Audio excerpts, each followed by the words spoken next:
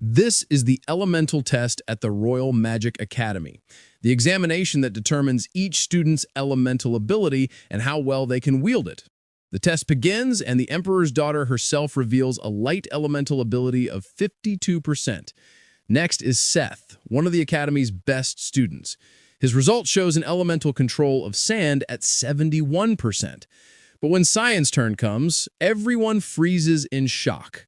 He possesses the rare element of darkness, and at an astonishing 92%. Even the greatest student in the Academy's history only achieved 88% upon graduation. After the test, Cyan quietly returns to his room. But in the hallway, two senior students are waiting. They want to test how strong he really is, and to bully him. Of course, what they don't know is that Cyan has been expecting them. Before they realize what's happening, it's already too late. With a single kick, Cyan sends one of them crashing into the wall.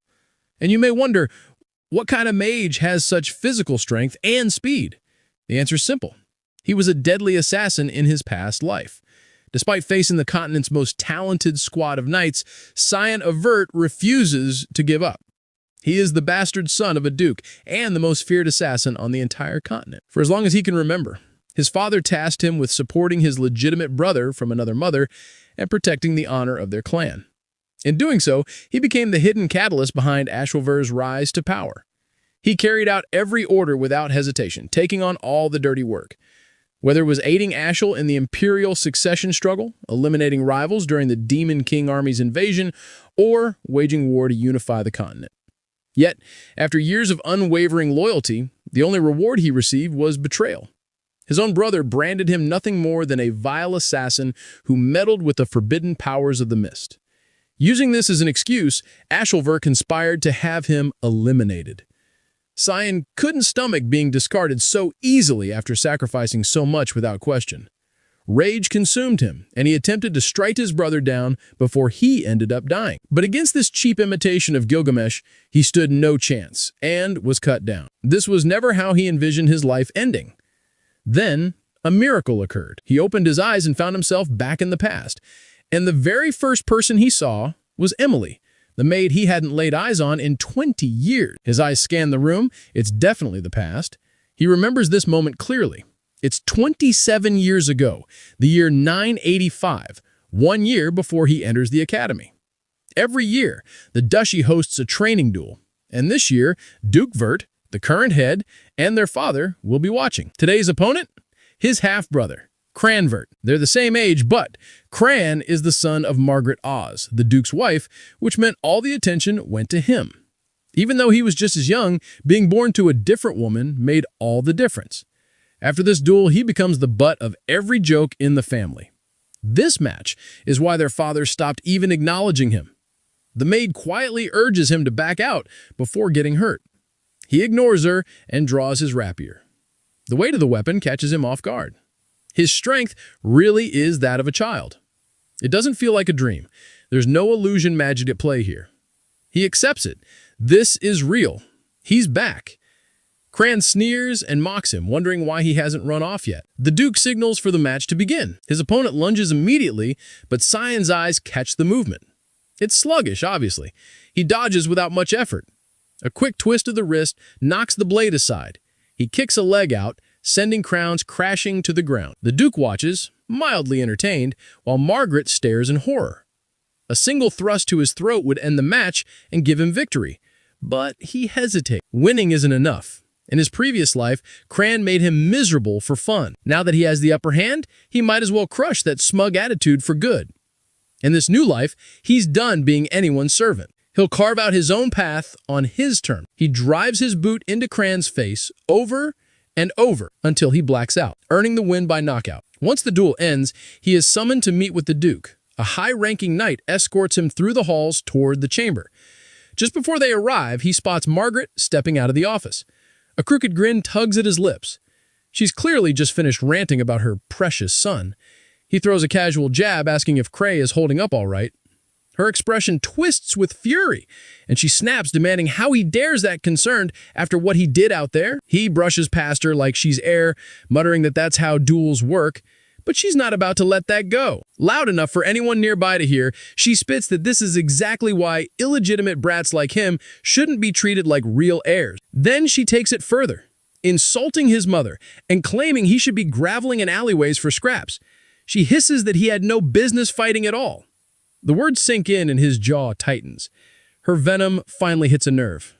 His anger simmers, sharp and silent. He briefly considers killing her, but settles on a more satisfying plan to make her suffer instead. He, of all people, knows exactly how to break her slowly and deliberately.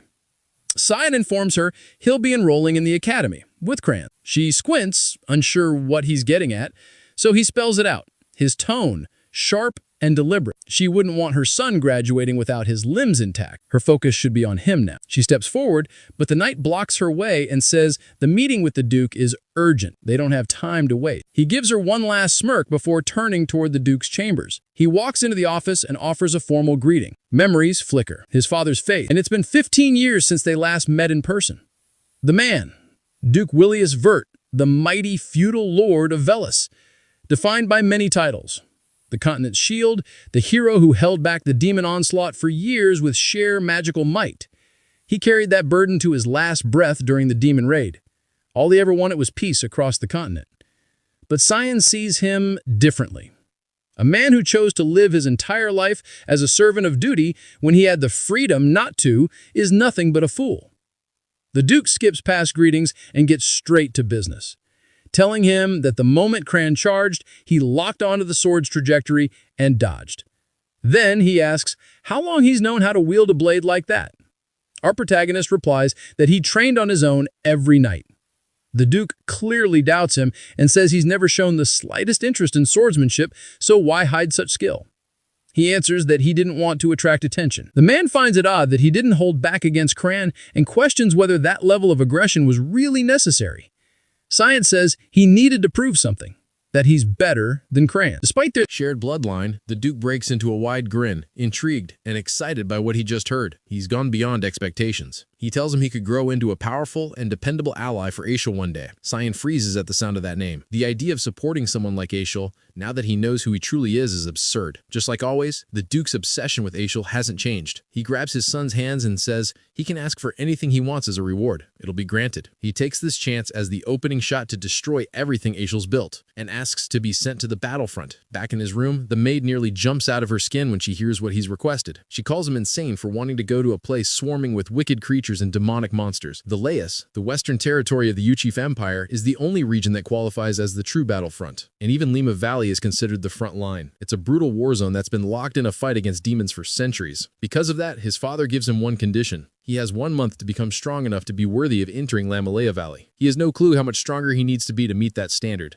but he knows he has to raise his physical capabilities as high as possible in the meantime. He's still weaker than most kids his age. What he does have is combat intuition, carried over from his past life, and a faint trace of magic within himself. If he can build up his body, he might actually put it to use. So, the training starts now. Alice storms into the room, calling his name with fire in her voice. She's already heard the news about his plan to head to the battlefront. She lays into him, accusing him of letting his win against crayons get to his head. Then, she tells him to meet her on the rooftop. She wants to test him, and if he can hold his own against her for 3 minutes, she won't stop him from going. He tries to talk her down, saying there's no reason for them to fight over this, but she shuts him down cold and asks if he's just chasing after her family's legacy. That's when it clicks. He gets why she's so aggressive, but he doesn't give a damn about her family name. His duel with crayons wasn't even a full day ago, so his body is still wrecked. But she doesn't hold back. She comes at him hard with her broadsword. He reacts just in time, managing to block his strike. She pulls back, taken aback that he defended himself. A 10-year-old with a rapier just deflected her greatsword. She shrugs it off as pure luck and unleashes a flurry of fast attacks. He barely holds them off and takes some hits, but he sees a weak spot in her guard and turns the tables. He parries, slips inside her defense, and counters his blade, aiming for her neck. She doesn't have time to dodge the counter, but Cyan twists his blade at the last second, giving her a window to escape. If he hadn't done that, she would have dropped dead on the spot. The mist sword technique wasn't built for mercy. Most of its fog-based forms are made for killing, which makes it hard to hold back, especially when his physical strength is still lacking. But now, he's starting to burn out. To make up for what his body can't handle, he's been forcing mana through his sword, and he's just about hit the wall. He catches her mid-chant, blending earth and wind into her blade, and shifts into stance. The determination on her face says she's going all in, so he braces for impact, knowing damn well that trying to block that hit could send him flying out of the castle. He charges, hoping pure adrenaline and blind faith will unlock his magic medium. But before their blades connect, the knight Yulin drops in and shuts the whole thing down, blocking them both. He scolds her for going too far on someone younger. Reality hits fast.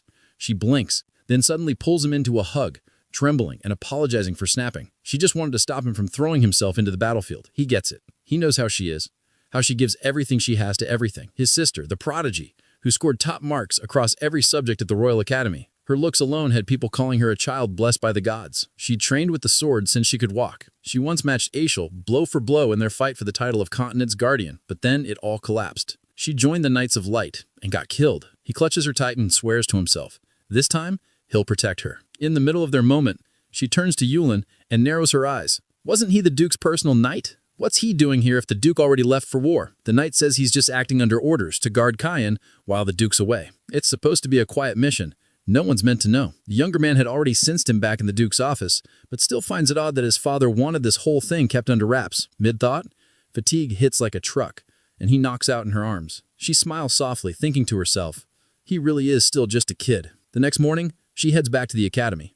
He gets to work training his body. He can barely crank out 10 push-ups.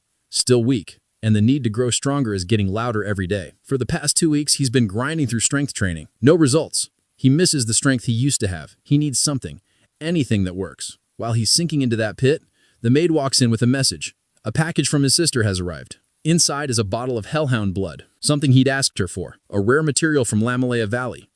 The blood of a demonic beast notorious for its horrible stench and burning taste. People say it's poisonous, but from experience, he knows better. It gives a permanent boost to mana and physical power. The maid looks horrified and asks if he's really about to drink that stuff. He shrugs and tells her that after surviving her cooking, this is basically tea, then downs the whole thing in one go. The heat and rush of power is spread through his system. Then he says he's heading out for a walk. He goes to a spot he remembers clearly from his past life. He's been waiting for 2 weeks to do this specifically for a moment when I isn't around to report back. Years ago, Aishel received a divine revelation from Luminel, the god of light. It spoke of an ancient temple hidden in the mountains. He hadn't believed it then, but the place turned out to be real, a zone where mana gathers in heavy concentration. In this timeline, though, that prophecy hasn't happened yet.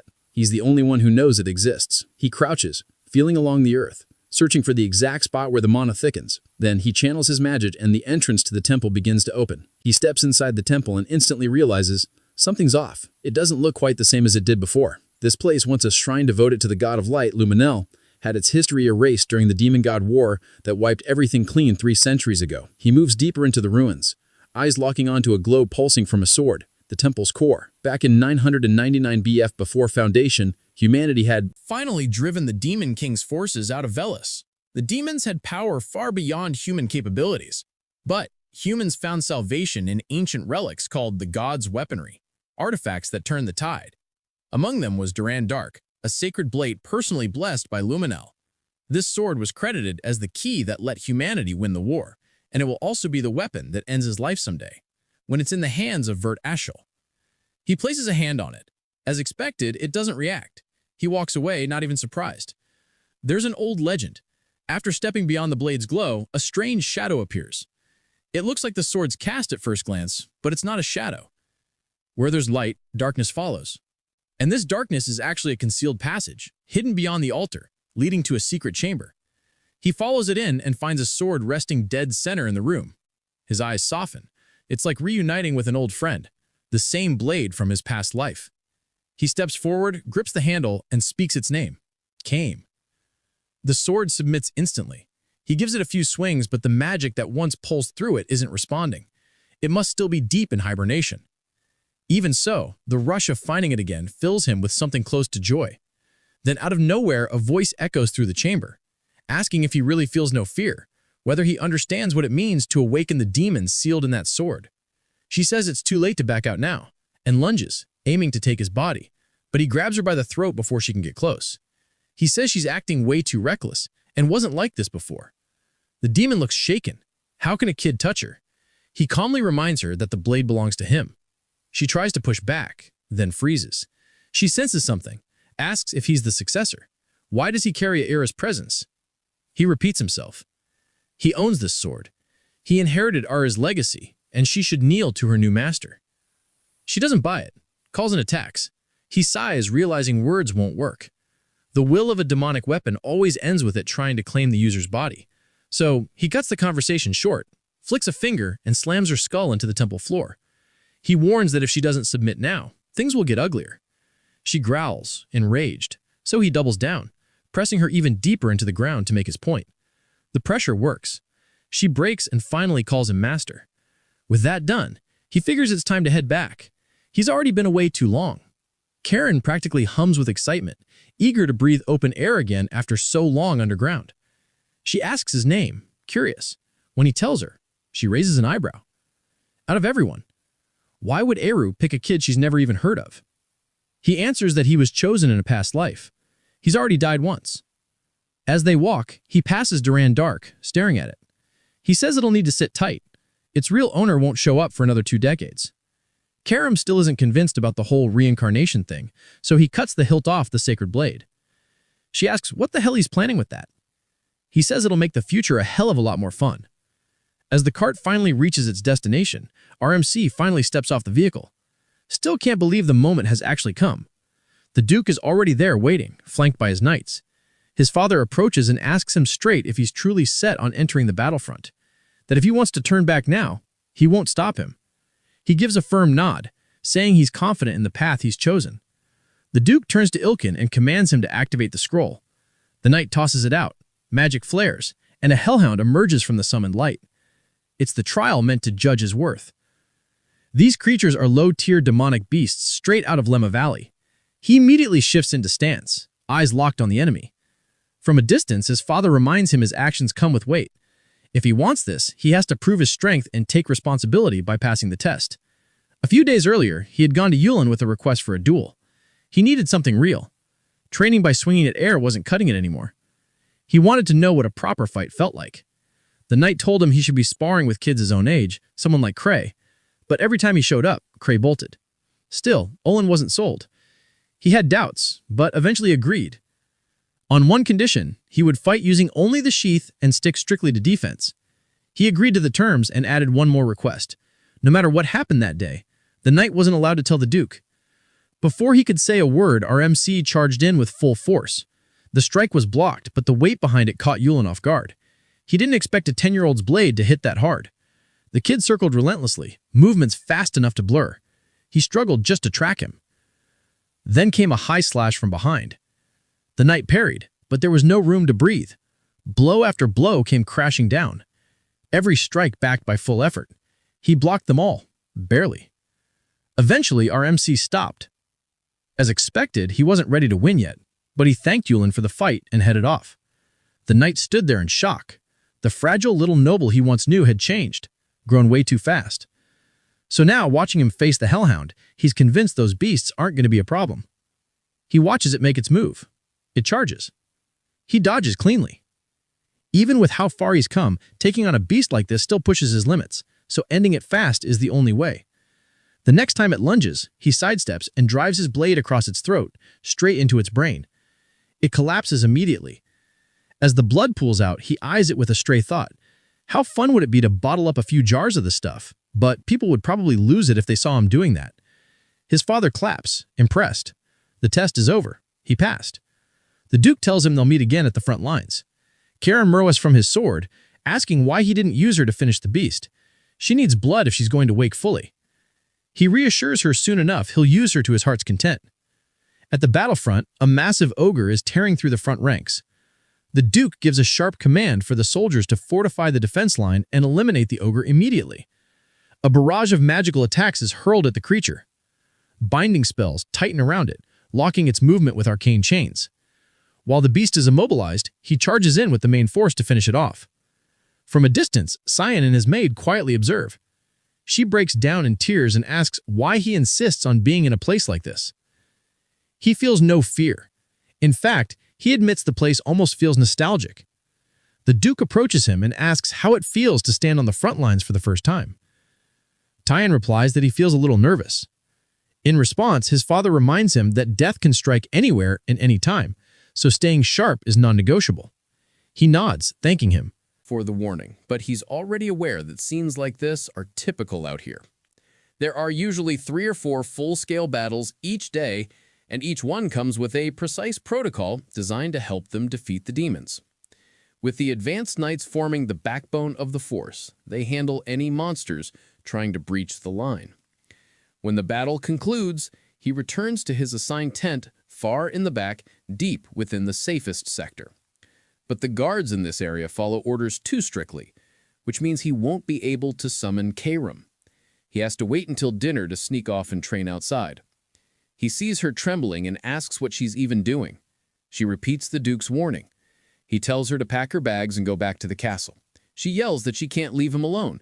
He's hopeless without her there. If she disappeared out of nowhere, no one would care for him. She walks out of the tent saying it's time to eat. He doesn't like how she acts with him, but lets it go. Later that night, once everyone is sleeping, he slides a plush doll under his blanket to cover for his absence. She asks if he's heading out to train. He nods, confirming it. She praises his commitment and says the Duke would be proud seeing him like this. He excuses himself and tells her to handle things and keep his absence quiet. Since it's night, the patrols tend to be tighter. Now is the best window while people are occupied. He cloaks himself in fog magic to slip through unnoticed. He recalls this place should still be crawling with monsters, the ideal ground for Kairam. She smells the heavy scent of blood in the air and can barely contain her thrill. She begs him to let her cut down the beasts. He lunges into the hound pack, ripping through with a sweeping fog assault, tearing them apart without slowing down. He harvests the blood from the slaughtered hounds and drinks it, recharging his mana and body, and feeding Kairam the power to grow stronger. She starts to get impatient, wondering how many more beasts they'll need to kill to reach their goal. He tells her they'll stay and train here all night. The area will keep drawing in more monsters. Elsewhere across the front lines, a group of knights is escorting a royal convoy through the mountain pass. The maid, seated in the cart, tells the young girl inside that heading to the battlefield is too dangerous, and turning back would be safer. The child, with her gloomy look and smug tone, warns the woman to quit treating her like a kid before she pisses her off. She's supposedly the next heir to an empire. The maid apologizes for overstepping and brings up something she heard. The Duke of Vert has brought his youngest son to the front lines, and apparently he's around the same age as her. The girl reacts with surprise at the Duke's decision. Why would he send someone that young into war? The maid clarifies that the Duke didn't make him go. He volunteered on his own. She repeats that he's probably her age and suggests they should get along if they ever cross paths. The girl flips into full tsundere mode and insists she's not interested in meeting him. The maid apologizes again, but the girl finally relaxes a bit and asks for his name. She tells her he's called Vert. The girl whispers it under her breath, clearly intrigued by whoever this bold young kid might be. The following day on the battlefield, Duke Vert leads his knights with precise coordination to subdue the monsters and wipe them out.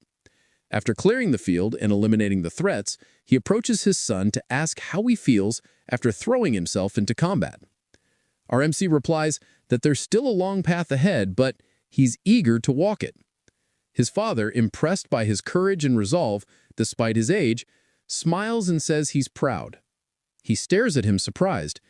It's the first time he's seen this kind of warmth. Before walking away, the Duke tells him they need a private talk inside his tent the next day. That night, with the camp deep in sleep, he makes his way to the rear zone of the front, like always, to train. But something's off. A death worm appears before him. These creatures usually spawn much deeper in the valley, so finding one here doesn't add up. In his current state, he's struggling to keep up, and Kairam urges him to hand control over if he wants to survive. He knows her too well. What she really wants is full access to his body. She keeps pushing, telling him those weak swings won't do anything to a worm that can heal every wound in seconds. He has to one-shot it to end the fight for good. He hears her out. This fight could drag on forever if he keeps going solo. Even though he's consumed an absurd amount of demonic beast blood over the past month, he still feels miles from being truly strong. Letting her take over might be his only option. He steps forward, allowing it. With the 9th form of thick fog, demonic sword manifestation, she unleashes her full speed and strength, slicing the worm into pieces with almost no effort. Meanwhile, the Duke, accompanied by several of his royal trainees, passes through the area and spots the scattered corpses of hounds that were slain earlier. They immediately pick up on the dense mana lingering in the space, and it raises suspicion that a demon might be responsible. He orders the group to search the scene and get it secured quickly. This kind of thing can't be left unchecked, especially if there's demonic activity. As he studies the cuts and marks on the bodies, he notices they resemble his son's fighting style, but shakes the thought off. They sweep the area and end up finding a massive dead deathworm. A new question is raised. Who could have taken down that many beasts solo? He starts forming a theory. Some kind of secret organization might be behind these incidents. Back in his tent, our MC lies on his bed thinking back on the last time he used the demonic sword manifestation. It's the technique that lets Karam fully take over and unleash her powers with no restraints. But the risk is steep. If he slips, she could remain in control permanently. That's why he can't use it on weaker monsters. The cost is too high. Fatigue sets in, his body sore and heavy. If he hadn't been drinking all that demon blood during his stay here, he'd have collapsed long ago. As he's trying to rest, she appears, telling him she finally understands something. On the inside, he's clearly mature, but his body is still stuck in a kid's form. His instincts, awareness, and fighting skills don't match his age at all. He moves through Lemma Valley like someone who's trained for decades, and the way he uses a sword only adds to that. It's almost like he's had 30 years of experience. And after hearing what he said before about dying, she's now fully convinced he must have come back from the future. He gives her a tired look and tells her it should have been obvious from the start. She, being the loud beast she is, yells in frustration, but once she calms down, she begins digging into the details of his past death. It must have taken someone damn strong to kill him. Her theory? He was taken down by the wielder of the Durin Dark, either lost in a duel or was betrayed by someone close. She leans toward the second one. He asks how she's so sure. She explains that earlier she saw him looking at that sword like it meant something to him, like it carried a past. And if that's the case, he's probably out for payback. Her tone shifts and she growls that if he ever dies or gets defeated again, she'll devour him whole. He knocks her on the head and reminds her who's actually in control. But inside, he's quietly relieved. She hasn't changed a bit since the day they met in his previous life. Later that day, something feels off. People are acting jumpy for no clear reason. He heads out to figure out what's going on and runs into Emily. She tells him that news just came in. High-ranking monster corpses were discovered in the valley near the rear camp, the same area he's been staying in. He instantly realizes she's talking about the creatures he's been taking out every night. He asks if any other rumors have started spreading, but before she can say more, Yulkin interrupts, saying the Duke wants to speak with him. He knows he's screwed. He handled the corpses just last night. He walks into his father's tent and greets him like always. There's hesitation in his chest. If the topic comes up, he doesn't know what excuse to give. His father would immediately recognize his attack pattern. The Duke gestures for him to sit down, and without any build-up or delay, Father immediately addresses the reason Father summoned him. Father questions where he was last night. With no hesitation and a straight face, he lies, claiming he went to bed early. Suspicion flickers. Those markings they discovered yesterday bear an uncanny resemblance to the cuts left by his sword style. But after a moment, the Duke tempers his thoughts, pushing the suspicion aside. There's no way a kid could have taken down something as massive and dangerous as a deathworm. Father asks why he's being questioned. The tone shifts more serious now as Father brings up the monster corpses found near the camp. They need to look into it thoroughly, but the one theory Father keeps circling back to is that it might be tied to an old assassin organization known as the Mist. He plays dumb like he's never heard the name before, but the explanation continues. Supposedly, the Mist has existed for centuries. No one knows their motive or ultimate purpose, but they've left a trail of dead nobles in their wake. Their signature: every kill site is shrouded in black fog. Then one day they just vanished. The last known sighting was 300 years ago. But the troubling part is the monsters found yesterday were surrounded by that same black fog, the kind linked to Eru, the god of darkness. He's the source of the organization's power and the deity they worship. Based on that alone, the Duke assumes the Mist is behind the deathworm slaying and the other recent monster kills. Hearing this, our MC can't help but admire the sharp intuition. Even with the organization having disappeared for centuries, his father pinned the fog back to them instantly. The Duke admits they don't yet understand why the mist has suddenly reappeared, but regardless, the Empire's higher-ups must be informed. He feels slightly relieved. His father didn't suspect a thing and believed the lie. From that perspective, it makes zero sense for someone his age to be tied to a legendary underground group. The topic shifts. Does he know about the guests arriving later today? He does. The Emperor is set to visit the front. The older man nods, then says he wants a small favor. Meanwhile, the Emperor reaches the battlefield, welcomed respectfully by the knights. The Duke bows on one knee to greet his sovereign, but the Emperor quickly dismounts and tells him there's no need for ceremony. They've been friends for years. He then spots our MC nearby and introduces him as the youngest member of the Vert family. The Emperor seems genuinely pleased to see someone so young surviving in the brutal environment of the front lines. He finds it astonishing. Now he understands why his father wanted him present for this visit. This was the first time he was being formally introduced as the Duke's son.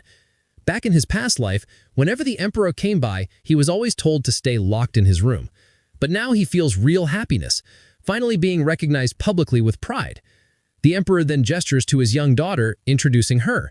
The white-haired girl from earlier is none other than Iron Severs, the fifth princess of the Yushif Empire. He immediately identifies her. She's infamous as the tragic fifth princess. The favor mentioned earlier was about her. His father wanted him to ensure her safety. Since they're the same age, he could look after her, keep her company, and stay close. It would help to build a bond now, especially since they'll likely see each other again at the academy. He mentions it's a smart move to be on good terms with a member of the royal family, and hopes they'll get along. He isn't exactly eager to befriend her, but he gets where this is going. His father wants him to build the kind of bond he himself has with the Emperor. Still, that's just not who he is. There's no chance they'd ever actually be friends. For now, though, he has to go along with it. He ends up walking beside her like he was told to. She pauses by the river, eyeing it curiously, and asks why the water is red. He tells her it's called the Blood River. Name says it all. When demons get fatally wounded or lose their ability to fight, they instinctively crawl to this river. Eventually, the bodies rot and the fluids run into the water, staining it red. The idea of a river full of corpse runoff makes her sick. She then asks where exactly the river flows. He enjoys the chance to spook her, saying it heads straight to the demon realm, and if she swims far enough, she might bump into the Demon King. Their eyes drift to the sky, where a faint yellow glow appears on the horizon. He explains the light means demonic beasts are closing in. She panics, asking why demons would dare come this close to the camp. Meanwhile, up at the front lines, the Duke starts organizing for battle. He instructs the knights to focus on guarding the Emperor, then tells the rest of the army to shift west with him. The Emperor interrupts, declaring he won't sit back and let others shield him. He hasn't tasted real combat in ages and is itching to dive into the action. The Duke has no choice but to comply. They announce the Emperor is joining the charge, while the rest of the knights handle the incoming demons. The Duke then calls out for his son to join the others. He doesn't hesitate and moves to follow orders. But before he can leave, Aaron stops him and asks if he's really capable of fighting demons alone. He gives a nod, but she cuts him off, insisting she wants to come too. If he can go, then so can she. They're the same age. He brushes her off, telling her people die in this. Being the stubborn, loud kid she is, she yells that she still wants to go. He ignores her and calls for Yulin, assigning him to keep her safe and take her somewhere far from the fight. Furious, she starts yelling insults at them for treating her that way. He walks up to her with that cold stare of his and tells her straight, if she keeps throwing herself into things like this, knights will die. Maybe dozens, maybe hundreds. Is she ready to bear the weight of that? Her eyes well up. That hit too deep. He turns and starts to walk away. Before leaving, he tells her to pack up and go home if she's just going to cry like a child.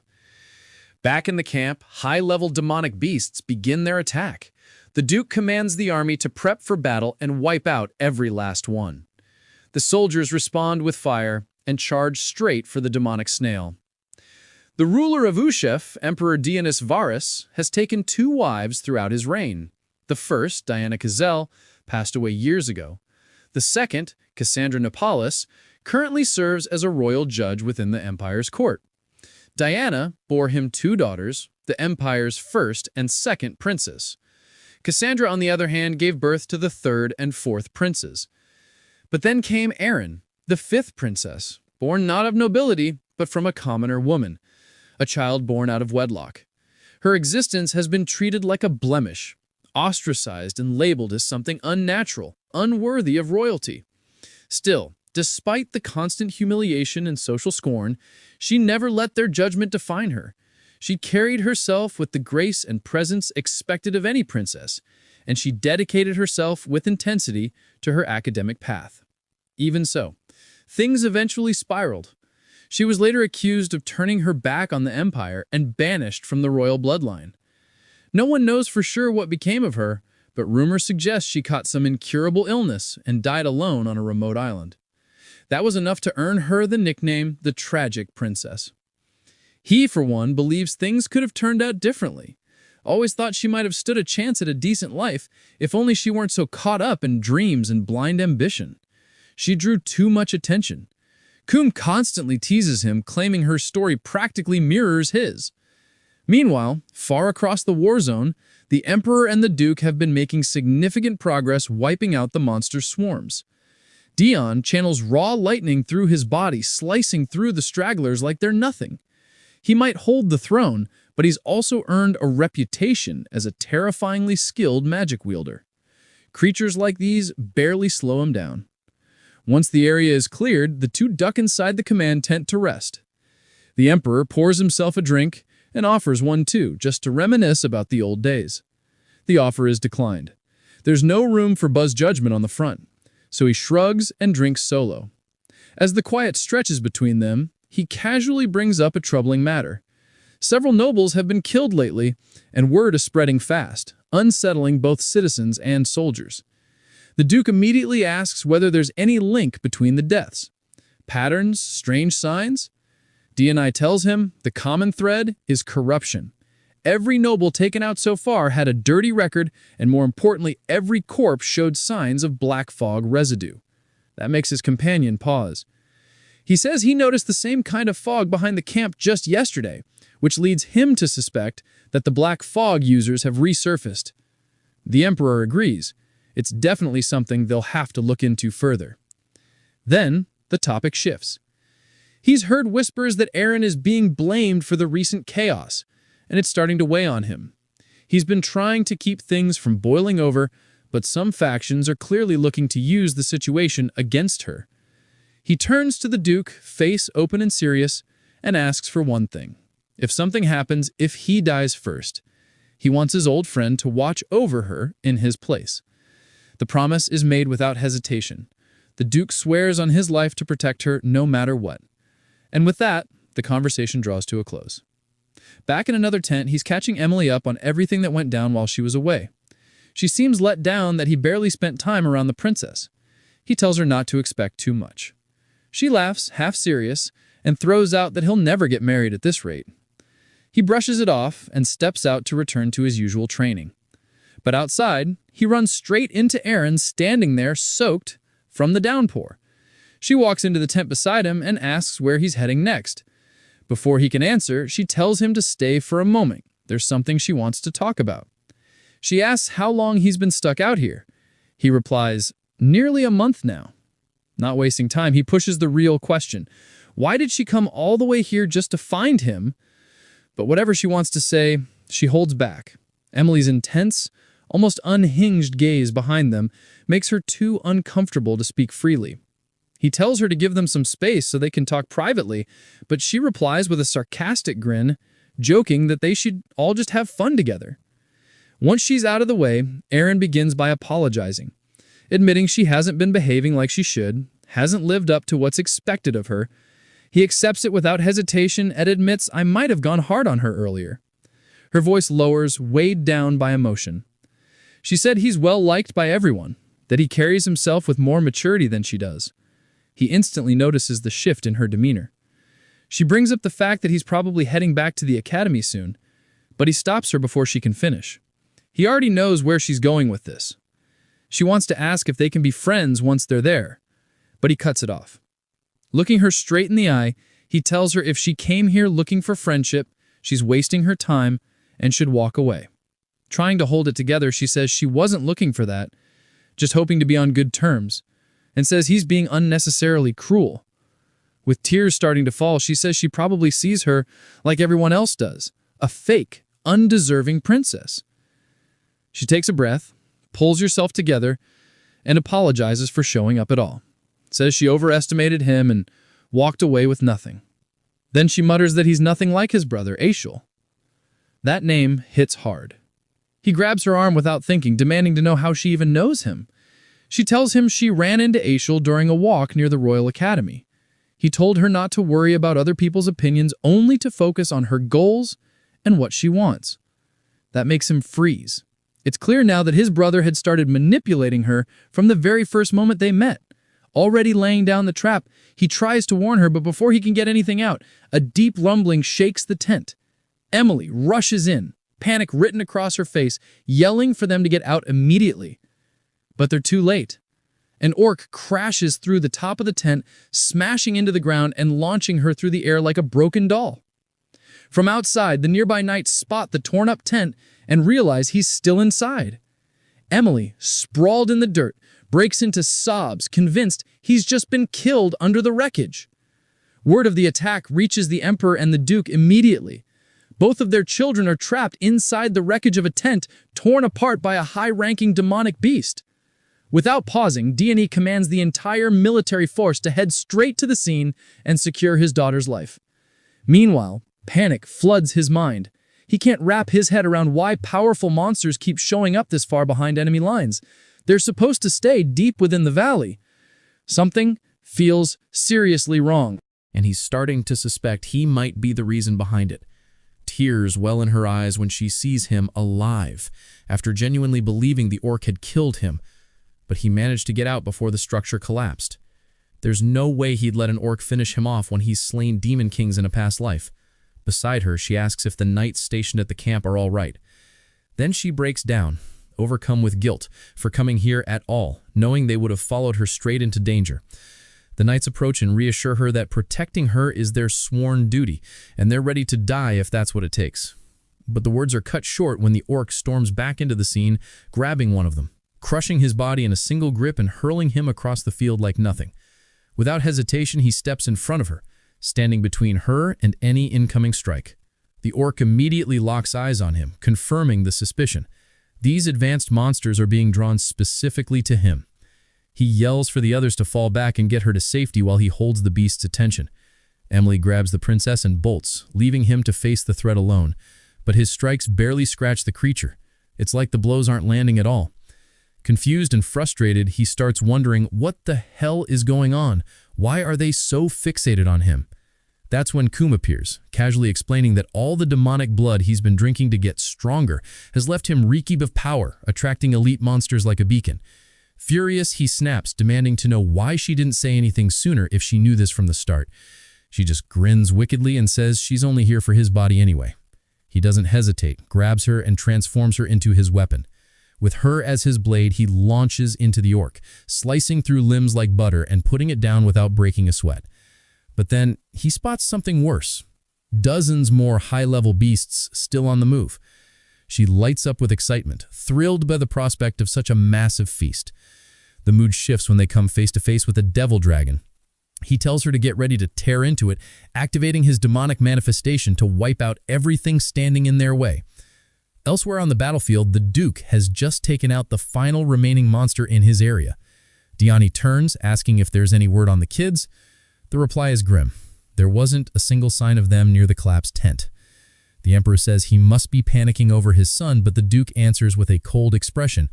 Any member of the Vert family should know how to survive something like this. What matters now is the princess's safety. As they speak, the knights arrive, successfully bringing her back to her father. She rushes into his arms, breathless, pleading with him to save our MC before it's too late. Meanwhile, the Duke walks up to the maid and asks if she's his personal attendant. When she nods, he asks what happened. With her voice shaking, she explains that he told them to run while he stayed behind to hold off the monsters. One of the knights offers to go retrieve him if given the order, but the Duke takes a moment then declines. Their focus has to remain on the current wave. If these creatures break through the camps, nothing will stop them from reaching the Empire itself. They have to return to formation before more lives are lost. When someone asks what's going to happen to him, The answer is calm and final. Our MC has already done his part. He protected the princess. That's what being avert means. She continues to cry, still blaming herself for everything unraveling around them. But then a sound cuts through the noise. A voice she instantly recognizes. She looks up, eyes wide, as he appears overhead, clutching the reins of a flying dragon, shouting desperately for someone to help. Dragons are majestic beings, deeply connected to the Creator, revered for their rarity and dignity. Creatures as weak and limited as humans have no business challenging one, so for him, even laying eyes on a dragon in the flesh feels like a once-in-a-lifetime honor. Unfortunately, the one he's latched onto ends up soaring directly above a crowd of people who know exactly who he is. The worst part, he can't afford to be seen in the middle of a fight. But there he is, plain as day, riding a dragon like some reckless idiot. Eyes lock onto him immediately. The Emperor watches with intrigue and asks the Duke if he's planning to save his own son. The Duke, completely unfazed, just sits there, relaxed and detached, observing how our MC handles the mess he's gotten himself into. Meanwhile, he's barely hanging on, regretting everything. He curses himself for being greedy enough to even think about tasting dragon blood in the first place. Before all this chaos began, back when he was still holding off the army of monsters, he had slashed through them quickly, not even sparing a thought until all that remained was the dragon. Seeing it up close had him practically vibrating with excitement, staring at the mythical beast with wide, awe-filled eyes.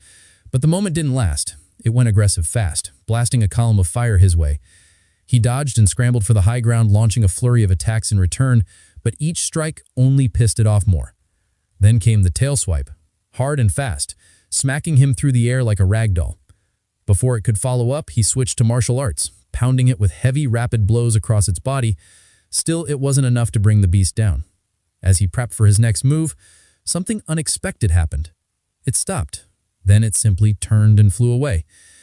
But of course, being the impulsive little gremlin he is, he leapt after it without thinking, grabbing onto its side like a maniac just to steal a taste of its blood. That's how he ended up stuck, clinging to its back, powerless and exposed. She demands to know why he hasn't used her to fight back. At this rate, he's going to get himself killed. He screams back that if anyone sees him use his powers now, he'll be fried alive. He can't let that secret get out. While they're still arguing, they spot the Duke beginning to cast a massive, high-level magic spell, an 8-star incantation. Panic hits. Immediately, that serious look on his father's face means only one thing. He's about to target the dragon, even knowing his son is on it. The spell launches. Blades of magic shoot into the air, slicing through flesh with terrifying force. He leaps off just in time, trying to dodge the raining blades midair. As he falls, she yells for him to use his powers to escape, to fly out before it's too late. But he still can't risk being seen. Desperate, he scans the area and spots a river of blood not too far off. As a last-ditch effort, he shifts his trajectory and aims at it, hoping it'll cushion the fall. Somewhere else in the valley, a pair of demons had been watching the commotion. One, the older of the two, remarks that it must have been a young dragon getting itself into trouble. The white-haired one next to him counters, saying something incredibly powerful must have scared it off. Only a high-level beast could do that. But the elder casually corrects him. That section of the valley is solely populated by humans. Still, if curiosity's got him, he's free to check it out for himself. Just try not to massacre everything in sight. The younger nods, spreading his wings and flying toward the chaos. Back near the river, he somehow survives the fall. Crawling out of the bloody water, breathless and drenched, he drags himself onto the shore to rest. He quickly checks on her, making sure she's all right too, but she's too furious to even speak. He tells her to relax, promises they'll head back soon, but she snaps at him to be careful. Right now, they're standing in the middle of demon territory.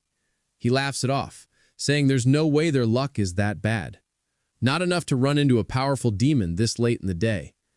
But, right on cue, fate slaps him across the face with a voice he knows far too well. A voice burned into his memory for years. The voice of Vicarion, the Demon King. In the past, everyone who had ever laid eyes on him said it felt like staring directly at the personification of darkness itself. That very presence now looms before Sion. Instinctively, he shifts into a defensive stance. With a furious tone, Voluronian demands to know if he is a human. Too tense and hyper-focused to respond, he keeps his silence. In an instant, The Demon King blinks toward him, clearly extending an invitation to fight. Scion reacts immediately, slashing with Karam, but only manages to shear off a bit of his hair. Valkyrian appears intrigued, impressed even, by the speed of his movement. Karam quickly asks who the hell he's trying to fight, and Scion answers with a weighty pause. It's the Demon King. That alone sends her into a panic. She says there's no way he can beat someone of that caliber at his current strength. Now stuck in a dire situation, he realizes he's got no real chance of winning, and even escaping could end with him being caught. He locks up briefly, trying to process what to do, but then Valkyrian surprises him by calmly telling him to relax. He claims he won't lay a finger on a kid like him. He even lies down casually, suggesting they just talk for a bit.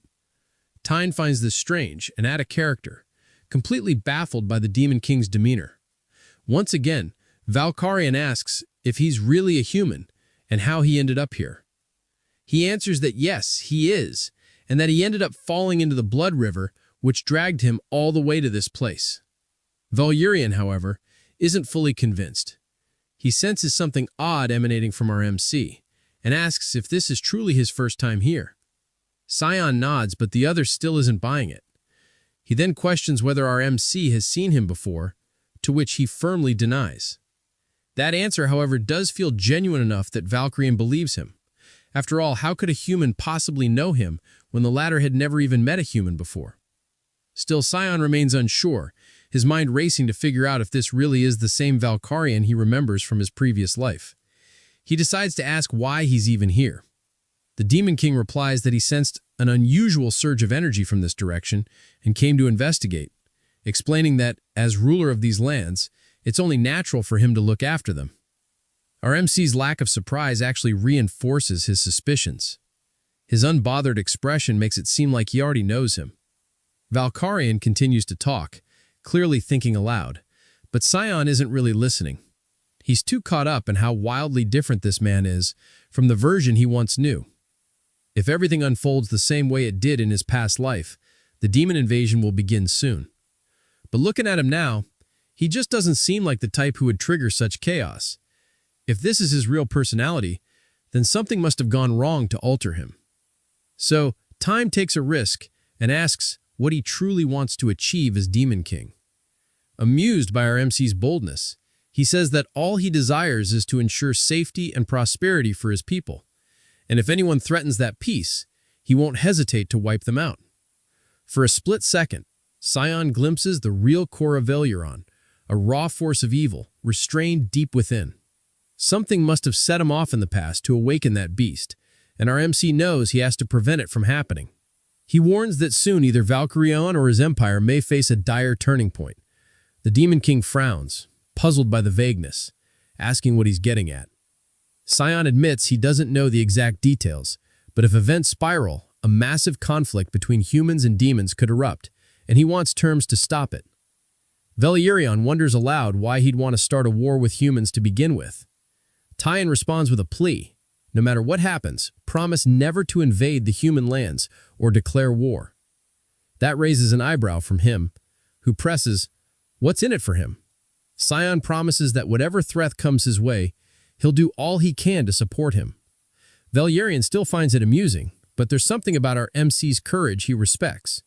He asks for his name, and upon learning it, solemnly vows as Demon King that he will never initiate war with the humans or encroach upon their lands regardless of circumstances.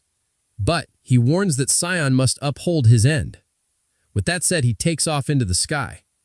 Not long after, RMC is spotted by frontline scouts patrolling the river. Word spreads fast. He becomes known as the one who survived the Devil Dragon. Later, back within the abbey near the Velius border, Scion rests in a hospital bed. Erin sits nearby with flushed cheeks. She hesitantly gathers her words and asks him if he would be hers. Scion can't make sense of what's unfolding around her. From the look he gives, she picks up that he clearly doesn't want to go through with it, and it hits her hard. Tears start building as she admits it actually tracks that he'd avoid someone like her, just a useless royal with no power to offer. Her reaction's starting to wear on him, her mood, her desperation, the way she's laying it all out. It's beginning to grate. Deep down, he already knows she's got nothing practical to bring to the table, but her emotional mess is tugging at his patience. She quickly brushes her tears away and forces a smile, insisting she just needs to level up, get stronger, become powerful enough that someone like him might finally look at her way and accept her presence. She locks in that goal, swearing she'll grow so terrifyingly capable that resisting her won't even be on the table anymore. Just before stepping out, she pauses at the door and throws a quiet thanks his way for not dropping dead on the front lines the other day. Some days later, off in the shadowed edge of the forest's rear border, a man slips through the trees, making sure no one's trailing behind. He pulls a cube from his pack, arcane and faintly glowing.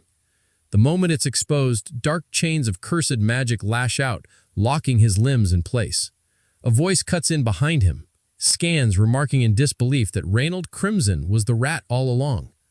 The smuggler immediately launches into a frantic explanation, rambling about The cube's no ordinary item. It's packed with enough raw mana to give it near limitless storage, a design straight out of the Garam Kingdom's mage labs.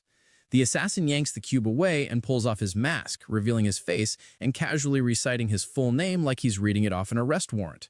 Reynolds freezes, stunned that Cyan's the one who got the jump on him. He demands to know what brought him out here, but the other man doesn't even acknowledge the question, already digging through the crates and supplies the smuggler's been hauling. He notes everything. Contraband parts, demonic remnants, and it clicks. Reynolds been draining corpses of their corrupted blood, packing the stuff into carts and slipping them through the borders with inside help. He's sure of it. Someone's been feeding him access. Reynolds shrugs it off, swears he has no clue what his captor's going on about, but can way ahead. He's seen the demonic blood floating around the underground markets. Somebody's selling. While he tries to piece together who the mole could be, Reynolds tries to blindside him with a fire burst. He thinks it'll land, but instead, Cyan already closed in, slicing through his hands and pinning them into the bark of a nearby tree. Then comes the deal. Either Reynolds spills everything, the smuggling path, the identity of the traitor, the whole operation, and gets a clean end, or he holds out and gets dragged through a torture so drawn out and merciless he'll be begging for death before long. Later, over on the western edge of Velis, inside a trade station near the border, a group of merchants crack open a box of supposed blood shipments, only to recoil when they spot Reynolds' decapitated head hovering in a swirl of black mist inside one of the containers. Not far from the scene, Cyan keeps watch from a concealed vantage point, monitoring quietly as his plan unfolds. Karum, standing beside him, questions why he's letting these traitors walk free. He replies flatly, they just need something to shake them. A warning. He remembers all of this from his last life. Reynold Crimson, deep in bed with Garam's government, had been trafficking corrupted blood right under everyone's nose. Every shipment led back to Garam's Mage Society, the same people fanatically obsessed with unraveling magic source and stretching its limits beyond reason. Right now, they're still focused on creating handy tools like the Dimension Cube, but he knows what comes next. Soon they'll push further, start crafting horrors with that blood, twisting magic into something far worse. And he's dead set on stopping that spiral. Karum throws in a jab, mocking him for suddenly doing the Empire a solid after swearing he was done with all that, said he'd live for himself this time. Back in one of the estates owned by the Uchif, Ashel lounges in a room, having just wrapped up some private time with a woman. His attention perks up when she mentions something. Cyan apparently went off to the front lines, and he took their father with him. That's all it takes. Now Ashel's ready to pay his brother a visit. The bastard's been getting on his nerves lately, and he's not letting that slide. Emily lets out a loud cheer the moment she's finally off the front lines and safely inside the castle. The relief is real, and she practically shouts her excitement. She turns to Cyan, saying the academy is going to be a total upgrade compared to this grim place they're stuck in now, but he doesn't share that energy. His face says it all. He already knows what's coming, what's waiting inside those academy walls, and it's nothing like what she's imagining. Truth is, that place isn't the bright new chapter she's hoping for. It's a maze of backroom politics and shallow alliances. Envy fuels everything and clout outranks talent. Actual learning takes a backseat to social climbing. She, on the other hand, is hyped because she's heard the academy's full of good-looking guys, and she's convinced it might finally be her shot at finding romance. Time passes, and eventually the entrance day arrives. Cyan reaches the front gates and on his way in, runs into Crowns. The moment the guy notices him, he bolts without a word, still spooked from the last time he completely wrecked him. Karum, confused by the sudden retreat, asks what's up with him. Cyan brushes it off, explaining he's just his half-brother. She comments that he doesn't really resemble the rest of the family, but he disagrees, saying he's not all that different from Alice. Once inside, the academy staff greet him, excessively polite, overly respectful, and he clocks something odd. None of them will meet his eye.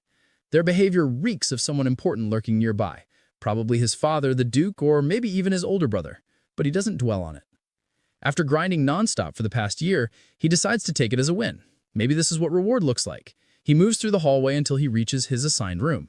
Before he even opens the door, a familiar aura cuts through the space. It's strong, unmistakable.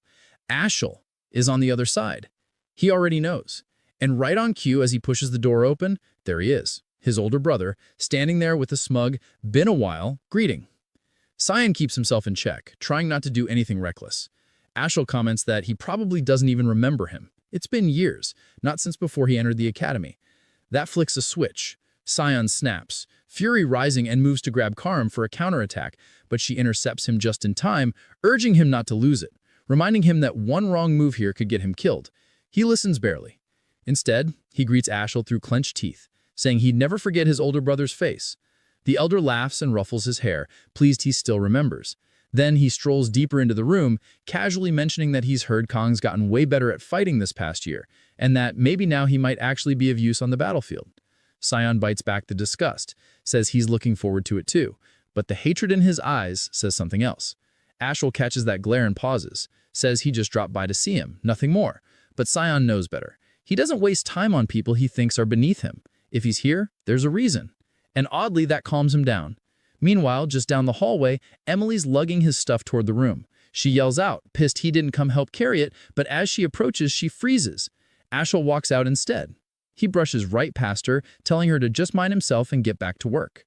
Once he's gone, she vents her frustration, demanding to know why the hell Khan warned her he'd be here today. He doesn't respond, just tells her to leave him alone for a bit. He locks himself in the bathroom, leans over the sink, and throws up. The pressure, the tension, it all hits him at once. When he steadies himself, he turns to Karam, demanding to know why she stopped him earlier. To him, it made no sense.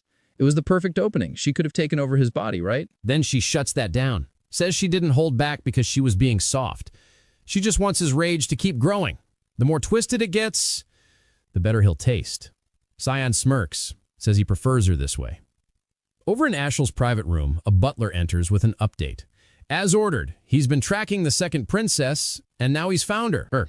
She's got away with people. Makes sense she'd pull it off. He tells the butler to notify him right away if she ever decides to return. The servant nods, but before exiting, asks if something happened during the meeting. He looks different, happier even. Ashel laughs, shaking his head, says it's actually the opposite. His mood's crap. All he can think about is that look Cyan gave him earlier, sharp and heavy like he was staring down a sworn enemy. He orders the man to keep tabs on Cyan from here on out. The butler promises to assign someone for surveillance and leaves.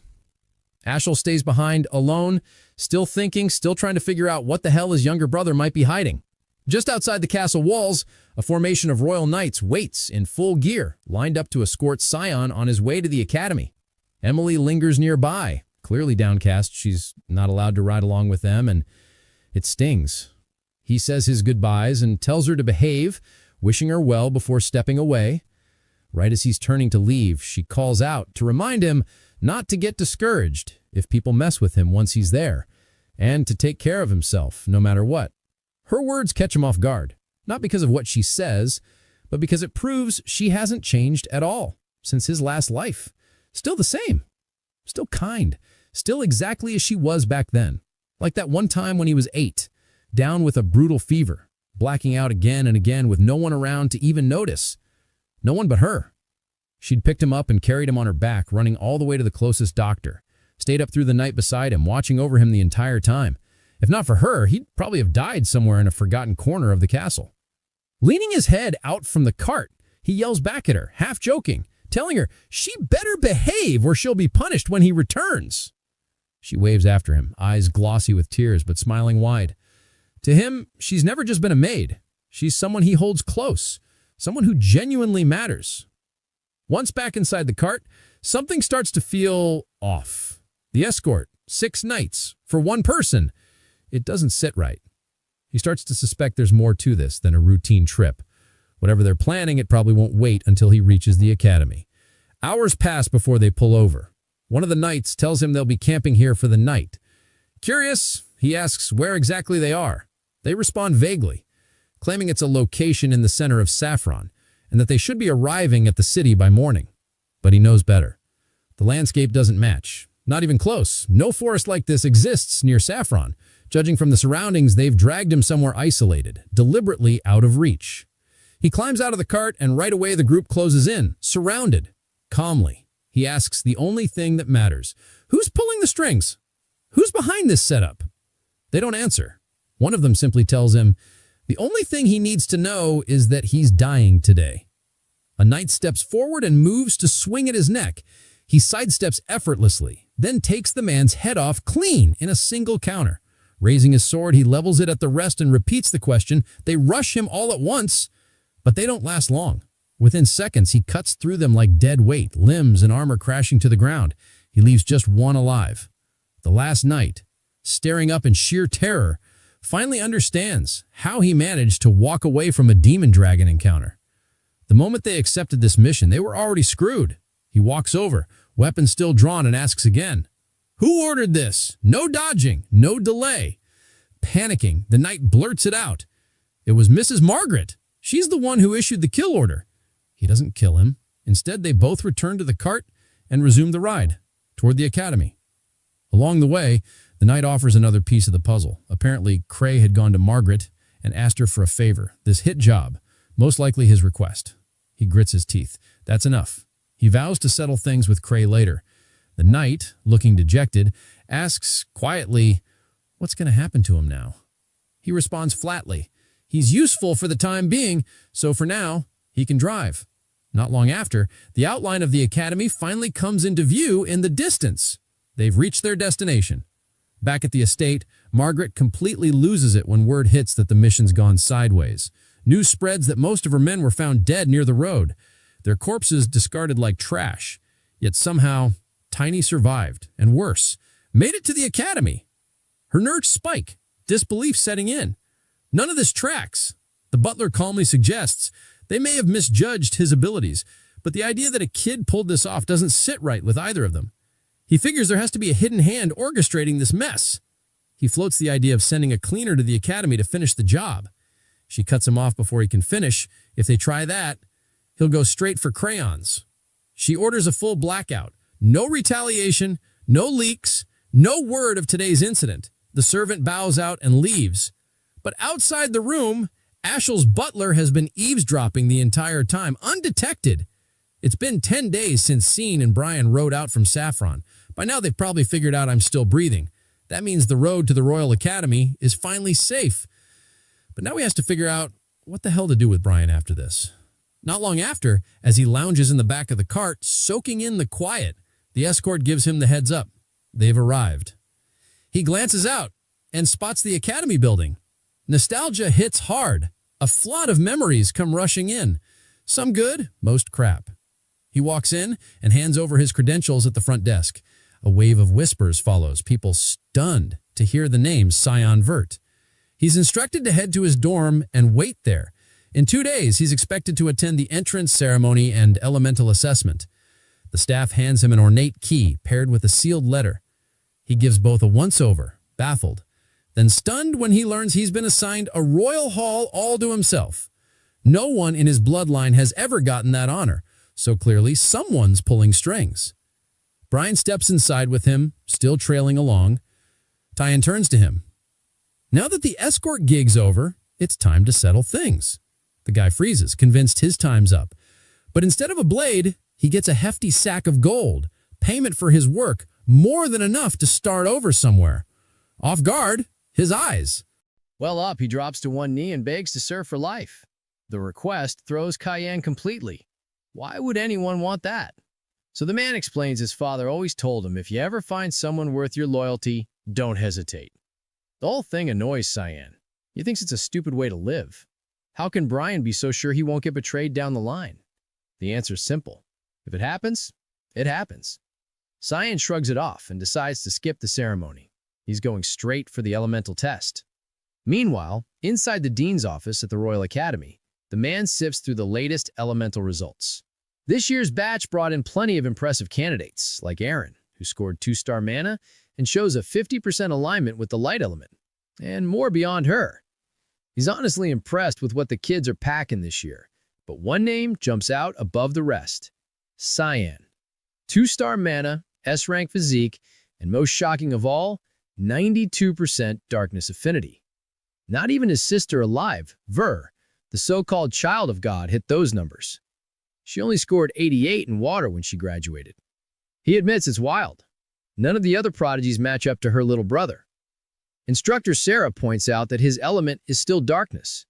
He knows, but she should also know that he was granted a royal hall on direct order from the Emperor. The kid earned it after saving Eren from a monster attack at the front lines. Now the Emperor is thinking about marrying them off. He asks Sarah what she thinks would happen if the overlooked 5th princess married into the Vert family, known for turning out elite talents.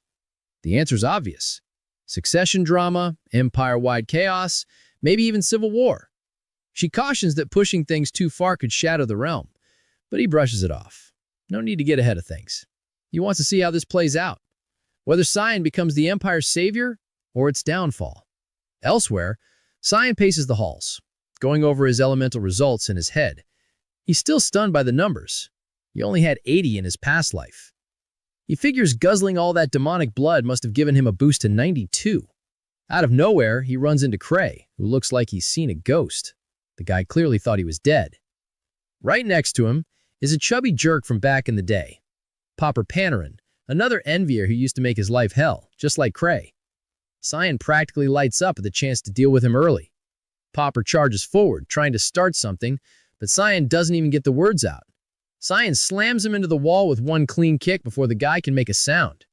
He leaves Popper, knocked out cold on the floor, then turns to Crayons, asking for a quick talk. Stepping in close, voice low, and smile unsettling, he says flat out he doesn't give a damn what schemes the guy runs behind the scenes. But if he lays eyes on him again, he's leaving the academy in a wheelchair. Cran's legs give out. He drops, eyes watering, completely broken. Cyan walks off, grinning wide, pride practically spilling out of him. Sarika, still lingering on the dean's words, replays the whole conversation in her head. She's now convinced she needs to keep tabs on him, tight ones. Just as she goes to pull a book from the shelf, she notices it's gone. Behind her, his voice breaks the silence. He's holding it, asking if she was searching for this. She whirls around, caught off guard. She didn't sense him get that close. She reminds him students aren't allowed in here and tells him to hand over the book. The second she gets it back, she strikes. Black fog lashes out. He narrowly sidesteps the hit and calls her out as the Hawkham of the Assassin's group missed. That throws her. She has no idea how he knows that. In his past life, their first meeting had felt completely normal. She'd casually asked about his day, assumed he wanted to be done with counseling fast, but insisted it was for his own development. Back then, it made 0 sense. What growth was she expecting from someone constantly humiliated by his own brother in front of the whole school? She'd admitted she found him intriguing. Not every day someone shows up with an 84% darkness element. But he'd always been told darkness wasn't worth much. She disagreed, said that was just because humanity barely understands it. His potential, she claimed, was limitless, and she was looking forward to seeing what he became. Her sweet tone and soft smile had fooled him completely. The whole instructor act just a cover. She's hiding out in the academy, smack in the middle of royalty and nobles, while working as a real assassin. Her demeanor shifts. She tells him they'll continue this in her lab. He's a bit thrown off by how calm she is. Inside, it's just like he remembers. He takes a sip from the tea she pours and instantly knows she laced it. She laughs it off, but he shrugs. Poison doesn't work on someone who's been chugging demonic blood. He tells her she'll need a better recipe next time. She asks how the hell he knows all this, especially the fact she gets her orders from specific books in the library, the exact spot he went for. Now she's suspicious he might actually be missed too. He tells her there's no better proof than that. That pisses her off. He brings up how before he left for Chadden, someone questioned whether one night would be enough. Nobles have been dropping like flies lately. He grins and casually asks when the purification project kicked off. She plays dumb, claiming she has no idea what he's on about, but he calls her bluff, says he's on to the assassinations. She warns him he's going to regret running his mouth. They both gear up to fight. Fog thickens around the lab as she suddenly hurls the table at him. He doesn't dodge, just drives his fist straight through the wood, splitting it in two. He tells him he's already shown more than enough to prove who he is. No reason to keep this going. She ignores that and keeps the pressure on. Even if he was part of Mist, she'd know. She's the Hawk'em and she's never seen his face. No way she's letting him walk. He draws Karum, slicing through every strike she throws with clean, quick counters, saying he'll give her all the proof she needs. That's when her eyes land on the weapon, the demonic blade. Only someone chosen by Ichiro can wield it. She freezes, rattled. He tells her he knows Mist is still searching for the successor. They can stop. He's standing right in front of her, and he wants her to take him to Ichiro. In a shadowy valley tucked somewhere deep in Lewin, Sarika pushes open a hidden basement door revealing a tunnel that dives far beneath the surface. She finds it odd that Cyan doesn't seem remotely surprised that Mist's base turns out to be in such a grim back alley place. From this point on, she tells him he's on his own. He'll have to walk to the altar alone, just like he wanted. He steps through the doorway, letting it shut firmly behind him. What lies ahead isn't ordinary space. It's a constructed realm formed from the god of Fog's power, which makes the interior stretch far beyond what the entrance suggests. He already knows Time. Each group of Mist operatives appears. 2 show up at 4 p.m., 3 more at 11. As he walks down the dim path, a barrage of flying daggers comes at him out of nowhere. With a sharp swing, he bats them away cleanly. Honestly, this kind of violent greeting is exactly the sort of thing Mist would pull for new arrivals, though this might be a little much even for them. A cluster of masked assassins leap from above to catch him off guard, but all they land on is his afterimage. He's already out of range. They throw another round of blades, but he isn't stupid enough to fall for the same gimmick twice. Hell, it didn't even work the first time. This time, he swats the daggers back mid-air, sending them straight into the ones who threw them. They pause, clearly impressed by his reaction time and control. Now serious, they spread out and encircle him, ready to strike from every direction. He unleashes his fog magic, Bloodthirst Wave, a special mist-only technique that channels killer intent into a physical force to restrain opponents. The red mist wraps around their bodies, squeezing so tightly they can't even breathe. One by one, they crumple to the floor, passed out, but not all of them. One remains standing, unaffected by the spell. He clocks right away that this one is clearly higher ranked than the others. He gears up to cast Unshakable Roots, something more powerful, but the assassin blitzes in before he can finish, cutting him off. The attacker's mask falls in the scuffle, and it turns out it was Sarah the whole time. She inserted herself into the fight to personally test what he was really capable of. A total combat freak obsessed with powerful mages, she just happens to see him as the perfect target. He knocks her back using Karam, but she's still too hyped up to quit. While she keeps rambling about how skilled he is and how badly she wants to keep going, he abruptly takes off. He already knows what kind of lunatic she is, someone who fights for the thrill and doesn't stop until either she or her opponent drops. Only people who faced her firsthand would understand. She's the kind that chases until one of you is dead. She sprints after him, casting a speed-enhancing spell to close the gap and launching an attack that he parries without much effort. Still, he has zero interest in throwing down with her right now. She slows and says he doesn't need to worry about people outside detecting his magic. This whole zone is sealed off, built by Aru himself. The outside world doesn't even know this place exists, which means he can go all out and use whatever he has in his arsenal without restraint. But she also warns that if he does, she might not walk out alive. Before he can respond, his legs give out and he collapses right in front of her without warning. Then Kara materializes into her physical form, stepping between them. Sarah instantly recognizes her and bows in respect. The spirit demands an answer. Why the hell was she attacking Iru's chosen successor? Sarah casually replies it was all just a little test to see if he really was who he claimed to be. Karam is not amused. She's pissed and threatens to take over the fight herself. Before she makes a move, they both notice him on the floor, bleeding out and unconscious. When Karam enters her true form, it drains the life force of the host. And right now, his body isn't built to handle that kind of load. She cradles him in her arms, yelling at him like this is the last thing he needed added to his plate. Sarah Kika, still grinning in that weird, creepy way, interrupts to say she's not going to reject the duel that was offered. He forces himself upright, barely holding steady, and asks why the hell she manifested without warning. Karam tells him to stay out of it and rest. She'll handle this round. Sarah lights up at the idea, thrilled to fight the spirit instead. They square off, and she's clearly loving the threat, acting like a full-blown masochist. Before they can trade blows, Iru's voice cuts through the realm, booming from a portal overhead, ordering them to knock it off and send to the altar. Finally, things might go as planned. He's about to meet the god of darkness, People from long ago speak of the god of black fog as a heartless force, one who takes lives without pause or reason. They defend it as an act of mercy, twisted in a way only they seem to understand. It was their will, their call, what they claimed to want.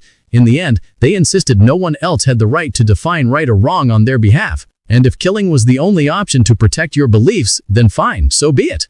Most folks label that mindset insane, totally unhinged. But in truth, he has been shielding the vulnerable this whole time, which to Sion just makes him a deluded fool. He steps through the portal, heading straight for the altar where Eru resides. The moment he arrives, he's asked if he knows who stands before him. He answers without hesitation, Eru, the god of black fog. Even though he's technically the chosen successor, the god has never heard his name before and wants proof, something solid to back the claim. But the fog energy already pulsing inside him says enough on its own. There are only two paths to becoming a successor. Either Eru handpicks you, or the mist stone does. Since the god doesn't recognize him, it can only mean the stone chose on its own, especially considering it vanished completely last year, which lines up even more with his identity as the next in line. Eru is honestly impressed that he managed to awaken Karam, let alone control her with such ease. And those eyes, sharp, focused, nothing like a kid's, tell him immediately this boy is from a time and place far removed from his own. Sion once suspected the god had meddled in his trip through time. But Eru isn't the all-powerful being he used to be. His divine power has been long gone, and Sion already knows that. Still, he came here hoping for better answers. Eru shrugs it off, saying it's actually worked out well. Less effort for him now that the successor found his own way here. Lazy as ever, just like Sion remembers. But jokes aside, the god notices something off. His guest didn't come empty-handed. He can feel it, an object giving off a nasty aura. It's the hilt of the holy sword. He questions him. Wasn't the power of the demonic sword enough? Now he wants both? But Sion has no intention of doing anything with it for now. He just doesn't want the world to remember the blade exists. Let it fade into irrelevance. The way he thinks catches Eru off guard, but he doesn't press further. It's none of his business. Still, tradition is tradition. He has to ask the successor what he intends to do with the power he's about to receive. This isn't the first time Sion has faced that question. Last time, his answer was dumb. Live for his brother. That answer got him betrayed, got him killed. What's strange is how no one seemed bothered about it back then. Eru even warned him not to put blind faith in others, almost like he already knew how pathetic that ending would be. But this time, things won't play out the same. Sion isn't chasing some grand mission or noble dream. He'll use that power for one reason, himself. Eru tells him it's on him to figure out what's right or wrong, but he'd better think carefully. Depending on his answer, he might not leave this place alive. Sion doesn't flinch. No fear, no second thoughts. He decided from the start he's done following orders, done living by someone else's rules. Now, curious, Eru asks what he's planning to do with that kind of freedom, but he refuses to answer. It doesn't matter. As long as he fulfills his duty as successor, the god won't pry. He gets the message and doesn't bother asking anything else. He turns to Karum. He's got something to say to her. She's his daughter, after all.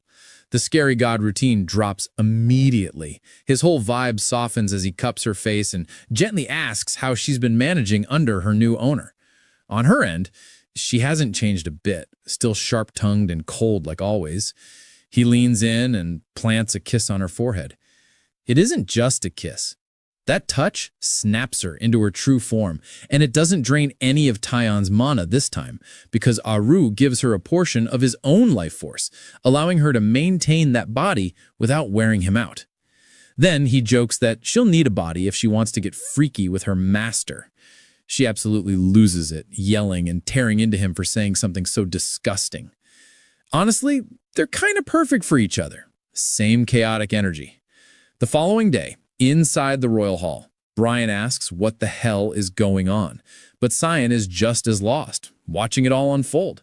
At the center of the room, Sarah and Kam stand face to face, tension building with every glare.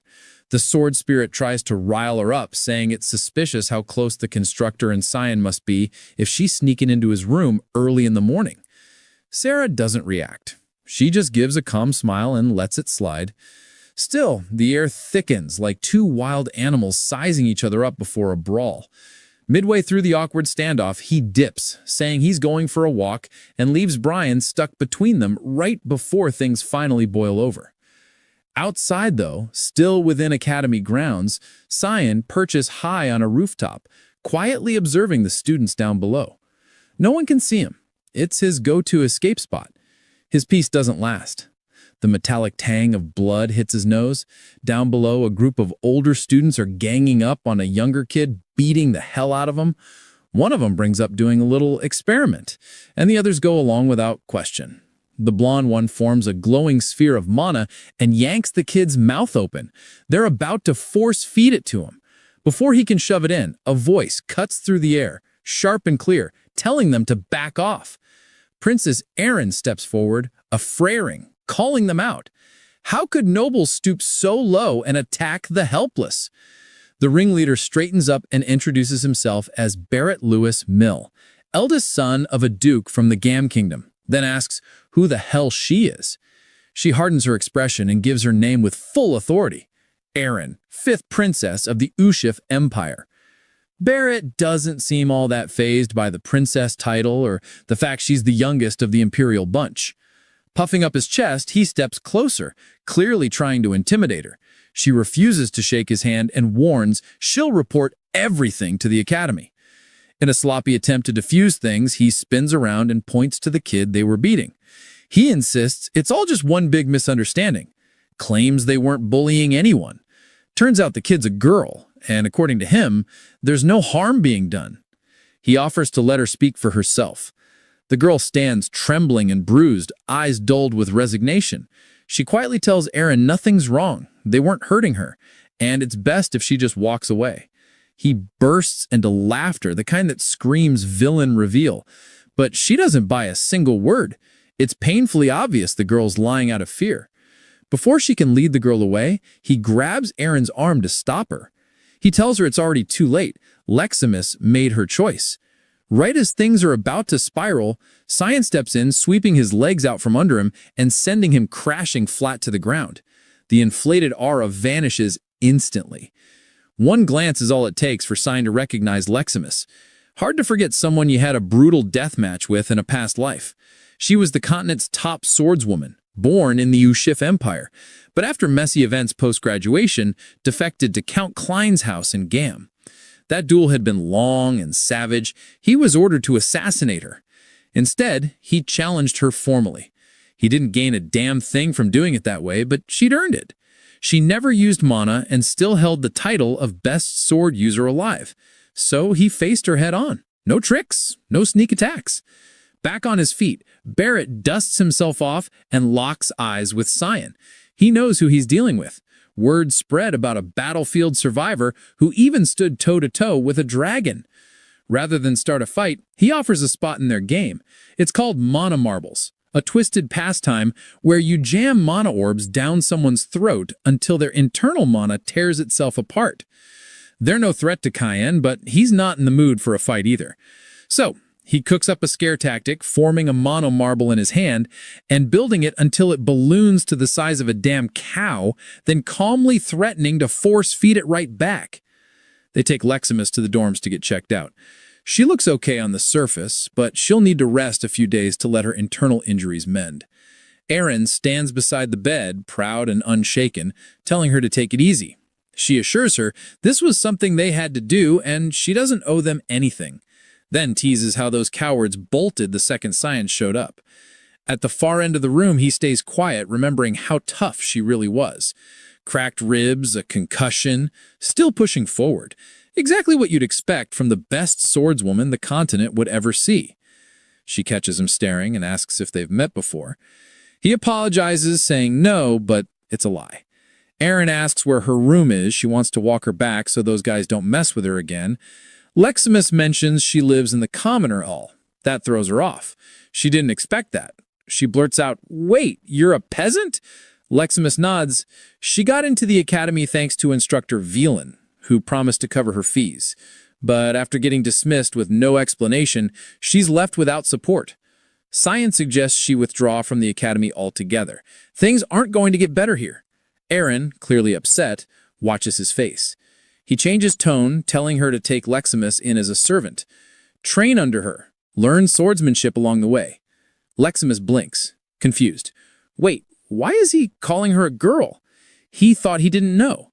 Turns out no one ever told him. She apologizes for the misunderstanding. She dresses in boyish clothes, keeps her hair short. It's easy to see why people assumed wrong. Erin is embarrassed, but shakes it off. She actually likes the idea. Having Leximus under her wing means no one will dare mess with her again. She can stay in school, study, live comfortably, and train in peace. Leximus thanks her and swears to grow into someone worthy of that protection. She turns to thank Scion too, but he's already gone, slipped out without a word. He's done enough. Erin can handle what comes next, and now he finally understands why Leximus abandoned the Empire and defected to its enemy. It was because of Barrett. He was the reason she lost her mana, but now she hasn't lost it. So the question is, how powerful could she become with both sword skill and mana? Maybe strong enough to give even him a hard time. Still, that's a concern for another day. He's just been given his first mission as a member of the Mist. Earlier that morning, Hallmaster Sira handed him the target. A new assassination awaits. She'd already given him a hell of a first mission to start with. He's already stressing out, wondering how much worse it'll get from here. As he moves through the corridor, a sudden crash rips through the silence and part of the wall explodes outward. A massive figure steps out from the debris, towering and broad-shouldered. His first thought is that some kind of demon creature has broken into the academy. The guy calls out, asking if he's Scion Vert, the famous one with an S-rank body type, also the youngest in the Vert bloodline. Turns out he's not a beast at all, just another 11-year-old, Seth Chiharkin. Apparently, he's heard the stories. The kid who walked off the battlefield after fighting a dragon and lived to tell it. But the thing that really got his attention, the S-rank physique, a level even he couldn't reach. So now, he's shown up just to throw hands and see how he measures up. Scion finally spots the emblem pinned to his uniform and clocks where he's from. The Spia Empire, a desert-based nation tucked on the eastern edge of the continent. Back in his previous life, that place gave even the Ushif army trouble because of its brutal military led by none other than Seth himself. But for all its might, it still crumbled after the prince suddenly dropped dead from illness. Dude had built himself into a walking tank, but forgot to take care of the basics, like not dying. And now, here that same guy is, standing in front of him way earlier than expected. The timeline doesn't match. They weren't supposed to meet this soon. Fighting random children isn't on Scion's to-do list today, so he shuts it down. He says the academy doesn't allow street fights. If you want a duel, file it properly with the main office. Muscle mass clearly doesn't equal brain power because Seth bolts off in the completely wrong direction. Scion just watches him disappear and lets out a breath. Glad he won't have to deal with that walking dumbbell for a while. He's got a mission to focus on anyway. Out behind the academy, tucked away in a shadowy corner, two men are speaking. One's a knight, confirming that everything's ready to go. The other gives him the order to move. Deliver it to the buyer immediately. This man is Zickerman Albus, one of the richest three on the continent. On the surface, he looks like a saint, donating to charities and handing out cash like a hero. But in reality, the man's a monster, the kingpin behind the slave trade. He runs it, manages it, and even breeds creatures specifically to sell them off. Today, he's about to unveil the jewel of his twisted collection. He shouts at the staff to handle it with care. This one's his masterpiece. From the lack of guards, Scion figures this is probably the best chance he'll get for a clean hit. But just as he's about to move,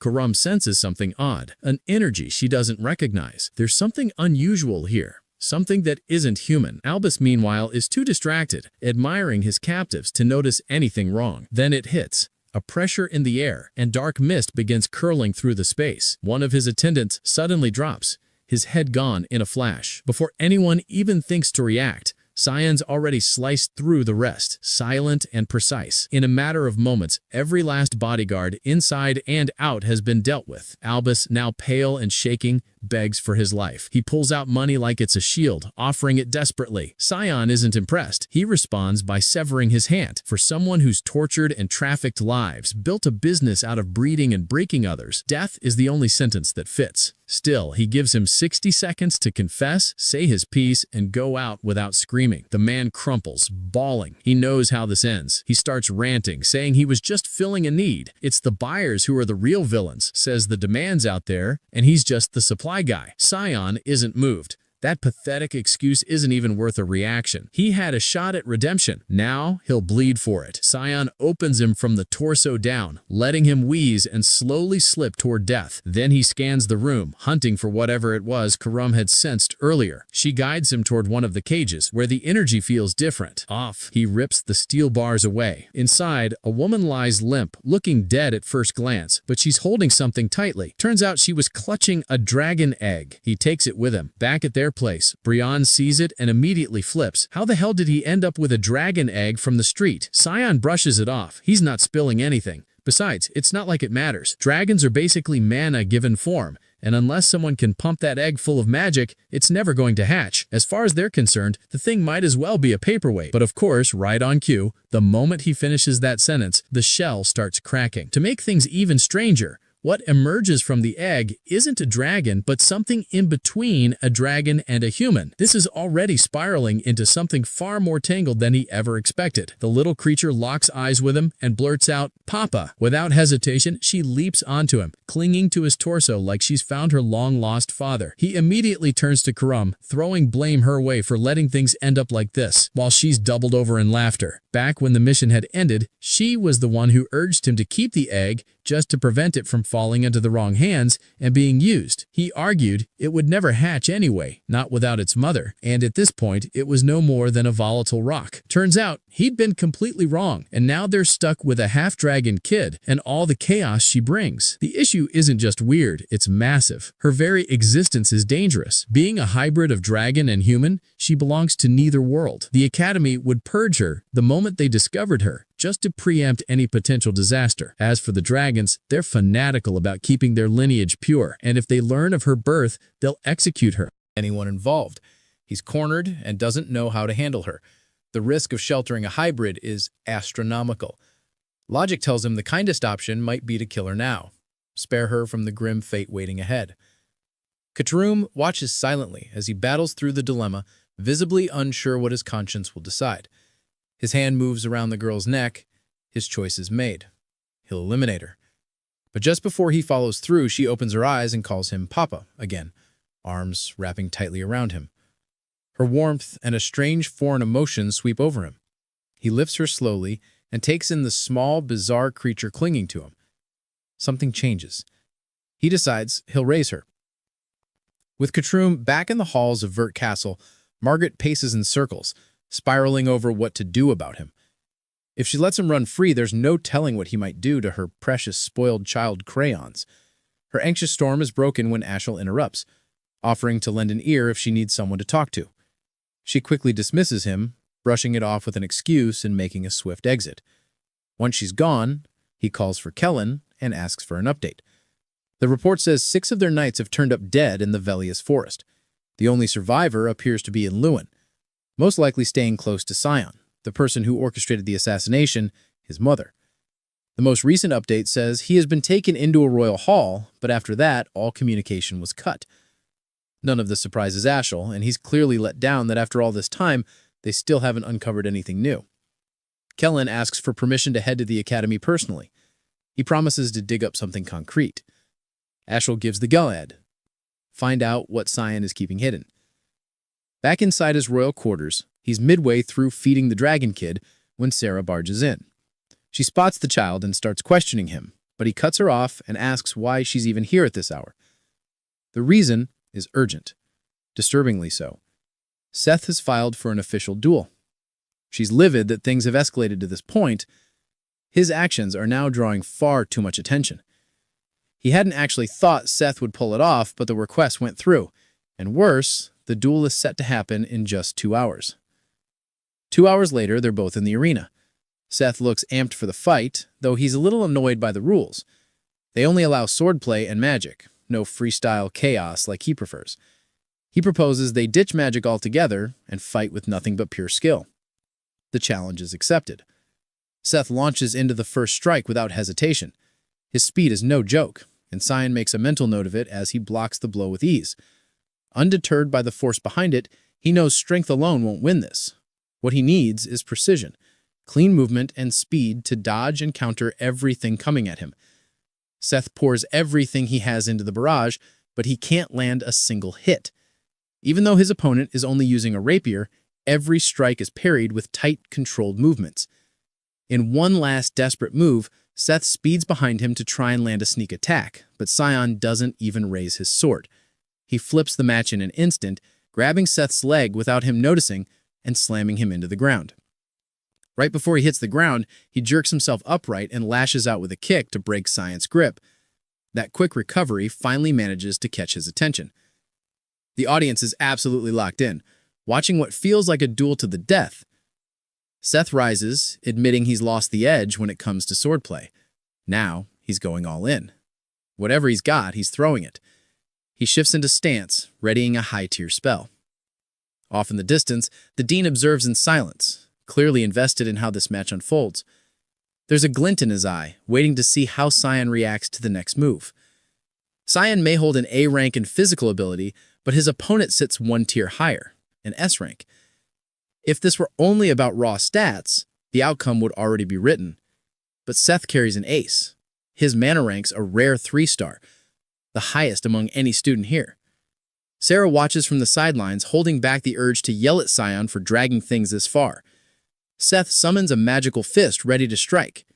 Sion barely shifts. Dodging it takes no effort. The spell is redirected mid-air, forced to track him, yet he still evades with ease, not even breaking focus. He's studying the way the caster works, and it's starting to click. This guy might actually be channeling above his level, possibly a 4-star spell. Pissed, Seth accuses him of cowardice for refusing to meet the blow head-on. He decides to up the ante. This time, no dodging. A 4-star sandstorm tears toward him. Sion, ever the aura cultivator, plants his feet and takes it full on. Elsewhere, Brian is busy keeping the Dragon Girl occupied. He's had plenty of practice raising his younger siblings, and that experience is suddenly paying off. But before he can process it, she shoots up in size, now able to stand on her own 2 feet. Back at the duel, the advanced spell hits dead center on Sion. The barrier around the arena strains under the pressure, nearly coming apart. Spectators shout for the Dean to step in. It's clearly gone too far. He waves them off, insisting they wait. Sion activates a technique, siphoning the attack into a single point. The Void's Fear. Within seconds, the entire storm was gone, absorbed completely. Gasps echo. No one expected that, not even the Dean.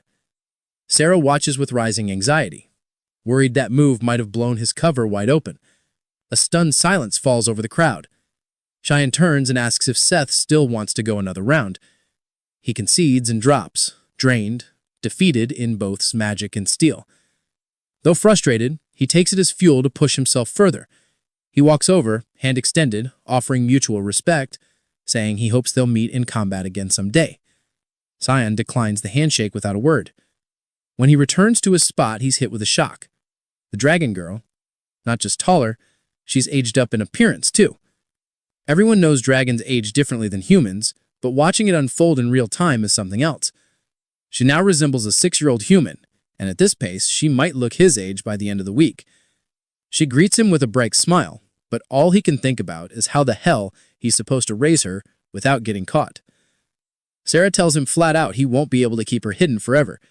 She's still able to shield his identity, but covering for the girl is beyond her. Then she tears into him for putting on such a spectacle during the fight. She also spots how much the girl has grown during the short time she was gone.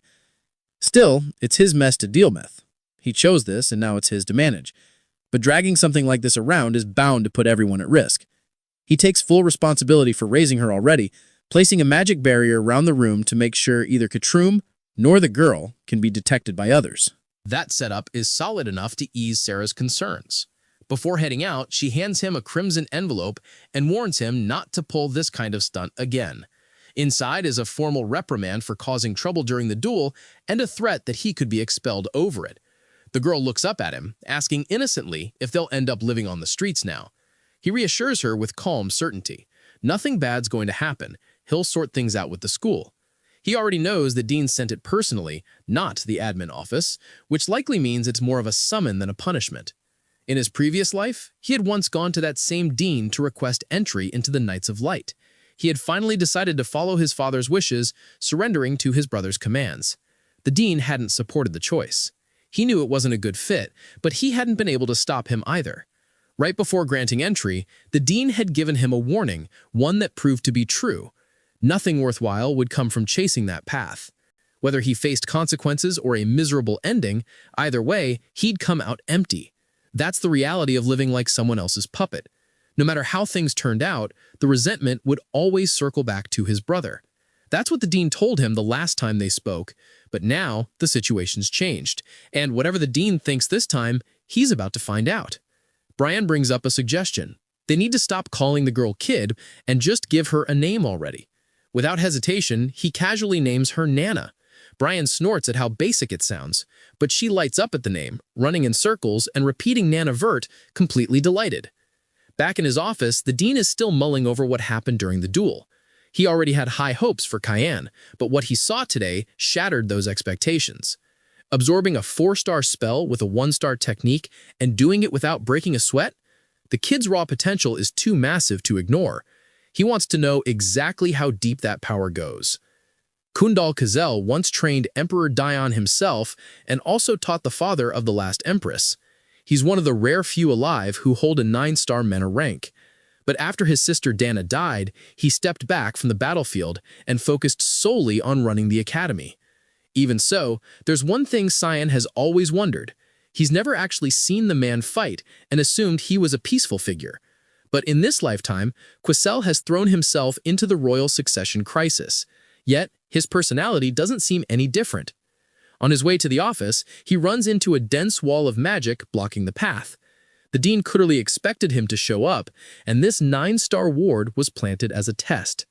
From his office, he waits to see how the challenger handles it. Only a capable mage could break through. He acknowledges the challenge, but instead of forcing the barrier, he circles around the building and hops in through a rear window. He introduces himself face-to-face and says he's here to formally complain about the warning letter. The dean accepts the confrontation and asks what the issue is. Cyan points out that the letter came straight from him, but after seeing the tomb, he's certain now it was just bait to test him. The dean doesn't deny it. He admits the trial was excessive, but Cyan passed it, no question. Still, the warning stays. He repeats it. He's not retracting the warning. Cheyenne insists on asking something first. Does the dean want to expand the empire or protect his family's legacy? The older man replies, calling it a gutsy question, but claims he doesn't care about either. Cyan isn't buying it. He presses further. If Emperor Dion dies and the 3rd or 4th prince makes a play for the throne over the 1st, wouldn't the dean pick a side? The dean's tone sharpens. He's clearly pissed and calls him arrogant for pushing the question. He says Cyan was a pawn for Ashel, but from where he stands, the dean isn't any better. In his previous life, he had been just another puppet for Azrael, and nothing about the man in front of him seems any less controlled. The dean slams his desk, voice rising. Does he really think a century of peace is that easy to break? He thought Cyan was a prodigy, but now sees nothing but a naive idiot. Then he throws another question at him. Does he honestly believe the mother of the 1st prince and 2nd princess just died of illness? Does he think the 3rd and 4th princesses are fair competition for the 1st prince? The Napoles family, the one Empress Cassandra comes from, is notorious for hoarding power. That clan would do whatever it took to stay at the top. In Cyan's view, peace in the empire is already collapsing, and once it does, the academy goes down with it. And the dean? He's scared. It's hard to believe a kid barely 11 is analyzing politics like this. He seems to understand the whole mess like someone twice his age. The dean asks what he wants from sharing all this. He says it plain. He wants to negotiate. He's willing to help preserve the academy's future and the safety of the dean's family, but he wants the warning rescinded in return. The dean just laughs. He casts a spell above, conjuring magical restraints that snap tight. Chains wrap around Cyan, locking his movements. Then the dean stares him down, wanting to know what kind of power he thinks he holds to even dream of offering a deal like that. Because now he's going to learn what it means to screw up. The dean activates his spell, latching Cyan in place with his chain of judgment. Magic coils around him, restricting movement entirely. He looks confident, convinced the protagonist won't be breaking free from a 9-star spell like the Chain of the Tower. He quietly wonders if he might have given him too much credit, but that thought doesn't hold for long. Cyan calls on the Void Sphere. To his shock, the supposedly weak 1-star spell starts pulling in the high-rank magic. Cyan meets his gaze, asking if he still seems useless now. The dean admits it. He's impressed, and yeah, he'll revoke the warning. But that can't be the only thing the kid wants from this, right? Meanwhile, Brian has stepped out to grab food for Nana. He ends up buying a random collection of sweets, already picturing how happy she'll be devouring them. But something's off. The streets are unusually quiet for this time of day. He brushes it off, assuming it's nothing. That is until he feels something strange coming from a shadowed alley. He calls out, telling whoever's hiding to show themselves. When they do, his eyes go wide. He recognizes them instantly. Before he can react, they take him. Back at the academy, after wrapping up his talk with the dean, Cyan decides to attend his final class of the day. He's there, but mentally completely checked out. It's hard to stay interested in material he already mastered 30 years ago. He tries to sneak out mid-lesson. No assignments today, planning to head straight to training. Aaron catches him mid-exit, asking where he thinks he's going. Class isn't over yet. He throws out the bathroom excuse, hoping to slip past, but she's not buying it. Wrong hallway for that excuse. Leximus chimes in, reminding her to carry herself like a proper princess. She ignores him and presses Ken again. If he's not going to the bathroom, then where? He tries switching topics, asking why she lets Leximus speak to her so casually in public. She shrugs, saying she only allows him to use her first name in private, then adds that Cyan should do the same since they're friends now. He replies that he's just some nobody while she's the Emperor's daughter. She calls him too uptight. Before their exchange can go further, two upperclassmen step into view. Aaron freezes when she sees them. One smirks, saying it's been a while. Pavian stands in front with his brother Nerovian beside him. She bows politely, showing deference. Nerovian mocks her, asking why she's running around with peasants she once had chained up. Cyan clocks them immediately. The Neptune brothers, her half-bros, and they're clearly not fond of her. Then they notice him. He steps forward and introduces himself as Cyan Vert, youngest heir of the Vert family. They nod, saying they recognize a duke's son anywhere, and mention they caught his duel earlier. It left an impression. They tell him next time there's a gathering, he should come, might even become friends.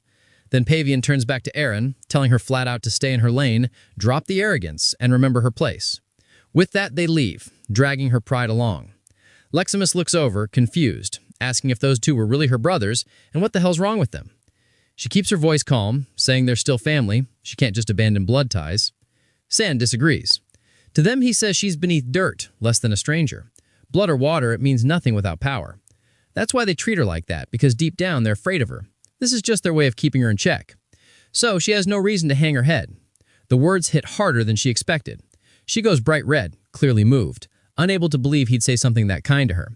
He returns to the royal hall and immediately notices something's off. No one's around except Nana. He calls out for Koom and Brian. Only Karum responds. He notices she's in fireball form, hovering. When he asks why, she says it helps conceal her energy whenever she needs to stay hidden. Then asks what's so urgent. He says he needs her to track Brian. She pauses, focuses, then says she can smell blood and it's coming from the direction he went. Elsewhere, Brian is getting slammed around by a group of thugs clearly working under Barrett. The man crouches nearby, sneering that Brian should have listened when they were still playing nice. But now they're done holding back. They're going to cut him up and mail the pieces to Cayenne like a present. All because he dared act bold in front of him. Brian just laughs, unshaken, telling him he's still got nothing. That's the last straw. Barrett loses it and gives the order. Kill him. Now they raise their swords, ready to strike. But Cyan cuts in with a sharp question. What exactly do they think they're doing? Barrett freezes the moment he hears that voice. He knows who it belongs to. The S-rank mage turns his attention to Brian, who looks absolutely wrecked, barely able to speak. The eldest Lewis Miles sees the moment as perfect. This might be a shot at payback. He growls out a threat, saying he'll rip out Cyan's organs. The other boy cracks a smile, welcoming the fight, then unleashes thick fog, 8th form, assault, slicing the knights into bloody fragments in an instant. Barrett stands stunned, speechless, as every mercenary he brought drops dead in seconds. There's no chance he can beat someone like that. It's beyond what his brain can process. Cyan's strength is too unreal. He tries casting a spell in desperation, only to get cut off by a brutal kick to the gut that sends him flying. The mage glares down at him, asking if picking on weaker people is what he calls fun. The would-be noble coughs and laughs it off, saying it's just one of his hobbies. He wants to know if Cyan's really going to kill him over that. Barrett, the eldest heir to the Lewis Mile family, is effectively the shadow ruler of the Garham kingdom. His reputation for being twisted is well known. Beating people up was the least of his crimes. He once set a small animal on fire just for fun. Then came the moment he crossed the line entirely. He murdered a female classmate. His excuse? She was simply practicing magic. Eventually, the Mist issued a purification order against him. When Cyan broke into the Lewis Mile residence after the exile, he discovered piles of corpses, dead servants stuffed into the basement. He hadn't planned a quick death. He intended to make him suffer first. But then the criminal laughed, telling him to skip the drama and just get it over with. He claimed he didn't mind dying. Said he'd already wrung all the pleasure out of life. Now thinking back on it, Cyan realizes that killing him like that wouldn't have been punishment. It would have been mercy. Barrett already got what he wanted out of life before dying. Just dying won't ever come close to repaying what he's done. The mage grabs him, pries his mouth open, and begins forming a marble of mana. The Lewis Mile heir recognizes what's coming and suddenly panics, begging him to stop. He throws out threats, warning what'll happen if Cyan dares hurt someone from the Garham Kingdom's most powerful bloodline. But before he can finish, the sphere is jammed down his throat and swallowed. The victor tells him it's fine if he wants to hate him, talk trash, curse him, whatever, but there's one thing he better not forget. Never lay a hand on someone under his protection. Barrett writhes in agony as the mana marble detonates inside him, permanently shattering his internal mana flow. From a nearby rooftop, Ashel's butler has been watching everything. He's stunned. Cyan's power far exceeds what he expected. He realizes he has to report back to his master immediately before the mage ruins everything. But he doesn't even get the chance. A cold blade presses against his neck. It's Sarah. She's finally tracked down the stalker who's been tailing her student for days. Meanwhile, Cyan heads over to Brian, checking him for injuries. The injured man apologizes, saying he didn't expect them to gang up on him like that. The mage straightens up and asks if he truly sees himself as a subordinate. Then why the hell was he fighting a losing battle?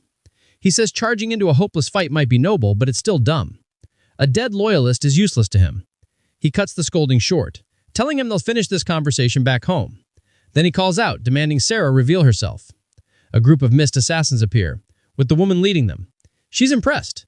He noticed them despite their perfect concealment. She drops down, dragging the butler with her, saying she brought him a present. But Cyan already knows the guy's been shadowing him for a week.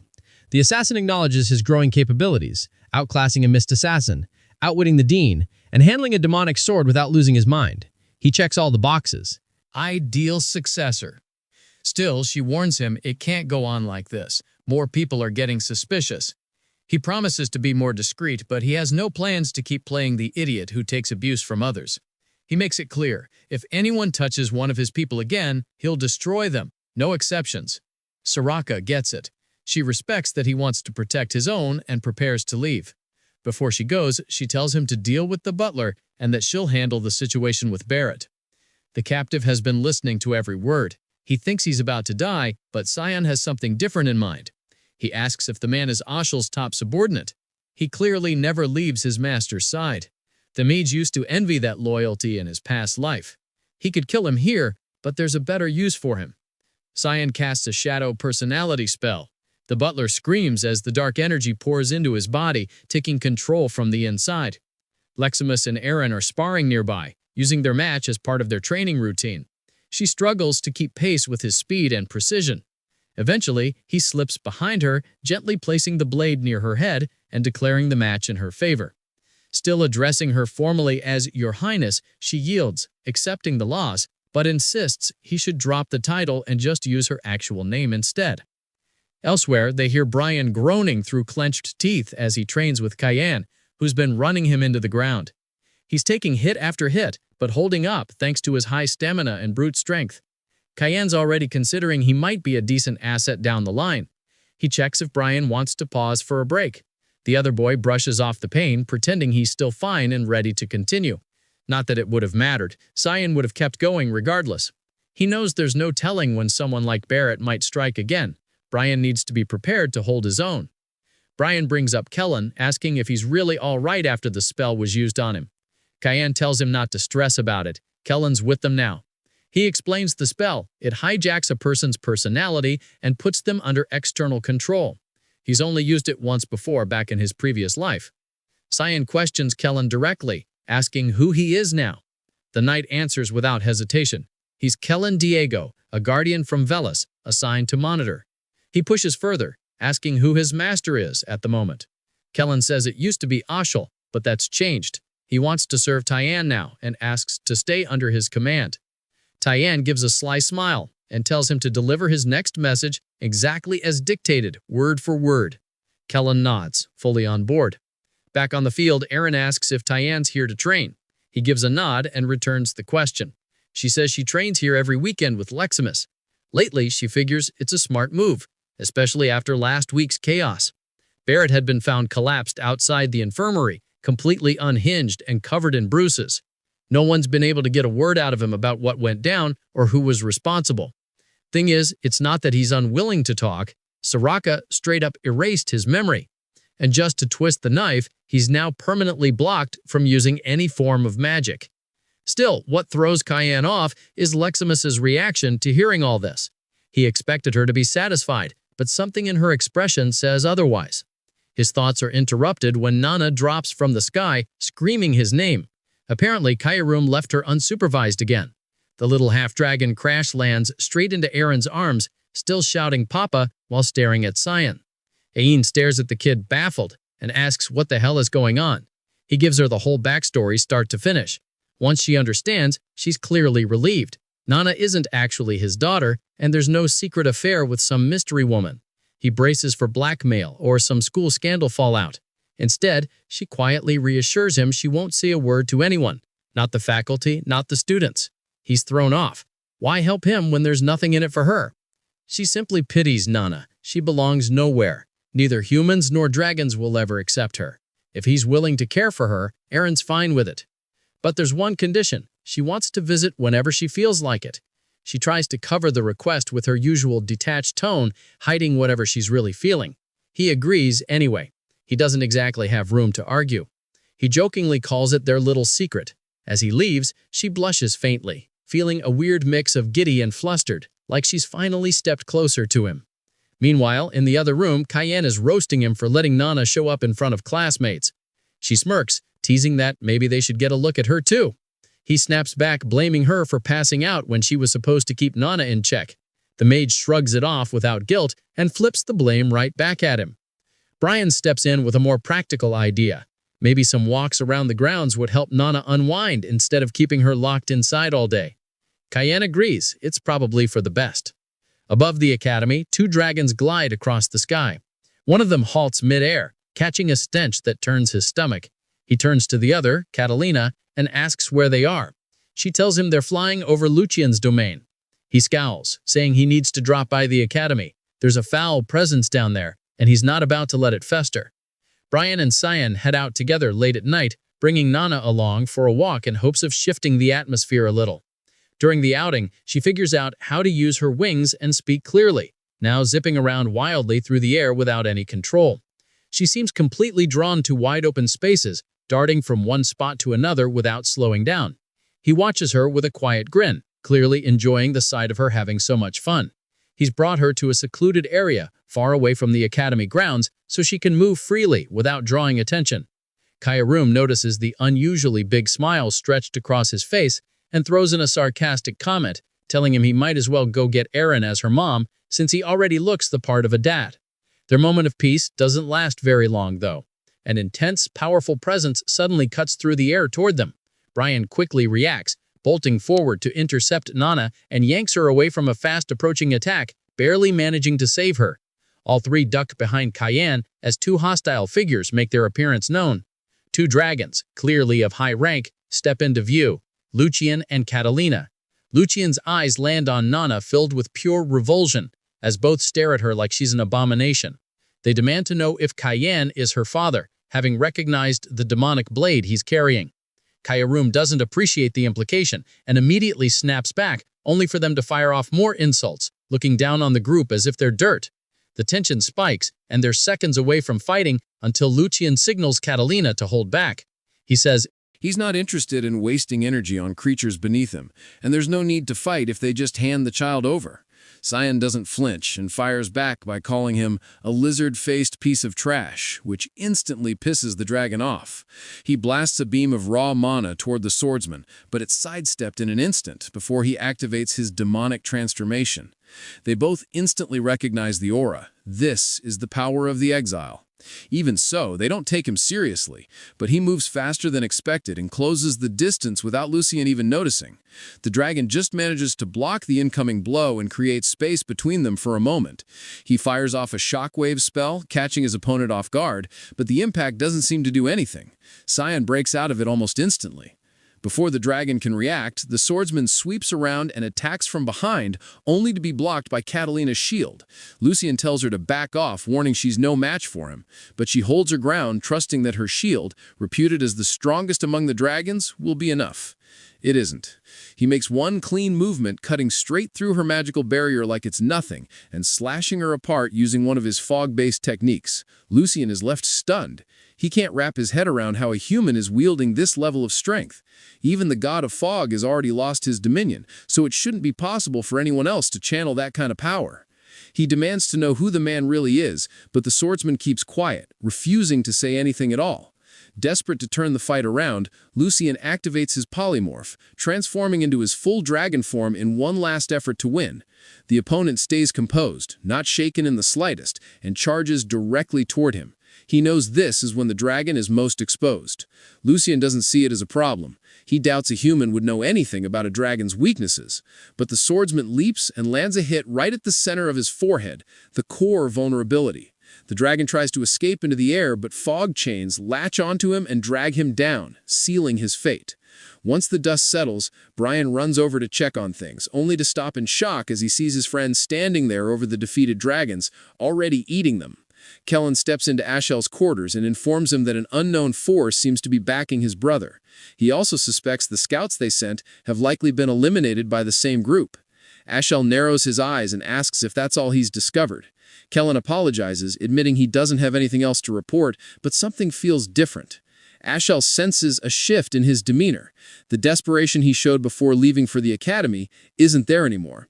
He seems like a completely altered man, and that immediately sets off alarm bells. To be sure, Ashel decides to test him with a question. Kellen catches on right away that he's being evaluated, so he bows deeply and begins reciting holy blessings to Luminel in a show of unwavering devotion. Ashel chuckles and tells him not to be so dramatic. It's just part of standard procedure, nothing personal.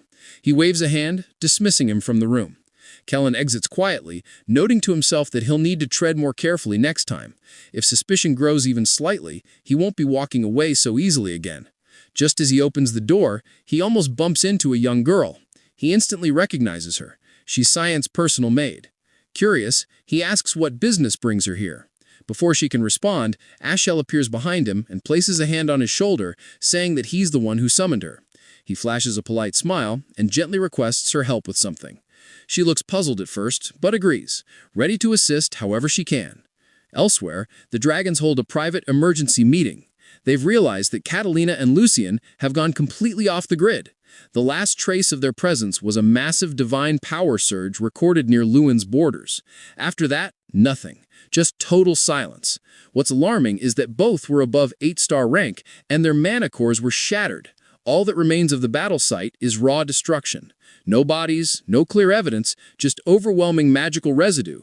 Whoever killed them went through the trouble of wiping every trace clean with magic. That suggests a dark element caster was involved. The only one they know of who could kill both is Kundal Kazeli. But Kundal doesn't possess dark affinity, which leads them to one conclusion. There's someone out there with dark element mana they haven't identified. They already know of Cyan, who's enrolled at the Royal Academy. To them, he's just a teenage boy who happens to wield dark element mana. But now the rumors are piling up. Apparently, he survived a clash with a devil dragon. They also suspect he might be tied to the deaths of Reynold and Zickerman, two major players in the slave trade. Both men had been supplying the dragons with human test subjects and magical materials. The leader of the meeting decides they need more information about Cyan. He turns to his granddaughter and tells her to start getting close to him. Back inside the royal dorms, Aaron arrives carrying a pile of sweets for Nana. Cyan stays seated off to the side, watching quietly as the two interact. Despite the peaceful scene, he can't help but stay on edge, worried other dragons might sense Nana again if they aren't careful. He's determined not to let anyone mess with those he considers under his protection. He's already made up his mind to live for himself this time around and to wreck whatever schemes Ashel has planned. Aaron notices the soft, unguarded smile that crosses his face as he watches them laugh together. She pauses, but writes it off as him simply enjoying the moment. Meanwhile, over at the Vert residence garden, Lionel Seiss, the first prince, sits with Ashen for a private conversation. It's been some time since they last saw each other. Lionel leans back and asks how long he plans to stay cooped up, wasting away out here in the middle of nowhere. He's also heard rumors that Alice left on some kind of journey. Ashen confesses that he's genuinely worried about her, but admits he has no idea where she's gone or what she's up to. Lionel smirks and teases him, suggesting that maybe he's more concerned about his influence and position than he is about Alice herself. Ashen warns him not to discuss sensitive topics out in public, but the prince shrugs that off, saying they're close friends. It's fine to be honest with each other. He then asks if Ashen's brother is named Cayenne. Apparently, the Emperor is starting to take an interest in the protagonist. He's even been thinking about arranging an engagement between Cyan and Aaron, the fifth princess. Lionel admits he's not sure why the Emperor is so adamant about it. Maybe it's his way of trying to shield his daughter. Ashen advises him not to act impulsively.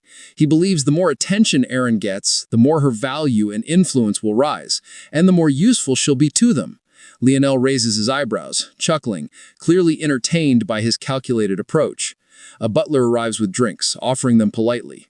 Ashel, who's now joined them, glances over and asks who this knight is, as he doesn't recognize the man. Linnell replies that he's a rare find, a real gem he discovered while scouting through the slums. Ashel nods, commenting that he certainly looks like an impressive specimen. The butler introduces himself formally as Burris Lalam, the same figure who appeared back in the story's opening chapter. 2 years go by, and Alice makes her return to the academy. She keeps a low profile, trying to ease herself back into the routine without drawing much attention. But despite her efforts, people notice her everywhere she goes. Eventually, she steps into the dean's office. He greets her warmly, welcoming her back and asking if she enjoyed her time away. She explains that she visited Fry. His expression shifts. He's visibly surprised. That's not a place where humans are usually welcomed. He recalls telling her it might take more than a year to adjust, but that the journey would help her reflect on where she belongs. Now it seems she's made up her mind. Alice tells him that she's decided to join the Knights of Light. He asks whether this means she intends to carry on her family's legacy. She responds that someone has to take responsibility and continue the path. She also mentions being worried, specifically about him. The dean lets out a mischievous laugh, knowing exactly who she's referring to. He reassures her that can handle himself just fine.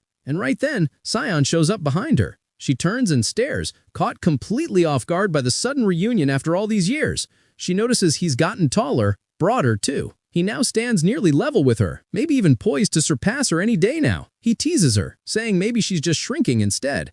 The date is July 2nd, year 988. He remembers this exact day from his previous life too. That was the final time he saw his sister alive. She asks if he's planning to return home for summer break. He tells her no one back home would even bother welcoming him except for her. She's caught off guard by that. She asks if that's why he's avoided coming home for 2 years. The truth is, his reasons for staying away run much deeper. Ashel is one of those reasons, and the Duke's wife has been hunting him down, grasping at every opportunity to end his life. And their father, he does absolutely nothing about it. Going back would be no different than signing his own death warrant. He's made up his mind to stay away until graduation. She then asks if he's gotten close to Crowns. He replies that there's no chance of that, at least not right now. She reacts with visible surprise. He explains it's because the guy has been nothing but hostile, even tried to kill him once. She freezes in disbelief. Shocked silent, Brian steps forward, then ready to confirm every word. She asks who the man is. He introduces himself plainly. Brian Kendrick, a guardian knight.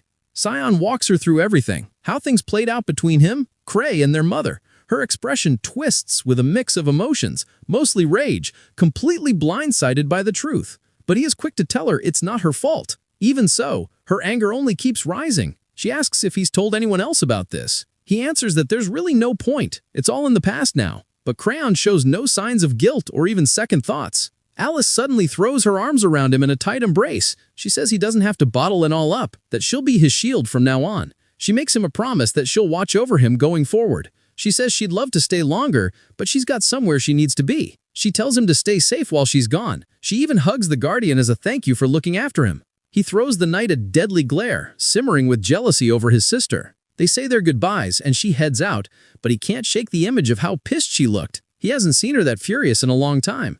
In his past life, during sword training with Cray, he was getting ragdolled. The older boy told him to stand up and keep fighting, but he had given up and told him to stop. Crayons didn't care what anyone thought. He kept landing punches right to his face until Alice stepped in, ordering him to quit it. She'd made him apologize wearing that exact same furious face she had just now. It was the only time he'd seen her that mad. Things at the Duke's estate are about to explode, and she needs to learn the truth about her family so he can protect her properly next time. Brian walks up holding out one red envelope and one black. The red's from the academy, the black one from some janitor. He takes the black letter and flat out ignores the red. He figures the red one's from the palace. It's sealed with the imperial crest. He even asks what it might be. Sion says the palace usually throws a banquet this time of year, but the black letter, that's something far worse. It's an assassination contract targeting the Daenian Nephilis. It had caused major chaos during the banquet back then. Considering the man is the younger brother of the reigning empress, it's no surprise Karum is stunned to hear he's attending, especially since he already has other matters lined up. But when Sion thinks back, someone else pulled off that mission in his past life, which makes it clear the Halm is showing him favor. Karum opens the red letter and finds it's from Princess Erin. She jokes about how he's not a kid anymore, even if he still acts like one. Basically, it's a confession letter disguised with jokes. In response, he activates the demonic sword's curse to give her a light punishment. She just laughs it off. The letter also talks about prep for the upcoming palace trip. Suddenly, the doors slam open. Nana charges in, loudly announcing that she's starving. Everyone turns to look at her, all of them stunned by what they see. She now looks like their age. The speed at which she's grown is wild and hard to believe. Meanwhile, back at Verrett's castle, Alice storms into the royal hall, every step loaded with fury. She demands to know her mother's whereabouts. One of the servants quietly answers, "She's in a room, sitting there." Alice enters without hesitation. Margaret, her mother, greets her kindly, but she doesn't wait. She walks right up to her and slaps her across the face with everything she's got. The guards rush in after hearing the screaming, trying to figure out what just happened, and demands to know if her daughter has lost her mind. But Alice fires back that it's her mother who's insane. She accuses her of trying to murder Takine, causing the woman to freeze for a moment in stunned silence, before muttering a question asking if there's any proof. That was the wrong thing to say. By asking for evidence, she's basically admitted to the crime. Alice snaps at her, furious that she dared to lay a hand on him without even having the courage to deny it properly. She screams at the guards to throw her out. 5 guards lunge toward the princess, but she flips back, dodging the rush, then launches into a barrage of attacks using both water magic and spirit arts, taking them down in seconds. The older woman stands there wide-eyed, watching her daughter dismantle the guards alone like it was nothing. Alice walks right up and says that guardian has come clean. He's confessed everything, including naming her as the one behind the assassination attempt 2 years ago. Even if Cayenne has chosen to stay quiet, she won't be able to hide anymore. The accused tries to shift the blame, insisting her daughter shouldn't take the word of a commoner over hers, but Alice doesn't care. She calls her by her full name, sharp and cold, then says she'll inform her father, and once he knows, she'll see what real consequences look like. Alice leaves the dormitory, feeling victorious, believing she's finally bested her mother. But the woman only grins behind her, amused by how clueless her daughter still is. Even after all these years, Alice hasn't figured out the truth. The Duke has never cared about Cyan. His only priority has always been Eshel. She barges into her father's office and spills everything she's just found out. But the Duke doesn't look angry. He stays perfectly calm and tells her he already knows about the assassination attempt his wife made. Alice stares in disbelief and says his child almost died. Shouldn't he feel something? He replies bluntly that he doesn't see a problem so long as Cyan ends up dead. She snaps that 6 knights were surrounding her brother, and he would have been slaughtered if Brian hadn't stepped in. The Duke laughs and corrects her. Brian didn't save him. He's just an errand boy. Now she's truly confused. That would mean Cyan took out all 6 knights by himself? Her father lets out another low chuckle. Realizing she doesn't know her brother at all, he hands her a red envelope, an invitation to a royal banquet. He says he won't be attending and that she should go in his place. Then he casually tells her not to worry about Cyan. He's far stronger than she thinks. Alice leaves the room, but his words keep echoing in her head. Just then, she runs into a girl with white hair, returning from a long absence. She lights up and throws her arms around her, demanding to know where she's been hiding all this time. The newcomer is Cecilia Rain, a high-ranking member of the Knights of Light, and once Alice's maid, mentor, and close friend. She gently cheers her up and invites her to come along to the banquet with her. Meanwhile, Cyan and Brian have already begun their journey to the banquet. Nana is thrilled, staring wide-eyed at all the scenery and wildlife they pass. He reminds her to hide her tail. He doesn't want trouble. She uses magic to disguise both her tail and wings, making it easier to blend in. He asks if she still remembers what he told her. She quickly nods and says she'll introduce herself as his maid. But he doesn't look too convinced she'll manage to stay normal in public. The cart rolls to a halt. They're being blocked by bandits. Cyan glances at Brian and tells him to deal with it. It's nothing major. Without hesitation, the swordsman slices their throats and finishes them off in one clean movement. He's clearly come a long way since their training sessions. With the road clear, he hops back onto the cart and they continue the trip. In the office of the home, Sarah flips through some papers handed to her by her assistant.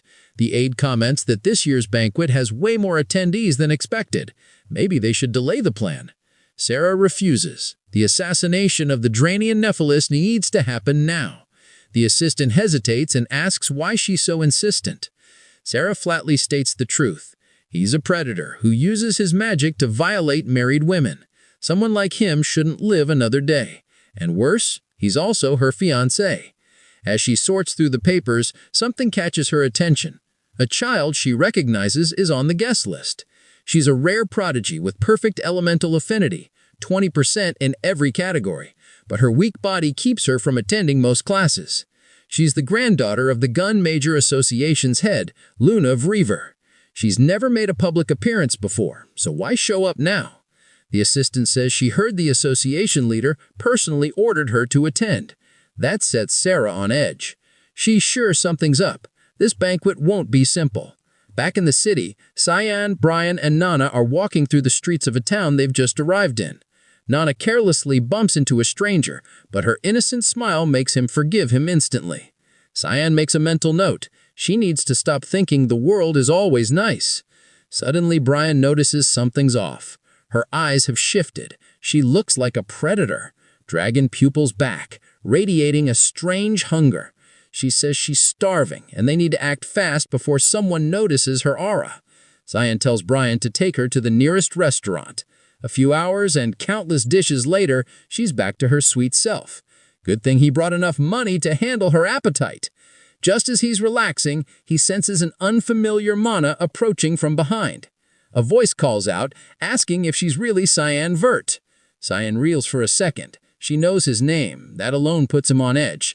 He keeps his tone guarded and asks her location. She doesn't answer. Instead, she casually takes a seat right beside him. He repeats the question slower this time. Eventually, she responds and introduces herself as Lunav, explaining that she attends the same school and is currently in the second year. The name rings a bell. He swears he's heard it before. Still, something about her doesn't sit right. Why the hell is she being this friendly? He coldly replies that he doesn't waste time on underclassmen. She shrugs and says, that's fine. Compared to him, she's practically invisible anyway. Brian and Nana both pick up on the interaction. The maid leans in and asks if that girl is one of his friends. The knight, squinting, admits he has no idea who she is, but she sure doesn't seem like one of his. The girl comments on how close the knight and maid appear to him. With a playful edge, she notes that he feels warmer than the rumors make him out to be. He tries to brush it off, but the way she just complimented him out of nowhere only spikes his suspicions. She asks him if he came to the capital because of the banquets. He nods, then immediately questions how she knew that. She answers flatly. There's no other reason he'd bother to show up in this city unless it's for those events. With a flirty little grin, she tells him they'll be seeing each other again at the venue since she's been invited too. He figures that if she's attending, she must belong to nobility. All of a sudden, she rises and says she's heading out. Time to wrap up the introductions. She tosses him a wish. Don't forget her. Then she drops her full name, Donald Renner. And just like that, it clicks. He remembers her from before. Granddaughter of the Gun Major Association's president, Rain River. That man must have sent her here. In his former life, she died while studying at the academy. He can't tell if her death was from Alyss or the grotesque experiments the association had been running. This is uncharted territory. People he hadn't encountered in his past life are suddenly entering his path now. which means the future is in constant motion. And to top it all off, this is happening on Banquet Day, the day history will later remember as the Banquet of Blood. Elsewhere, Arin gets dressed for the occasion. She glances at Luxmas and asks if she looks okay. He reassures her. She looks stunning, more beautiful than ever. Even so, she's not convinced about the outfit and switches into a new dress. Luxmas grins, teasing that Cyan's gonna love it. Her cheeks light up, her whole face flushing red, completely flustered.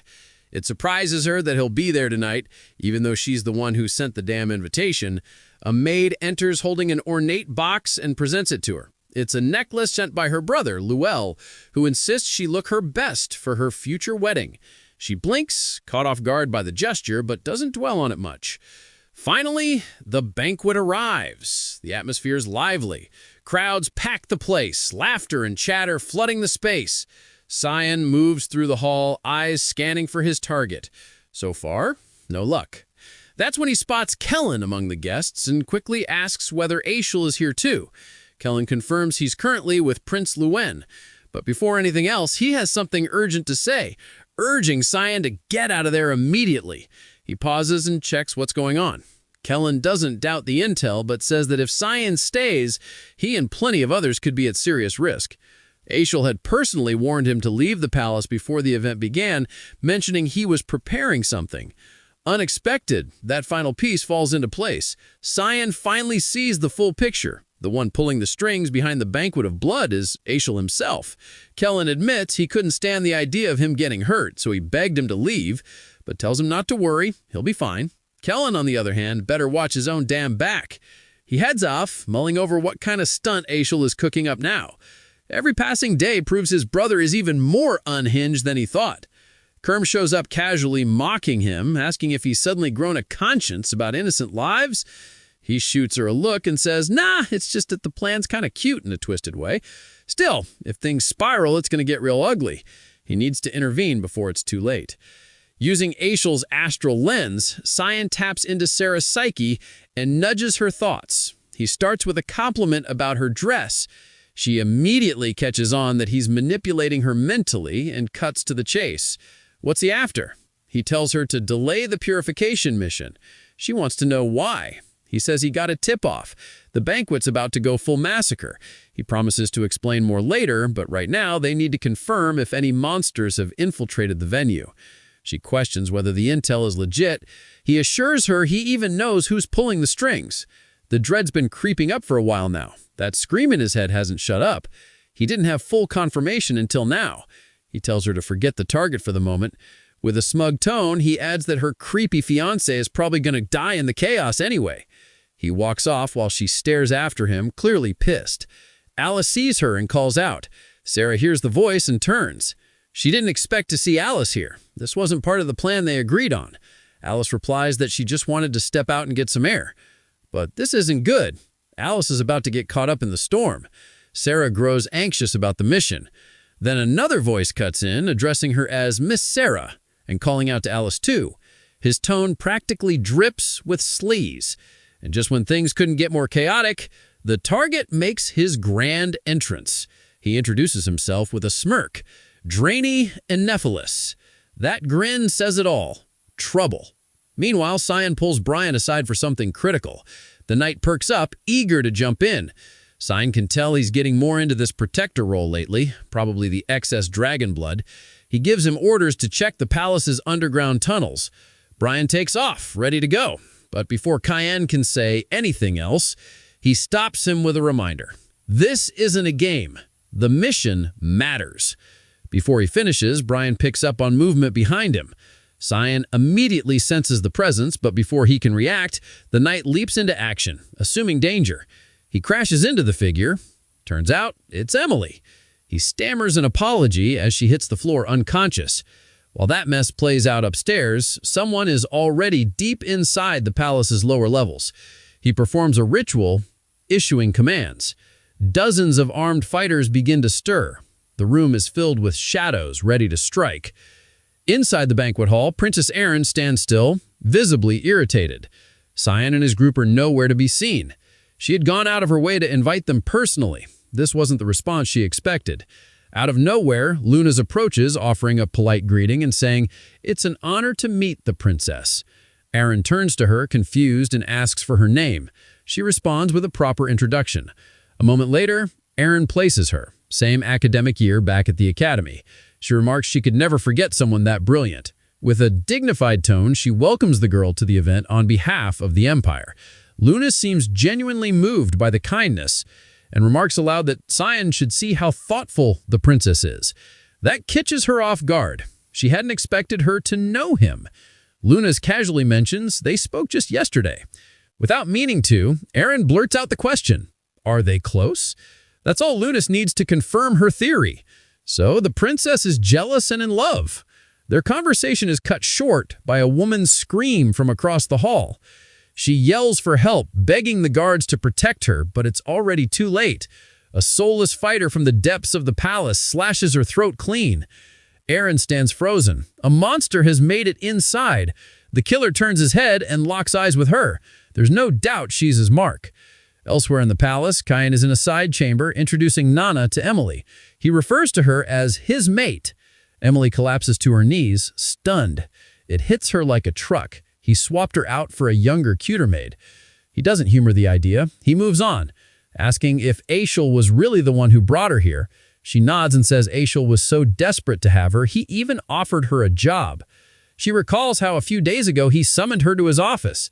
He asked her to work as his personal maid, saying that since Cyan was away at the academy, she must be feeling lonely. She had declined, saying she'd rather stay and wait for him to return. He narrows his eyes and asks if she's absolutely sure, but she doesn't have any more answers. That's all she knows. He turns to Brian and tells him to stay close. Emily and Nana aren't safe on their own. Brian checks if he's heading out. Cyan confirms Emily wasn't supposed to be part of this timeline. Now with spies crawling around and Aishel clearly Pulling strings, he sees the whole play. His expression turns sharp. Ashel's crossed a line. Without another word, he storms off set on reaching Aaron and whoever else is in danger. After he leaves, Emily breaks down crying. She clutches a bow tie tightly, the same one Aishel had asked her to give to Cyan. As she weeps, Nana senses something off. The gemstone on the bow tie radiates a faint, unsettling magic. She stiffens. Something about it feels wrong. Meanwhile, in a private chamber, Aishel and Prince Luel talk in hushed tones. They both know the mission is officially underway. After everything, the moment has come. Luel's gift is about to be delivered. Aishel gives Boris a nod of approval, calling him surprisingly effective. The prince grins and says, "This is only the beginning. Their unit will become even more valuable from here on. They're not just disrupting a party. They plan to tear down this peace-soaked empire and remind it exactly who it needs." Back in the Grand Hall, panic ripples through the crowd as the monster's attack causes chaos. Aaron keeps calm, helping direct people towards safety. Lunav urges her to leave while she still can, but she shakes her head. She won't leave until she's made sure everyone else is safe. She insists on staying to help. The creature overwhelms the frontline guards with ease. Then it splits. Identical copies spawn into the room. One clone grabs a guard and rips him apart before he can even scream. While everyone focuses on the copies, a demonic beast breaks through from behind. It tears through half the defense force in seconds. Despair sets in, but a new figure steps in, Sarah. She cuts down one of the beasts with expert precision, immediately commanding the remaining guards to focus on evacuating civilians. Then Alice appears, seamlessly entering the fight. Together, the two begin clearing out the enemies. The head guard tries to pull everyone into a coordinated retreat. Meanwhile, they hold their ground, preparing for the next strike. But to their shock, the creature doesn't even glance at them. Its focus is locked solely on Aaron. Just before its tentacle can reach her, a guard throws himself forward and slices it off. He dies instantly. A cluster of tentacles tears through the guard's body, killing him instantly.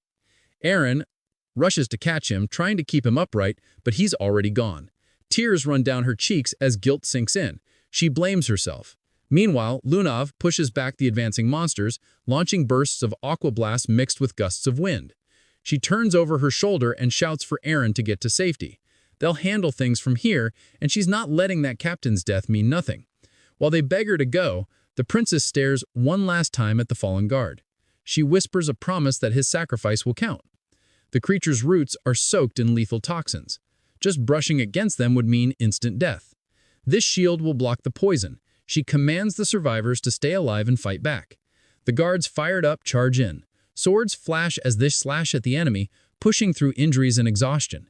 Even with her spell, the tide starts turning against them. That's when Alice steps in, releasing a freeze spell to halt the advance. One of the royal guardians pleads with Aaron again. She needs to evacuate, but Sarah finally reveals what she's really capable of. Drawing a dagger, she slices through monster after monster with precision. Although she teaches alchemy at the academy, wielding a blade like this risks exposing her true identity, but that's irrelevant now. She shifts to her fog sword technique and slays the towering demonic tree beast. An assassin lunges out of nowhere, catching a guard off guard. The alchemist spins and splits his face in two. She yells to the remaining soldiers, there are still more out there and they can't lower their guard. Her plan is for Elise to get the princess out while they hold the line. But something itches at her. This still feels wrong. Alice and Aaron sprint down a hallway, escaping the chaos. The princess's thoughts swirl. If this girl really is one of the Verts, that would make her Cyan's sister. The thought snaps her back to him. Is he okay? Is he safe? Their train of thought shatters as a skeletal creature drops into their path. The thing doesn't seem lost. It knew exactly where to find them. Alice eyes the monster. Her gut tells her she can't handle it alone. It's a nightcrawler, a high-tier one. They team up, binding it in place with chains and coordination. Hope sparks as reinforcements leap in. Maybe they still have a shot. The nightcrawler swings with a brutal left hook. Loon leaps in, throwing up a barrier that absorbs the hit.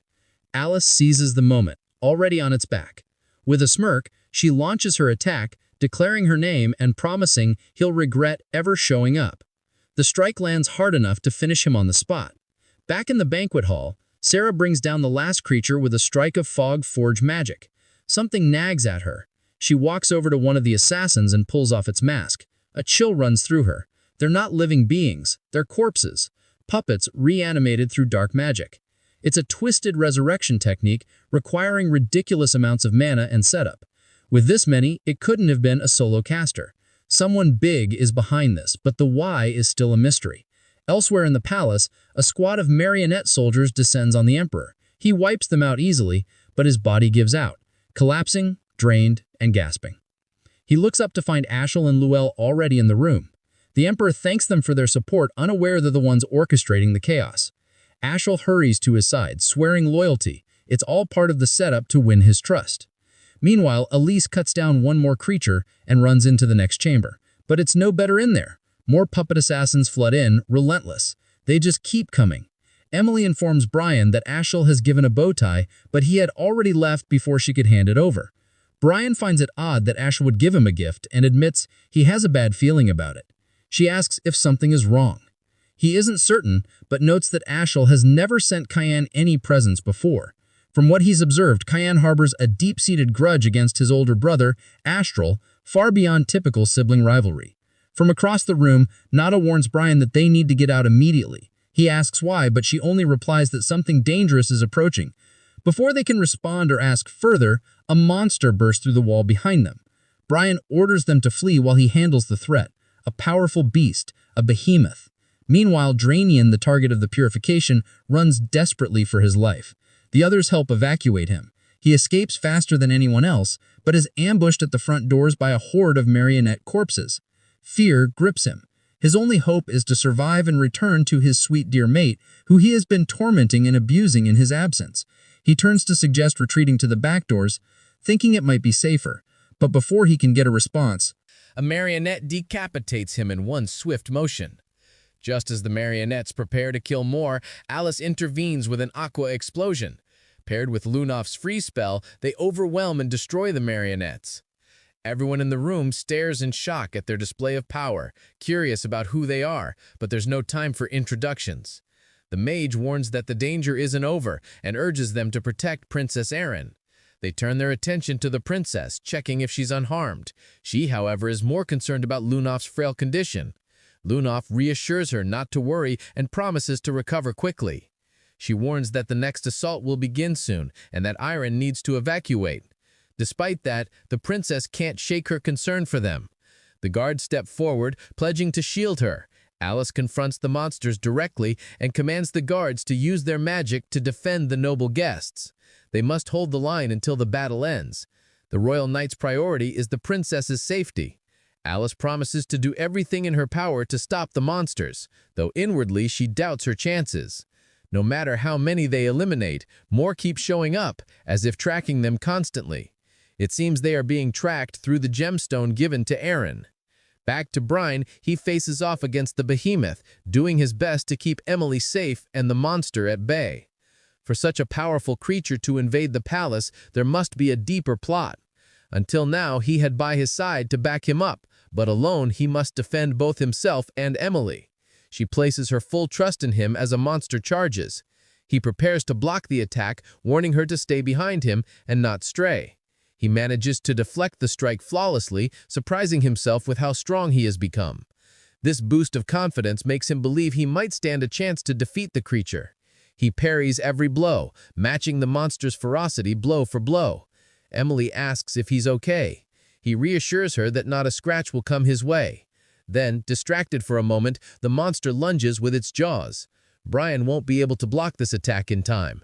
Just when it seems too late, Nana leaps in, forcefully driving the monster away. She seems transformed, like a different person. Meanwhile, Ain and Alice continue battling the remaining marionettes. The princess raises a magic barrier to shield the knights, while her ally uses spirit water spells to immobilize the enemies. The fight feels endless. Whoever masterminded this is unknown, but clearly planned thoroughly. The knights will wear out eventually, and they need another strategy. In the heat of battle, a mask is knocked off, revealing the corpse beneath. Alice realizes these are essentially marionettes reanimated by dark magic. To counter them, they need something that opposes dark magic. The first thought that comes to her is Luminol, the god of light, and his light magic. If someone can wield it, they might have a chance to turn the tide. She calls out to Princess Erin, asking her to infuse her sword with mana. Erin replies that she can't. Doing so would break the protective spell cast on the knights. The guardian knight consoles her, saying they'll be fine without it. She hesitates but knows they have no choice. She proceeds to bless the sword with the blessing of light. Although combining two mana types is difficult, the princess channels the blessing of light into the blade. Spirit magic flows through the sword as smoothly as water, giving it a tangible mana form. Alice isn't fully confident this will work, but is willing to take the risk. On the other side, Cyan had already eliminated most of the marionettes in his path and quickly realized these enemies were nothing more than puppets and mandrakes. Apparently, he had begun assisting Aishel. This was also when Boris officially became one of Aishel's subordinates. Coombe expressed surprise that humans still practiced necromancy-type dark magic, such an ancient and forbidden art. He acknowledged her observation and mentioned there was a particular individual who frequently wielded it. He explained how the use of day stones accelerated the monster's strength and that the mana within those stones attracted beasts. She confirmed she could sense the day stone's mana emanating from a specific direction. He urged that they needed to move faster, warning that the palace was turning into a slaughterhouse. But before they left, he insisted on changing his clothes. Meanwhile, Alice, aided by Aaron, summoned the spirit Marion using light-type mana. Since mana types couldn't be combined easily, the spirit's existence was unstable and couldn't be sustained for long without risking bodily collapse. They needed to end the summon before the spirit deteriorated completely. Suddenly, the spirit spoke, questioning why the girl was willing to sacrifice herself. She confessed that she hadn't found any other way to defeat the enemies. The spirit expressed disappointment that a child blessed by Frayne would face such a cruel destiny. As the marionettes advanced, the spirit's wishless force pushed them back with a single surge of mana. Still, the enemies kept rising repeatedly.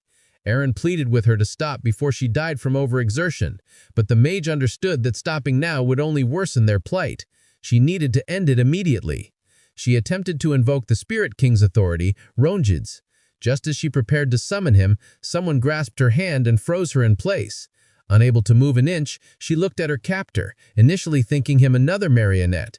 However, his aura differed and he wielded black fog magic, manifesting the fog into a consuming force. Once it engulfed the spirit's entire body, the entity began to fade, whispering its farewells. Weakened by the fog, Alice collapsed to her knees, drained of all strength. Moments before vanishing completely, Marion whispered that Funa would always welcome her. Everyone present was baffled by what had just transpired, so Shlona explained that the man had blocked the spirit's mana, nullifying its manifestation, and added uncertainty over whether he was even human. The marionette pressed forward to attack again, but Cyan cut through them effortlessly. Although he attacked, if he took even a small step back, all the enemies gravitated toward the princess's group, as if irresistibly drawn. He asked Karum if she sensed any mana around the group. She confirmed feeling demonic mana emanating from Aaron's necklace. He requested her help to clear the situation swiftly and cleanly. Using his creation space technique, he enveloped the entire room in a fog domain. Panic erupted as no one knew what lurked inside the fog or what threats might emerge. The marionettes began sinking into the mist, consumed within seconds. In moments, all of them vanished completely, leaving the space silent and empty. It was as if nothing had occurred. Both parties were intrigued and amused, wondering who the masked man could be. Suddenly, Lunov collapsed unconscious from exhaustion. Cyan appeared behind Oren. Remove her necklace. She sensed a vague familiarity but couldn't place him. He shattered the gemstone that had been attracting the marionettes, but the guards attacked, fearful for the princess's safety. Rather than dodging, his body transformed into fog, dissolving from sight. He reappeared beside Lunav, performing something on her, but Aaron counterattacked with her light stinger, also turning him to fog without harm. Employing psychological manipulation, he spoke, assuring them he meant no harm and was there to help. He had destroyed the druids, so the monsters should no longer be drawn to them. He urged them to exit through the front gates, assuring the path was cleared. The fog domain dissipated, revealing the original room. The guardians checked on the princess, but she told them not to worry about her and to assist Alice and Lunav. The mage confirmed she was fine and insisted they recover and leave through the front gate as Cyan advised. She silently resolved that ensuring the children's safety was her top priority, leaving the mystery of the masked man's identity for later. Lunav had sensed his mana and had concealed his presence. In a separate room where Emily and Brian fought the monster, Nana had already slain it and was now devouring its corpse piece by piece. Emily was horrified, questioning if the girl was really a maid. Brian shared her confusion, having never seen her act like this before. She had transformed into a small dragon, radiating a powerful aura. Rumors swirled around Cyan's past life about the banquet flood incident that claimed many lives. Whispers blamed the fifth princess of the empire, Aaron Severs, alleging she'd been blinded by her craving for power. The storm that day was likely the real cause, but speculation suggested either Aishel or Luel had handed her something that sparked the disaster. Following the chaos, both were hailed as empire heroes, emerging as the biggest beneficiaries of the tragedy. Karum struggled to believe they had fabricated the whole event to their advantage, sacrificing their own people for profit. Her disdain ran deep. She even considered humans worse than demons. He responded that this was nothing compared to the atrocities they would commit later, though he admitted feeling regret for the massacres he'd wrought in his previous life. Perhaps he was even darker than them. Rising to his feet, he prompted her to ask if they were leaving. He replied that Nana was probably waiting and that the knights should handle the palace mess. She hesitated, then recalled her unease about the princess's necklace. She also mentioned Emily, noting the girl carried the scent of Daystone as well. His shock was immediate. Emily was in serious danger. Nana had lost control, obsessively repeating how delicious Emily smelled as she tried to approach her. Brian stepped in to shield the girl, but was no match for the little one's ferocity. He was forced to admit she was no longer herself. Something monstrous had taken hold. Strangely, she targeted only Emily, ignoring him entirely. He faced a dilemma. He needed to stop her without harming her. Both feared their end as Nana lunged forward, but Cyan arrived just in time, intercepting the attack with his own body, sacrificing himself to save them both. Emily grabbed the bow tie from Nana and destroyed it instantly. Karum shouted at the girl to snap out of it, reminding her that her father was here. The words broke through. Her awareness returned, and she understood what she had done. He stood, a large slash across his back, assuring her it was fine and didn't hurt. Since she hadn't meant it, she hadn't done anything wrong. She collapsed to her knees, consumed by regret over her actions and the destruction she had caused. The aftermath of her assault had demolished half the room. He turned away, telling her they needed to get out. Meanwhile, Luel and Aishel assisted the Emperor's escape. They were surprised the rest of the palace appeared untouched, as if nothing had transpired. Both expressed relief that the crisis was resolved, but sensed something was off. The Emperor heard Aaron's voice calling out. She sprinted to him, clutching him tightly and thanking the gods he was safe. During this heartfelt moment, the princess noticed Luelle standing behind him, casting her a frosty glare. In a cold voice, the mage said she was glad Aaron was alive. Aaron's contempt for her deepened. She had countless questions, but prioritized tending to the others first.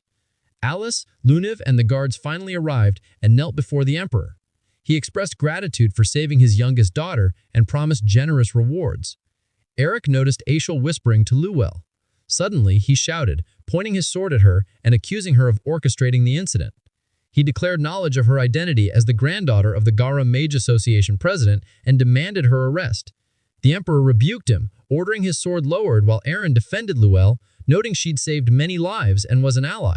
Eric insisted it was a trick and claimed the Gom kingdom had long waited a chance to destabilize the Yusuf Empire through assassination and chaos. Luelle, unmoved, challenged him to provide evidence. Aishel interjected, revealing a suspicious mana aura had been detected at her residence the night before. The emperor demanded proof or for the issue to be dropped. She explained that she had invited them in peace, but kept watch as a precaution. She assured him she would uncover more evidence if given time. He consented, though Aaron voiced frustration. Luelle remained uncertain whether this was a trap or part of her grandfather's design. Luniv of Rainraver and her group from the Gom Mage Association were imprisoned for investigation. Meanwhile, Luxmiana, separated from Aaron, collaborated with other knights to safeguard nobles and oversee funerals for Marquis Dranian and many others. Funerals took place openly on the streets. Cheyenne had prevented far more deaths than in his past life, yet the event would forever be remembered as the Banquet of Blood. Still, it could have been much worse. Emily tended to his open wounds, cleaning and bandaging them. He protested that she needn't go to such lengths, but she insisted it was her duty as his sister. She remarked on how dangerous the situation had been and was grateful he had escaped alive. She mentioned the masked figure. If not for him, she would have perished. His identity remained unknown, but his height was close to science. Realizing how much fitter he'd become and noting the fresh scars from training, he reached out teasingly, but he shrugged her off and walked away. Then Aishel entered, his fake cheerfulness casting a darker shadow. Cheyenne's weariness grew. Emily noticed and suspected he knew of Aishel's cruel and vile nature. He inquired about the progress of the investigation. Aishel said he'd come to discuss it. He revealed that a bracelet containing a daystone had been found in Lunim's room. She claimed it had been given to her. Cheyenne suggested whoever gave her the bracelet should be a suspect. Aishel nodded and asked if he recalled receiving anything during the banquet. Recognizing a trap, he denied. Knowing. He then asked if Aishel knew who had given Luna the bracelet. The man replied that someone had died in the palace today, prompting the investigation. He repeated the question. Cyan understood this wasn't about the investigation. Aishel was setting him up as a scapegoat. This realization meant Emily was in grave danger. Clocks it. It's a setup. Someone wants him dead. He slumps back, feigning dizziness, one hand brushing his forehead like the pain's real. Alice steps in without missing a beat, backing him up. She reminds Aishel how much he's already been through and adds that the doctor's advice was clear. He needs rest, not stress. Pressuring him like this isn't helping anyone. Aishel seems to buy it. The act is good enough to ease his suspicion. He suggests heading out, but before turning, Cyan finally gives a reply. He says he doesn't recall receiving anything, and even if someone had tried to send something, they probably didn't make it through that hell alive. Aishel gives a slow nod, acknowledging the answer. Something about it satisfies him, maybe because it means he no longer needs to take him out. Still, a part of him regrets it. This was his best chance to erase him. Cyan stays on alert even once he's gone. Alice forcibly pushes him to lie down, insisting he rest whether he likes it or not. Elsewhere, a maid runs through the halls in a panic, Boris not far behind. She keeps shouting that she did exactly what she was told. She gave the necklace to Aaron just like they ordered. She doesn't even know what the damn thing does. Her voice cracks as she begs for her life. Boris catches up and almost calmly tells her she didn't mess anything up, but there's still something he has to do. No choice. He slits her throat without hesitation. As she crumples, he quietly curses how all his careful planning just went to... Before leaving, he summons a demonic hound from the dark. It snarls, then starts tearing the body apart, erasing the evidence. Far out in a secluded forest, Emily and Brian lie low in a quiet wooden house, far from any eyes. He walks over with a handful of apples and offers her some. Dropping down beside her, they snack in silence before conversation picks up. She asks how long they're supposed to stay hidden out here. He says Cayenne gave clear instructions. They're staying put until told otherwise. There's no timeline. It's open-ended. Back in the palace, just before their escape, she had handed him a gift, the bow tie Ashel meant for Cayenne. He stared at it, then torched it to ash without hesitation. He told her plainly the palace and the Vert estate weren't safe for her anymore. She had to disappear, at least for now. He turned toward Brian and made it clear he had business to handle, so protecting Emily was now his job. Then Cyan crouched in front of Nana, gave her a small pat on the head. With a rare smile, he reassured her he wouldn't be gone for long. Even Brian blinked, caught off guard by the warmth in that smile. Now back on the forest bench, Emily glances over, asking if Nana is all right. He answers she's had a rough stretch, but she's looking better lately. Emily still can't wrap her head around it. She always thought that girl was just a maid. Turns out she's something else entirely, a dragonic hybrid. Emily knows she has to step up, do more. Their eyes meet and something unspoken passes between them. Together they quietly make a pact. They'll give Cayenne everything they've got. Inside the castle, Luel storms into the throne room, shouting. He rages at Emperor Dion for letting the suspects off so easily. Dion fires back, telling him to lower his damn voice. His decision is final. The prince snaps, dripping contempt. How's he supposed to rule the whole continent with that kind of weakness? What the hell is it about the Gom Empire that scares him so much? A flash of blinding light cuts the air just past his head, shutting him up. The emperor speaks coldly. Conquest sounds noble, sure, but the Yushiv Empire borders more than just Gom. There's also the demon realm, Spia and Fumaina. If Gom becomes an enemy, they'll lose the only buffer keeping Dement in check. That floodgate opens. The whole continent drowns in monsters. Even if they could seize power, the death toll would be unthinkable. Anyone who wants that kind of blood-soaked rule doesn't deserve the title of emperor. They're just a monster. Luel tries to pivot, redirecting the topic back to the suspects. Dion cuts him off again, this time mentioning the Daystone. The prince stiffens. He didn't expect his father to know about that. His agents shouldn't have gotten that far in the investigation yet. Dion catches his expression. It says everything. He's known his son long enough to know that once he wants something, he doesn't let go. He looks at him, disappointment heavy in his gaze, and mutters that Aaron would make a far better emperor than Luel ever could. And with that, he walks away, adding he has no desire to see him again. Hearing Aaron's name praised like that makes Luel boil. He lashes out in anger and storms toward her dorm without wasting a second. He slams open her door with heavy, furious steps. Inside, Lixinimus immediately steps between them, warning him that Princess Aaron is resting. Luel couldn't care less. He punches the guard straight in the face to shove him aside. Then he turns to his sister. She looks at him and asks him, calm but wary, what reason he could possibly have for barging into a room. He gives a crooked, malicious smile, says he just wants to have a little chat with his dear, sweet sister.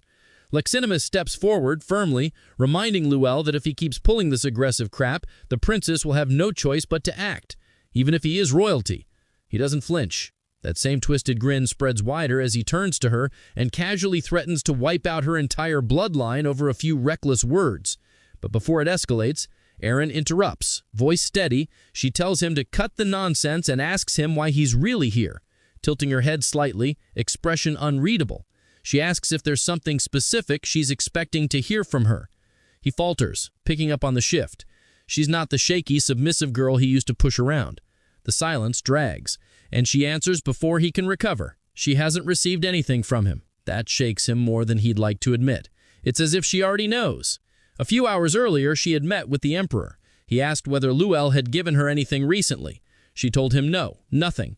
Dion revealed the necklace she'd been seen wearing once contained a Daystone, a forbidden gem from the Black Blood tribe. These stones were used to manipulate outlawed magic. Most despise them now, but rumors claim they can command monsters. Recent intel suggested someone inside the palace had been buying them on the down low. The black market merchant Gilbert and the maid Marita had been arranging the deals. Both were now dead or missing. Shock flickered across her face. Dion pressed again. Did Luel gift her the necklace? He had ties to both Gilbert and Marita. She paused. Her eyes held Dion steady. Nerve, and said again she never received anything from him. After thinking it through, she brought up Lunov, asking if the investigation had cleared her name yet. If they already knew who smuggled the stones into the palace, then Lunov shouldn't be considered a suspect anymore.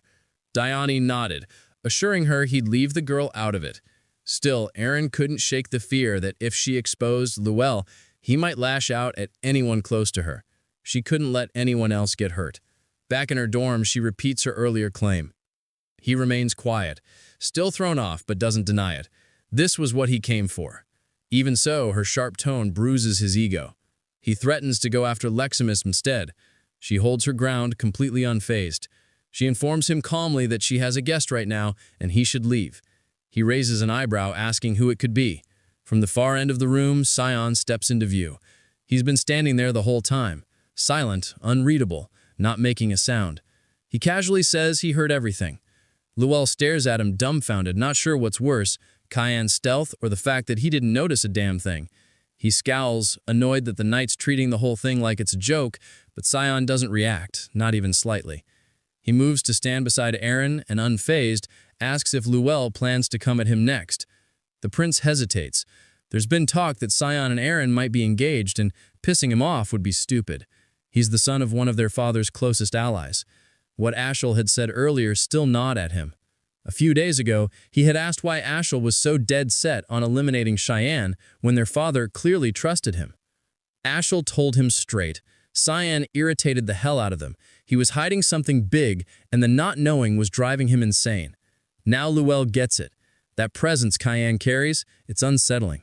He suddenly tones it down, backing off and claiming he was just messing around. Now that the misunderstanding is cleared up, he says he'll be on his way. Sion finds the whole thing weird.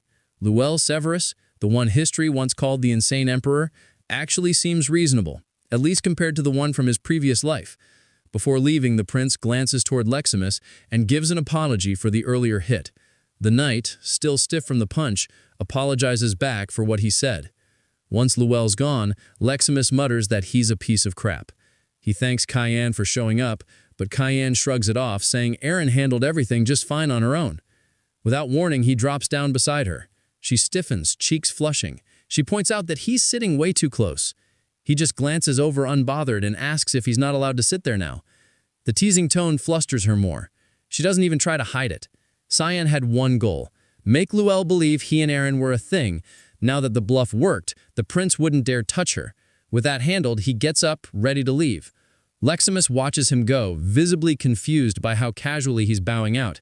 He's done his part. He walks away without looking back, while Aaron quietly sinks deeper into her feelings for him. Luel storms into Ashel's office, slamming a fist against the stone wall. He demands to know how his ally plans to fix the mess.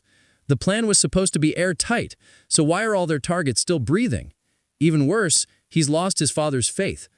Ashel was supposed to be the shining hope of the Yusufid Empire, and now everything's falling apart. Boris enters, interrupting with a calm tone. He mentions that there's been some progress. He introduces himself and offers a polite greeting. The prince glares, asking where the hell he's been this whole time. Boris explains that Ashel had sent him out on an errand. He also brings news. Emily has vanished. Ashel asks what kind of success he's talking about. Boris pulls a small glowing pyramid from his coat and holds it up. He says they've underestimated the people closest to Princess Aaron. Luel asks if they're supposed to reflect on that.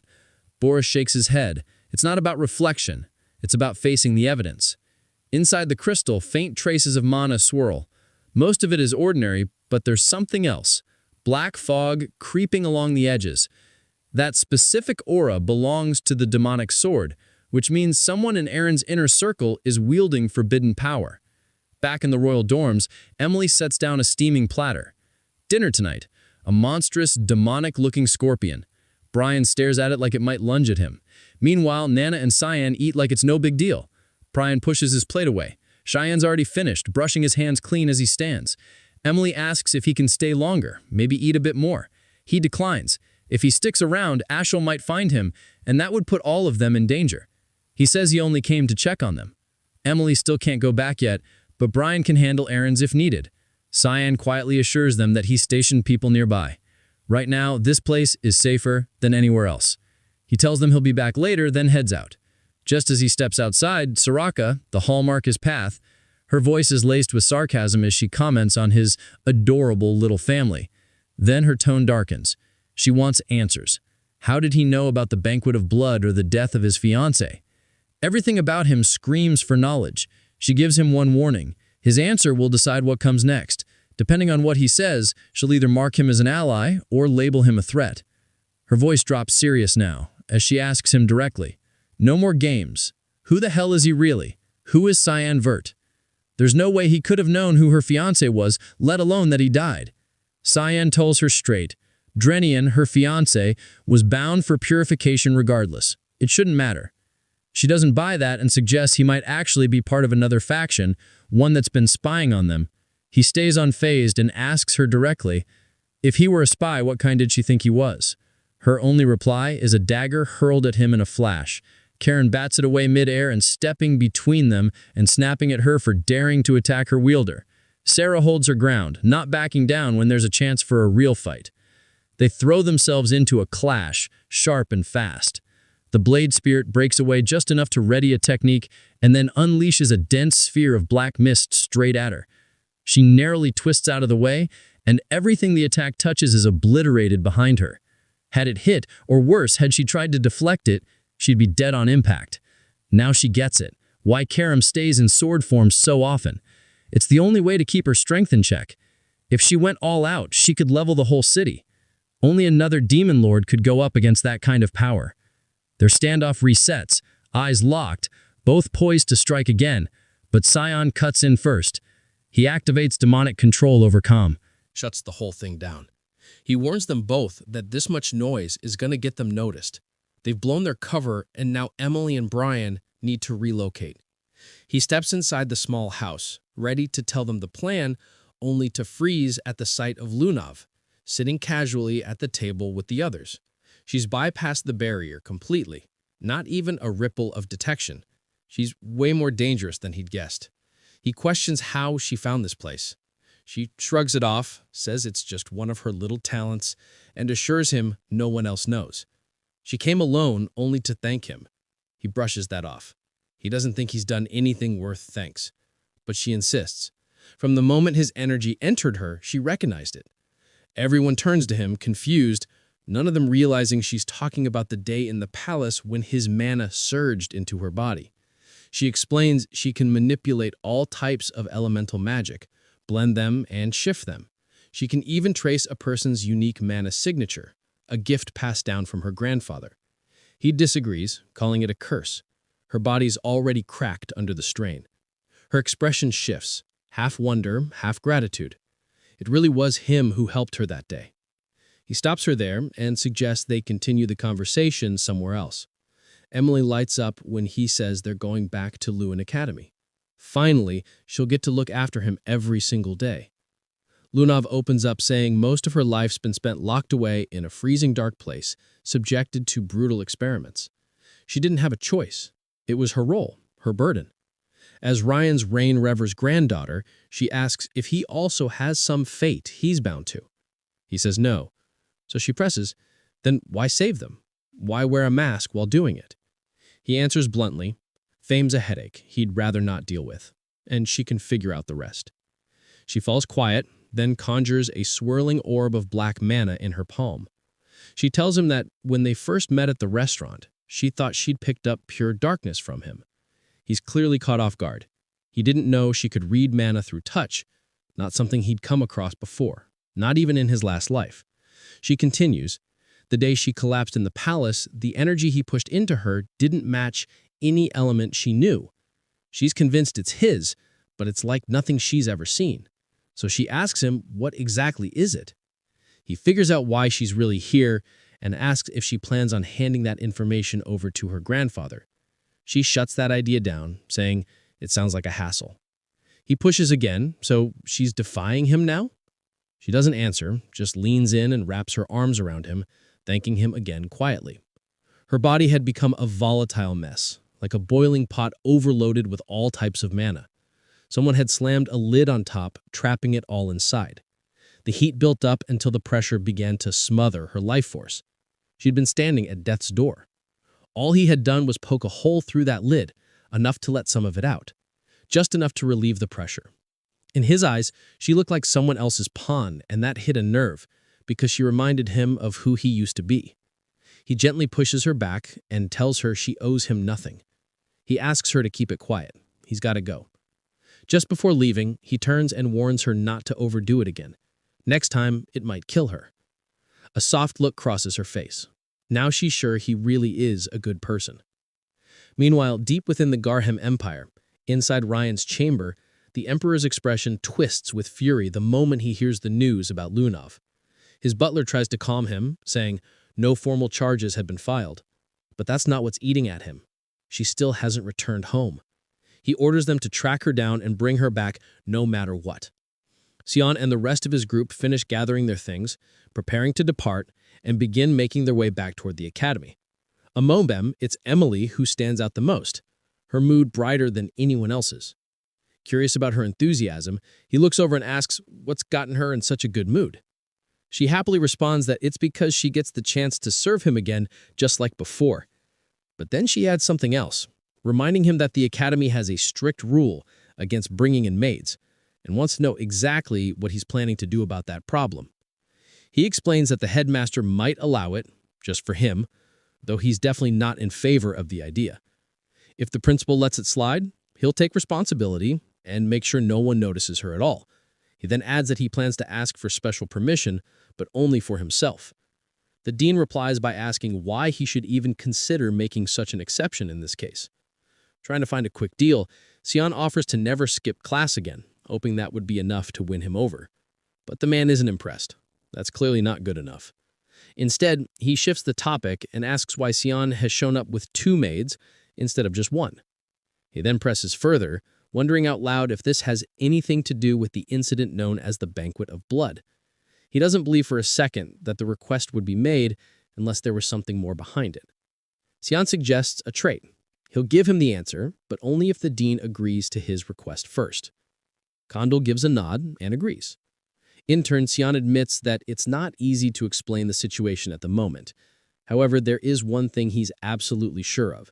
He had nothing to do with the Banquet of Blood in any capacity, and he knows full well that this is the answer the dean was waiting for. The older man asks for confirmation, still not quite convinced, and wants to know if Chan is truly certain about that. Although his reaction shows skepticism, he doesn't press further.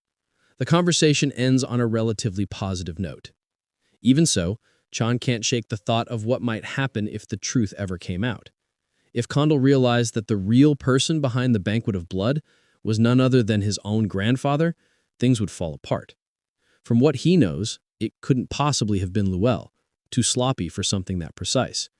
He's pretty confident it was Ashley came up with the plan, while Boris likely worked things from the shadows, pulling strings as usual. That's always been the pattern. Ashley runs the front, while Boris manages things behind the curtain. Later, when Chan returns to his dormitory, he's surprised to see someone outside his room doing push-ups on the floor. It's the same guy who challenged him to a duel a few years ago. As soon as he spots him, the guy jumps up and immediately asks for a rematch. Apparently, he's been showing up every single day for the past 2 years doing this routine. Chan doesn't even acknowledge him. He just walks past and enters his room without a word. Inside, he stops when he sees Brian lying unconscious on the ground. Turning to Emily, he asks what's going on. She calmly explains that Brian passed out after eating some cookies she'd given him earlier. She then offers Chan one, asking if he'd like to try them. 2. He immediately shuts her down, telling her not to feed Brian anything again, ever. Dropping onto the couch, he's ready to finally get a moment of rest, but his mind won't quiet, already stressing about what kind of chaos his new group might bring. That's when he notices a white envelope sitting on the table. He asks aloud where it came from. Opening it, the first thing that catches his attention is that it's from Lundov. Before he can get past the first line, she walks through the main door in person, stepping in casually and asking how things have been. Without hesitation, she tells him she's officially run away from home. Meanwhile, not far away, beside a quiet lake, 2 unknown individuals are having a private conversation. One tells the other that guards from the Garam Mage Association are already on their way, so there's no need for concern. He assures them everything has been taken care of. The older man speaks again, saying this is the only option left if they want to stop Ryan's Rain Reaver from completely losing control. The woman responds without flinching, telling him not to worry about her having regrets. Even though Lundov was once her student, she feels no guilt over what she's doing. She's revealed to be Mela Aronis, a teacher at Luan Academy. She tells him plainly she isn't so naive that she'd feel pity for someone like that. She said she'll go to the designated location now and adds that her team should have already reached Lundov by this point. Back with Seon, he grabs her by the arm and drags her out of the town toward a bench just outside the city. Once they're seated, he demands to know how she managed to bypass the warding spell on the dorm entrances. She tells him she examined the spell structure using her mana, then used her own spell to cancel it out. He stares, stunned. What she just described goes way beyond basic analysis. She can dissect and reproduce magic instantly. It's not just about scanning. She can flat out replicate. She then asks if he had time to read her letter. He hasn't. She showed up before he could even finish the first sentence. She admits she came early because she didn't want to wait for his response. He presses next, wanting to know if her grandfather sent her here. She freezes, saying nothing, so he pushes again. Did Ryans tell her to approach him specifically? She takes a breath and says that yes, it started that way, but not anymore. Whether he believes her is up to him. Then she shifts the subject and mentions something strange happening at the association. 2 dragons affiliated with them suddenly went missing near the Luan region.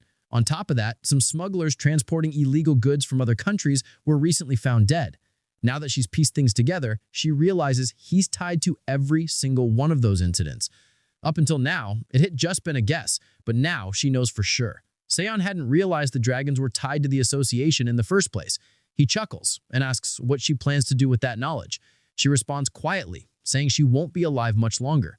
Even though he helped her before, she's convinced her body's already beyond fixing. If she's lucky, the best-case scenario is 3 years left to live, all thanks to his help. He doesn't accept that and asks how she can be so calm about dying. He doesn't understand why she isn't reacting or breaking down. She smiles faintly, saying she wishes she was capable of feeling something, anything at all. That irritates him. Getting up, he tells her it's not his problem and she should go back to where she came from. He walks away, saying he's not interested in being dragged into another mess. They part without another word. Karam shows up beside him, asking if he's really just going to leave her behind like that. He figures that's the best move. He's already sensed the Garam Association lying in wait nearby. Right on cue, a squad of guards in all-white uniforms appears and surrounds Lundov. She watches them close in and mutters that she thought she'd done a better job escaping, saying they showed up way too early. The guards order her to return with them, telling her that her grandfather is looking for her. She narrows her eyes at them, guard rising as suspicion creeps in. Something feels off. She points out that it's always Victor who comes to pick her up, not a bunch of unfamiliar guards. They explain that he's caught up with something important, so they've come to take his place today. That response confirms her doubts. She's never known anyone named Victor in her life, let alone from Garam. Without hesitation, she unleashes a gust of wind, using the brief distraction to bolt away. She manages to break free from their grasp and slip out of sight, but a hand touches her shoulder, and just like that, she collapses, unconscious. Her escape fails. The abduction has worked. One of them gives the order to carry her to the carriage and move out. Meanwhile, Karam glances at Seon and quietly mentions she's picking up signs of fighting nearby, clearly referring to those fake guards. He tenses slightly, now genuinely concerned they might not be affiliated with the Garam Association after all. The group brings the unconscious girl to an abandoned chapel hidden in the outskirts. Once they arrive, one of them notifies their teacher that the mission was a success. She assures them with an eerie calm that the girl will serve a greater purpose. While the kidnappers hang around just outside the church, lazily keeping watch, something unnatural starts to creep in. Thick black fog rolls over the area, and before they can react, blades slice through the mist. Screams erupt from the guards that they're cut down in seconds. The wails reach inside the chapel, and the teacher calls out, ordering Ralph to go out and eliminate whoever's responsible. Outside, Kaon stands alone, surrounded by corpses, barely winded from the massacre. He knows that wasn't the main threat. The one he's really here for is still inside. Ralph storms out of the church and lunges at him, striking without a word. Tian immediately senses that the man shares the same chaotic energy as Lundov, though much more unstable. Minutes later, the fight ends with Ralph collapsed in the dirt, fully defeated. Lima arrives and freezes, clearly not expecting to find her ally in that state. Tian stares her down and asks if she's the last one left and what her reason was for taking Lundov. She gives no answer. Instead, she launches straight into a violent barrage, merging fire with thunder in a single burst. Just like Lundov, she's using dual elemental magic. He counters the fire spells with Kum's help and instantly closes the distance. Lama hurls a blast of wind to shove him back and immediately follows with a lightning strike. But the sword spirit materializes behind her mid-cast, interrupting the attack before it lands. The lightning had force, but her aim was off, leaving him untouched. Tian traps him with his black fog chaining spell, locking him in place so he can interrogate her directly. His first demand, who ordered the kidnapping and how many more are involved? She breaks into a twisted laugh and tells him they'll find him soon enough. Her skin begins to deteriorate, rotting as her body starts fading from view. Karan Watches the strange decay for a moment, then deduces what's going on. It must be the effect of a heart curb. That's a special artifact that traps mana in the heart, preventing it from circulating. It would also explain Lunov's condition. She's likely under the same effect. Lima raises her brows, startled by how much they seem to know, and demands to know how they figured it out. Sion, voice low and cruel, tells her she'll get her answer in hell. He drives his hand into her abdomen and tears out a stone pulsing with magic. In his past life, he once discovered an ancient tome locked away inside a GAM research lab. That book detailed everything about the heart curb, how to activate it, control it, and how to destroy it. Karum quietly asks what he plans to do with the artifact now. He tells her to bring Lunaf to him. She carefully lays the girl on the ground, preparing for what comes next. Sion takes the stone in his hand, crushes it, and lets the released mana pour into her chest. If she's been bound by the same artifact as the teacher, this should be enough to shatter it from within. Inside the main building of the GAM Mage Association, Lunaf opens her eyes with an odd sensation running through her. Her body feels strangely light, like some invisible burden has been lifted off her shoulders. There's something different. She can channel more energy to Sion than she ever could before. Across the rooftops, Sion and Karum stand in silence. She turns toward him and questions what exactly he's planning. He responds plainly that he figured she might still be useful later on. Killing her would have been a waste. She scoffs at that, throwing it back at him. So what now? He's doing charity work? Then she hits him with a pointed question. What happens if she stabs him in the back? Funny, considering it's the same one trying to hijack his body. She waves it off like it's nothing, and he cuts the chat short saying, it's time to move out. There's nothing left for them here. Meanwhile, over in the GAM Kingdom, Ryannis is boiling with anger after hearing what she had to say. She admits she remembers nothing after the moment she was snatched and later dropped somewhere near the royal grounds by some unknown figure. She stands by that explanation, but he doesn't look convinced. He tells her the kingdom's already in chaos. People are calling it the Banquet of Blood. She's being careless with her words, and the butler steps in, apologizing. He says he should have gone to find her sooner. Reigen shakes his head. It's not his fault. She just acts on her own whims. He walks closer, claps the man's shoulder, and remarks that things only work because of his granddaughter. Then something shifts. His palm ignites, searing into the man's skin. He glares at him, saying he's known for a long time that the butler was a traitor. Now he won't let that betrayal slide, not after what happened to her. The man drops to his knees, pleading for his life, insisting it's all a mistake, and begging for a second chance. But Ryannis shuts that down cold. No more talking. Flames erupt inside his body, consuming him from the core outward until only ashes remain. Lunaf just stands there, frozen, shocked. Ryannis turns to her and explains that the butler was one of the people who ordered her capture. Then he asks something else. Did she learn anything about? She lies, saying there's nothing notable about the guy. It's a weak lie, and she knows it. He isn't buying it. His eyes narrow, asking what she really means. She tells him she was up late that night to meet Sion. Their conversation didn't reveal anything special. That was it. He places a hand on her shoulder and says that's exactly the kind of answer he wanted. But then he asks again, what is Thion hiding? Reigens knows he's one of the Verts. That alone means he's got secrets or backup. With a straight face, she tells him he's just got a bodyguard and a useless maid at his side. Nothing that connects him to anything major. She pushes back, asking why he's so hellbent on him in the first place. That question strikes a nerve. His mood shifts instantly, annoyed now. He says it confirms it. Sion's definitely hiding something. Then he cuts off her questioning. She's a Rain Reaver by blood. She doesn't need reasons, just orders. He tells her to leave unless she has anything important to add, and that she's not allowed to step outside for now. She stays put, gaze stuck on the pile of ash where the butler once stood. She's had enough. She's not just family. She's supposed to be a consultant in this house. Back at Luen Academy, some buff dude's been loitering on top of Sion's dorm roof for a while. No classes, just standing there. Sion catches sight of him and immediately turns away, not in the mood for whatever that is. As he passes by a few students, he overhears them gossiping. Apparently, classes have been canceled for days and one of the teachers is missing. Then he hears a familiar voice, Erica. She walks up behind him and casually mentions that instructor Neela Aronis has disappeared and she's got a feeling he's involved. She confronts him directly, asking why he killed her. He looks confused and tells her he's never even met the woman. He doesn't go to his lessons anyway. Neela Aronis had a rap as a powerful mage from GAM. Unusual for Gera mages to hang around neutral grounds like Lewin, but rumor had it that she wasn't a fan of the Rain Reavers. That's why the Mist had eyes on her. Lunaf's kidnapping wasn't part of her plan. They were about to make a move, but he handled everything before they could even act. Erica says she's the only one who knows any of this, so he doesn't need to stress. Instead, she hands him a new job. He'll need to lay low outside campus for a bit. He asks who'll take over Nella's spot while she's gone.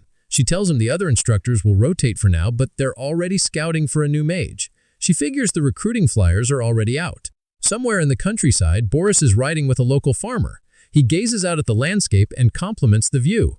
The farmer asks what brings him all the way out here. Boris says there's a position he's after. He heard it opened up recently, so he's rushing to apply. The farmer connects the dots quickly. He wants to be the new teacher at Lewin. Back in Cyan's upscale dorm, Emily is sprawled across the couch, practically dying from boredom. Karum isn't thrilled about the overcrowding and tells her to move off her favorite spot. They get into a spat, and she doesn't wait. She forcibly kicks her off the seat. Cyan steps into the room amid chaos and calls her over. They've got a mission. Emily perks up, begging to go with him, but he tells her she's got a more vile role. Her job? Make sure Nana never goes hungry, ever. At first, she's offended. It sounds like the dumbest task imaginable. Then, she hears a deep growl from the other side of the room. Nana's already starting to shift, predator instincts kicking in. Emily panics, shoves a cookie into her mouth, and immediately reassures him she's got this. No problem. Feeding duty secured. He reminds her, don't give Brian any food yet. He's still recovering. Tells him she's already cooked and prepped. They're covered. Karum asks where they're headed. He tells her, Southwest Ashif Empire, Lambaster, Lamster, a city built on blood, corruption, and coin. The strong rise, the weak vanish. Below its surface lies a massive underground arena echoing with the roars of a bloodthirsty crowd. Tonight's fight? A no-rules deathmatch between two warriors, Zalbard and Zyber. Their size difference is almost absurd, yet both are locked in, focused, and ready to kill. Zalbard makes the first move. One punch from him craters the floor beneath their feet. Zyber dances around it. Movements quick and precise, but not quick enough. Zalbard grabs him midair, fingers closing around his body, and crushes him with one hand. The crowd goes absolutely feral, screaming his name as the victor. Karum and Cyan make their way through the grimy streets of Lancaster. The place reeks of chaos, with drunks passed out in every corner and the air heavy with rot and lawlessness. Even the demon cringes at how gross and unregulated it all is. He explains that unlike Lewin, which maintains neutrality because of formal treaties, Lambaster is a different beast entirely. It's not neutral by diplomacy. It's just completely ungovernable. While they keep walking, a pack of sleazy men steps into their path, eyeing her and trying to flirt like it's going to go somewhere. It's clear now the city's flooded with lowlives and criminals. They barely get a sentence out before he tells them to back off. Cut to moments later, those same guys are face down in the dirt, groaning, already dealt with. They head into a bar attached to a hotel. He tosses a fat coin pouch onto the counter with a thud and asks for the best room they've got. The waitress raises a brow, shocked by how young he looks, and casually asks his age. He repeats the order, but this time his voice drops. No more kid energy, just cold authority. He tells her, "This isn't how you treat customers." That shuts her up. She straightens and gives him a proper "Welcome to the Lamster Cage." From the window upstairs, he spots a crew of shady-looking men heading off in formation. He knows immediately they're going down to the cage under the hotel. He needs to move fast. The waitress, Lisa, asks if there's anything else she can do. He says he wants access to the cage. She politely refuses. Newcomers aren't allowed. He quickly clocks what's going on.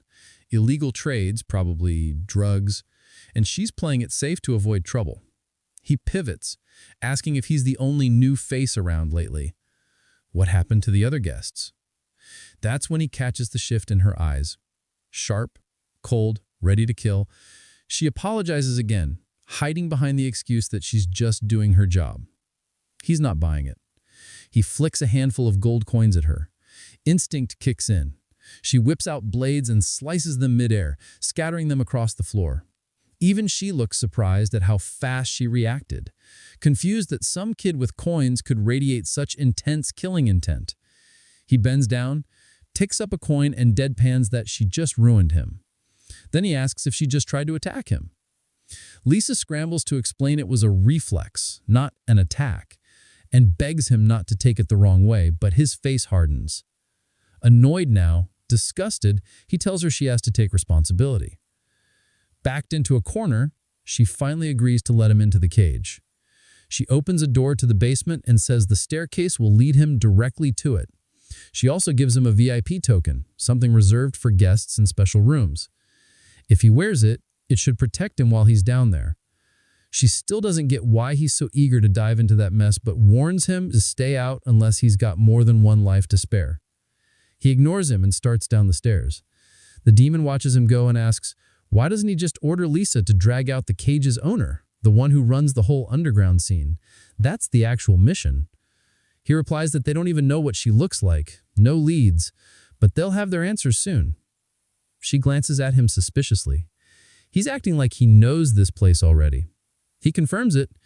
He's been here before, in a previous life, back before this whole city went up in flames during the Civil War.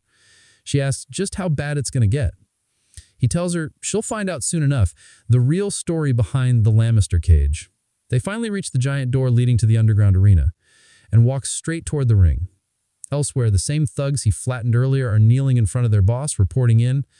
They explain some cunk kid wiped the floor with them. At first, the leader laughs, thinking they're joking, but they double down. This kid isn't normal. They swear it happened just outside the city gates. Now the boss is paying attention. They tell him the kid checked into the lamb cage and even booked a VIP room, so they couldn't touch him anymore.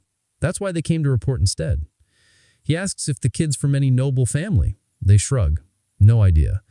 One of them pleads, calling out for help and referring to the man in charge as Mr. Gunther. Gunther raises an eyebrow, intrigued. He says he's heading to the cage himself to see what kind of kid causes this kind of mess. Back in the underground arena, a fight is already going down. Linda Mihalov stands victorious, having just finished off another opponent. He watches silently from the shadows. The demon now sees exactly what's wrong with this place. These brutal underground matches are what dragged the city into chaos.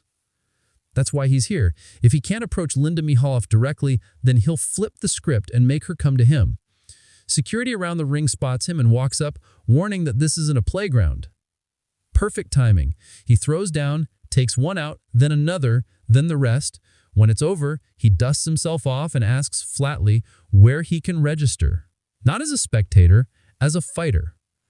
The energy in the arena turns wild as the crowd catches sight of a kid, Cyan, stepping into the ring to square off against Zarbark. Laughter mixed with disbelief, the audience buzzing, hyped at someone actually greenlit a child to fight. Most assume it'll be a total wipeout. The brute's no joke, a walking boulder, half human, half ogre by the looks of him. He casually raises one thick finger to squash the kid like a bug. Cyan launches off the ground, lands right on it, and snaps the finger in half. Then he drives his fist straight into the giant's face, shattering his nose and caving in part of his skull. Zarbark crashes to the floor, dropping to his knees after just one hit. For a few seconds, the crowd doesn't make a sound, frozen by the fact that a literal child just demolished him. Then the silence bursts. Cheers erupt. They chant his alias over and over.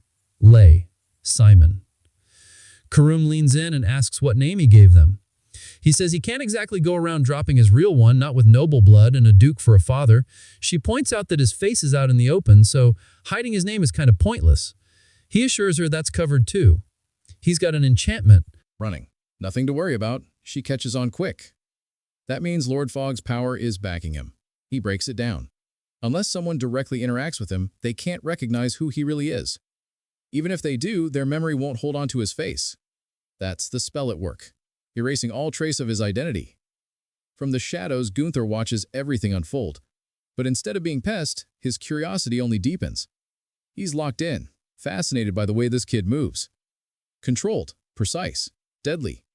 A smile creeps across his face. In that moment, he makes a decision. He wants to fight him. Cyan's his next target, and he won't stop until they face off in that cage. Back at the hotel lobby, a tall blonde storms in. Dalia, head of the red light district. Her voice cuts through the air as she demands to see Cayenne, accusing him of stirring up chaos in the underground matches. Lisa denies everything, claiming she has no clue what the woman's talking about, then firmly tells her to leave. Dalia doesn't back down, threatening violence and saying the incident happened on Lisa's turf, so she's not stepping aside. The hotel owner stands her ground, not about to let anyone cause trouble in her building. Tension spikes as the intruder's crew starts shifting, waiting on her signal to attack. Lisa's caught, torn between protecting Scion or staying neutral. Then, out of nowhere, he strolls in like nothing's happening. Cool as ever, he casually asks if someone's been looking for him. The room goes still. No one even noticed he was there. He walks straight to Dalia, calmly suggesting they talk directly instead of bothering hotel staff. She turns to face him, and instantly her expression changes. It hits her like a drug. For a second, the world drops away. All she sees is him. She steps closer, takes his hand like it's the most natural thing in the world, and softly asks his name. He answers with the fake one. Lamea's Simon. She swoons completely under, saying it's a bold name for a face like his. Lisa watches from the side, clearly disturbed, muttering a warning to him not to go anywhere near Delkia. He shrugs it off, telling her he's got it handled. The blonde slips him a business card, voice dipping to a flirt-heavy tone. She says she'd like a deeper conversation next time, somewhere private. The card's for her personal lounge in the room of pleasures, and she hints at a free service. The offer is as clear as it is shameless. With that, she struts out of the hotel, still under his spell. Once she's gone, Lisa immediately scolds him. She's already heard he stepped into the ring and won. Word travels fast around here. He tries to make an exit, but she blocks him, warning him not to even think about going to the room of pleasures. He reassures her those kinds of places aren't his thing. After he leaves, another woman appears out of nowhere across the lobby. Her presence sucks the air out of the room. It's Linz Mahaloff, the owner of the Lemonster cage. Lisa's eyes widen. She didn't notice her arrive. Linz asks if Delkia backed off on her own. Lisa fumbles for an answer, saying she treats Scion like any other high-tier guest. The cage owner narrows her eyes, saying she heard Lisa even gave him advice. The hotel owner jumps to defend herself, insisting it wasn't personal. He's just a kid. Then Gunther steps in, laughing under his breath. He mocks Lisa for calling him a kid. Clearly, she has no idea who she's dealing with. Linza swings her gaze to the fighter, eyes sharp and deadly, and demands to know why he showed up solo in her domain. He brushes it off, strolling in further and claiming the place feels ancient, saying it could use a serious update. She fires back, accusing him of being summoned. He confirms it, saying she's the one who called him to arrange a match for him. Lisa cuts in, reminding them both that he got kicked out years ago. Linz looks at him and asks who he plans to fight. He steps forward without hesitation. He wants Lammy. Simon Gunther's dead serious. He's ready to take on the kid, and he pitches the fight as a huge payday. Meanwhile, back in her velvet-cloaked hideout, Delkia is in meltdown mode. She's pacing, yelling, something's wrong. Her attendants are growing nervous. One whispers that she meant to seduce Cayenne, but now she's the one completely undone. The script's been flipped badly. Everyone in the room can tell she's obsessed now. She'll stop nothing to get him back. Inside, she's been sitting at her desk for hours, trying to sketch his face over and over again. But every time she gets close, her mind fogs. She just can't remember what he looked like. She knows she saw him. His features were right there, but they vanish the second she tries to picture them. Frustration turns to desperation. She whispers his name, his fake name, again and again like a prayer. Lamia Simon. To her, she's already hers, whether he knows it or not. Booze, women, and high-stakes games. The red light districts of Limbasa are notorious for indulging every vice imaginable. Scion never willingly sets a foot in a place like that. He expects trouble, but Delkia proved even more unpredictable than he anticipates. Her reputation for questionable appetites has always circulated in whispers, but he doesn't have time to dig into that now. He needs to investigate other regions for any trace of Linsa. As he cuts through a crowded alleyway, he bumps into a young girl and accidentally knocks her off her feet. She drops what she's carrying and immediately bows her head, apologizing in a panic. He blinks, confused, thinking she is saying sorry when he's the one who ran into her. Crouching down, he helps her gather her things, a bundle of cigarette packs scattered across the dirt, and asks if she's hurt. She shakes her head, still bent in a respectful bow, saying she's fine, and thanks him for his mercy. He hands her the scattered packs, eyes narrowing, and wonders if she's selling them. She nods and says they're specialty smokes from the Grew Merchants Union, even offering to sell him one. He declines since he doesn't smoke, and he doesn't recall ever hearing of any Grew merchants. Before she leaves, he asks where she plans to sell the rest. She answers honestly that she'll be in the alleyways just west of the red light sector, and if she's lucky, she'll sell out before sunrise and be able to go home. Realizing she can't go back until the entire batch is sold, he pulls out a gold coin and flips it to her, saying he'll take the whole lot, then adds a second coin just for her. A huge grin breaks across her face as she clutches the coins tightly and runs off calling out her thanks and promising never to forget his kindness. From behind, Cam shows up and smirks, asking if he's sure he isn't a charity foundation disguised as an assassin. He doesn't respond, instead watching where the girl went and noting that she's heading toward the dump zone, saying they need to follow her. They slip through the alley just in time to spot her cornered by 3 thugs, the same ones he'd already beaten up near the city gate. They yell at her, calling A liar and threatening to teach her a lesson.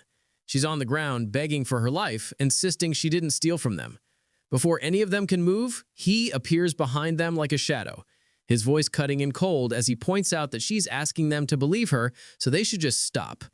The men freeze, recognizing the voice of the kid who flattened them earlier. He steps closer, mocking them for stealing from kids. One tries to play it tough, but the fear in his eyes gives him away. In seconds, he sweeps his legs out, stomps one into the dirt, and disables the other 2 with brutal efficiency. On the ground and whimpering, one asks why he's doing this, and he grabs him by the leg, saying he likes short bursts of torture, especially for creeps like them, before snapping the man's leg. The scream echoes down the alley. He turns back to the girl and gently hands her the coins the thugs dropped, telling her they won't bother her again and to be more careful next time. Before she can thank him, a slow clap breaks through the silence as Gunther steps out from the shadows, grinning and calling it a performance. He turns tense, wondering if the guy knows him, thinking he shouldn't be recognizable under the spell cloaking his identity. Gunther laughs, saying there's only one guy who fights like that, calling him Lamy Simon and introducing himself as Gunther Loomis, the one who controls this corner of the city. Seeing perfect timing for questions, he figures Gunther may have answers. The man glances at his broken henchmen, scoffs, and mutters that they're trash before casually killing one on the spot without hesitation or regret. The girl recoils in terror, and Tyan flinches, saying it wasn't necessary. Gunther shrugs, wiping blood from his fingers, saying he got carried away and just came back from chatting with Linealoft to set up a match. The name catches his attention, and without warning, he throws a punch. Gunther blocks it, smiling wider. Cyan tightens his stance, feeling the resistance in the block. Realizing this guy isn't just showboating, Gunther's fist comes flying back. He dodges by inches, and the ground behind him explodes from the force. Gunther leaps forward again, pumped full of adrenaline, saying his opponent is even better than he thought. He isn't fighting for dominance, he's fighting for fun, completely unhinged. Cyan tries to counter but gets caught, the heavy punch slamming into him and launching him into the dirt. Far away, in the pocket realm of the god of black fog, Sarah meditates in silence with thick clouds swirling around her. Uru's voice echoes nearby, noting the task she gave Tyan, but pointing out the name on the mission doesn't show up on the altar. His tone is curious, not angry, saying he isn't here to scold her, but that she's pulled into something personal. She opens her eyes slowly and smiles, admitting Linside Nihaloth is a threat they'll eventually have to erase and calling the mission a test. Uru questions her, and she confirms it's to see if Cyan is worthy of inheriting what they've built or if he'll fall down the same path as Linsai. Uru seems intrigued. Back in the alley, Cyan peels himself off the ground after taking Gunther's full force and surviving. Gunther is impressed, saying his opponent is still standing and grinning wider as his thirst for battle grows, urging them to keep going. He slams a series of heavy blows into Gunther, each one packing more force than the last. The impact sends the man skidding backward again and again, barely able to hold his ground. Mid-combat, Cyan demands to know where Linda Nihaloth is, but the fighter deflects the question, clearly uninterested in discussing her right now. Trying to regain control, he reinforces his arm and launches a strike, but it's sidestepped effortlessly. In that brief exchange, Cyan catches something troubling. His attacks aren't leaving a mark. That arm is tanking the hits, and he's charging forward without even slowing down, ripping through anything in front of him. Cyan realizes he misjudged the guy. Gunther isn't just strong, he's something else entirely. He leaps high, using elevation to create distance and scanning the man's movements from above. Before either can land the next blow, a voice cuts through the chaos. Lisa has arrived. She tells them both to stand down. Cyan brushes her off, stating it's personal and she should stay out of it. She ignores him and tells Gunther to back off, saying he's fighting someone marked as a VIP guest. He tries to defend himself, claiming Cyan started it, but she isn't in the mood to entertain excuses. The two of them bicker like siblings caught fighting in the living room while Cyan stays silent, just watching them go back and forth. Eventually, Gunther gives in and walks away, but not without tossing a reminder that he hasn't forgotten about their fight. Once he's gone, Lisa turns to check if Cyan is okay. His expression says enough. He's far from pleased. She immediately apologizes for showing up late and for letting things spiral like that. He studies her for a second, then points out that she looks like someone about to ask for a favor. She's caught off guard, but he already knows. Gunther told him she arranged this fight behind the scenes, reaching out to the owner of the venue to make it happen. Cyan reassures him he doesn't mind fighting, but he wants something in return. The little girl from earlier should be given a job at the hotel. The news of the upcoming fight spreads fast, rumors flying as everyone wants to know how it'll go down. Over the next several days, he drifts around the area, occasionally stepping into a fight. He picks up some intel about the Lambaster cage. Turns out it's not lawless. There are ground rules, no weapons, stop if the opponent gives up, and the most important one, no killing allowed. That rule is about to be thrown out. Match day arrives and a commentator runs down the details. Both Cyan and Gunther are informed there are no rules for this fight, the change made by personal request of the owner. Cyan blinks. This is the first he's hearing about it. Gunther, on the other hand, looks like a kid unwrapping a birthday present. He's practically vibrating with excitement. Cyan doesn't even get a chance to ask questions before the bell rings. The match begins, the crowd roaring louder with each passing second, the arena buzzing with tension. From a hidden spot in the shadows, Lindsay Nihaloff watches silently, waiting to see what Cyan is really capable of. Gunther calls out, mocking, saying if Cyan's scared, he can always pick up a weapon. Cyan doesn't bother replying. He doesn't need a blade to win. He shifts into a stance, surrounding himself with black fog magic. This is where the real fight begins. Gunther grins, finally facing a real opponent. Without shame, he confesses that killing humans gives him a rush. That's why he was permanently banned from the cage. Cyan hears him, but doesn't flinch. Gunther lunges, throwing a clean punch toward his face, but misses completely. Cyan grabs his arm, moves like a shadow, then without hesitation, slices it clean off. Screams as his right side spurts blood, the severed arm gone in one cut. Cyan gives a quiet warning. If he moves too much, the black fog will finish the job. The silence says it all. He knows it's over. Cyan wins. The arena erupts, the crowd chanting his name, electrified by what they just saw. But not everyone's cheering for the same reason. One person watching from the stands isn't focused on the fight. They saw something darker. The black fog from that strike looked too familiar. There's only one conclusion. He carries the demonic sword. After the match, Cyan can't shake the feeling that someone wanted him in the dark about the no-rules twist. He's starting to suspect Linson knows exactly what he's trying to do. As he's deep in thought, the little girl from before walks over holding a beer, grinning ear to ear and saying he looked badass in the ring. She's already started working, serving drinks as an assistant at the bar. He notices her name tag, Louie, and figures that must be her name. He pats her head and tells her to give it her best. Then Lisa calls him over. It's time to debrief. Right away, she apologizes again. He gets to the point, asking why she didn't tell him it would be a no-rules death match. She sucks in a breath and shakes her head. She didn't know either. The change was kept between the owner and Gunther. Cyan exhales slowly. This approach won't work. He needs another route. As he turns to leave, he stops. An old man is standing in the doorway, the same one he spotted earlier in the crowd. The man introduces himself as Morris, representing the Gru Merchant Union, and wastes no time. He's here to ask one thing. That sword? Is it the demonic sword? And if so, would he be willing to sell it? He gives nothing away, brushing off Morris's comment with a flat denial, claiming not to know what he's talking about. The merchant isn't buying it, saying there's no reason to keep up the act, and that all he's interested in is the sword. Leaning in slightly, voice smooth, he adds, "There's no shame in wielding something demonic. If anything, it shows style." Cyan doesn't reply, just watches him, eyes narrowing. Unbothered, Morris grins and says they'll cross paths again very soon. With that, he turns and exits, security detail flanking him. Tyan's thoughts drift to the Groom Merchant Union. He remembers now that that group didn't exist until after he killed Zickerman Alvis. Lewis approaches, eyes glossy, and shakily asks if he's okay. He gives her head a gentle pat and tells her there's nothing to worry about. Then he faces Lisa. His expression hardens, eyes sharp. He wants something and he doesn't ask. He demands. He wants to meet the owner immediately. She freezes, stunned by the sudden shift in him, unable to find the words.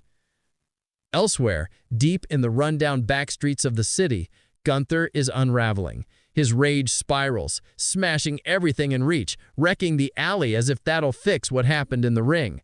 People nearby try to calm him down, telling him to stop moving before his injury tears open again. He ignores them and roars the name Cyan into the air, vowing to kill him. The helplessness is eating him alive. He got destroyed and it stings. He needs a new plan, something that'll actually work. But nothing comes. Not until a thought hits. Louis. Cyan's taken a liking to her, looked out for her. Maybe she's the key. Maybe he can use the kid to get to him. Later that night, with the hotel quiet and the guests mostly gone, Louis is wiping down the bar counter. The door creaks open. Gunther steps inside, that same eerie grin spreading across his face as he asks if she remembers him. She hesitates, then nods. Yes. He doesn't drop the smile and says he needs her help with something. In a nearby room, Cyan is still talking with Lisa. The conversation hasn't cooled down. He wants to know why the owner won't meet him. She tells him flatly, it's not that simple. Linsa isn't someone people just meet. He narrows his gaze, wondering why she's defending Linsa so hard. Lisa's not surprised he already knows the owner's name. Maybe impressed, but not shocked. She figured he wasn't just some average guy the moment he walked in. She explains that Linsa has been watching him closely. The fight with Gunther, that was her idea, and so was the rule change. Then she gets serious, saying if he's smart, he'll leave fast, because staying might get him killed. He listens but doesn't speak. He can't tell whose side he's even on right now. Maybe none. Maybe she's just doing her job. Suddenly a scream echoes from the main hall. Louis! They both bolt from the room. What they find is chaos. Tables flipped, walls cracked, and a massive hole blown through the side of the building. Neither can make sense of it immediately. Cyan studies the wreckage in silence before muttering that he might know who did this. Then he spots it. Lewis's name badge tossed on the floor and streaked with blood. He turns to Lisa and tells her to stay put for a while. She protests, saying he doesn't even know who took her.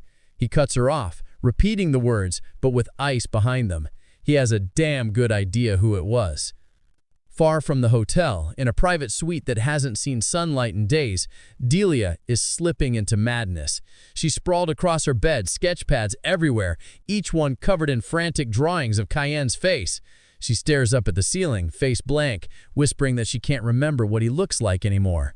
Then a voice cuts through the silence, saying a woman's room shouldn't be this trashed. She shoots upright, demanding to know who entered without permission. It's Morris. He looks over her like she's something pathetic. She recognizes him instantly and asks what he wants. He says it's simple. He's a merchant, and he only shows up when he's got a deal to offer. Glancing at the drawings scattered across the room, he catches on quick that she's completely obsessed. Without wasting time, he pulls out a small glass bottle filled with murky liquid from the Gam Kingdom, the strongest paralysis potion they make. With this, she can have Tyann completely helpless. She takes the vial, expression unreadable, and asks what it'll cost. He doesn't flinch. All he wants is whatever Tyann carries. She can do what she wants with the rest of him. The offer sounds like a setup, but Morris insists that's it, nothing else. He turns to leave, adding that he doesn't care who gets it done. He just needs Tyann out of the picture. And ideally, Gunther handles it first. That's the plan. Back in the slums, Gunther's been waiting. Tyann doesn't take long to show up. The brute smirks and tosses something at him. An ear, saying it's a keepsake. The rest of the body inside the crate he's sitting on. Tyann stares at the severed ear, barely breathing. His expression goes dark and his restraint snaps. He warns Gunther that he's going to kill him. The rematch has officially started. Gunther couldn't be happier. Elsewhere, Linsa sits across from Lisa, her voice calm as she asks if she believes Tyann will actually kill Gunther. She nods once, certain, no hesitation in her eyes. Yeah, he's going to finish him, Linsa. Tilts her head, curious. and wonders aloud if she's worried about him. Lisa's tone stays even, saying whatever connection she had to the fighter died out a long time ago. Then she pauses, something lingering on her mind, and finally asks why the obsession with Cayenne. Lynch chuckles under her breath and says if she's that curious, she'll ease her mind. Then she asks something strange. Can Lisa remember his face? The question lands hard. She blinks, then blinks again. Slowly, she realizes she can't. She can picture the man, his movements, his voice, but no matter how hard she tries, his face won't come into focus. Lynch smiles and tells her it's a side effect of one of Aru's divine powers, one of the authorities of the god of fog. Lisa's eyes widen at the name. Lynch laughs again, entertained, saying it seems fate's digging up old roots. She says it's funny how her past is circling back like this. Lisa's voice drops quietly, asking if she's in danger. The other woman waves it off, saying no, not danger. They're just about to receive a guest worth keeping, and she plans to treat him right. Back in the junk district, the fight is reaching its peak. Gunther stands amid the ruin, a manic glint in his eye. His arm, once torn off, is now reforged with raw mana, reinforced by scraps around him. He hurls it, sweeping destruction through the air, the swing crashing into Sen. But our protagonist doesn't flinch or budge. Gunther snarls, demanding to know why he's holding back, why he isn't using the same move he pulled last time. He says if Sen wants to win, he'd better start trying. Sen glances down. The ground is scattered with bones. Human bones. The brawler sees his look and grins, explaining it like it's nothing, saying he's been digging up corpses of people who were worthless to him. This entire pit is a junkyard. Lambaster's always been full of trash, and he and Lisa grew up buried in it, learning to crawl through garbage just to survive. He recounts how he'd fight off anyone who tried to take advantage of them, clawing, biting, punching, whatever it took. Then one day a boy showed up. That boy took out the old junkyard boss who made their lives hell, saying he dropped out of Luan Academy just to find some fun. And today's fun? Cleaning up the trash. Gunther remembers it clearly. Blood everywhere. Bodies stacked like waste. The guy's name was Ashel. He recalls how the stranger walked toward them afterward, smiling, saying everything was fine now. The junk was gone, and they were safe. To this day, he still can't forget that face. That's when everything changed for him. He started looking up to Ashel, wanting to be like him, and swore he'd clean out all the garbage in Lambaster just like his idol. He started small, grew his crew, took over the junkyard himself, got into the Lambaster cage fights to make money, and ended up killing someone. He got expelled and didn't care. The guy was trash anyway, meant to be thrown out. That was the last straw for Lisa, who cut ties. Didn't bother him, though. He'd already become one with the trash heap. He repeats the promise he made to himself to scrape out every last piece of filth in this city. Sen interrupts, telling him enough to shut up and fight. He points out that the last attack didn't leave a scratch, and if Gunther wants a shot at breaking through, he'd better push harder. The other man doesn't hesitate. This is what he's been waiting for. With a wild grin, he pulls mana from deep within, fusing metal, bone, and debris into a monstrous arm. In one hand, something glows. Sen spots it instantly. An artifact. Old, dangerous. Gunther smirks and names it. A gravity chamber. He activates the relic, and a field slams down around Sen, air tightening like a noose as the gravity multiplies 20-fold. He drops slightly, boots sinking into the dirt like the planet itself is trying to crush him, then launches forward while his opponent's stuck. Karum's voice cuts in, offering backup, but Sen refuses. No need. In the blink of an eye, he tears through the field and reappears right in front of the other man. Gunther barely sees it before the punch lands, sending him airborne and spinning. Sen jumps after him, promising to shatter every piece of him, everything except the ear. He kicks him midair, then finishes with a crushing blow that spikes him into the earth. The impact rattles the entire zone, scrap metal bursting from the ground as dozens of shards pierce his body. He's not getting back up. Breathing ragged, he looks at Sen and says he always knew this is how it would end, but he's got no regrets. He mutters that Lewis will probably end up like them, like him, like Lisa. Trash. That's just how things work in the city. Rules set by the one in charge. Blood fills his mouth, but he asks for one last thing, for Sen to stop that from happening. Our boy doesn't answer, just stares, stunned, then runs to the box Gunther had been guarding.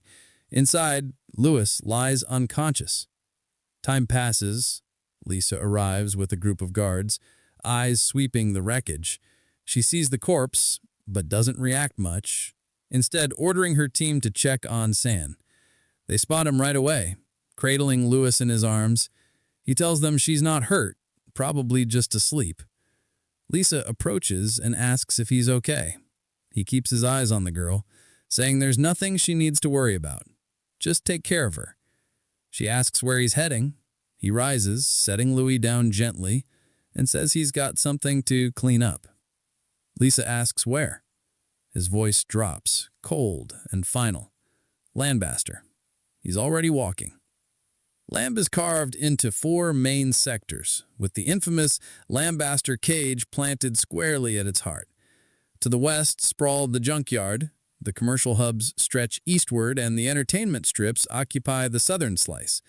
The city has no official law enforcement, but there's a loosely kept order managed by the heads of each district, who handle just enough to keep things from falling apart.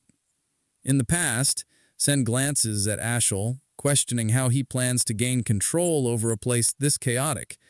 If this were just a regular state, they could storm in with force, but that option's off the table. Instead, he suggests going solo and taking down the district heads directly. Ashel grins, brushing off the idea, saying there's no need. The city's already on the brink of collapse. Even if they sit back and do nothing, Lambaster will still tear itself apart. They just need to show up at the right moment to claim it. Sen eyes him, skeptical, wondering how he can be so sure. The reply is simple. He's seen it, and the rot runs deep. That confidence still nags at Sen to this day. He'd inspected the place back then, and Ashel hadn't been wrong. The decay was real. But this time he's not here to observe it rot. He's here to rip it out from the roots. He steps into Dahlia's den of indulgence and is greeted with a cup of tea. The scent hits, sweet mint layered over what's supposed to be black tea. It's not subtle. She's barely hiding the fact that it's laced. Pulling him into a hug, she watches closely, clearly waiting for him to drink. The aroma reminds him of a standard paralysis blend sold in GOM. She thanks him for accepting her invite, promising tonight will be worth his time. In that moment, he confirms she knows he's aware the tea spiked. He locks eyes with her, finishes the entire cup in one go, then slumps over pretending to pass out. A crooked smile stretches across her face. Finally, she's got him. Now he belongs to her. Meanwhile, in the commercial district at Gru Merchant Union, Morris receives word that the trap worked. A Potter informs him a message just came in from the entertainment quarter. He lights up with satisfaction, though irritation lingers. Wasting the gravity chamber on Nanterre left a bitter aftertaste. He went through hell to get that from the GOM Association, but with Delgia captured, the demonic sword is as good as his. One of his guards warns things are going a little too smoothly, suggesting they check the place early. Morris approves but warns them to keep their hands to themselves. Even though they're just doing their job, their eagerness annoys him. He suspects they're after the sword, too. Instead of waiting, he hitches a ride in his cart and heads there himself. Pushing open the door to Delyukia's chamber, he finds her lounging on the main bed, Cyan unconscious beside her. She teases that he's early and asks if he couldn't hold back a bit longer. She was just about to start the fun. He shrugs her off, saying he doesn't care about the body. It's the sword he wants. She replies coolly that she's already removed it from Cyan. That gets his blood racing, and he urges her to hurry and hand it over. She tells him not to rush, then yanks a rope. What he sees next sends a jolt through him. Bodies all stuffed and propped up. Clutter the room. At the center lies another Delgia, bloodied, beaten, unconscious. He's stunned. The first one peels off her disguise. It's Karum, the living embodiment of the demonic sword he's been obsessed with. The sight still shakes him. He hasn't gotten used to the sword taking human form. A voice rises behind him. "Cyan," he says. Morris knows too much to walk away. Panic flashes across the merchant's face as he calls for the Shadow Assassin Squad, but a fist drives into his throat before he can finish. If he's so eager to see his men, Cyan says he can meet them the hard way. Creation space flares to life, unleashing the fog swamp technique. Black shadows swirl around Morris, creeping up as they begin devouring him alive. Cyan calmly tells him he knows about the artifacts given to Gunther and the paralysis makes to Delyakia. The man stammers, begging for mercy and swearing he'll never pull anything like this again.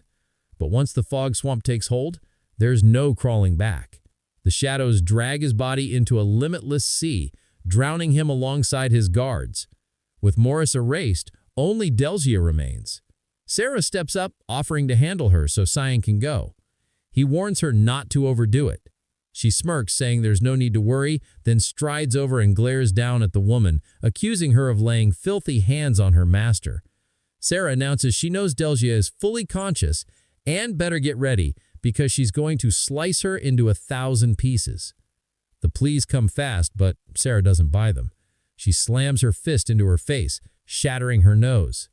Cyan steps out of the chamber. Halfway through the hallway, a ripple in the air shifts, and he senses a familiar mana.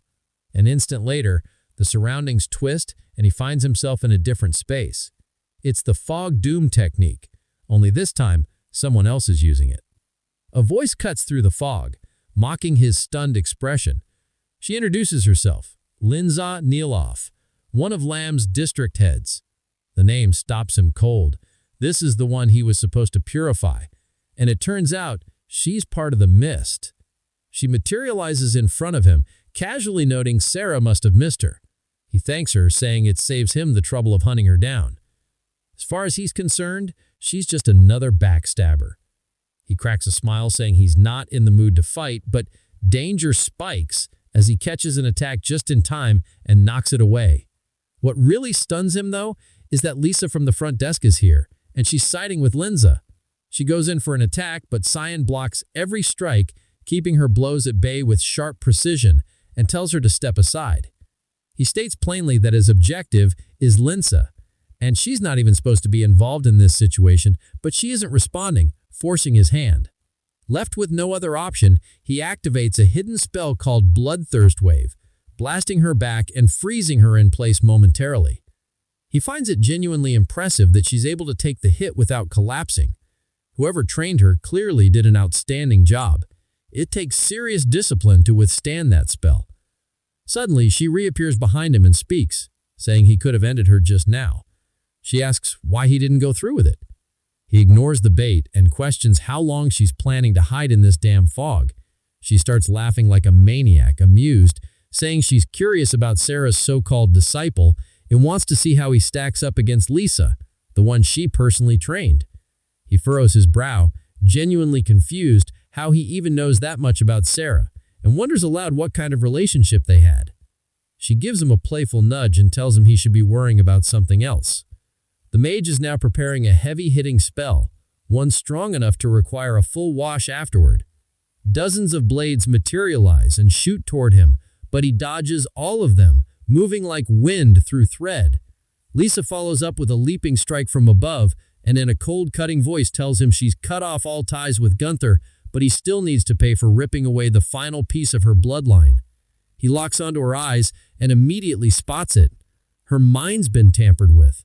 Looks like someone implanted a shadow-based persona using a memory shard and layered it with rage. Closing in on him, though, that was her first and last mistake. He seizes her by the neck, completely freezing her movement, and then, with a swift, deliberate motion, knocks her out clean with a hit to the head. The moment she drops, it's just him and Linza standing alone in this artificial fog dimension. He calls out to her, asking her to quit hiding. She steps forward, laughing, and says she should have figured it out by now. This fog isn't just around them, it's a domain formed from her own will. He says it's surprising enough to find out she's part of the mist, but what really makes it worse is that she's both a traitor and a damn thief. She tilts her head and casually asks What exactly is she accusing her of stealing? He points straight at her hand and calls her out.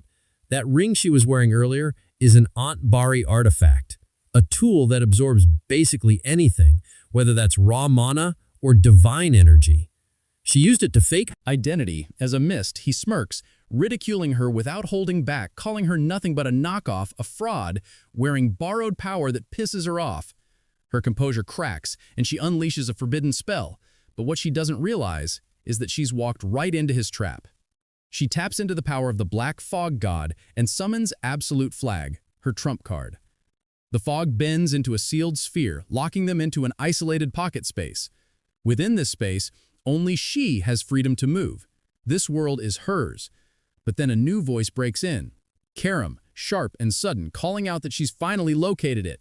A tear rips open across the rail, and through that tear steps Kira, calm and ready, asking if Lince is really aiming for her master. Lince freezes completely, eyes wide in shock. She just watched someone slice open her domain like it was made of paper. She can't believe it. Kara's power is rivaling that of the Black Fog God. Her brain stalls trying to process it.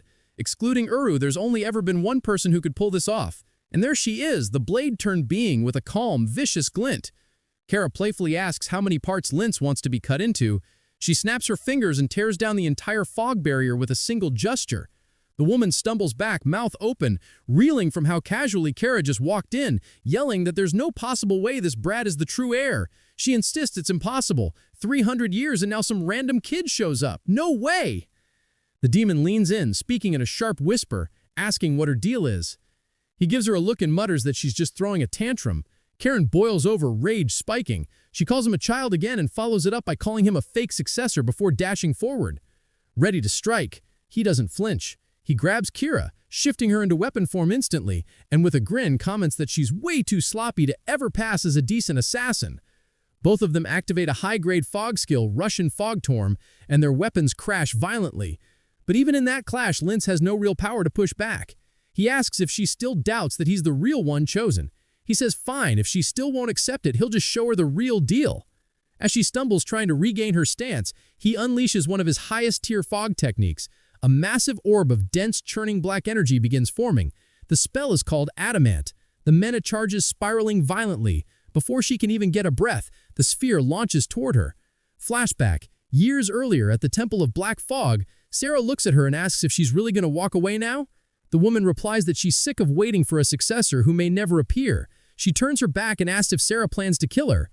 The priestess calmly denies it, saying there are far worse people in the world and no reason to kill her yet. Still, the second she senses the fog has corrupted her soul, she'll eliminate her without hesitation, and when that time comes, she'll also reclaim every piece of stolen gear she took. The woman shrugs, almost smug, saying no one even knows she stole anything, so there's no need to be nervous. She offers a farewell and says to stay decent, as if they were still friends. That was the last moment they shared. She left behind an empire's shadow and built a faction in secret, her goal being to create a system where strength got noticed. She didn't want to rot in silence waiting for someone else's legacy. She truly believed she could have been the chosen one herself. And now this is where it ends. Half her body is burned away, completely gone from the blast. She didn't have a prayer of dodging it. She drops to her knees, breath shallow, life slipping. She asks him to pass a message to Sarah, tell her she was wrong and finish it. He honors the request. Using her own fog, he dissolves what's left of her body in silence. No one sees their downfall coming. Not hers, not even his. Following Lince's death, her domain begins to unravel and dissipate. As a result, it collapses into a space just outside the hotel, cutting down the time Sion would have otherwise spent traveling. Lisa breaks the silence, asking why he let her live. After all, she had tried to kill him and clearly knew far too much about the mist. There was no logical reason for her to still be breathing. In a detached tone, he asks whether she plans to report what she knows. She firmly says no. That's enough for him. He says she's free to go. Bewildered, she asks what she's meant to do now. Before he can respond, the door bursts open and Louise rushes in, calling out her name in a panic. The girl is nearly in tears, saying how scared she was when Lisa suddenly disappeared. Lisa gently assures her she's fine, asking if she's hurt. Louise says she doesn't care about that. She just doesn't want to be left alone again. Lisa had been the kindest person she had ever met, and she begs her not to vanish again. Cheyenne tells her she's just found her new role. The district of Forva has no managers left, so she should take over and make sure Louis grows up better than either she or Gunther ever did. Lisa silently nods in understanding. He bends down and pats Louis on the head, telling her to listen to Lisa's guidance. Louis then asks if he's leaving. He confirms he has to. He has to check out. Lisa follows with a question, will he come back? He answers with a maybe, but deep down he hopes he never has to witness what he saw in that place again. He heads back to the Fog Temple to follow up on Sarah's mission regarding Lind. When he arrives, she seems surprised that he managed to purify Lind's Neeloff. She asks whether it was difficult. He gives a dry response, stating she already knew how hard that mission was. Sarah nods and notes that he seems to have some questions. He asks about her past connection to Lind and whether she was ever part of the Mist. She confirms they trained together, but left when she disagreed with where the Mist was heading. She even took the Halm's ring with her, something passed down through the order. Shine pulls the very ring out of his pocket. She tells him it was supposed to be hers, but she wants him to keep it. He's confused since that ring was only meant for Halm, but she says she no longer needs it. She's strong enough without such symbols. He admits he thought her true motive for sending him on that mission was to retrieve the ring. He hadn't expected this. Karen materializes nearby, remarking that Sarah probably resented Lind, which explains their dynamic. She says she was only keeping a promise and that most people eventually break under the ring's power. He wonders aloud whether this is a test to see whether he too would be corrupted. He asks if she plans to warn him like all the others, that if he succumbs, he'll be purified just the same. Then he questions whether she even accepts him as the next successor. Sarah grins slightly, saying she's simply watching to see whether he becomes a menace to humanity or a hero. Successor is a tradition. She even admits Kara may have chosen wrong.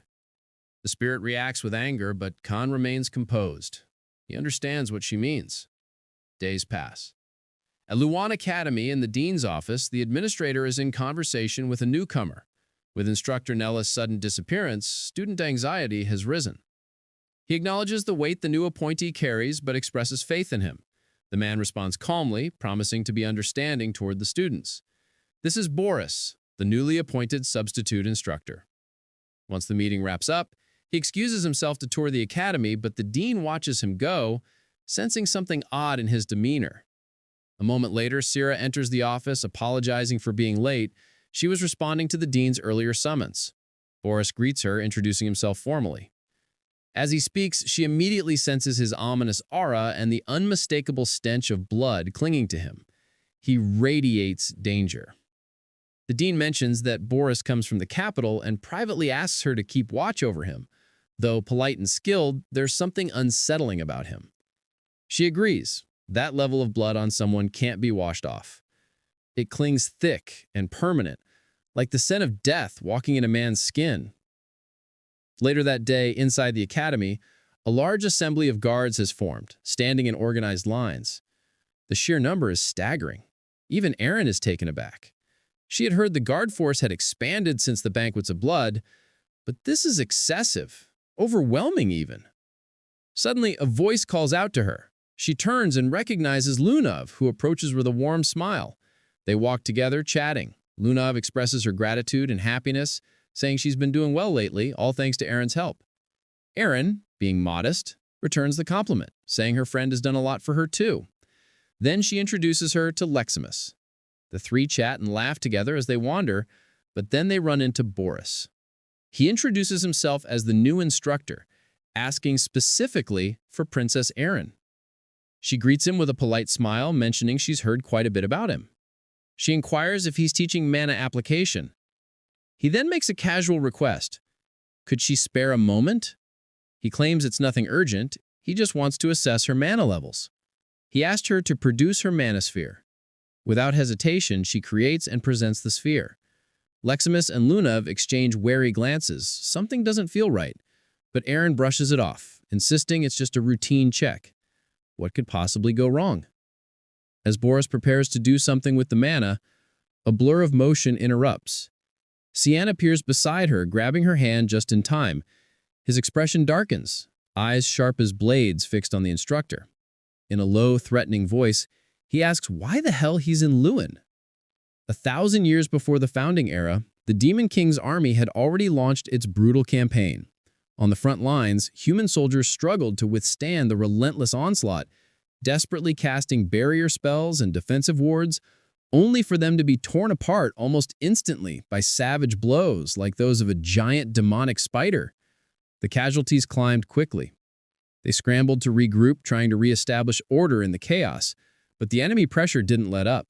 As they faltered, a blur of motion caught their eye. A figure approached at speed. Cien. In one swift move, he severed a monster's leg clean off. He'd finally arrived.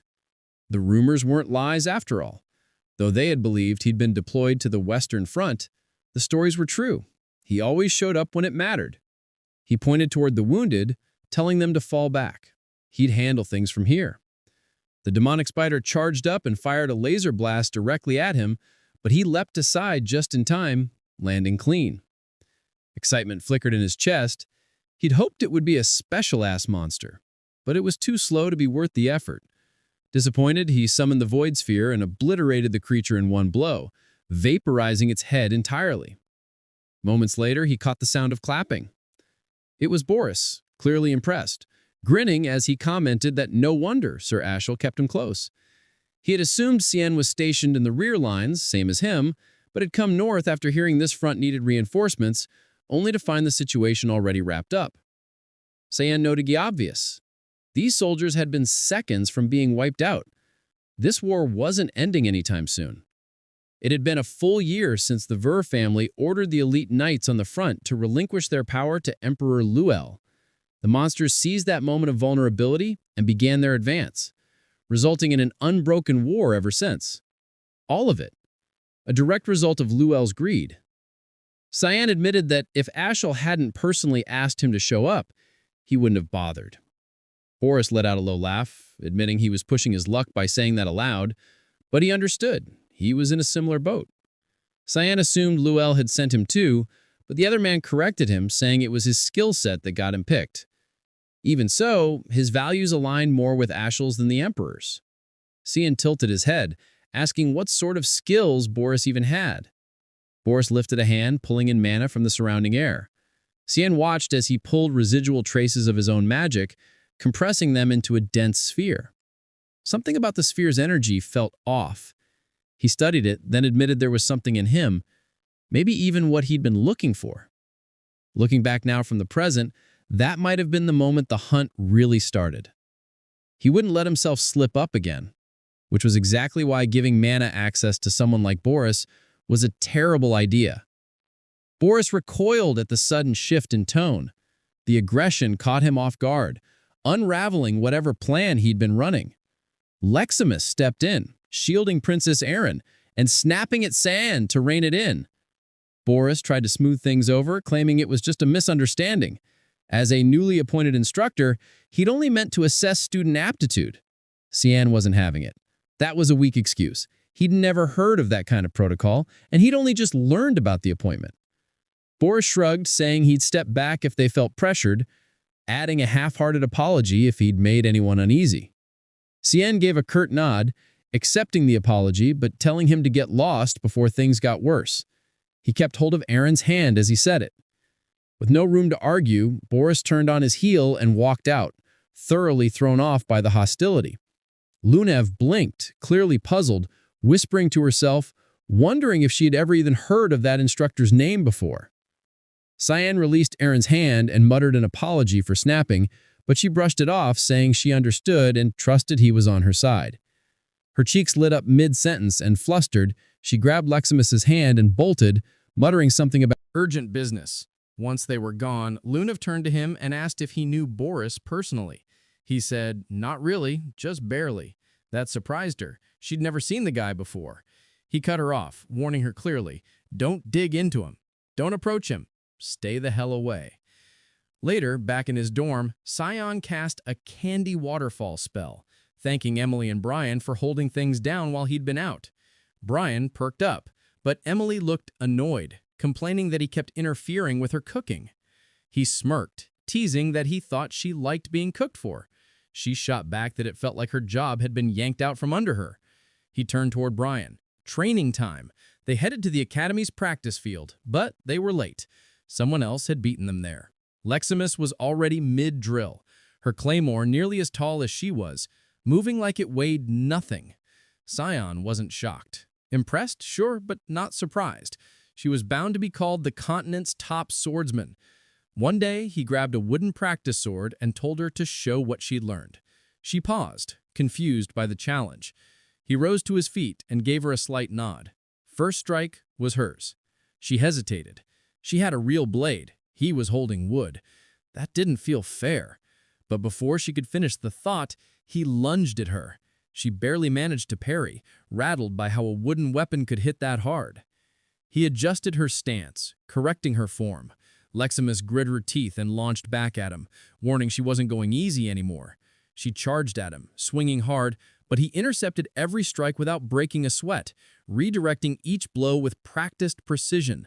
As he parried, he casually threw in a few compliments, admitting he was genuinely surprised at how far she'd come. His tone shifted as he started messing with her, poking at her rhythm, asking if that was really all she had. He told her to stop holding back, to come at him like she actually meant to kill him. She kept going, attack after attack, her breathing picking up. Fatigue crept in, but she refused to let up, still unable to close the distance or land a single cut.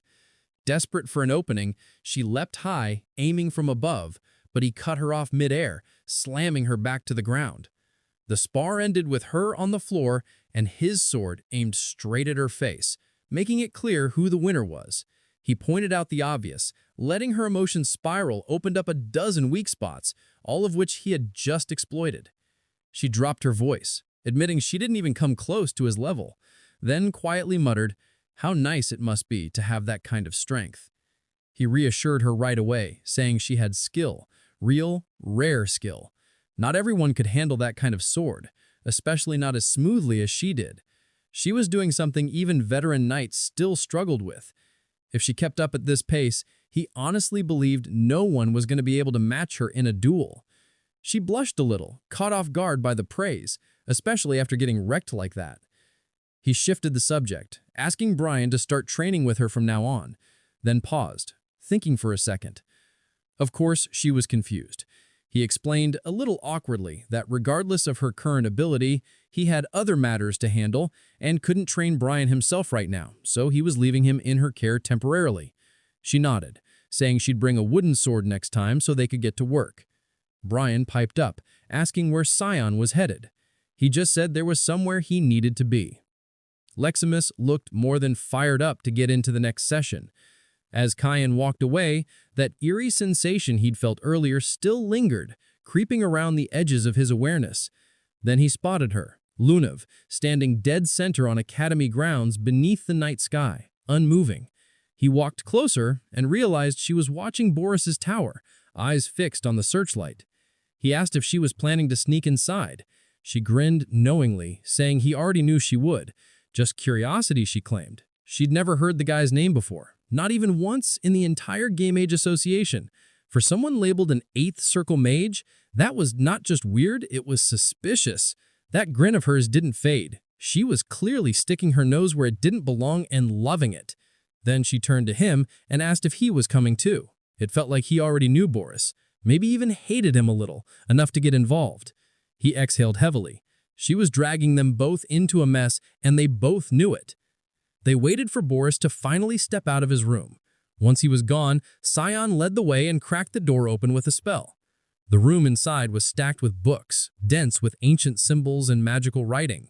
One glance was enough. They both thought the guy was a total academic freak. She picked up one of the texts and flipped it open. Most were heavy on old, forgotten spells, stuff that probably hadn't been used in centuries. Then he froze. He felt Karam slipping away from his body. He asked her why, where she was going. She answered from afar, saying she was heading to the rooftop, telling him to chill. They could keep poking around the lab. He narrowed his eyes, confused by her sudden departure. Before he could dwell on it, Lunav called him over. She'd found something, a strange, dusty volume older than the rest. From one glance, his expression darkened. This wasn't just any book. It was Hearth Krya, Boris's armor. Meanwhile, up on the roof, Karam lifted her head, catching a foul, almost rotten smell in the air. She muttered that it was already about to emerge. She called it to it, Krya. A presence descended from above. A voice echoed out, calling her by name, saying it had been far too long, 3 centuries to be exact. She forced a grin, anger barely held in check, saying she was doing perfectly fine until he showed up. The voice teased her, saying her personality hadn't changed a bit, joking that maybe that was why she ended up picking Scion as her wielder. That hit a nerve. She snapped, lunging at him, but he calmly held up a hand, telling her to relax. He wasn't here to fight. He just wanted to talk. She demanded to know what he was really up to, what his endgame was. Down below, Scion and Lunav were still locked on the old book, Hearth Kreia. She studied it closely, saying it didn't read like any magic text she'd seen before. It had the structure of a historical chronicle, but everything was encrypted in strange glyphs and codes. Decoding it would take time. She flipped a few pages and pointed out one image, a half-drawn sun. It was the only symbol she recognized, but even that looked off, unfinished. She asked what he thought it meant, a sun trailing darkness behind it. His face shifted immediately. He slammed the book shut and told her they had to destroy it now. That book was the core of everything, the banquets of blood and all the disasters that followed. But before they could move, a voice cut in from behind. Boris. Calm, cold. Scion hadn't even noticed him coming, too caught up in the book's danger. Boris casually took it back, holding it in his hand like it was. Nothing. Saying he'd been debating whether to drop by, but now they'd saved him the trouble. He called it an interesting coincidence. But spying? That's where the fun stopped. He lifted a hand and cast a spell, blasting Lunav clean through the window. He apologized, sounding almost sincere, saying Scion didn't need to worry, she was fine. He'd only sent her back to her dorm. Now that they were alone, he said they should talk. He'd been curious about Scion, about the version the world saw and the one hidden underneath. Scion clenched his fists. This was bad. He wanted Boris dead right now, but Hertha complicated everything. The timing was awful. Kadram was still gone. Cut the Kadram now lying stretched out on the roof tiles. Hearth Kreia, or what was inside it, spoke again, asking what she thought it all meant. He told her that the one he served wasn't just powerful. He was chosen, blessed by a god. That meant she was already on the losing side. She didn't blink, didn't care, saying she was a demonic sword, not one of Lumen's lackeys. She wasn't turning on her wielder just because some divine clown said so. He shrugged, saying that was fine, there were ways around that. If she took over Scion's body, became the wielder herself, she'd be even more dangerous. She laughed low and sharp, calling the idea stupid, and asking what half-baked schemes they were even trying to run this time. Good versus evil, light clashing with darkness, creation opposed by destruction, dualities locked in an endless cycle of conflict. And as always, light wins in the end. That's how the story wraps up.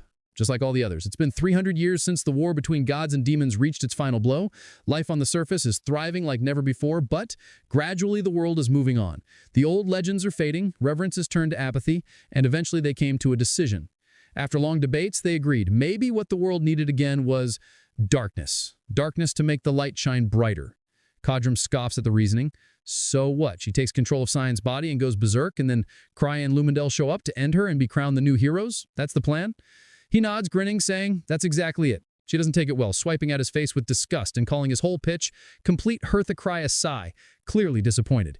He figured a demonic sword's fate was to one day possess its wielder and asks if she's changed somehow, her temper flares. She snaps that they were the ones who labeled them evil in the first place. They never once tried to understand, they just handled their own crises and dunked the rest on others. He had hoped talking to her would be as smooth as it was with Aru, but clearly not. So he says farewell and vanishes into the night. She stays there for a beat, rethinking everything he said, and her resentment for Ero only deepens. Back inside the lab, Boris offers Kadram a cup of tea. He doesn't bother responding, cutting straight to it and asking why the man said he was so interested in him. The teacher chuckles, saying it's only natural for someone in his position to take an interest in his students. Sion raises an eyebrow. He's not even in his class. There's nothing left for him to learn here. Boris casually asks if the dean, or his father, the duke, know about that. Sion tells him to stop dancing around and just say what he really wants to say. The mage drops the pretense, asking if they've met before. He says he's been getting this vibe since the beginning, like despises him, like he wants him dead, but he's certain they've never met, so he wonders if maybe our MC already knows of him. The answer is flat.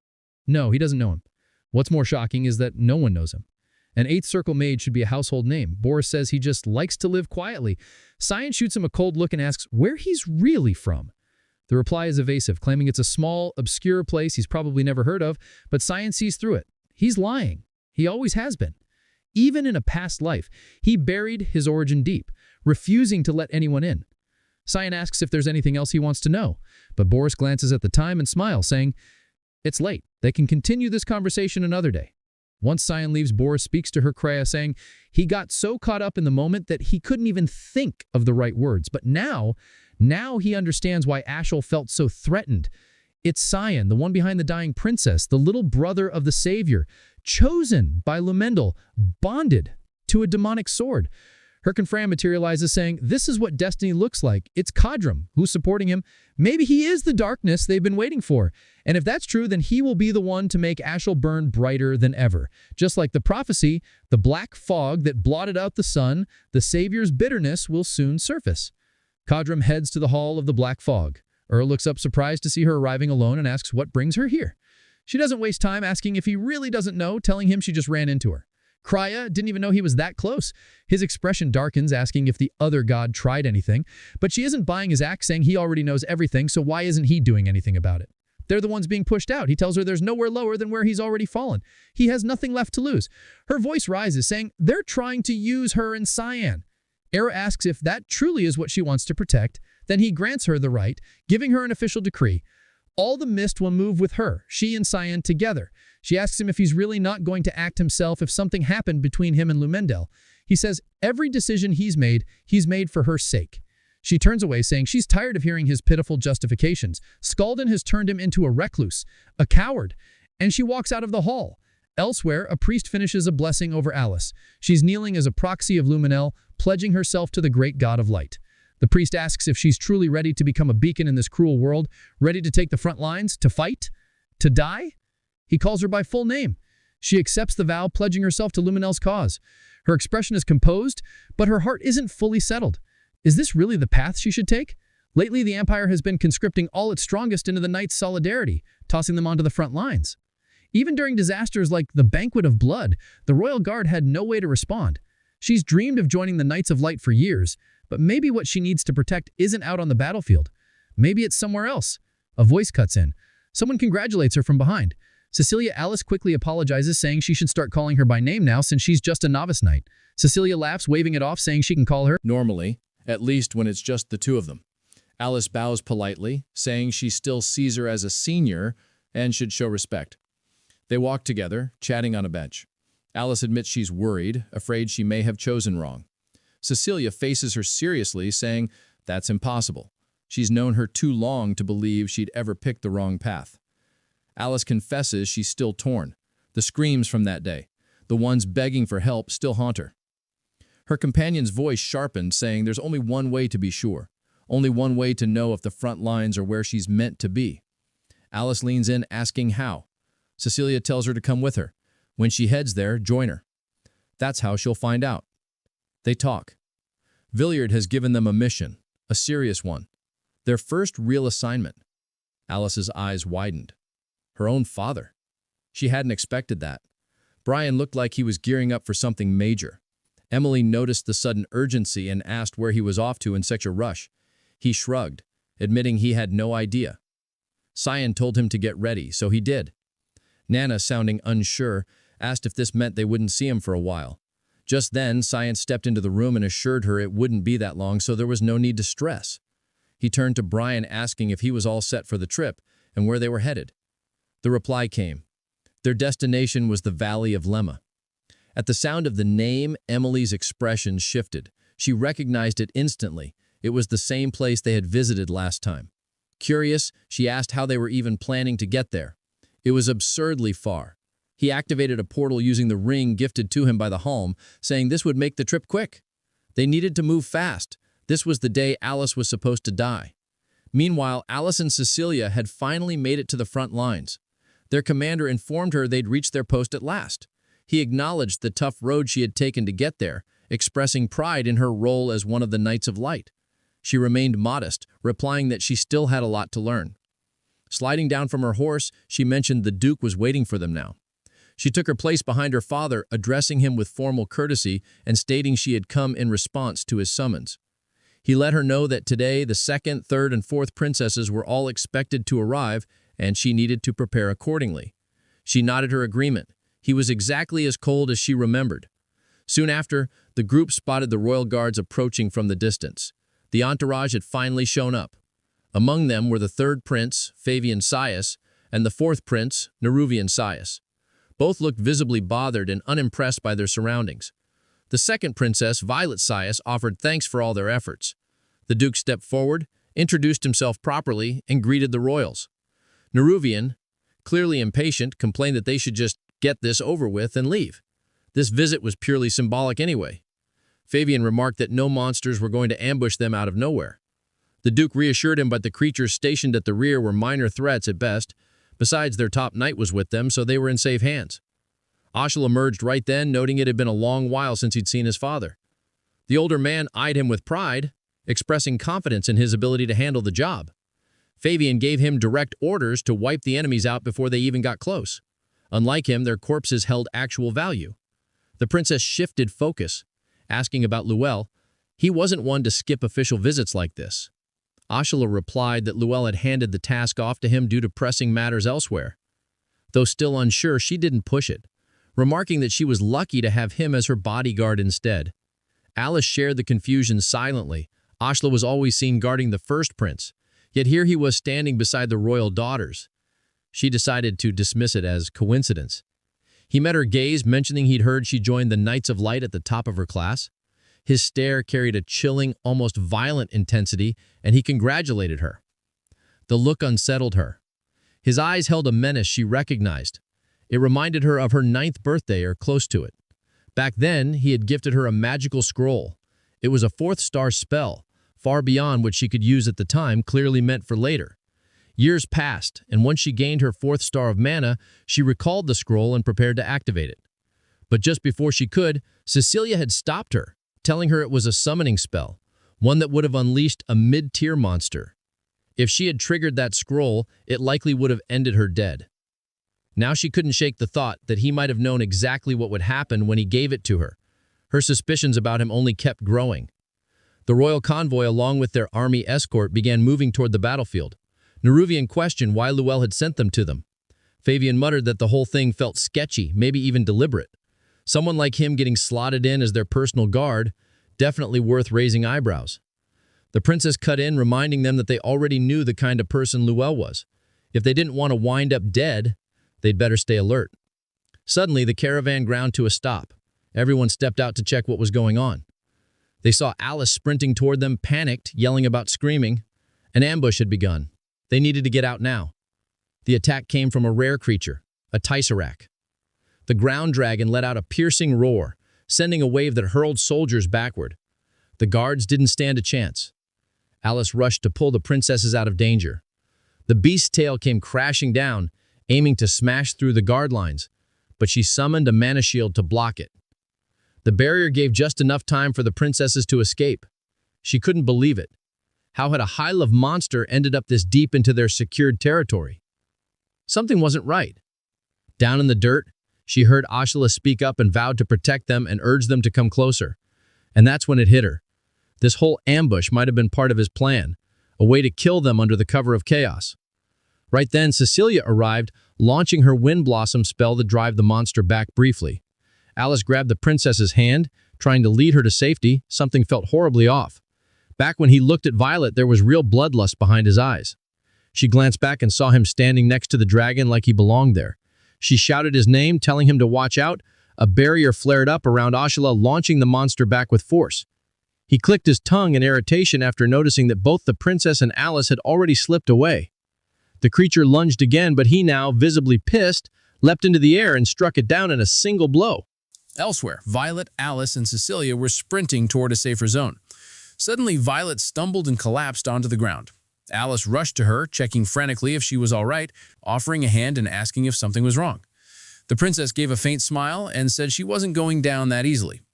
Before Alice could react, a blade drove straight into her body. Cecilia had attacked from behind, betrayal as brutal as it was unexpected. Shocked and reeling, she managed to gasp out a question, asking why her friend would do this. She crumpled to the dirt, a vital organ pierced, shrieking in agony. Violet stood over her, explaining that she was Ashel's younger sister.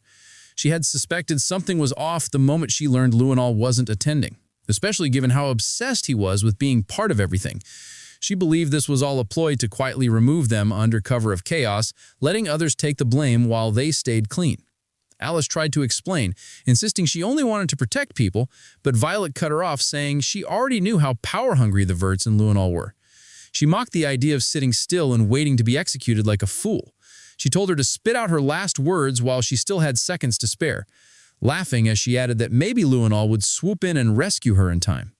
She tossed down a scroll, an emergency teleport, and summon spell to warp both herself and Cecilia away. Left behind, Alice lay stunned. She couldn't wrap her head around what Cecilia had just done. Some part of her refused to believe the betrayal was real. Maybe it was mind control. Maybe there was another reason. Tears slid down her face at the thought that her closest friend had turned against her. She glanced around. The area was crawling with monsters, forcing herself to rise. She whispered that she had to pull it together. This wasn't where she was going to die. She had to survive, and she needed to know why her friend had done this. Blood seeped from her wound, and she used it to enchant a spell, turning it into razor-sharp blades. Meanwhile, Violet and Cecilia reappeared inside a secured safe house. The princess looked much more at ease now. Cecilia was quiet, clearly trying to mentally erase any trace of Alice or their shared past. Violet asked why she'd spared her. There had been plenty of chances to finish her off. She reminded her that the order had been to kill, not let her go. Cecilia calmly replied that Alice wouldn't last long anyway. The monsters would finish the job for them. Back in the field, Alice was holding her own, fending off the creatures with what little strength she had left, but her body kept giving out. She kept thinking, what the hell was she supposed to report to the knights? No one would believe that Princess Violet had tried to kill her. She shook it off and focused on survival. Escape came first. Then she turned and saw it. A lava salamander. Not just any beast, but a top-tier monster. If she didn't get out now, she was toast. The salamander began charging a fiery blast straight at her. Her body wouldn't even twitch. Right before it unleashed the attack, Cayenne materialized, slicing through the creature mid-charge with rushing fog sword. The beast hit the ground hard, molten lava bursting from its body on impact. Brian rushed in, catching her mid-collapse and helping her escape to safety. She looked up at him, realizing that if he was here, Cayenne had to be nearby. Suddenly, her salamander-affected arm got hit. The two of them ducked behind a rock as lava exploded around them. Before the flames could reach, Karum appeared, summoning a lava wall to shield them. She shouted at Sand to take out the rest of the monsters. Alice was still stunned by the events, unable to process everything that had just gone down. He leapt forward and unleashed Void's Fear, wiping out all remaining threats in one strike. Once the chaos had cleared, she stepped toward him. She had suspected the truth for a while now, but seeing it confirmed in front of her hit hard. She reached for the mask and pulled it away. Her eyes welled up. She saw his face. Brian stayed focused, hands glowing faintly, as he tried to seal up the gash on Alice's side, while Cayenne crouched nearby, attempting to walk her through the truth behind everything. He explained that Cecilia hadn't been acting on her own. She had been planted from Princess Violet from the start. She muttered that she hadn't realized until just now, and admitted bitterly it made her feel like an idiot. Even so, she still intended to move forward with her plan to erase her family's legacy no matter what. He cut in, telling her none of this was on her. The blame sat squarely on Cecilia, Violet, and Ashel. She blinked in shock, asking if Ashel had really been the one pulling the strings behind all this, and whether Cayenne knew something about it. After all, this whole mess traced back to their father. He didn't hesitate. He was sure Ashel had pushed the idea onto his father, and she knew just how far he was willing to go when it came to him. She stared, puzzled, asking why someone would go that far for his sake. Cayenne told her flatly it was so that Ashel could be the one to shape the family's legacy as he saw fit. Her expression darkened, twisted with fury. She couldn't believe he'd go as far as murdering his own sister over something so meaningless. Her knees buckled and she dropped down, still not fully healed, still worn out. She looked up, voice low, asking if he was absolutely certain about Ashel. She'd thought she was the only one who'd sensed something was off, but Cayenne had noticed too. She warned him. Their father and the others had to be kept out of this for now. Whatever this was, Ashel had a secret weapon she didn't. During the earlier fights, something had felt wrong, like an unseen force was shielding him. Cayenne's eyes narrowed. That sensation was way too familiar. He'd felt it once before in another life, at the moment he tried to strike him down. Something had stopped him before his blade could land. He still didn't know what the hell it was. Some force that reached past the body, messing with the soul. A cursed sword? Something darker? Only one explanation made sense. He said they were out of time and needed to speak to their father now. She nodded, but he shook his head. Their father wouldn't believe them. Not a chance. She pleaded, saying if they both came forward without delay, maybe he'd actually listen. His tone shifted serious now. He told her to trust him. If she acted recklessly and things went sideways, the entire Knights of the Light could turn on them. In his last life, Ashel had always been the golden one. Everyone adored him, looked up to him like he was sent from the heavens. Even Cayenne had once followed him without question. People treated him like a messiah, never doubting a word he spoke. But looking back now, Cayenne couldn't help but think something about that had always felt off. The way Ashel had been adored, it wasn't just admiration, it was worship. And if some still questioned him, they never said anything. Even their father, an emperor who died, chasing his own dreams and fears, had trusted Ashel completely. Not a shred of doubt. Sion had clung to that trust too, right until the end. When the betrayal hit, he'd felt nothing but rage. And one nagging question kept digging into his mind. What the hell made everyone believe in Ashel so blindly? But the answer had always been right there. It was him. Sion said it aloud. Ashel had become an untouchable icon, carrying the divine authority of the most revered god in human history. He was the chosen one, humanity's supposed savior.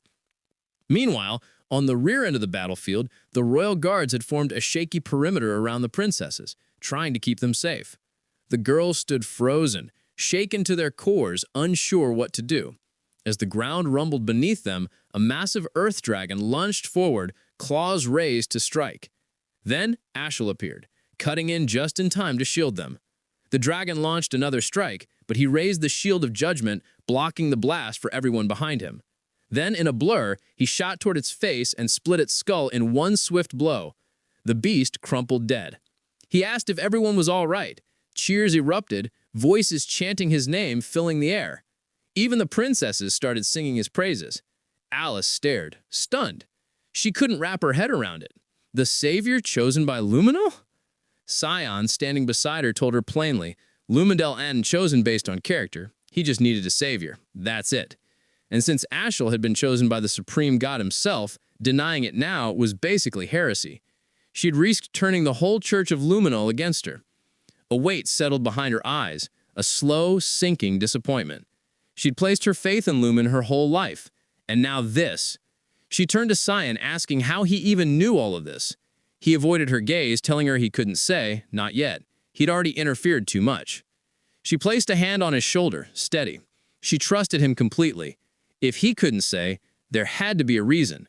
But one day, she said he needed to tell her. He didn't have to carry it alone. Then she pivoted toward Brian, giving him a small nod of thanks for patching her up. Cheyenne looked at her, asking what she planned to do next. She didn't hesitate. First, she had to deal with this mess. That meant finding Cecilia. She needed to hear the truth straight from her. He offered a hand, literally, summoning a porcelain gate pointing to Cecilia's last known location. Back at Violet's safe house, Cecilia suddenly felt a strange mana signature ripple through the air. Someone was getting close. Violet scoffed. No one else knew about this place. They didn't even have time to blink before a blade whirled through the air, narrowly missing the princess's throat. Cecilia's eyes widened. She knew that sword. It was Alice's. While that played out elsewhere, Ashel arrived at the last known location of Alice and Cecilia. He picked up the remnants of a magic scroll and immediately suspected it had been used for teleportation. Without wasting time, he told the soldiers nearby to sweep the area and check if any shelter was close. One of the guards called out, motioning towards something, and brought up a question. Would Princess Violet be all right? They all turned to see a corridor littered with what used to be salamanders, now ripped to shreds. He issued a sharp order to secure both princesses without delay, then took off to investigate whatever had done this. Over at the safe house, Cecilia had been tailing Sion for quite a while now. At first, she'd assumed he'd be incredibly skilled. His mana pressure and killing intent had been off the charts, but in the end, he was just a kid. Still, something felt off, like someone else was backing him up. To close the distance, she cast a spell that flung her forward, aiming to catch and strike him directly. But just before contact, he vanished right out of her range, slipping past her blade like smoke. She barked out a question, asking where the hell he'd learned to move like that. Nothing from her world matched it. He didn't respond, not a single sound. She pressed on, demanding to know about the sword and whether he'd saved Alice, but again, nothing. He stood there, wordless. Frustrated, she amped up her speed, attacking in bursts, slicing in from all sides as she circled him. She thought to herself that only a handful in the Knight's Order could keep pace with her, and this kid was managing it. When she leapt to attack from above, he slipped away again like she was moving in slow motion. That's when it hit her. He was faster. Not a little, a lot. And he still hadn't drawn his weapon. The fact that he didn't even bother made her snap. Her temper flared and she lunged from behind, gripping a jagged rock, going straight for his blind spot. He tanked it without flinching. Before she could blink, he conjured a void sphere, calm as ever, layering it with an obsession spell. The moment it connected, her body started unraveling from the inside. Crashing to her knees, she knew she was done. Pathetic. She called it a humiliating way to go out. This wasn't the kind of place she ever thought she'd die in. She called him Grim Reaper, half in awe, half in horror. Even then, she asked if he was seriously just going to stand there silent, even now? Desperate, she begged him to at least answer one thing. Was Mr. Leximus still alive? He dropped to one knee, eyeing her curiously. He asked what kind of expression that was. Was that relief? He admitted he'd expected something messier, anguish maybe. She gave a faint smile, telling him to think of it as justice finally cashing in. That this ending, ugly as it was, kind of fit. A voice rang out across the space, asking, "Justice for what exactly?" Alice stepped into view, asking her, how could she do it? How could she betray her? The other woman looked up and smiled weakly, eyes wet, saying she was just glad Alice was still breathing. Alice screamed, cutting her off, demanding an answer. She wanted to know why she had lied all this time. Years back, her village, just a nameless dot on the map, was wiped out by monsters. Every building gone, every person dead. She'd been the sole survivor, barely clinging to life. She'd thought it was the end right there. But then came the sound of voices, a rescue squad combing the wreckage. They dug her out from beneath the collapsed rubble. Despite the shortage of supplies, the princess, overseeing the mission, had food and water rationed just for her. It was nothing short of a miracle. She had been pulled from death's door by either royal knights or rafters. She couldn't even remember which. And the one who took her in after that was Violet. From that moment, it felt obvious. When someone saves your life, you owe them yours in return. Later on, the chance to repay that debt finally came, a direct order from the princess. She was told to infiltrate the Vert household, keep an eye on them, and wait for further instructions. That's how she ended up planted inside as a maid. And through that, she got to know Alice. But now, looking back at it all, she wasn't sure it had been worth it. A part of her wished she'd just died with the rest of her village, buried with the rubble and silence. Then came that day. They'd all been standing by, waiting for someone to show up. Violet had pulled her aside and given the command, "Kill Alice." She was labeled a threat. Alice, stunned, asked why Violet would see her as dangerous. The maid answered without flinching. The princess had always seen the Vert family as suspicious, ever since she noticed how closely Ashel and First Prince Lunal were aligned. To Violet, that loyalty meant the Verts were probably backing Lunal. And in the paranoid world she'd been backed into, that assumption only grew worse. She spiraled, gripped by fear and distrust, because that's who she was, someone who only trusted herself when the walls closed in. The would-be assassin gave a faint, bitter smile, saying she was nothing like her, and wondered aloud how she'd spent her whole life taking orders from someone like that. And the worst part? Alice had trusted her the entire time, and in return, all she had done was betray that trust. That's when Cyan snapped awake and cut through the moment, calling it what it was. If she thought admitting guilt was some kind of free pass for forgiveness, she was way off. Alice tried to step in, asking him to slow down, give her a second to figure out how she felt about all this. But he raised his blade toward the kneeling woman, cold and unshaken. This wasn't a minor offense. She shut her eyes, ready to take whatever came next. Alice screamed, pleading with him to just listen a little longer before doing anything final. Brian held her steady, whispering for her to put her faith in Master Cyan. The sword came down toward the condemned. Back at the safe house where Violet had holed up, the silence shattered as the door slammed open. She immediately demanded to know who dared to break in. Calling out for Cecilia, she suddenly realized she had no idea when the girl had disappeared. Ashel stepped into the room. He told her he'd come to get her out. A sharp draft crept down the princess's spine, her thoughts snagging on one question. How the hell did he manage to track her here? She flashed a calm, almost mocking smile, noting how he was practically radiating intent to murder. With a sharp edge to her voice, she called him out for barging in uninvited. tossing in how insanely rude it was. He met her gaze, voice level and frosty, admitting outright that killing her was on the to-do list, and that Fabian, Neruvan, and she were all supposed to be casualties, taken out by the monster. She threw it back at him.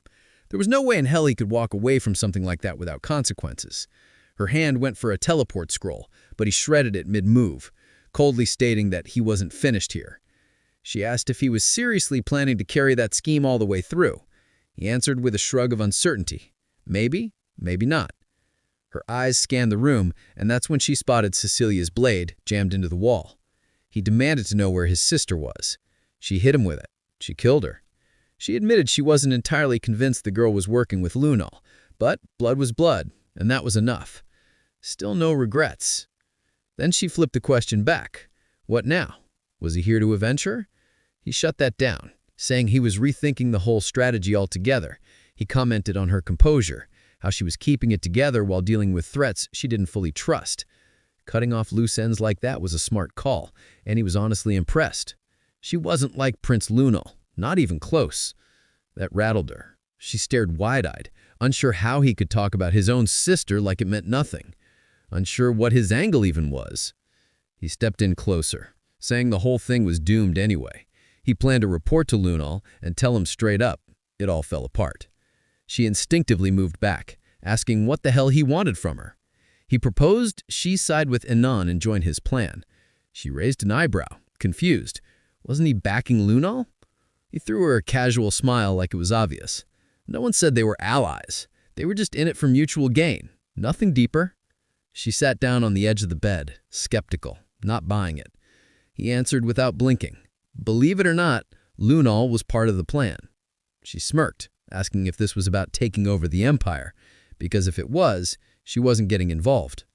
He turned his back, saying he didn't give a hoot who ended up ruling. His real mission was bigger, wipe out evil completely, strip it from every corner of the world. She laughed under her breath, thinking he was full of crap. But something shifted in the air, and he picked up on it instantly. Evil had just made its presence known. A warped, malicious mana flooded the space, sending chills straight through his bones. Was it bloodlust? It sure felt like it. Whatever it was, he'd never sensed anything like it before. The room suddenly tore apart, walls, ceiling, all of it, getting pulled into the churning dark energy of the manosphere, the void sphere. Ashel locked eyes on it. Frozen, he waited, expecting something, anything. But Cyan didn't hesitate. He launched forward and struck. The other man reacted just in time, redirecting the blow at the last second. He demanded to know who Tyann was. The swordsman responded without blinking. He was the evil Ashel had been chasing, and also the one who'd bring his end. Their blades crashed together, the two of them clashing hard, ricocheting across the space with such force it sent shockwaves, even catching the princess in the crossfire. Ashel threw up a mana barrier around her, shielding her from the fight, and moved her away from the destruction as the safe house started to tear apart. The next hit sent him flying, thrown far off course. She called out, checking if he was okay, but he was barely keeping pace. Cyan's pressure was relentless. He pushed back with a full-force attack loaded with adamant energy and hurled it toward his opponent. Ashel followed up with an Escalon incantation, slicing the manosphere clean in two. The split protected them both briefly. Cyan teleported behind him in a blur, catching him off guard. No time to counter, no chance to dodge. He went for a finishing blow, but right before the sword connected, a glowing shield activated and blocked it. Kashum let out a guttural scream like something had just torn straight through her chin. Shane froze, thrown back by the force of the same barrier. The mage turned to her, watching closely. Something about this wasn't normal. He tried to steady her, assuring her he'd get through this no matter what. Shane stared at her, confused, asking what was happening. She barely got it out, saying it felt like her whole body was being shredded from the inside. Must be his power. It sucked for both of them. Ashel stepped closer, questioning why Cyan backed off when he swore he'd be his end. Then he moved.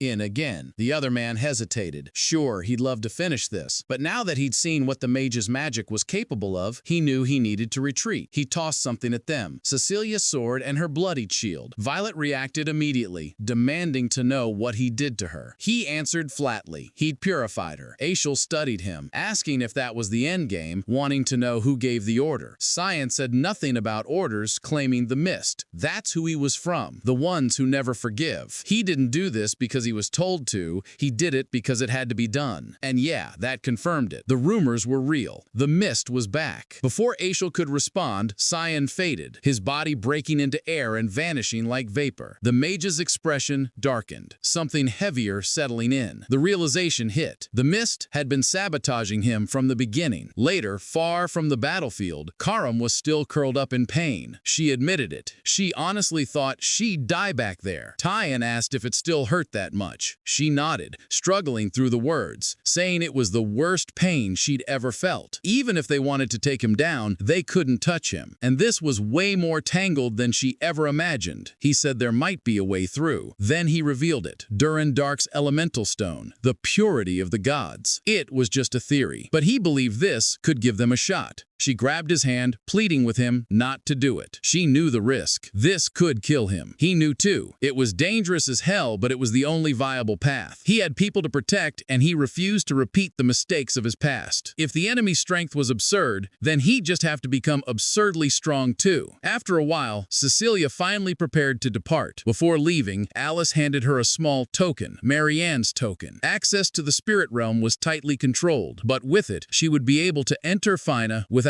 issue. Alice warned her to stay alert. Tears spilled down the knight's cheeks as she thanked her profusely, voice trembling with apologies. Alice turned away coldly, making it clear she hadn't forgiven her, warning never to show her face again. Cecilia nodded, understanding the severity, and said she would be going now. Without another word, she left immediately. Nearby, Cyan and Karam had observed everything. The demon asked if he was certain it was okay to just let her walk away like that, insisting it would be better to kill her now. He responded that in his past life, he had already ended her. Reflecting on it, he realized it wasn't necessary. She was already shattered by the guilt of killing his sister. This time, he had eased some of that burden. He was confident she would repay this debt eventually. Hours earlier, when he struck her, he had only wounded her shoulder. He remarked that she had died once just now, but he spared her life, warning he would collect his due later and instructing her to stay hidden until summoned. She remained puzzled about why he spared her instead of finishing her off immediately, as if he could see the future. It felt like he foresaw a moment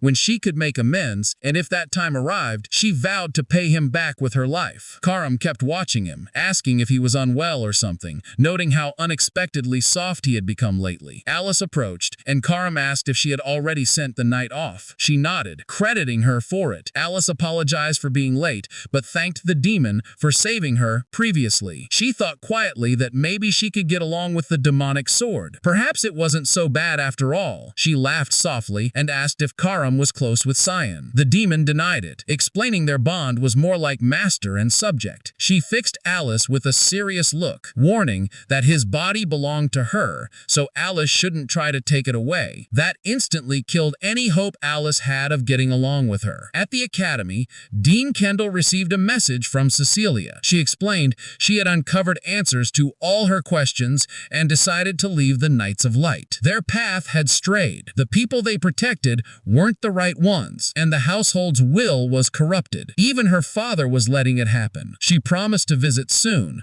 wanting to discuss many things, especially concerning her brother Aishel and Prince Luel, and said she would explain more in person. The dean thought privately that both families were a mess, but he was still concerned about his brother as ever. He vowed to at least pretend to care about Aishel since she had asked him to. Turning around, he apologized to Boris for keeping him waiting so long and asked how life at the academy was going. Boris replied that he was slowly adapting. The teen wasted no time asking why he had called him and expressing curiosity about when Boris would admit he worked for his grandson, Prince Luan, and whether there was a reason he had been hiding it. Boris smiled, saying he wasn't hiding anything. It simply didn't relate to his work there. The teen leaned in, serious, asking what purpose he actually had there. Boris answered he was searching for someone. When pressed if he had found that person yet, he confidently claimed he believed he had. Kundal interrupted, telling him to stop and warning that if the person Boris was after was Cyan, he should give up whatever he was planning. Kundal's aura darkened ominously. Boris felt the threat, but respected his determination. Afterward, he retreated to a secluded spot to write a message, noting he hadn't expected such a reaction from Kundal, and commenting that Cyan had impressive connections, becoming more intriguing by the minute. He sent the scroll skyward. Etheria asked what the plan was now, warning that if another human got involved, things would get harder. Boris assured him he knew, and there was no need to worry. Etheria cautioned that Karam wasn't like him, she had a physical form. Boris comforted him, saying he just needed to sever her connections first, and that it was under control. Suddenly, Hallmaster Sarah answered his summons, asking why he wanted to meet. Boris thanked her for coming. She replied she had wanted to meet him as well. Rising, he mentioned he wanted to ask about Cyan, saying he spent most of his time in his dorm, skipped lessons, yet was extremely skilled. She shrugged it off, calling Cyan a natural prodigy, and asked if that was what caught his attention. He said that initially, yes, he was just interested in our protagonist, but now he was curious about those around him too. Moving closer, he accused her of being a follower of the black fog in the mist. They both shifted into attack stances, but before she could draw her sword, Boris summoned a hellhound that swallowed her whole. Inside the beast, she managed to slice through its insides and break free. Using fog powers, she conjured a domain that enveloped them both. Boris admired her, not expecting such capabilities. She could create an entire new realm, explaining this was how she kept her mana from leaking into the real world. Sarah smirked, admitting she didn't know how he uncovered her true identity, but this revelation would cost him his life. If he desired death, she would grant it gladly. He pulled up Hithria's book, warning her it wouldn't be as simple as she believed. She smirked, addressing him by name Tyan, but mocking that his confidence wouldn't last much longer. Without hesitation, he summoned Marines, who immediately surrounded her from every direction. In response, she called forth her fox assassins, declaring she was ready to begin his purification. At that moment, a portal materialized inside the royal dormitory, and both he and Brian stepped through. Nana immediately lashed out at him, chiding him for how much she had missed him. She had grown noticeably larger since the last time he saw her. He asked how she had been doing, and she replied she had been training diligently with Sarah, just like he had instructed her to. Over the past weeks, she had been honing her skills under the woman's tutelage. About a week ago, he had requested Sarah train Nana to control her emotional breakdowns, emphasizing that the banquets of blood must never happen again. Nana had held up remarkably well, having slain countless monsters during her training. He patted her head, acknowledging how tough that must have been for Saris, who was known as the best at managing instincts. She kept hugging him tightly, adding there would be no training today because Saris had other plans. He inquired what those plans were. Karum stepped forward and revealed it was purification. Saris had been ordered to purify Boris. He asked what she meant by that. Karum explained that since Boris was an instructor, Saris being one herself should have easy access to him. He was confused as to why she would take such action and questioned whether Karum realized the opponent they were facing. She sarcastically asked if he meant the scripture, mocking him and claiming neither Saris nor Mist could handle that. He exhaled in relief, confirming she was aware of the decree, then asked when she intended to tell him. She laughed, saying she didn't think it was necessary. He quickly gathered his belongings, stating there was no time for rest or delay. His bloodline was the real danger here. He instructed Brian to handle things in his absence, and the man reassured him not to worry. Brian asked if they should stay put or leave, and he told him to take Nana and Emily to her new screens. Brian questioned if he was going to leave the girl behind or bring her along, but he patted her head, emphasizing it was too dangerous to remain here, so they all must leave as well. He promised to return once the situation was under control, but made it clear he was leaving everything else in Brian's hands for now. Meanwhile, Sarah struggled to maintain her defense against Boris. The more she looked at him, the more repulsive he became in her eyes. All of her fog assassins had been defeated, and the marionettes continued to reappear relentlessly. She finally realized the banquets of blood had been orchestrated by him. These marionettes carried the same aura as those involved in the banquets, but these were significantly stronger. He laughed darkly, declaring this was really the appetizer and admonishing her not to tire yet. More marionettes pressed the attack. She wielded the rushing fog stone, slicing through as many as she could to carve out breathing room, but he used scripture spells, sending shafts of light like spears flying toward her. She barely managed to evade most of them, and each time she believed she found an opening to strike, he countered immediately with more advanced spells. The number of marionettes continued to swell, and her ability to dodge diminished rapidly. They were learning her fighting style, adapting to her movements, making it far more challenging to maneuver. When one got close enough, he commanded it to detonate beside her. The explosion hurled her off balance and trapped her within a cluster of others that simultaneously exploded. Exhausted and weakened, she left herself open for an attack. He called upon the scripture to summon a massive warhammer and launched it directly at her. The hammer crashed into Saris, driving her deep into the ground and shattering everything beneath. She lay there looking beaten, while Boris mocked from above. Murmuring quietly to herself, she finally understood the marionettes could track an opponent's mana. These weren't ordinary puppets. His spellbook was the source of his power, something extraordinary given the mana she sensed. It had to be a divine weapon. He applauded her sharp battle instincts and extensive knowledge with a dry laugh, then shrugged it off, summoning a fresh wave of marionettes to assault her. Still, she refused to surrender. Rising instantly, she gathered mana and unleashed a secret fog technique called the Expansion. Her shadow grew, twisting into a demonic form, the Mammon of Greed. He froze, stunned by the sight, unable to grasp how she pulled this off. The mana he sensed from her before had vanished entirely. What new kind of mana was she tapping into? The demon swung a massive arm, crushing countless marionettes in its path. The puppet scrambled onto its body, trying to attack, but it sprouted more spikes, shredding them and absorbing their energy. He found himself at a loss. She had conjured a demon familiar whose mana surpassed all expectations, but it was a temporary shield. Now she was drained of mana herself, and even casting a simple spell would be nearly impossible. Flipping open his spellbook to strike again, he suddenly lost sight of her as she vanished and reappeared behind him, completely silent and impossible to detect. He activated Holy Protection just before she plunged a blade into his back. She unleashed a rapid barrage of strikes, slowly eroding the shield until it shattered. Before he could react, she slammed him to the ground, gripping his face and driving it into the dirt, leaving him helpless to retaliate. Just as she was about to slit his throat, an idea struck to cast a spell without any incantation.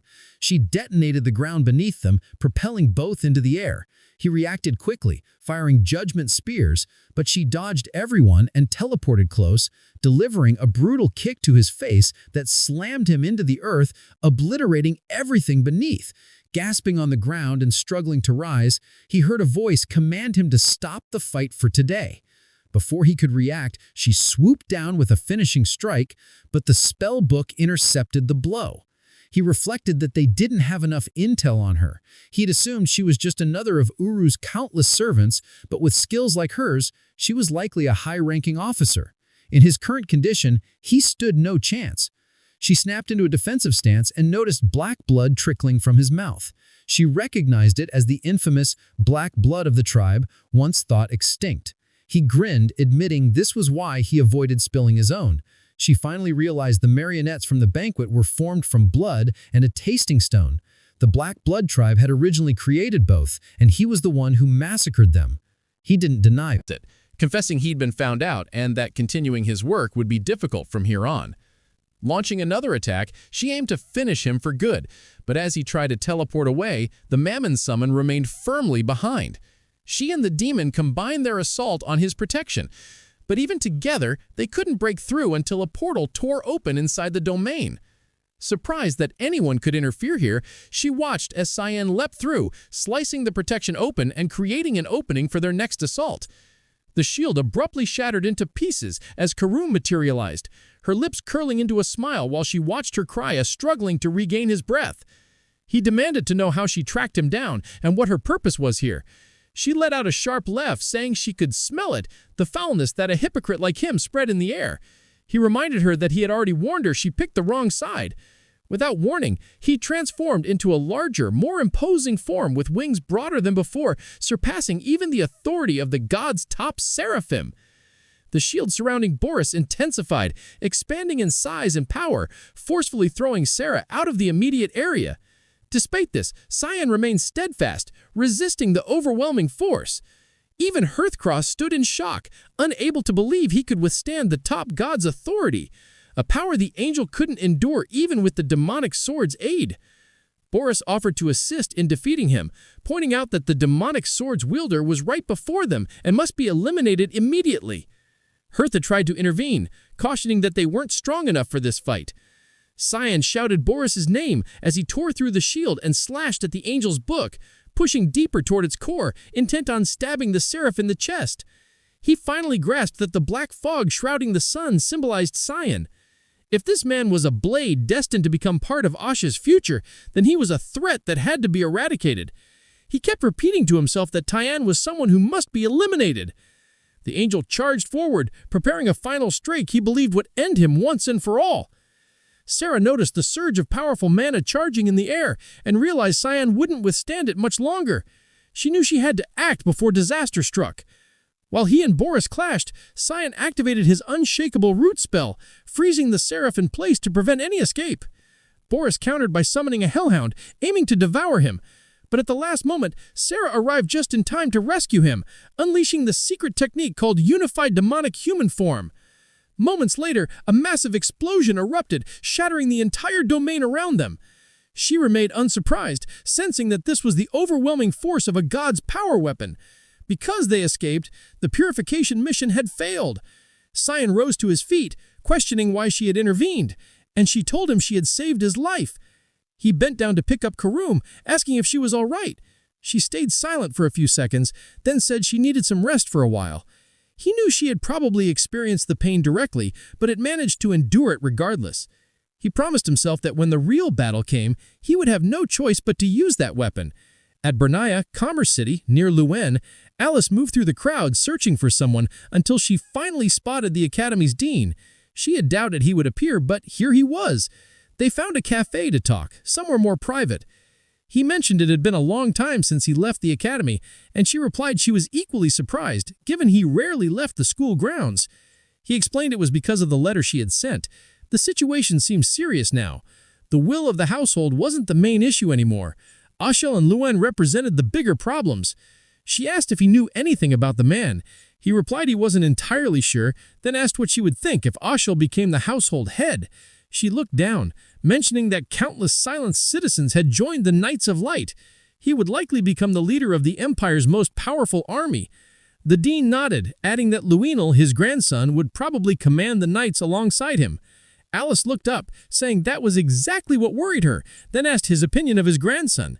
He glanced down, recalling that once, long ago, her brother Cyan had asked him whether he valued the Empire's prosperity or the honor of his household more. It was as if Cyan had foreseen the future. The dean admitted he hadn't been cautious enough about what they might do, his face darkening. She asked what he meant, and he told her he didn't know for certain, but urged her to leave the Empire for a while.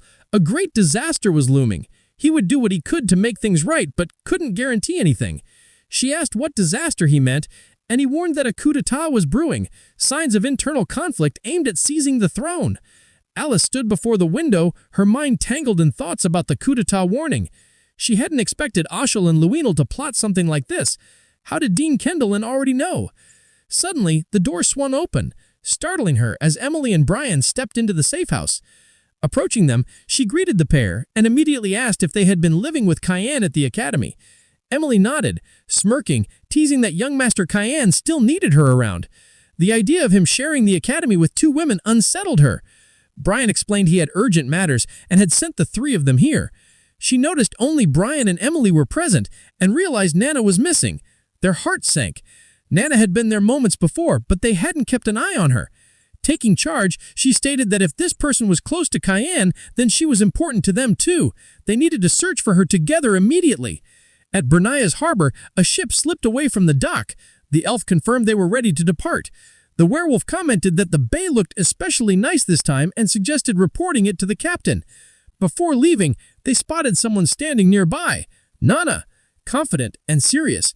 Leaning in, they asked if she had been abandoned by her parents.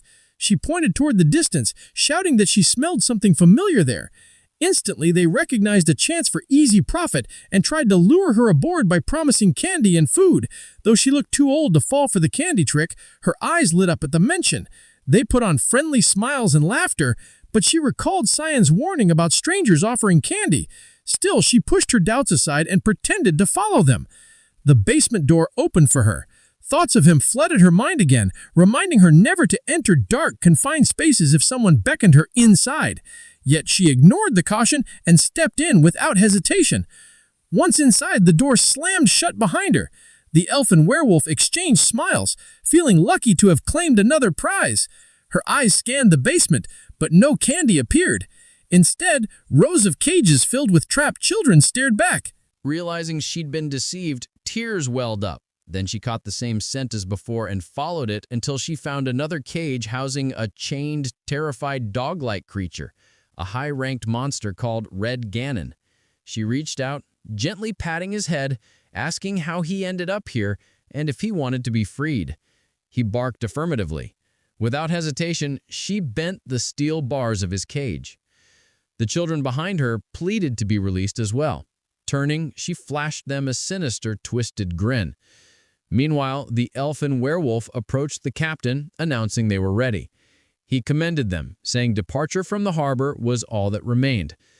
The man introduced himself as Red Ganon, Merchant Unit CEO Tonio. The dwarf asked if they would negotiate their sales again. Tonio nodded, explaining Maurice had gone missing, which meant the Grey Merchant Union was finished. Without having to pay Maurice's fees, they expected increased profits. Plus, the GAM Association paid premiums for younger kids, so bonuses were on the horizon. The dwarf recalled Albus was the first, and now the Grey Merchant Union had fallen.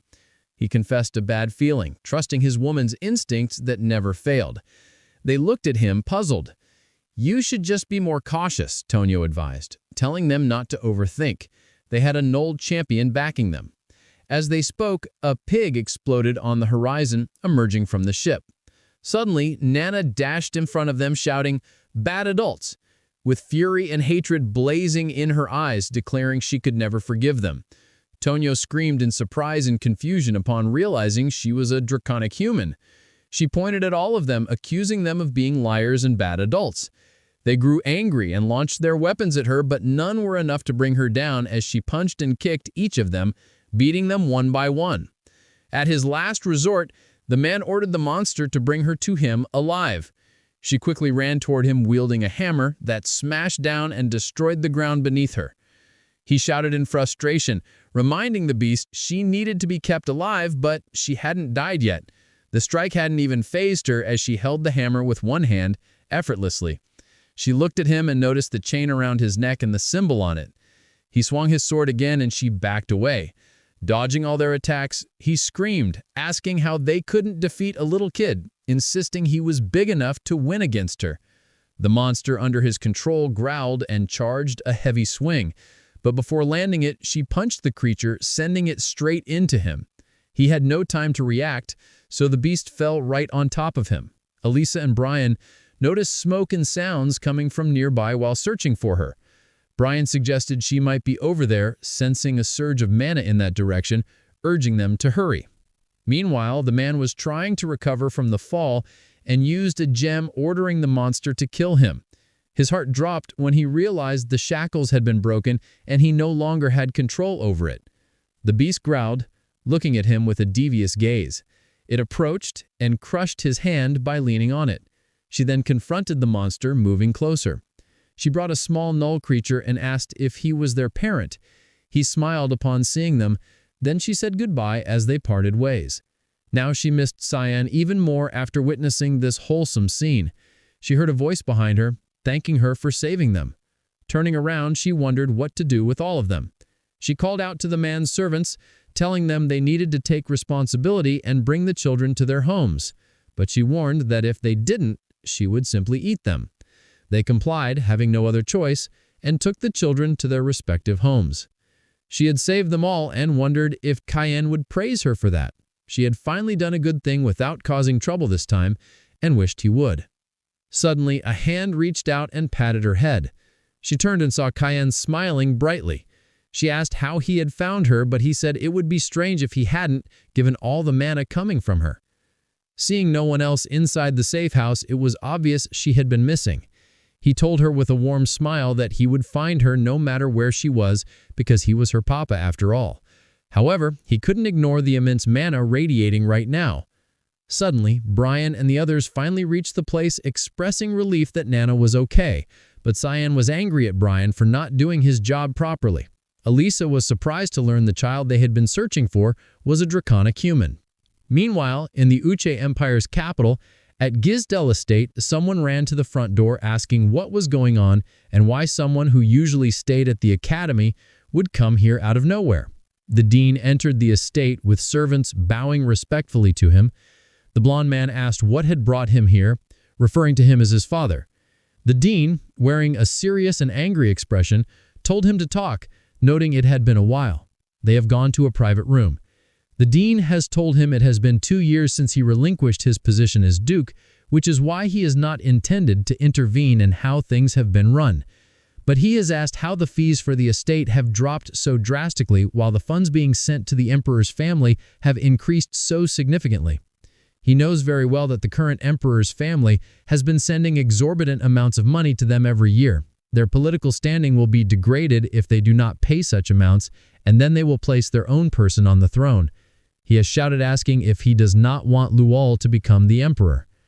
The dean has slammed the table saying that it is enough and asking if he really believes Luol has the qualities of an emperor. He has answered that it does not matter as long as it is someone from the Gwiz family. The dean has told him it is just like when he married his own sister off to the emperor. But he will say no more and orders that all support to Luana be cut off. Rising from his seat, he has said he will be heading to the palace. Meanwhile, Velius from the Third Estate has been standing by his coffee table reading a letter. They have finally found the owner of the demonic sword. Although he has been setting plans each time, he is worried they would be ruined once again. Alice's sudden resignation from the knighthood has been unexpected, but he has held a stronger claim when it comes to inheriting the Dupton, which has been good news in that sense. Her eyes full of resentment suggest she probably knows something, and that has been starting to get on his nerves. Suddenly, a teleportation circle has appeared beside him and Boris Lehelm has stepped out greeting him formally. Ashel has gotten up asking what this is about and if this is the true appearance of the Black Blood tribe. Boris has apologized for it, saying he had not meant to reveal this form of himself. Ashel has asked who has done this to him, and the other man with a frustrated expression has told him that his brother Cayenne has driven him to this point. Ashel has grown angry and frustrated when he has heard that name. Boris has said that at the same time he has been able to achieve his goal and pulled out some marble-like mana, saying it is the mana of the demonic sword he found during the Banquet of Blood. Now that the owner of the demonic sword has been found, Ashel can finally understand that Cyan is the one and has been ruining all of his plans. He has expressed disappointment at being completely unaware of it until now. Boris has admitted he wanted to eliminate Cyan, but was not powerful enough. He has urged Ashel to step in, saying he has fought Cayenne before and knows it will not be easy, but believes he can do it. Still, he warns it is not the time yet. Since the followers of the Black Fog are with Cayenne, the situation has become difficult to predict. Ashel has asked if there is a plan, and Boris has told him to follow the prophecy. The saying will guide him to where the sword is, to where the holy sword lies. He needs to find the holy sword to Durandark. Kellen has been surprised to hear mention of the sword, and has felt the need to report this to Cyan immediately. But before he can move, Boris has appeared behind him, calling him a rat and grabbing him by the neck. Ashel has confronted Boris, saying he has found him very suspicious lately, and that he has been fooled for the longest time. Meanwhile, Lunaf has been reading many books, but has not found what she is looking for. The ancient texts she found in Instructor Boris's lab that day have been written in an ancient language, and if it were not for the spell forcing her out, she could have found out more. What she has managed to learn so far is that only 2 books in the world are written in that language, the divine scripture and the demonic scripture. It has seemed more like the divine scripture, but why would something like that be in his lab? She has not found anything yet about the contents or use of the books. Now she thinks her only option is to look in the GAM Association's archive of forbidden texts. Suddenly, she has been surprised from behind by Princess Erin. The princess has asked what she has been thinking about so deeply that she did not notice her presence. Lunav has asked what brings her here at this time, and Erin has blushed and turned away, asking if she has seen Cyan lately. Lunav has denied it, saying she has been spending most of her time at the library recently. Erin has smirked and asked if she has missed him. Lunav has disagreed but admitted it feels strange that he suddenly stopped coming to school, her face turning pale like white bread. She has comforted the princess, saying there is no need to worry and that he will come back eventually. Arin, confused, has asked how she can be so certain, and Lunav has answered that she just knows. Suddenly, Leximus has entered the room, saying there is a big problem, and handing her a letter, telling her it is from the palace and she needs to read it. She has opened it after scolding him for reading her private letters, and the first thing she has noticed is handwriting resembling her father's. The letter's content confirms the sturdy relations between the wards in the palace and notifies her of the engagement between the 5th princess, Erin Savers, and Sire Kyan Vert. She is frozen as she reads those words, her cheeks burning bright red. Continuing to read. Inside Emperor Dejan's chambers, he murmurs a quiet thanks. As Violet hands over a glass of water, she brushes it off, saying there is no reason to thank her and that looking after him is the least she can do considering she is his daughter. He waves off her concern, calling it nothing serious, just a common cold. She wishes he would get better soon, saying it stings to see him like this, clearly suffering. He gives her another small reassurance not to stress over it. Then, without a knock or a word of warning, the teen barges into the room. He greets the emperor and introduces himself without hesitation. Violet quickly rises to her feet, excusing herself so they can speak in private. The dean takes a moment, noting how unwell his host truly looks. Cheeks sunken, frame withered, more bones than body. The emperor acknowledges it, admitting he feels ashamed to receive an honored guest in such a deteriorated state. The visitor asks how long his condition has been this bad, and the ruler replies, it started out feeling like a cold, but has not gotten better in the slightest. With a somber expression, the dean says he regrets not coming sooner. The emperor leans forward, guessing the real reason for the visit, saying he has only ever shown up when the empire is standing at the edge of disaster. He locks eyes with him, expression sharpening, and asks if this is about Luenel, already seeming to know what is going on. The dean admits it, saying he is in the dark about most of it, but now realizes it is way bigger than he thought.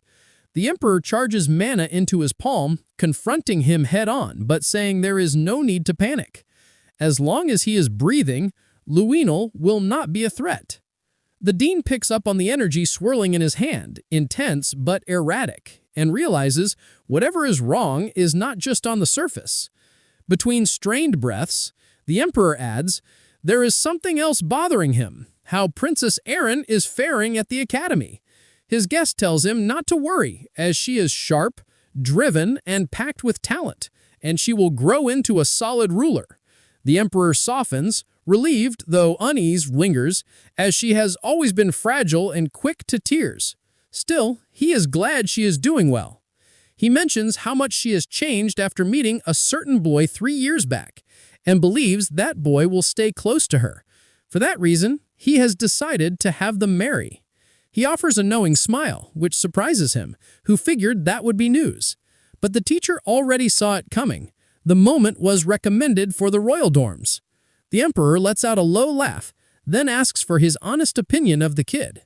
Without skipping a beat, the dean flatly replies that he is a disaster, cutting class more often than people eat, and never once seen opening a book.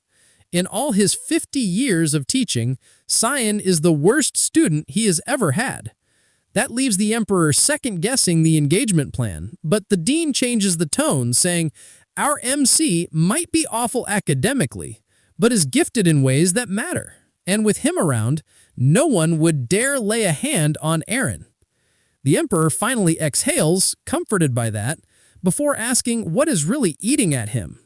His guest stiffens, and after a long pause, confesses he is afraid of what might happen if blood gets spilled between his children. While that conversation unfolds, Violet, having exited the room, bumps into Lewinel. He demands to know if she just came from seeing his father and grandfather and what she was doing there. She barely glances at him, saying he should go see for himself and ask them directly. He tries to stop him, saying he is not finished, but she brushes him off, calling him irritating.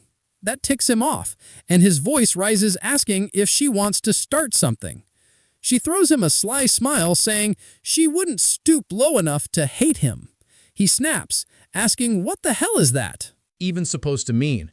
She grabs his face without warning, gripped tight, leaning in, and says she thought he, of all people, would understand. Close to his ear, she whispers that she knows what he has done, that he has tried to kill every one of his siblings. He slaps her hand away, warning her to shut up if she does not have proof, then turns on his heel and storms off, announcing he will get answers directly, and next time she should learn to keep her mouth shut. As he walks toward the room, rage burning in his gut, his thoughts spiral. Someone has betrayed him. The question is, who and how much does Violet know? And what is she plotting? Elsewhere, Princess Erin fumes after hearing the news, wondering how her father could decide something this massive without even talking to her. To protest, she slams her head against the desk, though she admits she does not hate the idea and that it probably makes political sense. But still, he should have said something.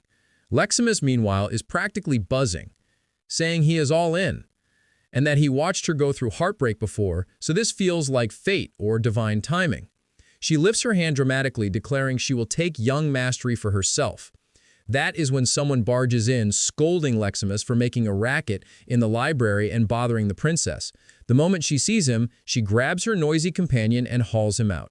He asks Lunav what is going on with the two of them, but she dodges the question entirely, cutting straight to hers, asking if he likes Aaron.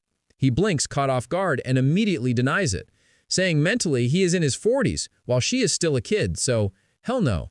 That would be gross. She smirks, but says nothing. He notices a pile of books spread out over the table and asks what they are for. She explains she is digging into clues from the scripture they spotted in Instructor Boris's lab, which turns out to be written in some ancient dialect.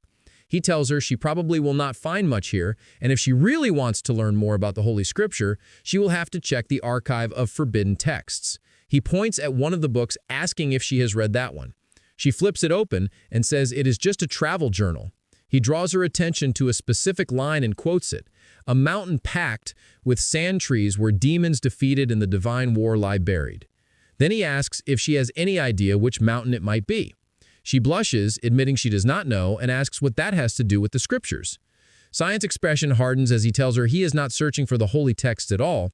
He is after the demonic ones, the Limi Haram. She looks at him stunned, mind spinning, unable to grasp how he knows the titles of both the holy and demonic scriptures.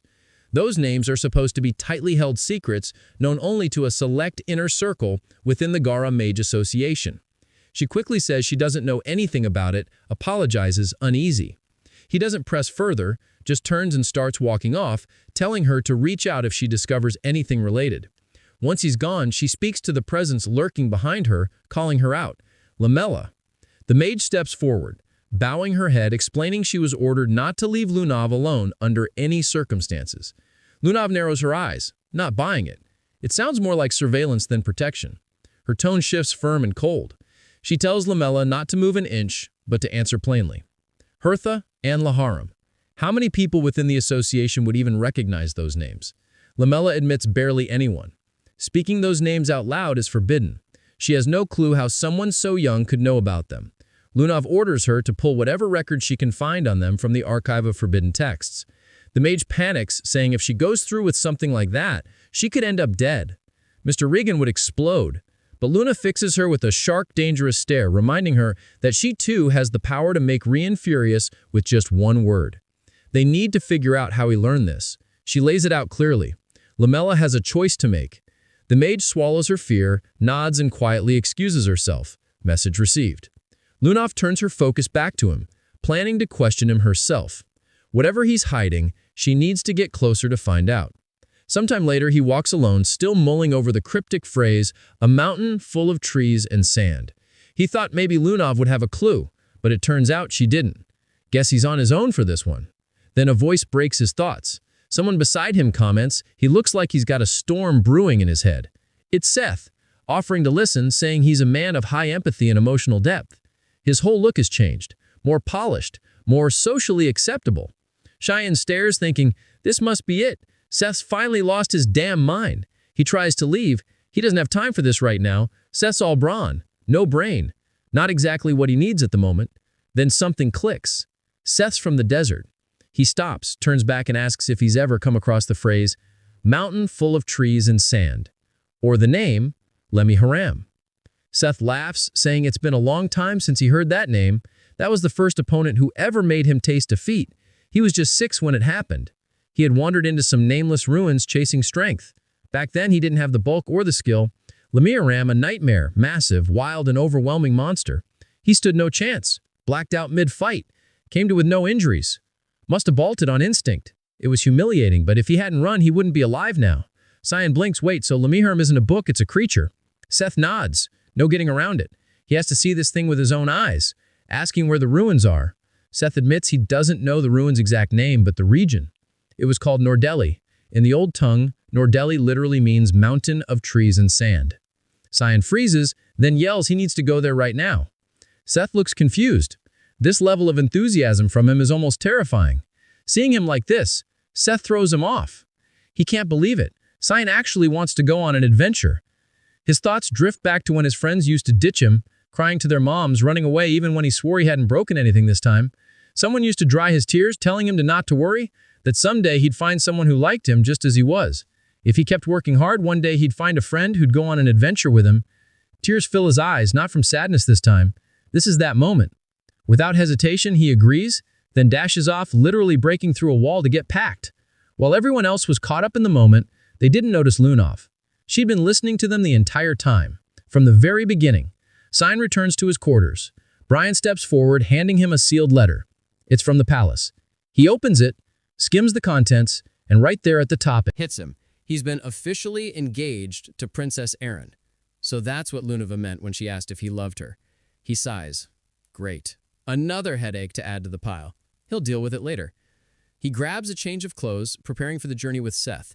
As he does, he tells the others to keep an eye on Nana while he's away. Nana's calm, not even worried. Her only question, does this mean she's finally getting a mom? Brian nearly chokes, yelling, wait, is he really planning to defy a direct order from the Emperor? Cyan doesn't sugarcoat it. He says, where this road leads, there's no happy ending waiting. He'll either be hunted down for life or executed, either for blasphemy or for killing the Empire's last shred of hope. He won't drag Erin into that kind of ending. Then, without another word, he shuts the door behind him. Gone. Emily's voice trembles. She feels awful knowing he's carrying this alone. And meanwhile, Ashel, their older brother, is the one playing villain. Brian gently rests a hand on her shoulder, saying they won't let things end like this. They'll give everything they've got to help him. Just then Nana speaks, but her voice is different. Eerily calm, slightly deeper. They turn, startled, and freeze. Her face has shifted completely. She now looks exactly like Cyan. She shapeshifted. Meanwhile, he and Seth have already crossed into the southeast region of the Spia Kingdom. Their destination lies to the north. They're flying, literally on a magic carpet Seth calls Alamat. It's fast, blazing fast. What should have taken days only takes half a day. He glances ahead, voice serious. Does Seth really remember where they're headed? The desert warrior shrugs confidently, saying, there's no need to stress.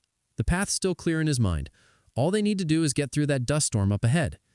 Cyan looks toward it and immediately knows this isn't just some harmless gust. But Seth brushes it off. It's just your average Spian dust storm. He just needs Cyan to trust him.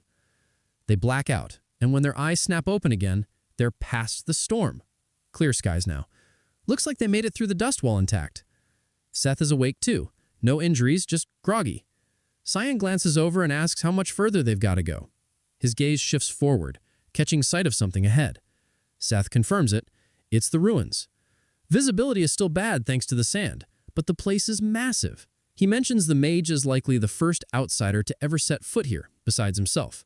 Cyan questions that, side-eyes him, not buying it, says he's picking up traces. Too many people. They weren't first. Tiny figures start moving through the haze, men riding camels and weaving around the ruins, clearly scoping the place. They murmur about heading in and staying sharp. The group halts at an entrance, some sort of door covered in old inscriptions. The pair hang back, watching from a distance. Cyan leans toward him, wondering aloud who these guys might be and saying they should stay on alert. Before he even finishes, Seth breaks into a sprint, diving straight in. The strangers dodge cleanly, unfazed, demanding to know who the hell he is. He stands tall, states his title, Prince of Sparnia, then flips it, asking who they are and what they're doing here. As tension spikes, he blurts out that he's not alone and points towards Cyan's position. They freeze at the name, asking if he's actually present. There's recognition. They clock who both of them are. Now that they know these two are aware of the ruins, they say there's no way they can be allowed to leave. One of them channels energy into his weapon, electric sparks racing along a spear, then lunges at the prince with the charged blade. Seth responds instantly. His hand moves, sand rises, and a defensive mold catches the incoming mana, flips it, and launches it back. The redirected strike obliterates the door behind them. Instead, the attacker completely whiffs. Rattled, he whips around to call his backup, but freezes. Cyan's already dealt with the entire group. Frustrated, the man surges with power, mana flaring around him. But then a voice cuts through the tension. Stop. Cyan instantly recognizes the tone. Lunava steps out of the dust and walks toward them, saying, "The group's with her." Calm but firm. She looks to the guy with the sword and tells him to lower it. He does more than not, dropping to a bow and apologizing, clearly not realizing they were her people. She turns to the mage, asking how he's holding up. He skips the pleasantries, grilling her about how she even knows this place exists. She smirks, teases him, says she could smell him from a mile off. The guy nearby clearly doesn't enjoy the flirting. Elsewhere, Nana has fully shifted her appearance. Now she's basically Cyan's clone. Clothes, posture, everything. Sarah's trying to explain, saying it's a polymorph spell, meaning the girl's nearing dragon maturity. It's not perfect yet, but she's close. Dragons usually use it to disguise their true forms. She adds that Nana's likely never even seen a fully grown dragon, so her reference points are limited. Sarah looks around, wondering aloud where Cayenne disappeared to. Brian shrugs, having no clue. She leaves Ned behind and pulls the door shut. Finally, Brian spots the mage, muttering that covering for him is starting to be a full-time job. Back at the ruins, Lunava says she wants to explore the interior with Cayenne. Crayon instantly pushes back, saying, "It's way too risky." She counters, saying, "These guys are terrified. No one's ever come out alive from inside." So she suggests they stick together. Crayon argues back, pointing out that every person here is over 7 stars in mana power. They're not ordinary, and she needs to trust that. Seth raises his hand, casually, mentioning he's already been inside and made it back. Everyone freezes. No way they believe that. He doubles down, saying he's serious and offering to guide them in. Mentions there's a swarm of lizardmen guarding the entrance. Cran perks up at that. Lizardmen? He hears they've already smashed through the front gate. Suddenly, a giant foot stomps into frame. More follow. Dozens of lizardmen swarm the ruins, charging straight at them. The group readies for battle. Lamella steps ahead, positioning herself between Lunav and the oncoming creatures. Meanwhile, Karen and the other fighters surge forward to engage. They go all in. But even at their strongest, it's not enough. The tide of lizardmen keeps swelling. They're burning mana fast, and it's obvious they won't outlast the wave. Then something shifts.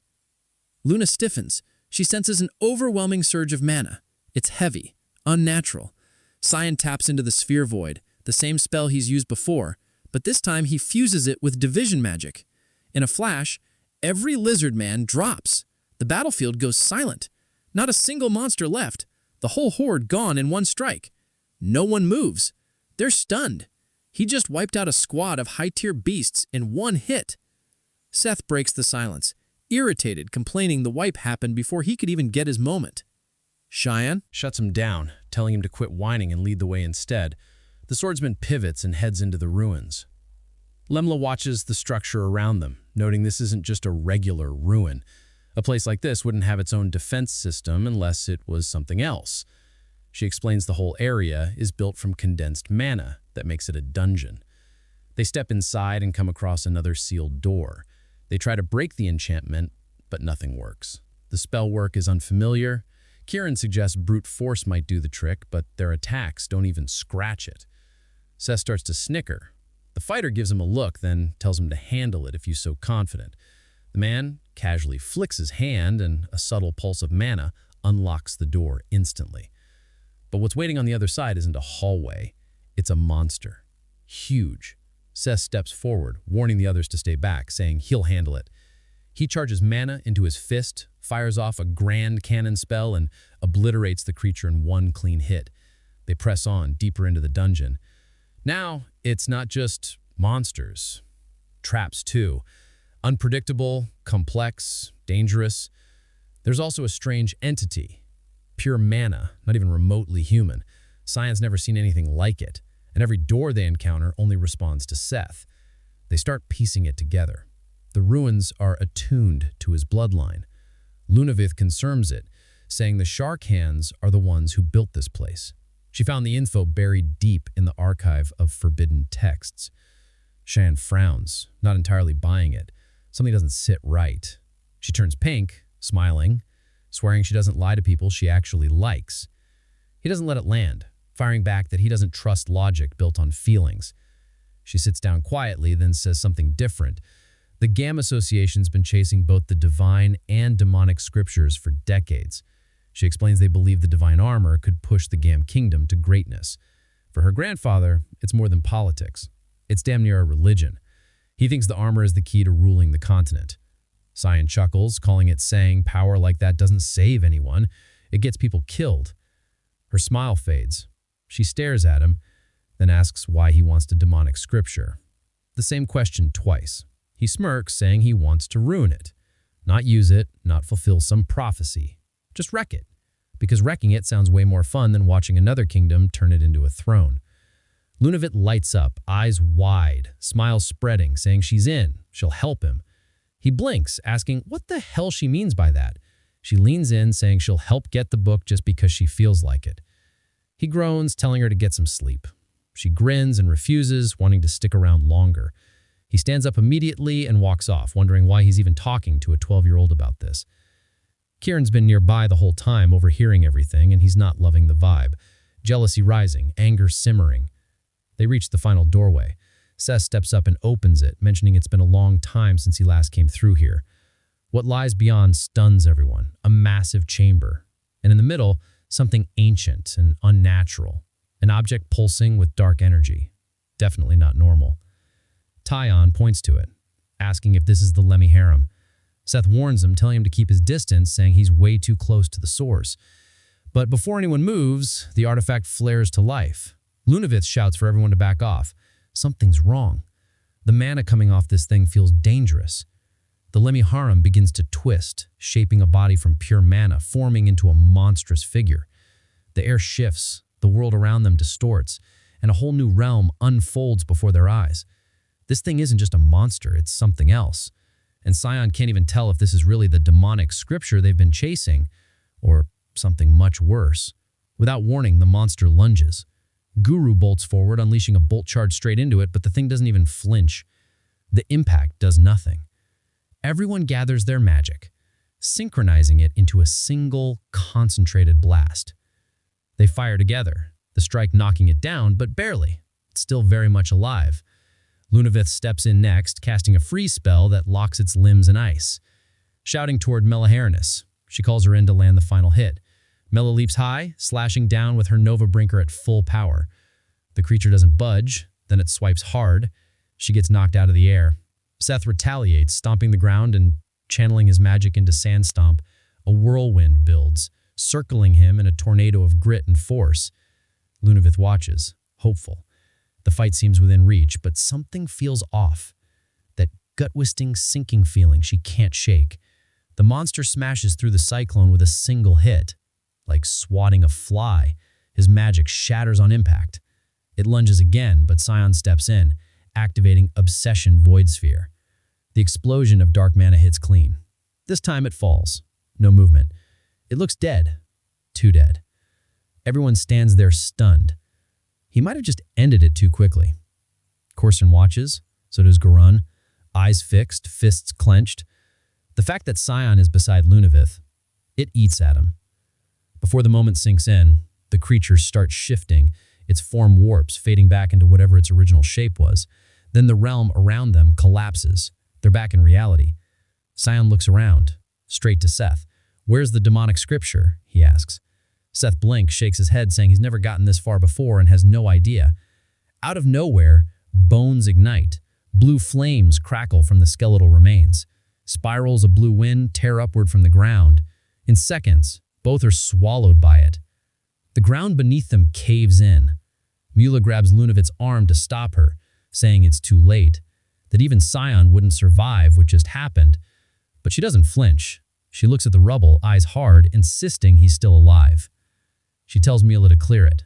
The other mage hesitates, unconvinced, but Lunavit turns to her dead serious, saying she feels him. They're linked. She knows he's still out there.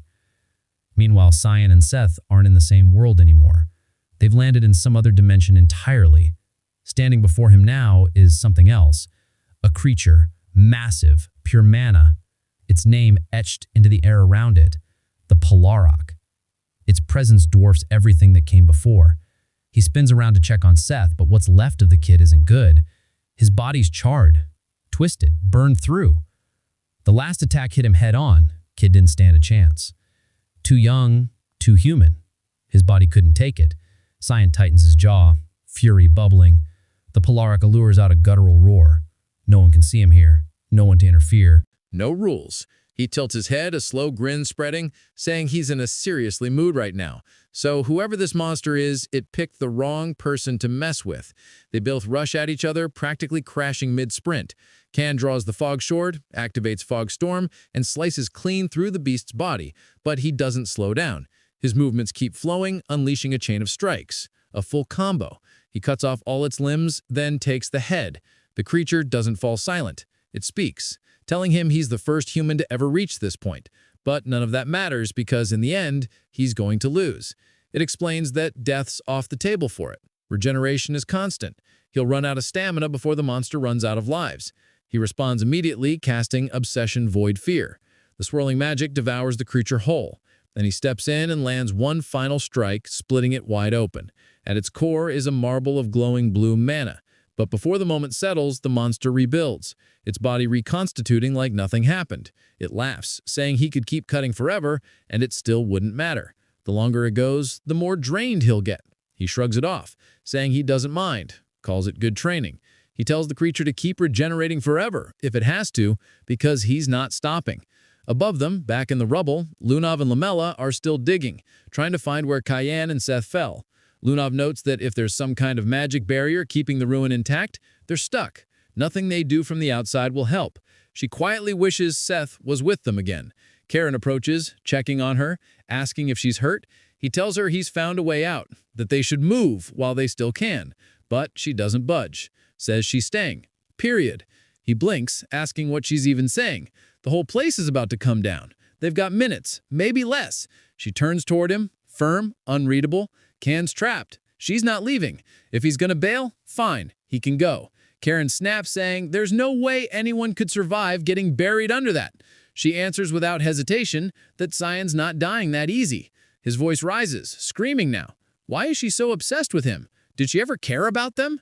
He brings up Azramor, Candle, all of them dead right in front of him. And now what? She's gonna throw their lives away too? He offers to escort her out, saying he's served her faithfully for years. And if she was going to fall for anyone, it should have been him, not Scion. He tells her no one else on this planet gives a damn about her the way he does. They're meant to be. She looks him dead in the eye, her face twisting, contempt plain and sharp. She says she could say that about Can, but not him, and that hearing it from Karen makes her feel sick. That breaks something in him. He snaps, saying he doesn't care if she mocks his feelings anymore, and if she won't come willingly, then he'll force it. Lamella steps between them, telling him he's going too far. He grabs her by the throat and slams her into the wall. Electric energy bursts from his hand, surging through her. She goes limp. He turns back to Lunov, saying, "It's just the two of them now." But a voice cuts through the silence, calm, detached. "Put her down," he yells, demanding the speaker show themselves. A giggle echoes. Then the voice replies, amused, "All right, since you ask nicely, but you'll pay for opening your damn mouth." Elsewhere, Seth wakes up. He's not sure where he is. The place looks nothing like where he fell. All he remembers is the Leharam's blast hitting him straight on. That's the last thing. He wonders if he died. A voice, female, chimes in saying, "No, not yet, and it's been a while." He blinks, confused, asking if she knows him, who she even is. She guesses he doesn't remember. It's been years. Apparently she saved his life once. She waves it off, saying it's fine. She's not here for him anyway. What she really wants is our MC traveling with him. She cups his face, saying she needs his body just one more time, then leans in and kisses him. His eyes flash open. His body, now reanimated, rises. Back in the other realm, Cyan is still locked in combat. Every technique he's ever learned, he's using it. The creature now isn't laughing. It's begging, telling him to stop. He doesn't. He strikes again. More slashes, tearing the monster apart again, exposing the man of marble. But this time he doesn't waste a second. He casts Void Sphere, then overlays it with Obsidian, slicing the marble in two. The monster lets out a final scream, then dissolves completely. What's left turns to sand, nothing more. A single slip of paper flutters out from the dust. He catches it and unfolds it, realizing it's only a fragment of the demonic scriptures. He mutters under his breath, "All that effort for just a piece?" If Karen was conscious, she would have known, but she's still down, burnt out from that last fight against the bullies, stuck in a coma with no end in sight. He glances around, asking himself why he's still trapped here. The dimension should have collapsed. The vessel's gone. But then, he feels something. A bloodlust. Razor sharp. He spins. Seth lunges at him. He dodges just in time. But the energy coming off Seth is wrong. Completely wrong. Something's seriously off. Meanwhile, the voice speaking to Karen and Luna finally takes shape, condensing into a shadowy figure. Its form pulses with darkness. It tells them it had no intention of getting in the middle of anything, but then Karen tried to hurt that girl. Both freeze, caught off guard. The entity adds that if the swordsman doesn't have a damn good reason, he'll just kill him outright. The atmosphere shifts, heavier than before, crushing. This energy isn't like the other one. This must be the real Lamrin. Thinking he might still have a chance, Karen reaches for his sword, but doesn't even get it loose. Lamir clocks the movement instantly, irritation flashing in his eyes. With a flick of magic, he seizes the man's arm and twists it. Bone cracks. He mutters how impolite it is to answer words with violence. Then he snaps his fingers. The limb detonates, blood and bone exploding midair. The swordsman collapses, groaning, but the shadow's not done. He summons a colossal hand of magic and slams it into him, pinning him to the wall like an insect. He asks again, wanting to hear his excuse, but Karen can only whimper, pleading, begging for his life. Lamir doesn't even blink. He casts Giant Ixia. The massive spell crushes the man's body completely, ending it. Once it's over, the shadow turns, eyes landing on Lunov. He asks where she's planning on going. She gives a small bow, thanking him, then asks, tentatively, if he's the Mirren and what he plans to do with her. He leans forward, saying, he's just here to observe. The answer stumps her. She hesitates. He studies her, stepping in closer. His gaze narrows on her chest, pointing out faint traces of heart curb lingering in Aurora. But someone else, someone with mana close to his, removed it. And that's why she felt familiar. He's sure now it's that black-haired guy buried beneath the ruins, she confirms. Scion, his interest sharpens. He asks if she's close to him. She turns the question around, asking if he's okay. Lammy assures her he's fine, probably chatting with the spirit who owns this whole dungeon. Then he pivots toward Lamello's crumpled body, asking if it's really all right to let her die like that. Lunovs looks down, pain in her voice, saying it's already too late. A wound that deep can't be healed, even with high-tier magic. She takes the blame, saying she'll carry the memory of today until the end of her life. Buddy offers an alternative. There is a way to bring her back, but it comes with a condition. If she's willing to accept it, he'll reveal the truth she's looking for. Elsewhere, Cyan is still locked in a brutal fight with the possessed Seth. The man's strength is off the charts now. Mana's boosted, physical power is overwhelming. Cyan is struggling, barely able to block the attacks coming at him. In the middle of the chaos, Seth lands a clean hit, nailing him in the ribs and sending him flying. No time to recover, no space to breathe. The possessed fighter even takes flight, hovering above with zero effort. When he speaks, it's not his voice anymore. He says Keon's the first human to last this long, but playtime's over. It's time for the real fight. Cyan's eyes narrow. He demands to know who this is, but there's no answer, just the power of the sand god Apophis being called forth. He braces himself, but right before the hit lands, he hears her voice. Karam's finally awake. She appears in her human form, conjuring the Black Fog's vigilance magic to block the attack. Tyan sighs with relief. She tells him she's still tired. Every nap feels like not enough, and she's definitely going back to sleep once this is done. Seth hits the dirt hard, then says it's been a while since their last run-in. Back during the God Demon War? Karam doesn't hold back, snapping at her, acting friendly now, won't undo the crap she pulled with her master and hijacking a human body for fun. Not cool. She calls her by name, Sabalim, the sand god. Karam gestures to the tattoo burned in the Seth's chest, saying it's the crest of the Chiharkon tribe, the ones who serve Sabalim, and accuses her of interfering with mortals just for her little desert cult. Sabalim shrugs it off, teasing her, saying she's just playing around with her master, and Karam shouldn't be so possessive. Tyan watches, baffled. These two are talking like old frenemies. He cuts in, asking why the sand god is guarding the demonic scriptures. Karam answers for her, explaining the place isn't hers. She just loaned it to the tribe that worships her. They built the shrine, and after the war she took Lemarin in for safekeeping, to keep the divine armor out of the wrong hands. Then she leans closer to Tyan, asking point blank if he's after Lemarin. He doesn't hesitate, says he needs to kill someone, and for that, he needs the demonic scriptures. Even she's thrown. She didn't expect that answer. She asks again, that's all you want. He levels his gaze at her, saying if she gets in the way, he'll kill her too. Even if she's a god. She bursts out laughing, but his face doesn't change. He means it. She wipes a tear from her eye, still chuckling, then says, fine, she's made her decision. She'll tag along. Watch his journey. Through Seth's body, he raises a brow, saying stealing a body like that is kind of messed up. She waves it off, saying she's only borrowing it occasionally and won't overdo it. And while she's here, he doesn't need to worry about Seth dying again, especially not from something pathetic, like a cold. Cheyenne stares at her for a beat, thinking if she's riding shotgun in Seth's body, then he won't die the same dumb way he did in his last life. Not a terrible deal, he agrees.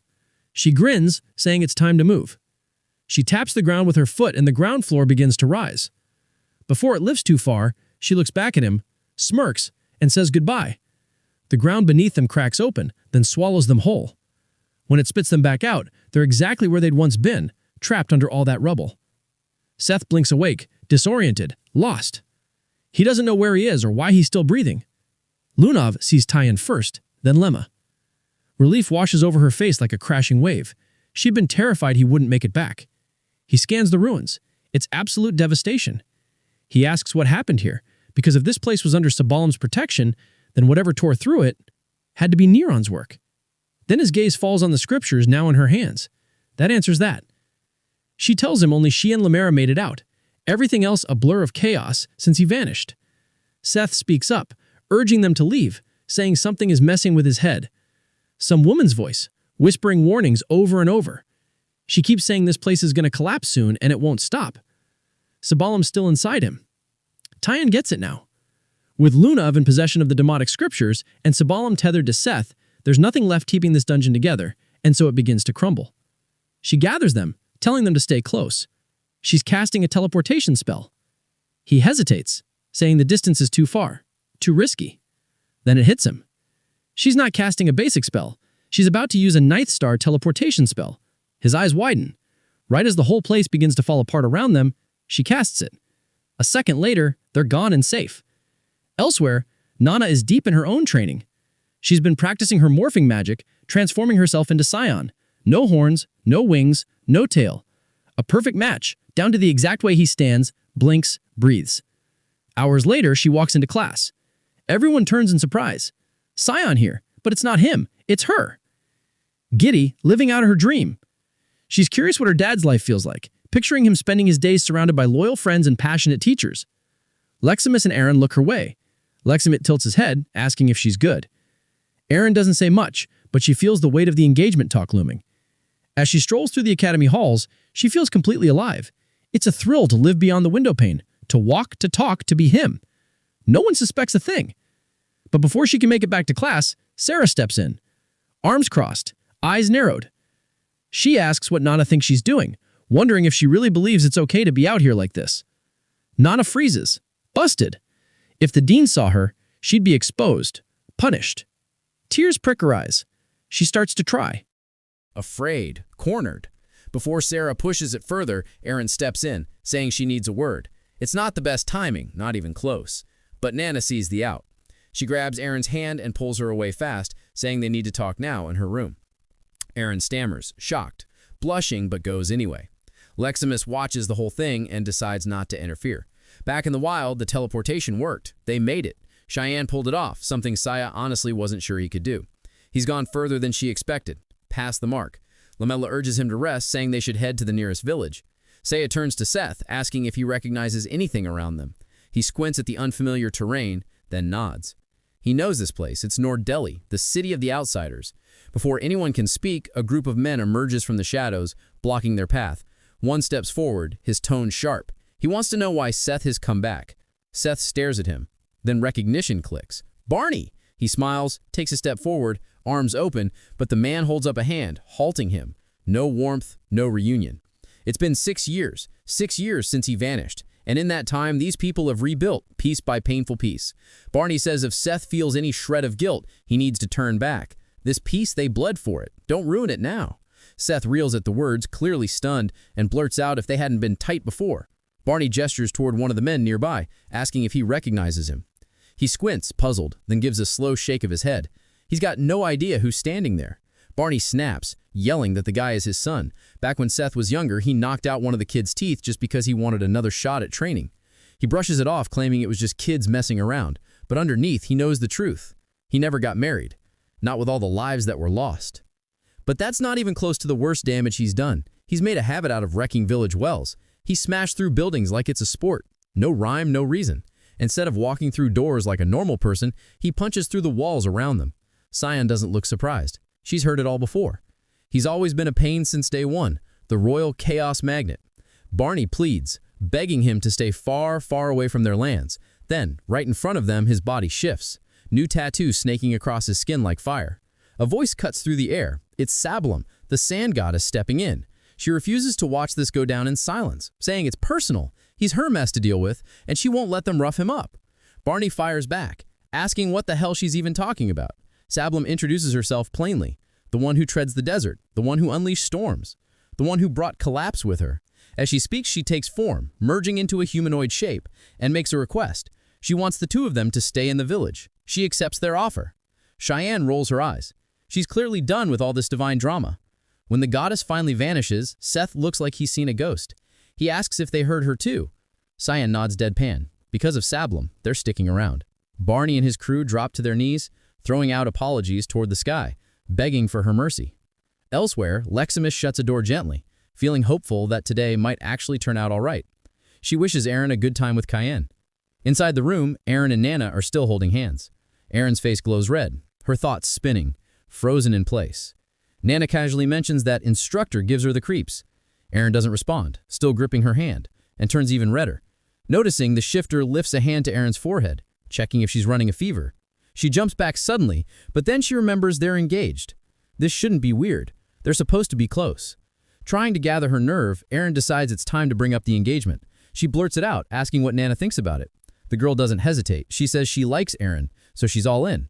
Aaron stops, eyes wide, wondering if she really heard that right. For a second, she thinks it's actually speaking. It feels unreal. Cyan admitting he likes her. That had always felt impossible. She wonders aloud if she has feelings for him herself, but then something shifts. She spots a tail sprouting behind Nana and immediately calls it out. Cutting back to the tin candle, the academy feels unfamiliar, like it's hiding something ancient or dangerous. It's as if a dragon, or worse, slipped through the cracks, while it was left unchecked. Inside Aaron's room, things are unraveling fast. She stares stunned as Nana morphs back and forth into Can. Her mind starts to spiral. The younger girl starts sobbing, apologizing over and over again. Aaron tries to calm her, insisting she didn't do anything wrong. Nana offers to pass on what Aaron confessed to the real Cayenne, but she quickly refuses. She sits down beside her, finally breathing easier. Nana helped her figure something out, but it needs to stay between them. She makes her swear to keep it secret. Then she asks her to shift back into Can one more time. Nana nods and transforms. After a quiet pause, Aaron's face flushes bright pink as she stammers out the words. She likes him. She's finally admitted it to herself. Since the moment they met, her heart's been his.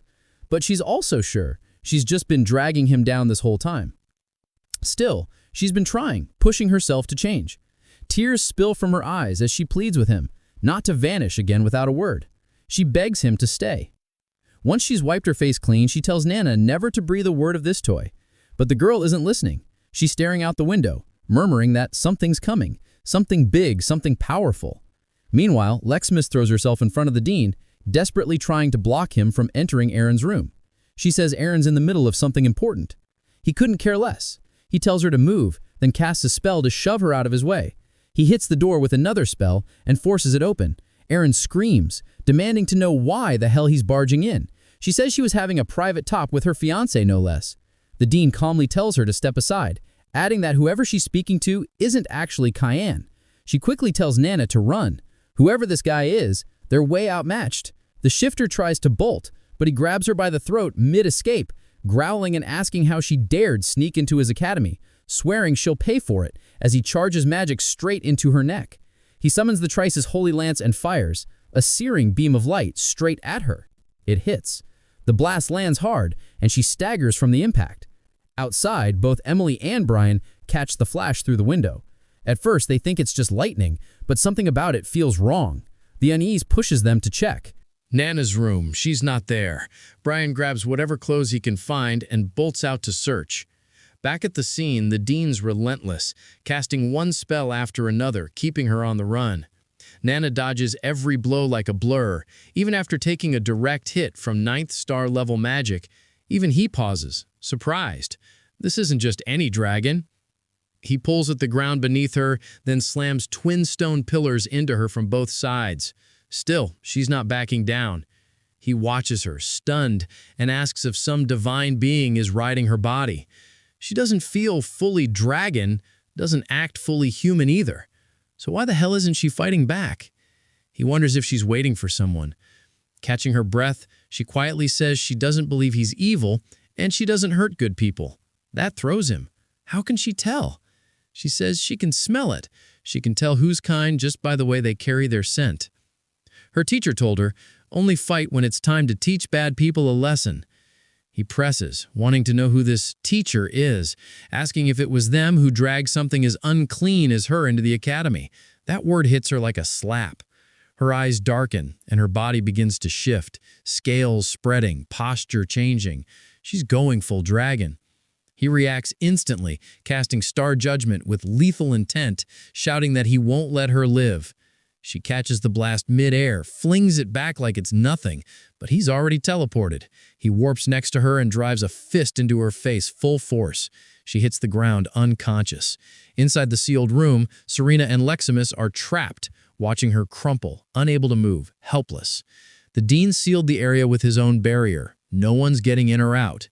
Serena steadies herself and tells Leximus to keep an eye on Nana. She's been close to San. Maybe she'll know what to do.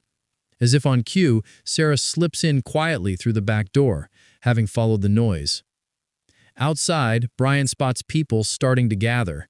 He quickly shuts the main door, keeping the scene hidden. The ward seals off the area. It's designed to keep outsiders from interfering.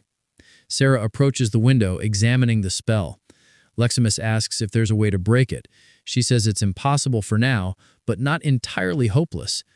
The fused demonic human form shifts, voice flat, warning them forget everything they're about to see, or she'll make sure they do. Nana's body is broken. Her morphing power's gone. She's reverted to her true form. The dean finally sees her for what she is, a child. Suddenly, the barrier shatters. Sarah forces her way through, stepping forward and planting herself between the girl and the dean. She won't let him hurt her. He stares, unfamiliar with her current appearance, and demands to know the connection to the half-dragon. She says it plainly. Nana is her student, and she'll take full responsibility for what happened. His tone shifts, cold, decisive. He tells her this isn't about responsibility. She needs to move. He's ending this now. Nana rises weakly, voice trembling, apologizing. She swears she's not a bad kid and begs him not to punish Sarah. Tears stream down her cheeks as she cries out. He looks at her. For a moment, she reminds him of his daughter. He turns away, rain pounding harder outside. He says she's clearly hurt and needs healing, then tells Sarah to bring her to his office when it's done. The mentor shifts back to her regular form and thanks him. He warns her not to be grateful yet. They'll be discussing the consequences soon. Meanwhile, somewhere else entirely, the crowd roars. Seth is officially crowned, now worshipped as the vessel of the goddess Sabalum. Cheers erupt around him. Seth stares blankly, confused by the crowd's cheers and the fact that he's dressed in makeup and women's clothes. Barney steps up, beaming, saying he always had faith in him, that he knew this day would eventually arrive. Seth's expression twists into frustration. He yanks at the outfit, ripping it apart, yelling for them to stop with this ridiculous charade. King watches the whole thing unfold from a distance, lips curled in amusement. Behind them, Coom appears, cutting through the mood. She mutters that she has no idea what Sabalum's endgame is. She suspects the goddess is using Seth to monitor them, but what for? She can't figure out. The mage replies calmly that gods aren't allowed to meddle in the mortal realm. They've left her temple. She can't touch them now.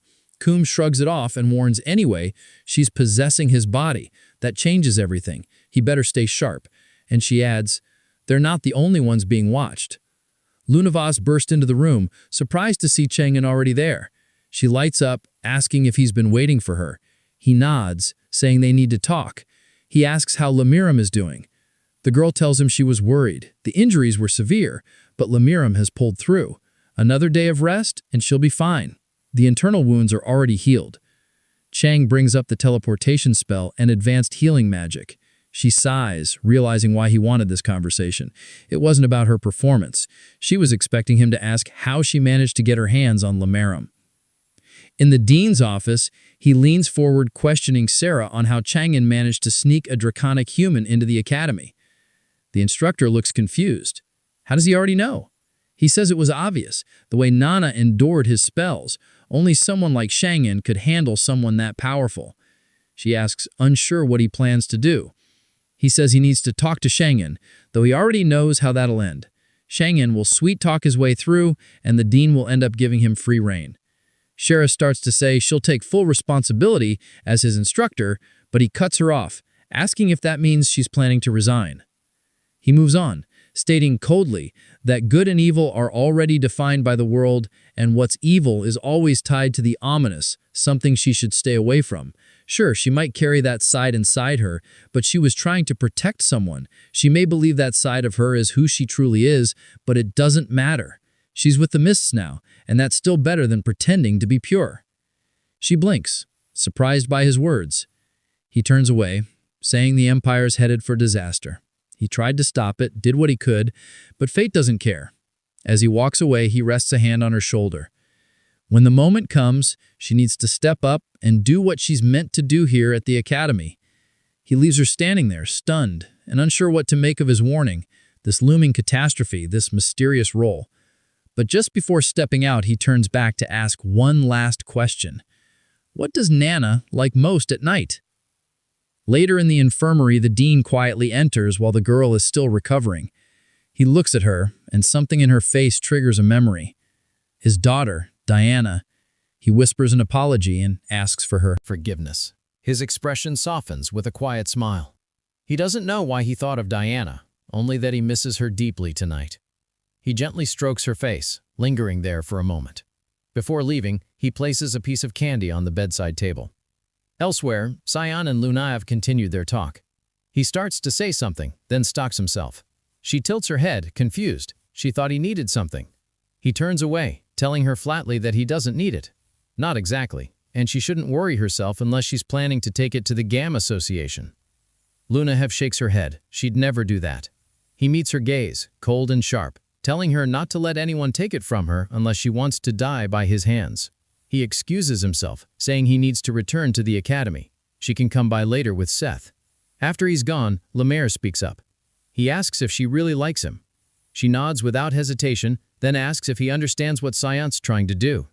She calls him Lem. He says he doesn't fully get it yet. He's still learning about Sion too. He steps closer. She tells him she's all in. No matter what it takes, she's going to help.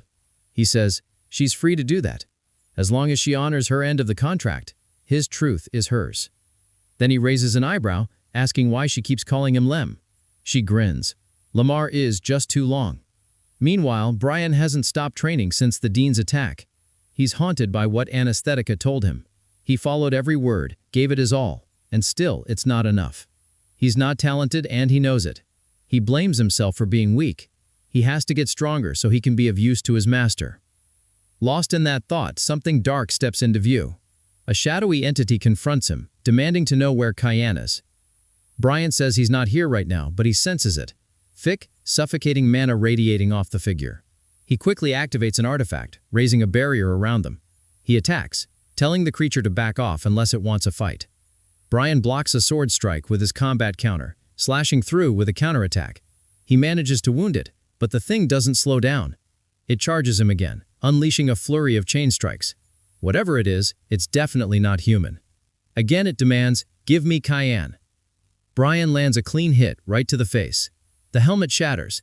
The figure's identity is revealed. He recognizes the intruder, Kellen, a former subordinate of Ashel, but his appearance has changed drastically. Sion has finally reached the moment to leave the village alongside Karam. She has asked if he intends to go alone, and he has told her that Lunaf can return with Seth once Lamela recovers, but he himself has found no reason to remain any longer. She has given a sly look, wondering if he's fine with Lunaf being upset. He has assumed she wouldn't care much. Karam has let out a tired sigh and claimed he's destined to end up alone. He has responded without hesitation. Solitude doesn't bother him. The second he has stepped into the teleportation portal, he has landed right in the chaos, caught between a clash erupting between Kellen and Brian. He hasn't been able to grasp the situation. Blood has covered the younger man, who's already taken a bad hit, and Kellen's appearance has completely altered. Brian has shouted a warning, urging him to stay alert. This hasn't been Kellen anymore. The former warrior has lunged forward, aiming to strike. But Karam has reacted fast, calling on the Russian fog storm and tearing him apart in seconds. Brian has looked completely stunned, barely believing how effortlessly the mage has handled it. All he's managed to feel is that he's become nothing more than deadweight.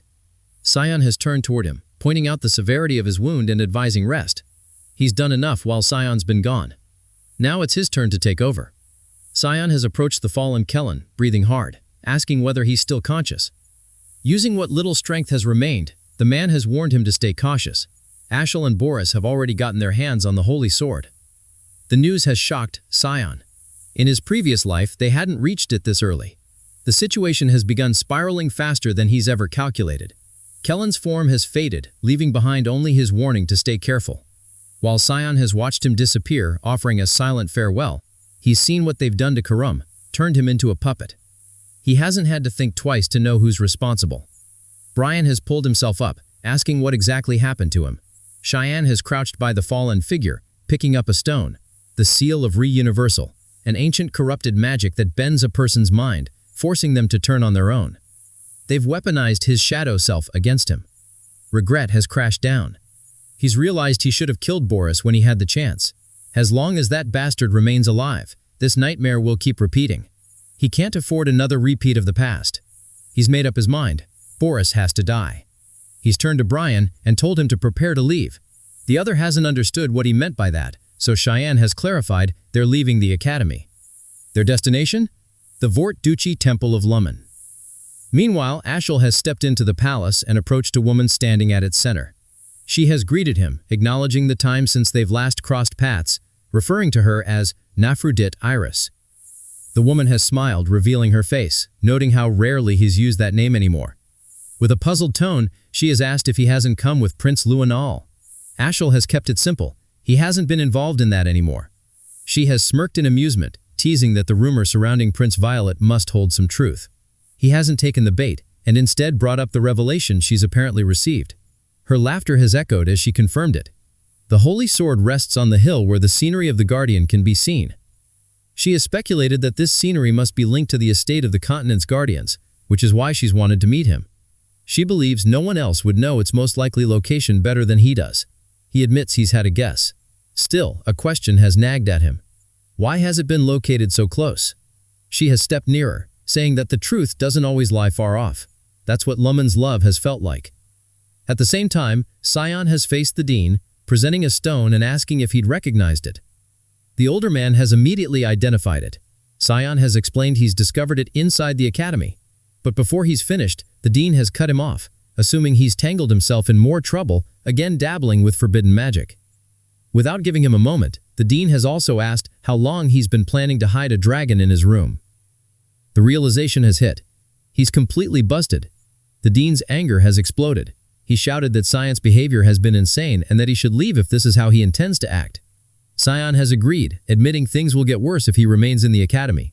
The older man has slumped back in his chair, surprised at how compliant Sion has been acting, and asked what's gotten into him. Sion has explained the seal of reversal belongs to someone behind the banquet of blood. That person has to be stopped, and he's the one who has to do it. Otherwise, innocent people will keep getting dragged in. The dean has sensed the rage simmering inside Sion, wondering what has driven him to this point. After a moment's pause, the man has picked up the stone again, preparing to share something unusual. He has asked Taiyan if he knows what closely resembles the stone, something called the Day Stone. There's a theory that both originate from the same source, tied to the Black Blood tribe. Though that group has been thought extinct, rumors still whisper of a few remaining in the slums of Exilium near the capital. Sion has been taken aback, asking why he's only hearing this now. The dean has handed the stone back, telling him to stop carrying everything alone and that he needs to pay attention. The century-long peace that's held the world together is unraveling, and if they fail to protect that one piece, the academy itself will be lost. The older man's voice has gone firm. He must play his part, and the dean will play his. In a memory from years past, during one of their older conversations, the dean has warned him he wouldn't find anything good in that place. Whether he faced trials or destiny, it wouldn't serve him. That's what it's like to live as someone else's weapon. Now Sion understood those words. His past life has held nothing good. Stepping out of the room, those words have lingered. Don't shoulder it all alone.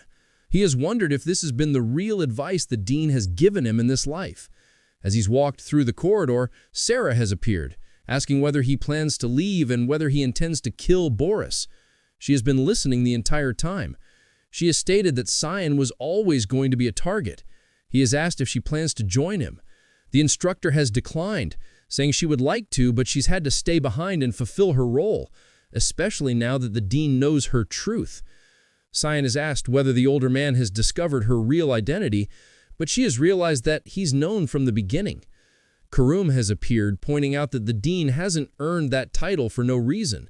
He's not someone to underestimate. Sarah has said that he probably has a plan, but she's leaving Boris to Sion, and as a parting note, she's asked him to pass a message before killing him. Tell Boris to go to hell.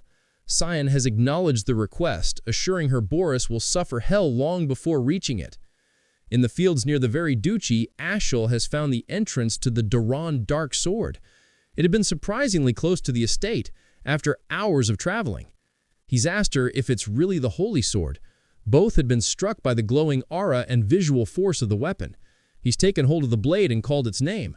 Eris has felt uneasy about how crookedly it's embedded in the ground, but has assumed it's probably fine. Suddenly, a woman's touch has reached him, claiming him as the heir to the god of light and her master. With a flick of her finger, she has hurled him into the air. Anger has flashed across her face. She has cried out in frustration, saying he's taken too long to return. Tears have spilled as she shouted at him, calling him a fool and berating him for leaving her behind. She has pointed at him, promising she will never forget and never forgive what he's done. Once he managed to stand, he realized the figure in front of him was nothing more than a child. Ares had taken form within the space, clearly not an ordinary presence. She must have originated from this blade. She must be the spiritual embodiment of Duran Dark. Her appearance was a surprise. He had never imagined her looking like this. With tears still falling, she motioned to herself and blamed everything on Ashel. Then her voice broke into a scream, wondering how he even knew, as if he'd walked into this moment with the foresight of a prophet. She explained that the wielder of the demonic sword had stolen her power and demanded that Ashel retrieve it as soon as possible. Back at Lewin Academy, Sion remained by Nana's bedside while she continued to rest, recovering from the last battle. Relief quietly settled over him. She hadn't been hurt too severely. She had survived an encounter with the most powerful mage on the continent, and that fact alone left him astonished.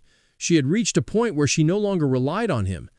While he reflected, Brian entered the room, his first words apologetic. Cyan looked at him with confusion, but the knight confessed that he'd felt like a disappointment, never good enough to call himself his guardian. The young mage fixed him with a plain look and told him to do better. Rising from the chair, he said there was a destination he needed to reach. Brian asked where he was headed, and Cyan mentioned a location on the outskirts of Lewin, leaving the rest from Master Sira to explain. He instructed the knight to go on ahead, he'd catch up later. The shift in Brian was instant. He lit up with energy and determination, ready to take on whatever came. Before leaving, Cyan turned back to acknowledge him. If it hadn't been for Brian, Nana wouldn't have grown the way she had. That much was beyond even his reach. He told the knight he'd done well, then walked out. Down the hallway, Emily rushed after him holding a lunchbox and a strange monster-themed hood. She called out saying she'd packed him food, but he had already disappeared from view. Elsewhere, within the Northern Asians' quarters, Ryans, the leader of the GAM Association, stepped inside. He turned to his subordinates demanding confirmation that this had been Karen's last known location. Under his breath, he muttered about the younger mage's ambition. Such bold goals wasted in a place like this. He reached down to retrieve an artifact and activated it with a spell designed to summon the dead. Mana surged through the ancient runes, reshaping into Karen's form. Riggins wasted no time asking about the fate of the demonic scriptures. The resurrected mage replied that they had vanished, now in Lunav's possession. The elder pressed further, what purpose had brought her here? Karen explained that Kian Vert had been hunting the scriptures, and Lunav had joined in to help. Rage ignited in Ryans at that, and he dismissed the younger one on the spot. Turning to his followers, he ordered them to locate Lunav and bring her to him immediately. Beneath Exilium in the city's hidden pathways, a group of half-humans gathered. They'd been collecting a rare type of mana stone, one too volatile for normal humans to endure. Only creatures like them could handle its power. A half-panther laughed, making a joke about how the city had earned its name, the City of the Dead. A bunny-eared hybrid cut him off, urging caution in his words. Mr. Boris had been waiting for them. Before any of them had a chance to react, Cyan emerged and instantly took down the four-armed one. The others snapped into position, preparing to retaliate, but he sliced through the flames with precision. Their caution turned into full-on defense, but he summoned the fog storm again, cutting straight through the half-panther. Only the bunny remained standing. Tyan stepped toward her, asking for the one he was looking for. She recognized him instantly. Tyan Vert. In panic, she triggered a massive fire burst, destroying the entire space in an instant and blasting him back. Far from the chaos, Lunav sensed a sharp jolt. Something had gone wrong with Cayenne. Caramel and Seth noticed and asked what had happened, but she brushed it off, claiming it was nothing. Seth, trying to shift the mood, showed off his enchanted rug. He explained that it was Lunav, the name passed down with the rug through generations of the Shahar Khan family, the Arawats. It could take them to the academy in a matter of seconds, but the young woman had already carried one of her own, meaning they had no need to share. Lamela added that the artifact belonged to the Gartham Association, a group known for gathering rare magical items, so objects like the Arawats were common in her world. Lunav urged them to speed up, pushing to reach the academy faster. Worry tightened in her chest. Something had clearly happened to San, and she couldn't shake the dread. Exilium has been left in ruins, scorched earth blazing beneath the collapsed stone. Tyan stood untouched, shielded by the void's fear spell. The bunny hybrid ended her life in a desperate final move, igniting herself in the explosion. Scanning the wreckage, he spotted monstones scattered across the area. The fire won't die down unless dealt with directly, so, without hesitation, he conjured the air void to siphon the flames away entirely. As always, Karum took the opportunity to poke fun whenever he did something remotely heroic, telling her to take a closer look. The half-humans caught in the blaze hadn't died. They'd vanished. She half-joked that maybe they'd been reduced to ash, but even she knew that's impossible, not in such a short span. San believed they'd gone underground, likely through a hidden tunnel. He suggested confirming it firsthand, but before taking another step, a crowd formed behind him. A gathering of beasts, hybrids, and other creatures blocked the exit. Their demand was direct. A human like him had no business here. They told him to leave the city. Karum questioned their attitude, irritated they'd turned on someone who just extinguished a fire that could have burned them alive. Tyan brushed her off, stating simply that they'd never wanted him here. This land, once a quiet beast village, had lost its peace long ago, shattered during the chaos of the god-demon war when the demon dragon Leviathan invaded. Though the dragon had been defeated by Liggs, the hero of the light god, the aftermath left a worse curse behind. Its decomposing body birthed the mana stones whose energy twisted everything. Residual power turned Exilium into an abandoned wasteland. The aroma of that mana mutated those left behind, birthing beast hybrids like the ones now in front of him. They survived by mining the very stones that cursed them, all while harboring bitterness toward the humans who cast them aside. One of the half-humans stepped forward, trying to force him out by violence. Karum casually suggested wiping them all out, but she decided it wasn't worth the effort.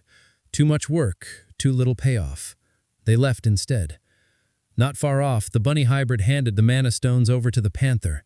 None of them had perished, not even the four-armed one, who regenerated, his neck fully restored. If not for Boris's enchanted bow, they wouldn't have survived the earlier battle. The mage materialized then, asking whether his involvement had caused them harm and informing them that Cyan had reached the area too. Apologizing for the chaos, they dismissed his concern, saying there was no need. In their eyes, he'd been the aggressor, attacking first. They hadn't realized who they were dealing with until it was too late. As far as they were concerned, Cyan was no match. Boris feigned guilt, but they encouraged him, claiming that without the funds he funneled from his palace work, they would have starved. Now's their chance to return the favor. They had his back. He told them not to overdo it, making it clear he'd be the one to settle things with Cyan. The panther lifted the box of mana stones and handed it over. It wasn't a huge stash, but enough. Boris took the box and slammed it down, releasing the stones. The impact triggered a ritual, magic lighting up the ground beneath him. Lunov confirmed they were short on time. Someone had already discovered them, closing in. In that instant, while their focus was elsewhere, Cyan launched another attack, but the panther intercepted him mid-strike, flinging him back. He grinned through it, surprised they were still alive. The panther grabbed him and barreled through the wall, dragging him outside.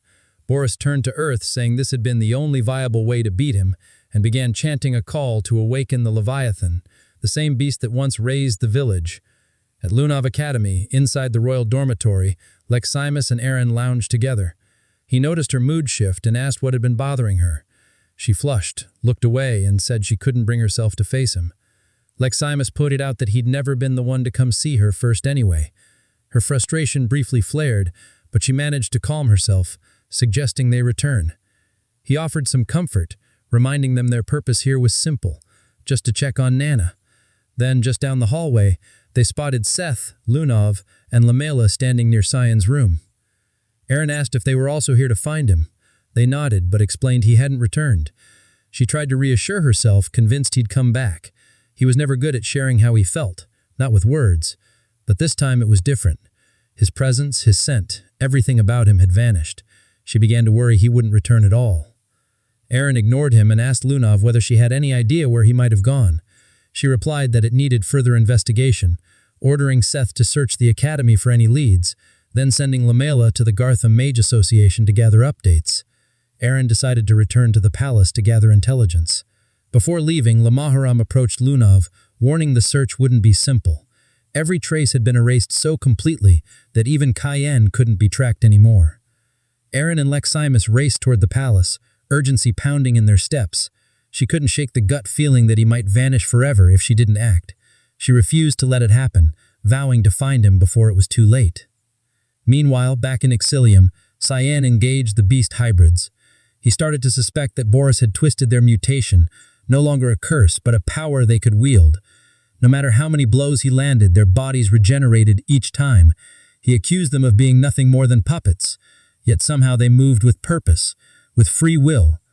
The panther grinned, remarking that a human like him could never grasp what it truly means to exist as a monster or to survive in their world. Brian has been packing the last of his belongings, preparing for departure. He expressed relief that the safe house is nearly secure. Emily praised his efforts, telling him he'd done well, but then hesitated, wondering aloud whether Cayenne even knew they were here and whether he truly planned to join them later. Brian reassured her that Instructor Erica had said so and that they'd had no choice but to trust him for now. Still, she couldn't shake a creeping sense of dread. Nana's mood hadn't helped. She'd been visibly gloomy, staring out the window for what felt like hours. She was clearly upset, hurt that Cyan had come and gone while she slept, too late to even realize he'd been there. Brian understood that more than anyone. She'd taken this the hardest, and he felt the weight of that moment, especially after Cyan had told him that even he couldn't manage what Brian was doing now. He approached Nana, asking what had gotten her so down.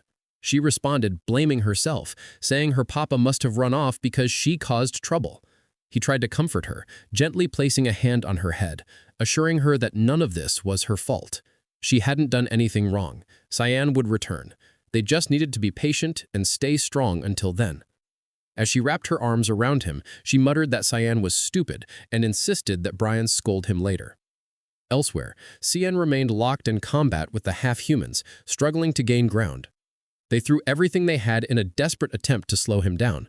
The bunny hybrid hurled a Songru grenade, erupting into a violent blast of fire.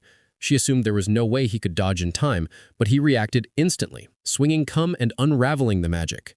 Shock spread among them as they realized someone so young had mastered techniques of a swordmaster. The four-armed hybrid issued the command to strike from all directions, insisting he must have a blind spot somewhere. They were told not to let him counter. Karum observed their movements and pointed out the obvious. They were all following identical attack patterns. Cyan recognized it too and moved to exploit it. He activated the Thick Fog 8th Form Assault, dashing through them and cutting down his attackers. Just before he reached the four-armed one, the bunny launched a flaming arrow at him, warning him to stay sharp. He summoned the Void Sphere to absorb the flames effortlessly. The panther came at him from behind, but he evaded the ambush and appeared behind it instead.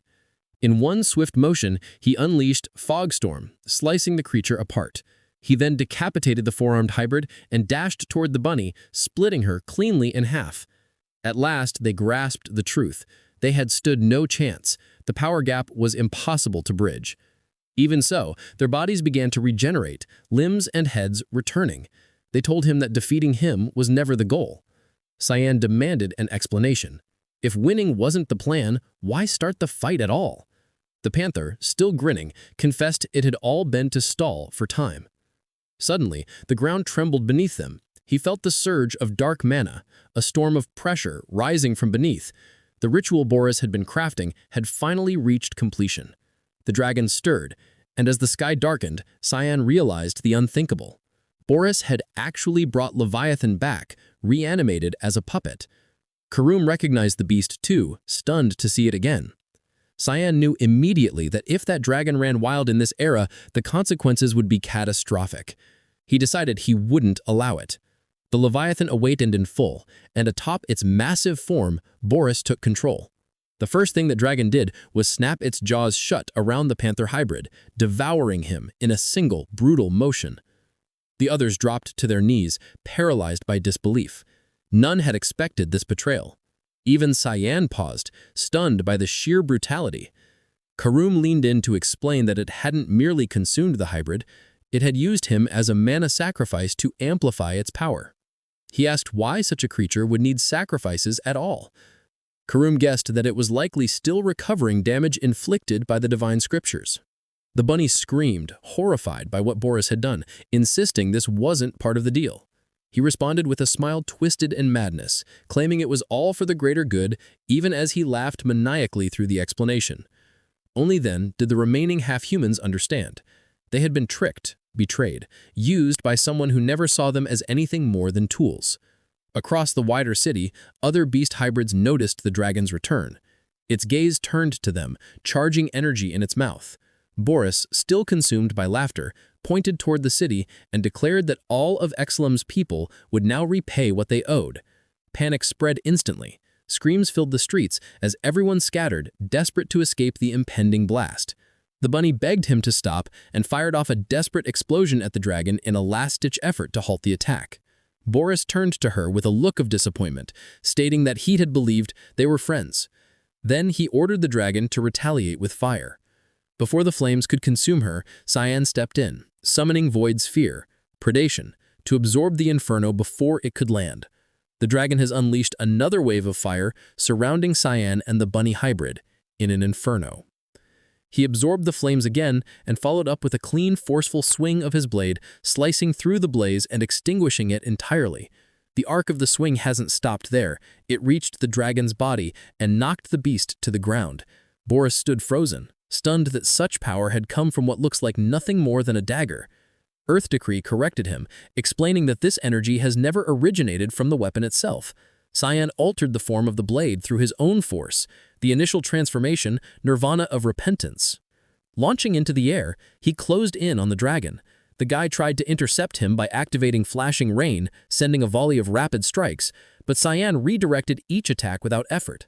Following through with another swing, he cut clean through the dragon's arm.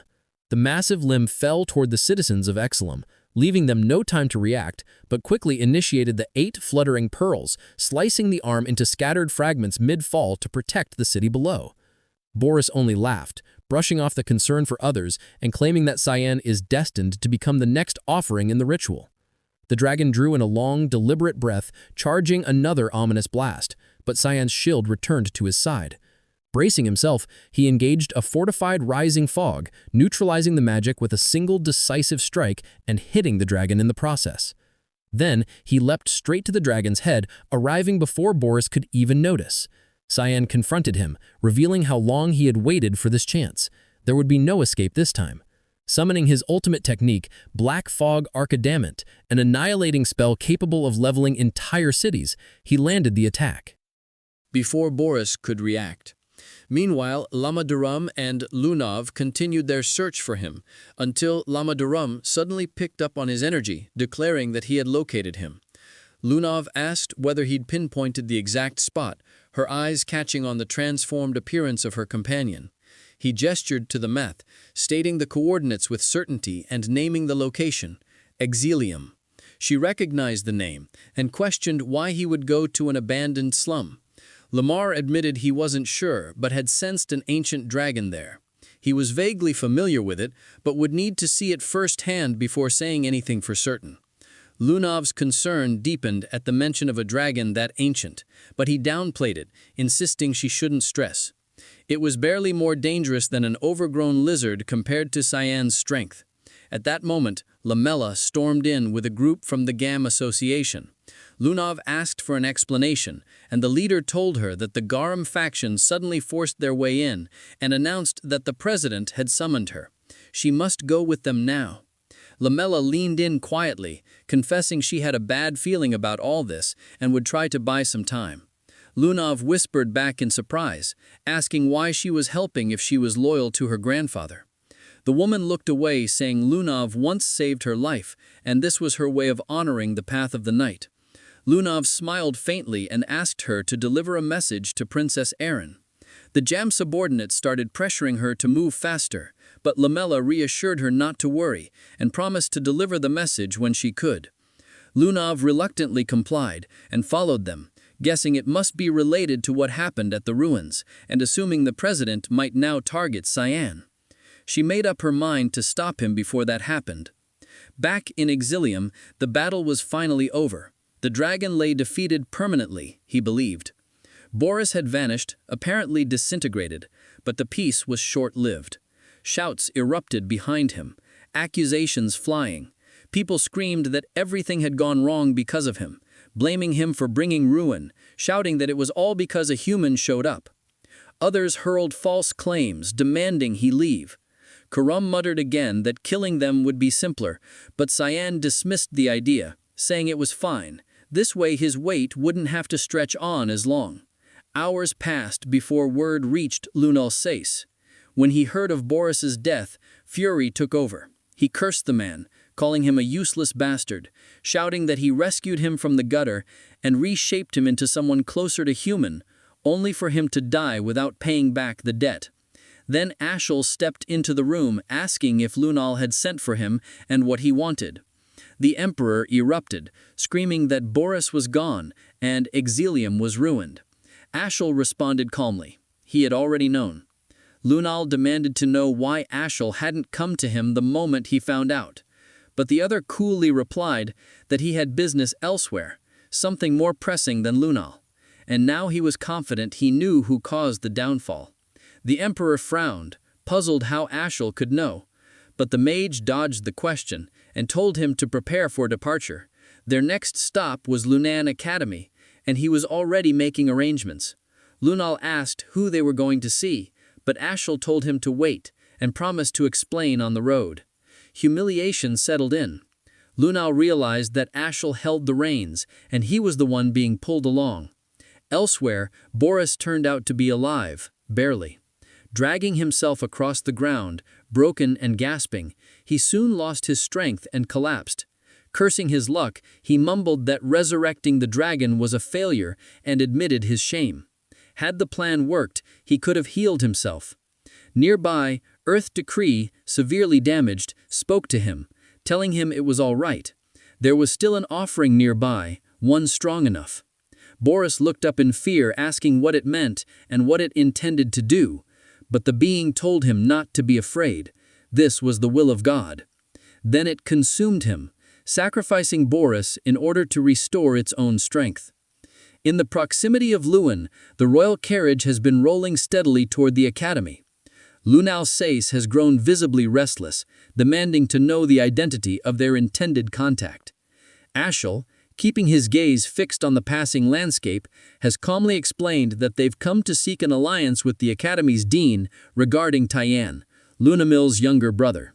The elder, baffled, has questioned what connection might have to anything relevant.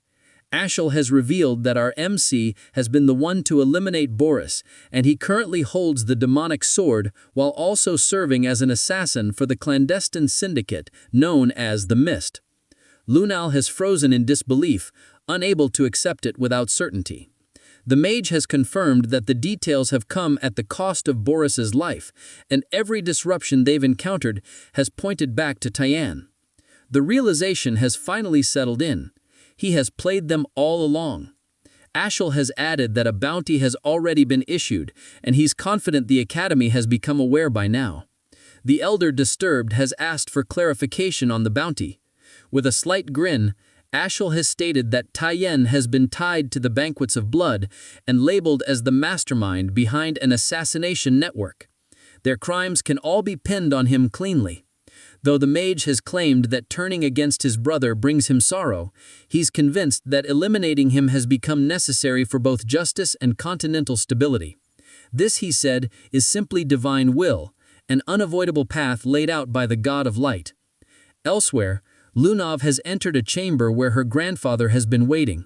She's demanded to know why he's come all the way to Lunan. Reagan, taken aback by her lack of hesitation, has wasted no time and accused her of accompanying Tyann to the Nortelli ruins and assisting in the theft of the demonic scriptures. She's denied any involvement. The elder, enraged, has accused her of shielding our MC and unleashed a gravitational spell to pin her down. Despite the crushing pressure, she stood firm, challenging the baseless assumption. Her resistance surprised him. She's endured mana intensity far beyond his expectation. He's reminded her of her future within the GAM Association, warning her not to be ruled by sentiment. He has amplified the gravity, forcing her closer to the floor. But she's had enough. She cast the spell away and declared that he won't extract anything from her. He hesitated for a beat before snapping his fingers, triggering an enchantment. Tendrils of magic have erupted from the walls, ensnaring her. He declared that she won't even get the chance to regret this. She asked whether he intended to kill her, but Ran insisted that the association's future can't be discarded. Strange glyphs have flared along his arms, runes of Narasha. She's recognized his attempt to fracture her mind. The elder has vowed to erase the memories he finds useless, hoping to resurrect the version of her he once preferred. Meanwhile, Ashil has been stationed outside royal quarters. He sensed our MC's presence along with his allies. Turning to the holy sword, he has asked whether she can trace his location. She studied the sealed door and declared it wiped clean. Someone has purged every trace. Her mood has soured at the knowledge that this has been the residence of the one who insulted her, and she's promised quiet retribution. The mage, conceding that the interrogation strategy has failed, has reminded her that palace troops have already been dispatched. It's now a waiting game. She, skeptical, has muttered her distrust in humans and dismissed the delay as his problem to deal with. Elsewhere within the academy, the dean has just finished reading a sealed letter, muttering to himself about the complexity of the situation. Without warning, Luell has barged into the room. The dean has greeted him with a cold stare. The visitor, unsettled, has accused him of harboring resentment, denying any friendliness between them. The dean has responded calmly, but Luell has persisted, blaming him for cutting off Gazelle's funding and poisoning his father's perception of him. The elder has refuted it again, claiming he only sought to prevent bloodshed. Fury has crept into Luell's voice. He insists that others, Violet, Fabian, Nerovian, and Aaron, are all clawing for the throne and would stop at nothing to secure it. The dean has dismissed him as pathetic, telling him that the throne belongs only to those who've matured enough to lead, not to those who grasp for it. He's turned away, reminding the young man of his father's efforts to maintain peace and urging him not to unravel it. Luell, with a bitter grin, has scoffed at the idea. He's pointed to the dean, accusing him of hypocrisy for raising a demon under his roof, and demanded Cian's location. Before the dean could respond, Aaron has entered the chamber, startled to see Luell present. She's admitted she had only come to inquire about our MC. The prince has rudely dismissed her, but the dean has promptly ordered him to leave, reminding him that she had requested this audience first. The younger man has protested his rank, furious over being made to wait. The dean has attempted to mediate, but the argument has escalated until Ashel has walked in and announced that the dorm has been found completely vacant. He's declared that Cian now poses a threat to the Empire and urged the dean to cooperate. Aaron, horrified, has asked what he meant. The mage has explained that our MC has been implicated in the Banquets of Blood and the Exilium disaster, backed by a web of eyewitness testimony. He has turned to the dean again, asking whether the palace has sent him a letter. The elder has confirmed it with a grim nod. Aaron has burst into tears, unable to reconcile the accusations with what she's known of Sion, insisting he could never commit such disgraceful acts. Ershel has informed her that a bounty now weighs on his name. Beyond the Academy's reach, in a quiet outskirt village, a crowd has assembled around a worn-out wall, displaying a freshly tacked-up poster. The youngest heir of House Hertz has become the subject of gossip, whispers of crimes, and speculation on whether he might show up here next. As the crowd has dispersed, Sion has stepped forward to collect the poster himself. Karum, standing nearby, has commented that the portrait does him more justice than real life and asked whether he's pleased with the outcome. Our MC has let out a wry smirk and said that he is. Now Ashel will come chasing him, craving the Empire's most expensive bounty just in time to try and play the hero. In the snowy plains of Ruina, Alice hears Cecilia urgently calling out to her. Cecilia rushes over and shows her something shocking, a report claiming that Sion is the one behind the Banquet of Blood. After seeing this, Alice can't believe it. Moreover, Alice insists that Sion would never do something like that, to which Cecilia explains that she saw the news while patrolling and doesn't know what they should do. Alice realizes this is probably why Sion told her to leave earlier. He must have known something bad was coming. Instead of panicking, Alice tells Cecilia that they should focus on their training, to which Cecilia is surprised by Alice's calm response. But Alice explains that even though she's not completely sure, she trusts that Sion will handle things in his own way.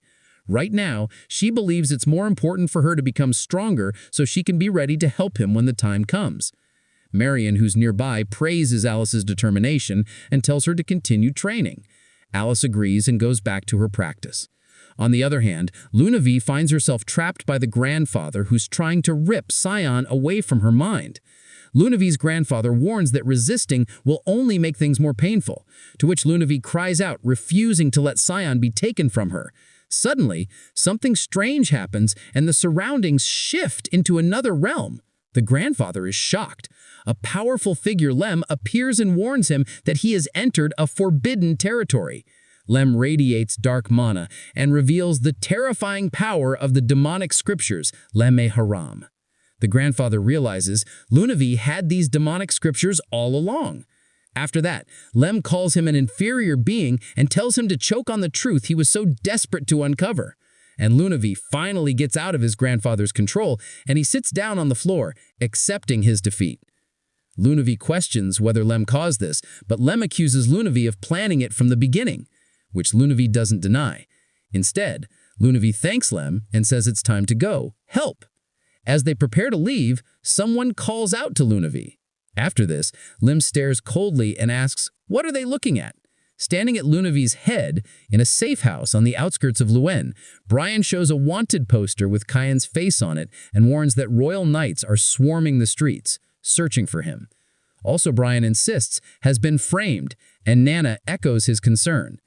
Tension rises as Brian prepares his sword, declaring he made an oath to protect Kyan and Nana with his life. Nana joins him, ready to fight. Suddenly, there's a knock. A girl hesitates, then opens the door, and Kyan stands there calmly. Everyone is overwhelmed with relief. Brian tears up, and Nana runs to Kyan, calling him Papa. After that, Kyan tells them to keep quiet because he had been really worried. Kyan confirms he's not guilty and says he won't bother explaining himself, and warns that this place isn't safe anymore because Ashel now has the Holy Sword and it won't take long before he finds their location. Kyan says the only option now is to hide inside his other dimension because the entire empire is turning into his enemy. Brian, emotional and firm, declares his loyalty will never shake and promises to protect Kyan no matter what path he walks, to which Kyan accepts it, though the girl thinks Brian gets too serious sometimes, and Nana urges him to hurry. With that, Kyan turns to Lem. Now that the distractions are out of the way, Lem smirks, ready to go wild, but Kyan reminds him there's something specific he needs to do. Lem seems thrilled that whatever it is, it sounds exciting. Lunav's grandfather fumes in frustration after learning the truth that he always believed Kyan had the demonic scriptures, but to find out they were with Lunav all along shocks him deeply. A subordinate rushes in, apologizing for returning without the others, and explains that everyone else was defeated by Lunav herself. The old man angrily realizes that Lunav completely outsmarted them. The subordinate anxiously asks what their next move should be, to which the grandfather thinks that Lunav now has the scriptures, and if they continue chasing Tian, they'll inevitably run into Lunav. Meanwhile, the scene shifts to a quiet night near a tall building. Tian stands boldly under the moonlight, facing a group of soldiers who came to capture him. Suddenly, Tian speaks out, almost taunting them, and calls for their attention, acknowledging their presence with a smirk. Then, with absolute confidence, he challenges them, telling them to catch him if they can. The academy feels strangely quiet now, almost as if something important is missing. The spot where Tian once sat seems to echo with emptiness, and even the surroundings feel like they're grieving his absence. Seth sits there feeling down, wondering if Kyan will ever return. After everything they went through together, Seth can't understand how Kyan could just disappear like that because the thought weighs heavily on him, making school feel dull and meaningless. Just as Seth starts losing hope, Lunav bursts into the scene with excitement and tells Seth that she found Kyan and urges him to come with her right away. After hearing this, Seth is shocked, but quickly lights up with hope because he also can't help but notice a small adorable creature resting on Lunav's head. But before he can ask more, Lem steps in and tells him to hurry. Without wasting a second, Seth agrees and decides not to overthink and lifts Lunav in his arms, smashes through a wall, and follows Lem's lead. Also, Lem assures them that the destination isn't far, asking them to hold on tight as they speed towards Kyan's location. Aaron is shocked to hear the news that Kyan is in exile. In fact, Lamila tells her that Lunav wanted to pass on this message before she was taken away by Mr. Ryans.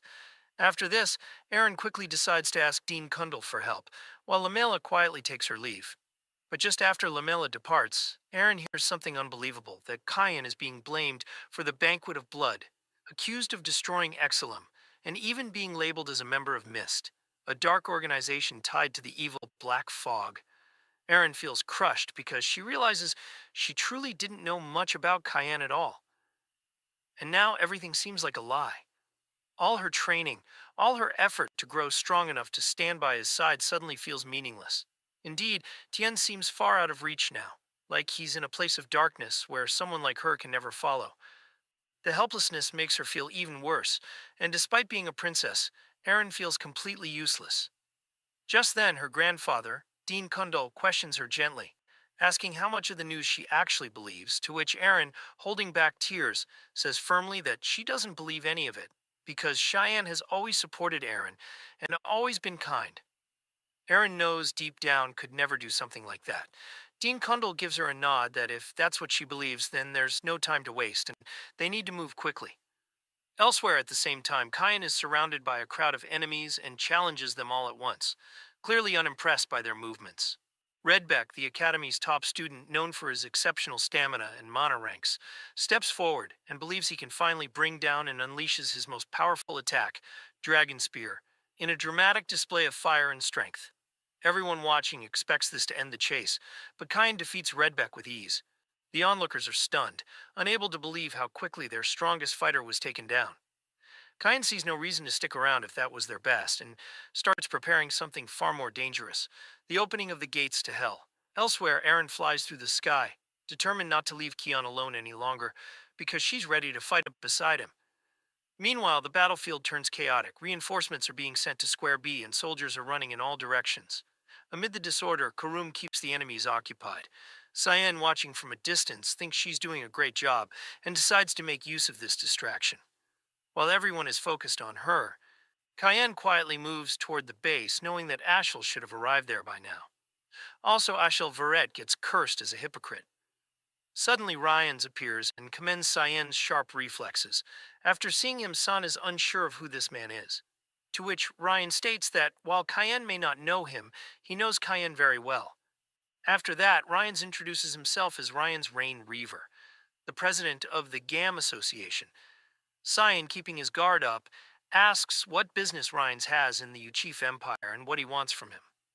To which Ryans appreciates Sion's directness, noting it's a trait he shares with his father. Without wasting any time, Ryan presents his true motive, that he wants Cayenne to marry his granddaughter, Lunav. After hearing this, Sion is left completely dumbfounded by the unexpected proposal. Riggins offers more like forces Cayenne to join the GAM Association, since most of the incidents, like ruining the excavation of the ruins, halting the smuggling, and cutting off connections with the dragons, were all his doing. Moreover, his granddaughter is head over heels for him. Despite the undeniable offer, Cayenne decides to turn it down, saying there's no way a 9-star sage can't bring a fruition. He's sure that Ryan has some ulterior motive involving Lunav and him, which he won't allow. Ryan is furious, but promises that if he can't have him, then nobody else can. Honestly, Rien sounds more like a crazy ex-boyfriend. At the Bruno estate, the report that all the knights were knocked out by a mere kid infuriates Lunel. But a bigger issue arises. The Garum Association members ambush their knights and are currently locked in battle with them. Lunel throws the messenger aside and orders that they all be killed. He laughs madly, convinced it's a provocation from the Gam Kingdom. Then he commands that the Knights of Light be sent if reinforcements fall short. The messenger is shaken as the Knights of Light are the front lines of the demon realm. But Lunel doesn't care. He's already made the arrangements. Hearing that, the messenger loses his composure, saying it's practically a declaration of war. Lunel then locks eyes with Eren and directly asks if they're there to ruin his plan. Eren holds out a paper in front of his face, a direct order from the king stating that Luan Academy will assist in searching for her fiancé. Lunel grows furious and demands that Eren prove the document's legitimacy. The old man accompanying Eren intervenes, assuring Lunel that he was sent to support her since the king's health continues to deteriorate. This only enrages Lunel further when he realizes the king gave him no orders. The old man then sternly questions why Lunel is trying to start a war with the Gom Kingdom. In response, Lunel instantly orders his knights to attack, accusing them of blasphemy. But the old man uses his barrier magic to defend himself and angrily tells Lunel to stop acting like a brat. He's shocked that Lunel insists on fighting him. After all, he's his grandfather. Lunel's reason is simple. Why is his grandfather trying to stop him? The old man answers that he can't stand by and watch him sabotage himself any longer. Before Lunel can act, the grandfather takes Eren and teleports away. He guides Eren to a location far from the Lord's estate. There, his granddaughter reveals that the royal decree was fake all along, astonishing him. As they make their escape, she asks why he's helping her. His answer is simple. He wants to see the future of the boy who keeps pissing him off. Meanwhile, a man is stuck on a building. When Seth and Lune arrive at the scene, they survey the area and finds Cayenne holding someone by the collar. Seth cheerfully walks toward them, but Lunov's bag suddenly yells that it's not Cyan. Alarmed, she stops Seth and the fake Cyan smirks. He's impressed that she could tell because she's a demonic scriptures owner. The fake Cyan reveals his true form, the demonic sword, Karum. Seth is shocked to see his old buddy turn into a girl. As Karum explains how the plan unfolded, they sense a powerful aura passing nearby. Lunav quickly realizes it's her grandfather's aura. From the bag, a shadow emerges, remarking that Ryan sure is fast and assuming that Kyan must be there too. He decides to take them to him. Kara mocks him by calling him a halfling, though still impressed by his strength. Meanwhile, a group of knights hears a loud thud, assuming it's an explosion coming from the direction they were headed. The ground starts shaking and they think it's an earthquake until they see Seth and Lunav advancing. The sight alone is enough to make them wet their pants. Ashel sees the explosions from the distance and tells his guards that's where the traitor of the Empire, Kyanvert, is. He tells his guards that their duty is to eliminate evil in the world, raises his sword and asks them to follow him on his hunt for Kyan. The knights cheer for him in unison and follow him behind. The Holy Sword reminds the successor that he needs the powers back to fulfill his duties. Some guards gossip that rallying the knights against his own brother is what can be expected from a Vert. His fellow tries to warn him that someone might hear, but the guard insists that there are already enough rumors. He explains that the rumors say this battle won't end in Brno, and they'll be charging into the palace next. The guard hopes the rumors are false, but his fellow shows him around to see how ominous all the other knights are. Meanwhile, our protagonist pins the fighters into the wall. Those watching him are shocked to see his demonic energy. He hurries them to came at him. The fighters feel insulted, but right then, Ryans flies in. He now understands why his enemy is so important to Lunav and realizes that he can't let him live. Ryan summons the meteor. Everyone around sees the 9-star spell and runs for their lives, while our hero stands fearlessly. Cheyenne stands staring at the spell coming down. He now understands how evil his opponent is. Seeing him not care about his subordinates, as the meteor rains down, the people run for their lives, but stumble into Seth. He pushes them all away with the tornado, and Lunav walks in, hurrying him to get to their friend. At the battle, Ray stands tall above his meteor. Suddenly, our hero breaks through the spell with his Void Sphere Obsession. He then uses the Division spell. Ryans is impressed with his use of the Void Sphere, but diminishes it instantly. Our protagonist is shocked to see his spell countered so easily, and Ryans reveals his Caligorna's bead. He reveals that the bead's oblivion counters the Void Sphere. Our hero is shocked to see his opponent with such a rare artifact. Rands then uses the bead's Soul Harvester. Suddenly, Lunav steps into the fight, ordering her grandfather to stop. She tells him to deal with her if he really wants her demonic scriptures, and tells him to stay away from Tion. Karum tells our hero that he found some bet, and that he feels his brother is close. Seth tells his friend that he heard about him being framed, and tells him to leave the fight to him. Our hero wishes his friends good luck and leaves to face his real enemy. However, Ryans refuses to let him off so easily, and sends his Soul Harvester after him. Suddenly, Lunav uses the Seeds of Restraint. A crown manifests on Ryan's head, and then Lunav casts a verbal promise fulfillment spell. Ryan screams in pain and drops his beads. The Soul Harvest on our hero's tail disappears. Regans is confused, wondering how his granddaughter planted the Seeds of Restraint in his head. Lunav explains that she did it when he entered her head, and reminds him that that's why he should stay away from her. Rands reminds her of the consequences, but Lunav has already prepared for it. And now she intends to show her grandfather the truth he desperately wanted. She proceeds to show him the power of the truth that he desperately sought. Meanwhile, the guards are shocked to see the patrol team running back. Our hero cuts through the patrol teal with his rising fog spell. The knights see him coming and draw their swords out. They're shocked to see the patrol team be defeated by a 13-year-old kid. Our hero leaps towards them.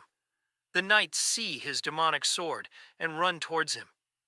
Our hero uses the rushing fog torm, followed by a serial slash cutting through the knights at once. Right then, the knight summons Luminel's arm and crushes our hero down. He cheers excitedly, seeing his attack land, but then our hero breaks through it. The knight then summons the perfect thunder, but our hero dodges it. He leaps towards his opponent, grabs him by his face, and smashes him into the ground. Right then, Ashel walks in. He uses the God of Light's power Sun Carriage. Our hero realizes that his brother is starting off with a strong attack. He takes the blow and runs through to face his opponent. However, Tien can feel Karam's pain. and realizes that he shouldn't have directly taken on the Holy Sword's attack.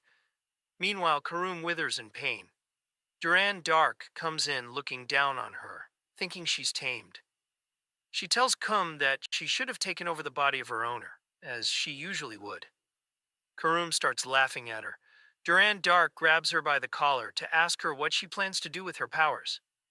Karum continues to laugh and tells her that seeing her face was totally worth being tamed. Duran Dark grows angry, wondering how they could find out her location so early.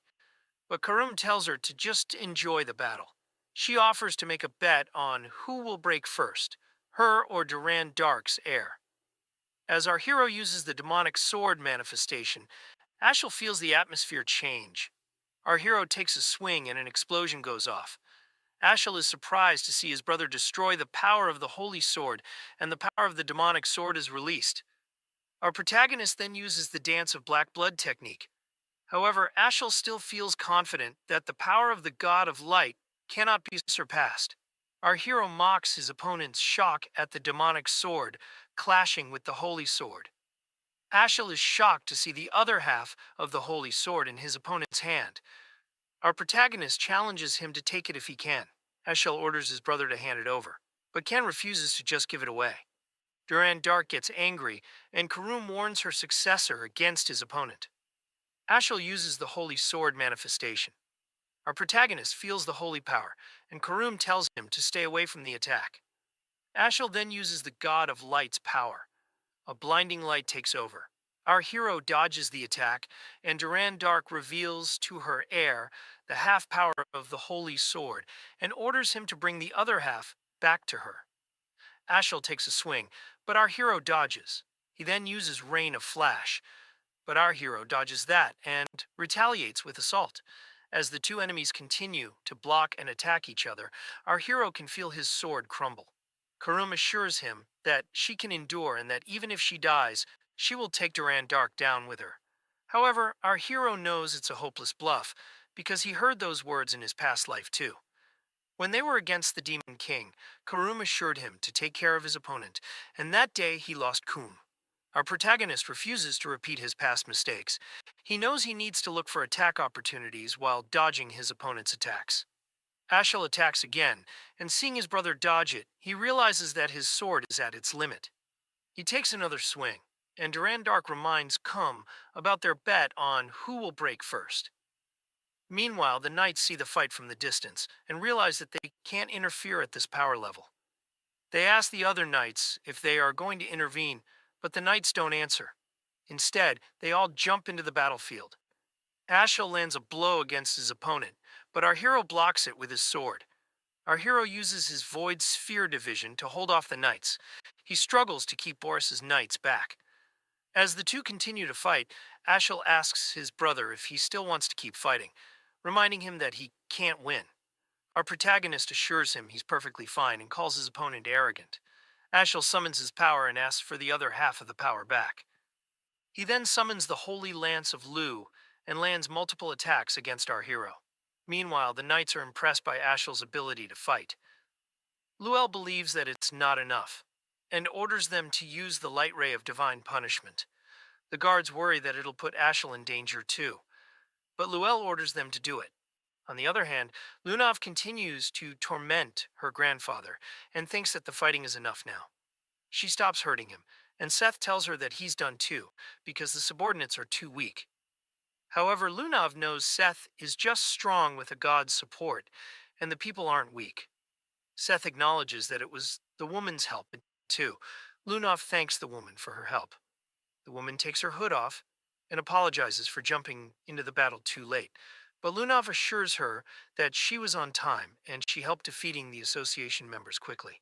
Suddenly, a spell appears in the sky, and Lunav realizes that the magic weapon is being activated.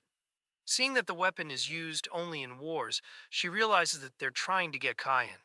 Luel stands before the soldiers, activating the magic weapon. He feels eager to get rid of all the people who look down on him. Ashel and our hero are surprised to see the magic weapon. Ashel uses the border of God and destroys the weapon. As the whole place starts to collapse, Luel tries to run for his life, but the walls crash down on him and bury him. Suddenly, Aaron jumps in and tells Ashel to stop and tells him she is going to take time. As the fifth princess of the Ushif Empire, she orders him to put his weapon down. Dean Kundal steps in and restrains all the blood monsters. Realizing that Ashel and Luel could be related to the Banquet of Blood, Ashel breaks Dean Kundal's magic spell, leaving him shocked. He then releases his god attack at the Dean. Aaron screams for Dean, and Kyan tells her to leave because he worries she'll just get in his way. However, Aaron refuses to abandon her fiancé, even though that's not the engagement our hero agreed to. Ashel thinks that the princess is seduced by his sibling and thinks it's his responsibility to save her. He uses the god of light supreme authority, the Halo Bringer. Our hero recognizes the ultimate skill of Luminel that can slay even a god. This ability killed our hero in his past life. Right then, Aaron steps forward to shield Can and asks Ashel to stop. However, Ashel does not intend to go against the will of God. He releases his attack. Aaron closes her eyes, but then our protagonist pushes her aside to face the moment he's been waiting for. His opponent is surprised to see him smiling. The whole mana energy strikes our hero and an explosion goes off. Dean Kundal continues to take down blood monsters, but more just keep coming back, and he knows that's just stalling the worst. Suddenly, Dean notices a chaotic mana, and when he turns around, he sees our protagonist going all out with his power. Ashel is confused seeing his opponent. Lundell tells him that his opponent is trying to take power. However, he finds it useless because our hero doesn't possess demonic or divine scriptures, and without God's promise, he'll die. But then Aaron comes forward to save her friend. She knows she can't go back now, otherwise she'll lose Cayenne. Right then, Lunav, Rain Reaver, and her friends join the battle. Lunav asks Dean for his help in getting close to Tyen. Without any questions, Dean uses his reverse wave and clears the pathway for Lunav. As they rush through the battlefield, the monsters leap in on them. But suddenly Seth jumps off and pushes the monsters back, while the rest run for Cyan. He and Lamella stand back to take care of the monsters, while Lunav takes care of Tian. Lunav hurries at Lem as Cayenne's mana continues to weaken. Princess Aaron and our hero stand side by side, struggling to hold their ground. Ashel is surprised to see the demonic scripture arrive. Lunav and Lem jump past him and quickly run to Lunav hurries to Lem to help their friend. Lem didn't expect our hero to be in this state, trying to kill himself, but he wonders if he had already seen them come. Lem thinks our hero knew he and Lunav would come. He uses the old god's promise to help our protagonist recharge his mana, and the sudden burst of energy leaves Ashel shocked. Ashel is shocked to see his opponent's power. Our hero decides to end things here. He unlocks the other realm and puts Lunav down. Luminel warns Ashel against his opponent's power. Our hero puts his friends down and tells Lem that he now plans to kill his brother. Lem asks if revenge is really important for him to take on a curse because our hero doesn't know the state he's in. He warns our hero that he'll have to pay a price worse than death for the seal on his chest. The sword now realizes that this was always our hero's plan. When planning this whole thing, our protagonist wondered if Lunav would appear if he fought. He asked Karum to bring her to him. Karum wondered how our hero is so sure that she will come, and he answers that she'll come because she's a stalker. Our hero leaves the princess and Lunav to the demonic scriptures. Lem realizes that the prophecy has come true as he watches the pawns fight each other. As our hero raises his demonic sword, he feels something different about his opponent. He realizes that Ashel's powerful god can no longer protect him. Meanwhile, Lamila uses her glare slash to cut through the demonic monsters. She's surprised to see that the monsters have stopped regenerating, which makes them realize their link has been cut off. Dean Kundal walks in, thinking that the monster's power source must have disappeared, and he feels glad to see his students okay. However, Seth came to help his friend during his exams, and Dean suspended him for 2 months. Lamella sees the portal to the other realm, thinking that it's the cause for the destruction. She wonders if something can be done about it. The Dean takes a closer look and sees Aaron and Lunav passed out. He rushes to them and finds them okay. He heals them with his magic, wondering if they were sent to the other realm on purpose. Dean Kundal realizes that Kyan must have created this realm and wonders what is going on. On the other hand, Ashel is surprised to see himself bleeding. Lundell warns him that his opponent can even devour light now, and he might die for underestimating his opponent. Our hero asks Karum how he feels about this change, and Karum answers that he feels so powerful that he wants to destroy everything. So our hero allows Karum to utilize his power. He uses his Dance of Blood second form Harvester. Ashel uses his Halo Bringer.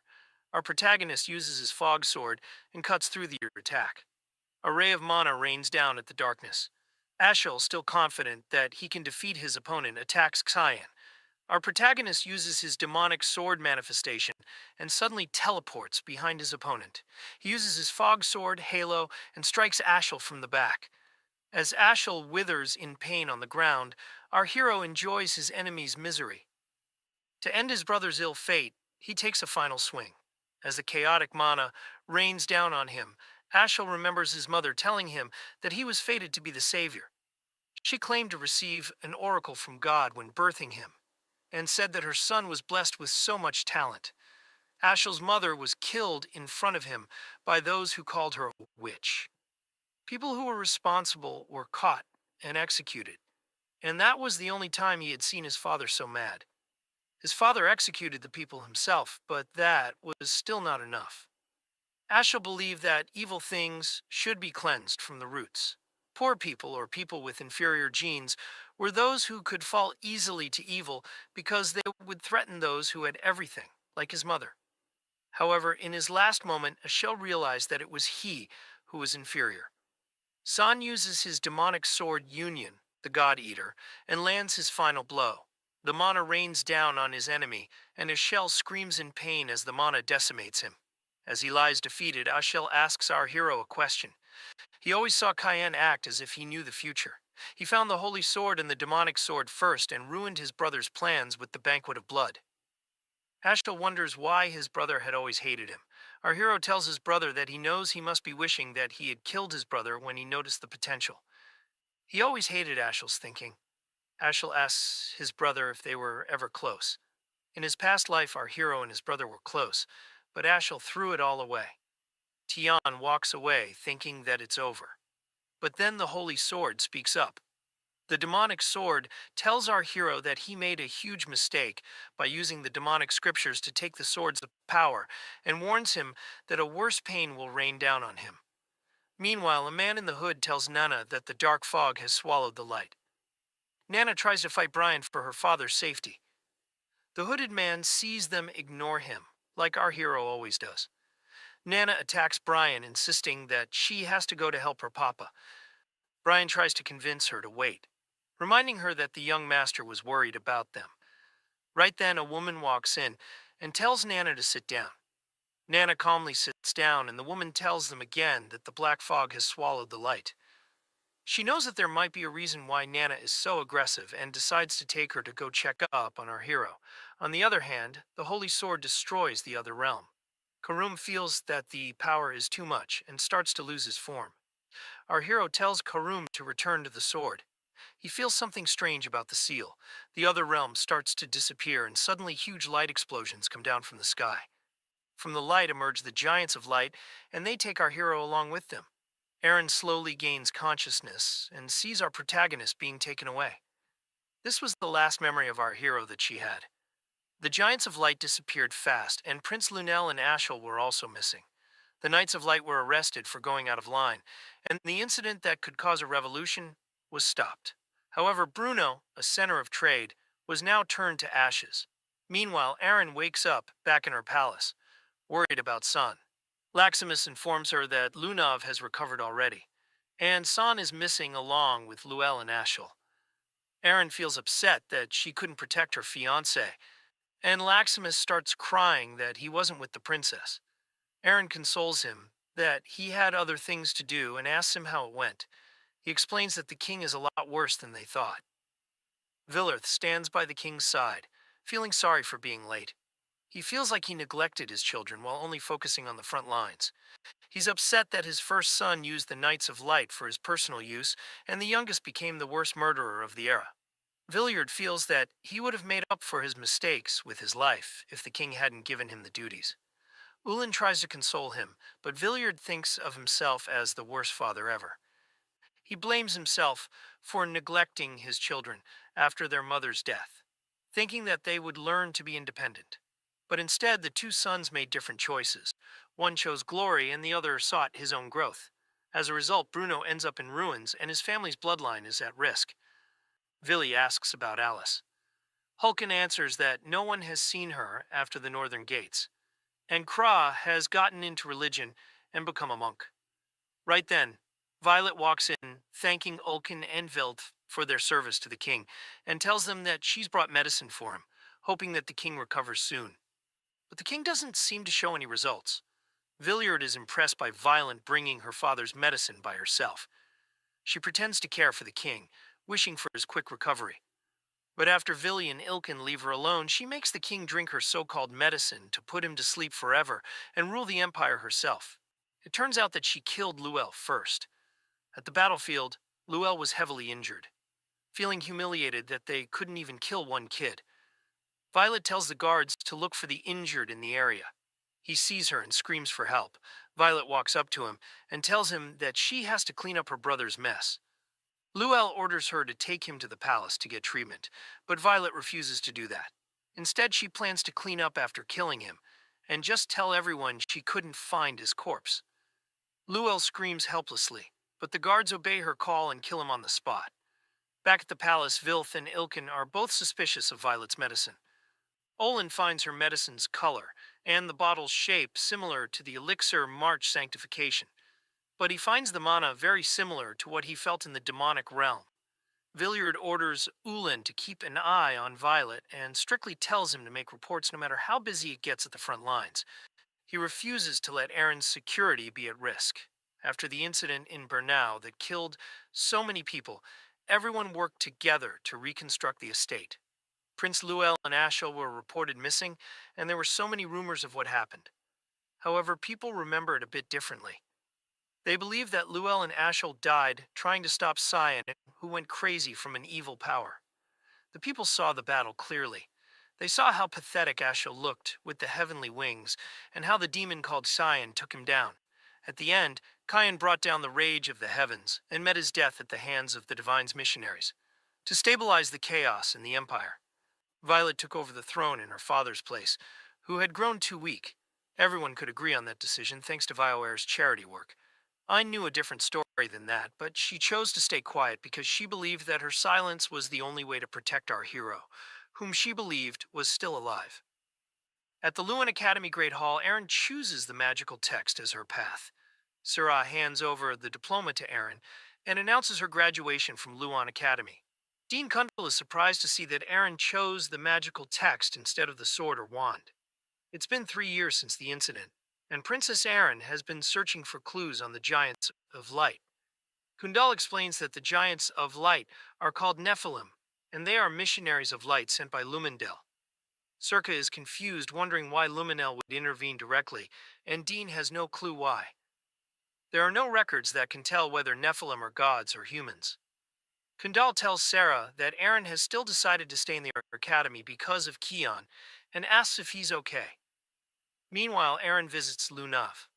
The two catch up, and Lunav informs Erin that President Rance is doing better, but he still has internal wounds to recover from.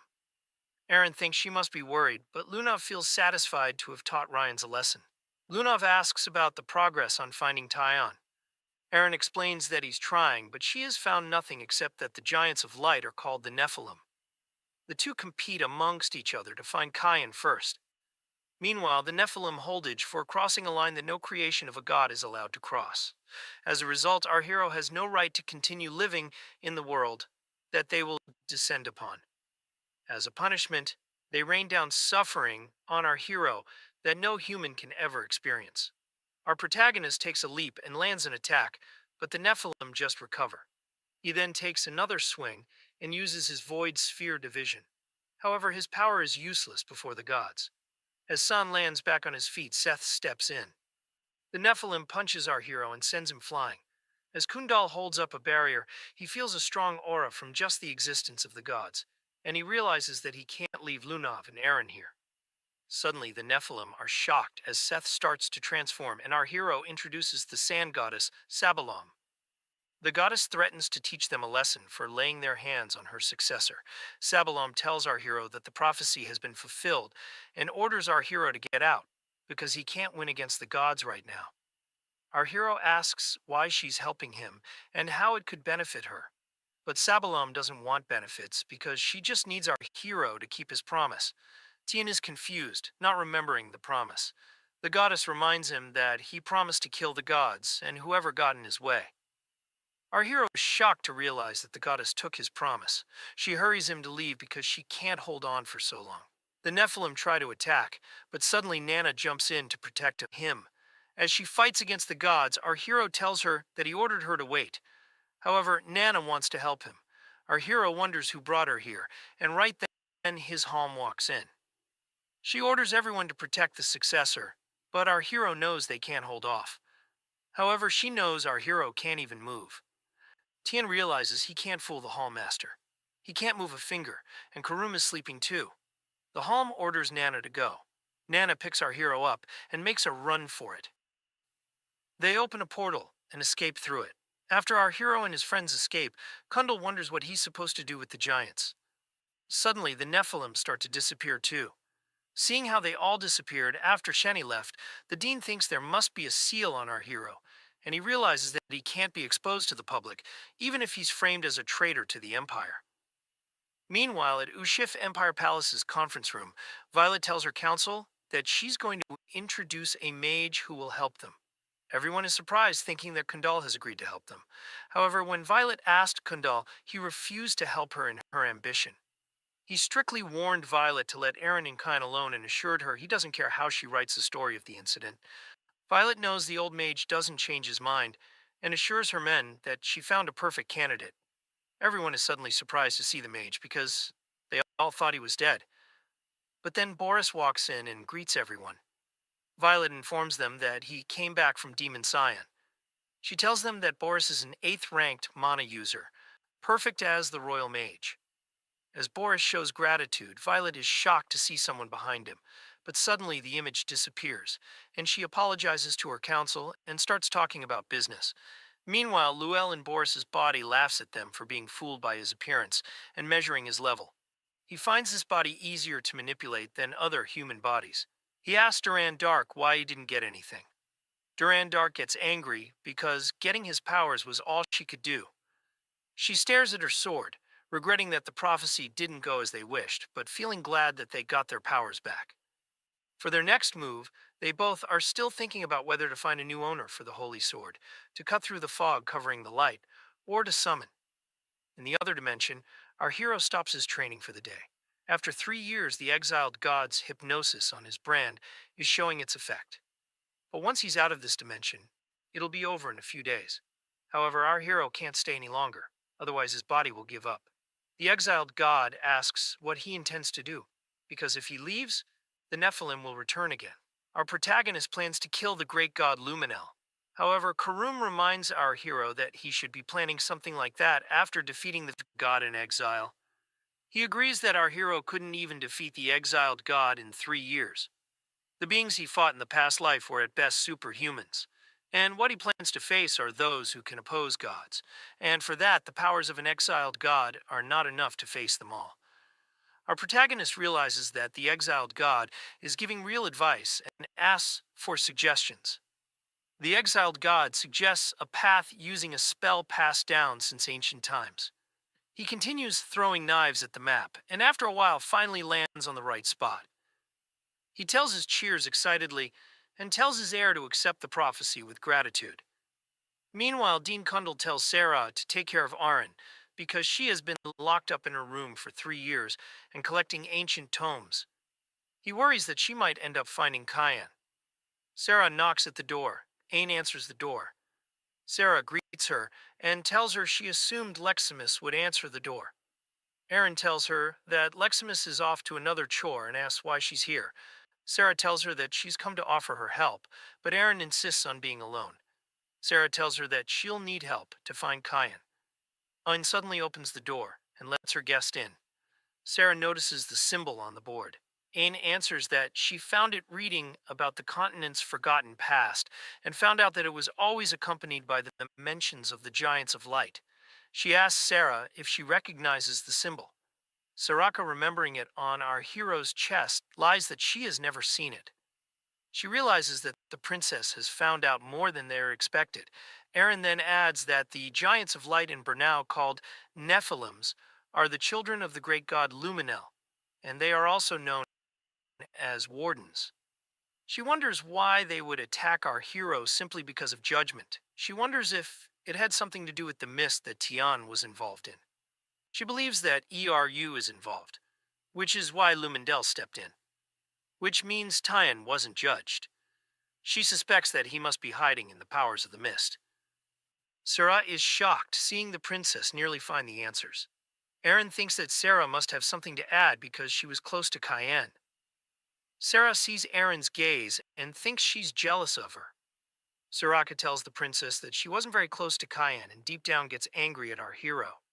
Meanwhile, at Eastern Fuina, the little girl stands under the tree, as she learns that the intense light will remain in the world once the black mist lifts. She wonders if such a world is even possible. After quite some time, our hero visits Lab. He remembers the first time he came to her in this life, and she tried to kill him by poisoning his tea. As our hero remembers the good old days, he senses someone sneaking up on him. As the attacker takes a swing at him without being noticed, our hero dodges the attack and realizes that only Sarah can do that. Our hero and his hallmaster give each other a violent greeting, and Sarah decides to test out his improvements during the 3 years he spent away. Our protagonist plays along and uses his Void Sphere division. The giant spheres destroy everything in the room. Sarah warns him to be careful with his mentor's lab and takes a swing at him. Our hero retaliates and the two attacks collide. Lunav in her room feels our hero's presence, and Lem confirms her doubt. After 3 years, it is finally time, and Lunav feels eager to meet Kion. However, her excitement makes even the demon scripture scared of her. Kundal feels the disturbance in his office, and he too realizes that our hero has returned. Seeing the mess around her lab makes Sarah realize that her disciple has really improved. She confronts our hero for the destruction of her lab, but he protests that she started it. She then asks if Aru permitted him to come out. Our protagonist answers that he just left because Eru's powers keep the seal hidden for a day. He explains that he's been roaming around all day and tells her that he got tired of hiding. The sky slowly lightens up, and Sarah stares silently at our hero for a moment. She gets angry at him for coming out and forces him to go back and pushes him back into the portal. Sarah gives a beating for leaving the zone while Al watches. He gets tired of seeing them create a mess and tells them to stop. But Sarah yells at him to shut up too and blames him for not keeping back. ERU feels his authority as God Shatter. Our hero speaks up that he now realizes that he can't stay outside for more than a day. Sarah sees the seal heal back up and realizes that it can be covered. However, since it's a powerful God seal, the effect only lasts for a day. Sarah gets close to our hero and tells him that he's almost a man now. Kum gets angry and punches her in the face for flirting with him. Right then, I gives our hero the oracle and tells him to go to the eastern lands, Fuina, to find the prophet who awaits him. Our protagonist ignores his call, remembering the blind darts he kept throwing at the wall. Right then, ERU shoots him, shocking Sarah. ERU tells our hero that he couldn't completely cover the seal as he was 3 years ago, but now he has fulfilled the conditions. Now the cover should last for 2 weeks, which still isn't enough to go to Fuina, but it's better than a day. He reminds Kyan that his death will come again once the 2 weeks are up, and tells him to find the prophet to change his fate. Seeing Aru's authoritative voice, our hero now actually sees him as a god. However, that pisses him off. Meanwhile, in the Luan Eastern region, a guard feels eager to go home, and the other man tells him to not complain so much. He reminds the young guard that it's for the good of the GAM Association. The young guard says that not a soul comes here ever since the incident with President Ryans. But the old man reminds him that they can't ignore the vast magic network system and risk the resources falling into the hands of Yush Chief or other forces. Suddenly, they see our hero standing in front of them, asking for the warp gate. The guards realize that their opponent is not an ordinary person and draw their swords out. The guard considers letting his hidden powers out and tells our hero that he's responsible for his fate next. However, a moment later, the guards are knocked out and our protagonist walks in through the gate. The warp gate is an artifact that Ryan's Rain Reaver often used. It will be our hero's first time in this life to see it. It's his only way to go to Fuina and back in just 2 weeks. Karum feels the mana leaking from the artifact. Our protagonist explains that something like this didn't exist 3 centuries ago. If an energy source with concentrated mana provides energy, then the mana paths made with runes complete the spell. Kum is impressed with humans' ability to find shortcuts. Our hero sets his destination to north of Fuina. The warp gate opens the gate, and a gate opens. Our hero opens the door and sees Fuina on the other end of it. Our protagonist walks through the gate and asks Karam if he's ever been to Fuina. Karam explains that he's been here before with her past owner. Suddenly, they both smell blood, and our hero gets ready for action. Meanwhile, the guards report the intruder at the gate and tell their boss that the intruder was covering his face, but an ominous mist covered him all around. The boss asks the guards how the invader smelled, confusing the guards. She then asks where the warp gate was connected to, and the guards answer that it was connected to Eastern Fuina's northern gates. She tells them that she knows who it is and goes to visit the warp gate. However, in Fuina, our hero sees the dead bodies everywhere, and he wonders why the Holy Knights and White Elves would have fought. Kum accepts that Aru gave them a right oracle, and our hero feels like the cause of the battle is the place in front of him. Our protagonist walks into the cave. Kum warns him to not get lost in the layout. After walking straight in a while, our hero still ends up back at the entrance. He realizes that he doesn't feel any mana either. Karam realizes that it's sorcery because it's the elves' territory. Our hero picks up some rocks and throws them at the wall to check. The rocks hit the wall, revealing the location. Our hero takes his fog sword and hits it at the ruins, revealing the actual path. With the path revealed, our hero can now feel the mana. But he feels something strange about it. Karam explains that it's a divine tree where the past begins at the roots and the future concludes in the leaves. The tree is where everything regarding the world is recorded. Back at the tree, the elf kid realizes that the barrier is broken, which only means that its guards have been killed. She takes the knife to protect others and places it against her throat. Suddenly, our hero breaks her knife with a blow and asks her to explain why the humans are after this place. The elf kid walks down from the tree and walks up to our hero, making him wonder what she wants from him. She grabs his hand and tells him that he's going to die soon. Our protagonist is surprised to see her recognize him. She explains that she's the divine tree's prophet, Hostia, and asks him if he's here by following the oracle. Our hero is shocked and realizes that the humans are after this place because they want Hostia's prophecy powers to know the future. Meanwhile, the Saints' direct affiliate guard, Knight Mihan Harcelis, reaches Fuina. He sees the guards and the enemies all dead and orders his men to tell everyone that it's safe. Seeing the blood everywhere, he tries to keep his armor clean. But seeing the enemies and allies all dead, he feels that someone must be alive. Right then, the Saintess walks in and assures him that the divine mission guided by Luminel will end with their victory. Mihan assures the Saintess that he's faithful. The Saintess leaves him to take care of things outside and assures him everything will be all right. Suddenly, she realizes that the barrier has been broken. An elf's sorcery runes are unbreakable by a human, so she thinks that a non-human entity must be in the cave. She hurries inside to stop the intruder from taking the prophet and orders her men to wait outside while an elf watches them from a distance. Meanwhile, Hastia feels upset that the ones protecting the entrance died because of her. Our hero wonders if holding hands is necessary when talking. Hastia explains that it's a curse called Divine Tree Silence. In exchange for seeing the future, her voice was taken from her. So, they have no choice even if our hero is not comfortable. Suddenly, someone walks into the cave and the prophet recognizes the intruder. She explains that this woman is the one who chased her here and ordered her men to kill all the elves who protected the entrance. The saint apologizes for killing everyone and says that it wouldn't have happened if Hastia had agreed to go with her. She asks the prophet if she wants to go with her now to avoid more casualties. Our hero steps forward. and the Saintess introduces herself as Nephrodite Iris, the Saintess of Luminel. She feels that it's a day of glory to have met our hero in a place like this. Our protagonist is surprised to see that the Saintess knows him and decides to test out her power. As he takes a leap to attack her, Iris extends her hand. Our hero recognizes the symbol on her hand. As he draws out his sword, he's surprised. Karum thinks the seal is activating early, but then he realizes that it's not his seal, but that Iris has the same one on her hand. The saint summons the emissaries of light to take away the dark fog. The Nephilim attack our hero, and while they fight, the saint grabs Hastia to take her away. She now realizes that they need to touch in order to talk. Suddenly, Hastia is surprised to see that the saint is an elf and asks why she's betraying her own kind. Iris tells her that she wants her prophecy powers. Our hero falls to his knees after the battle, and Karum informs him that the saintess took Hastia. The light emissaries stand above him. Our protagonist gets angry for having his plans ruined.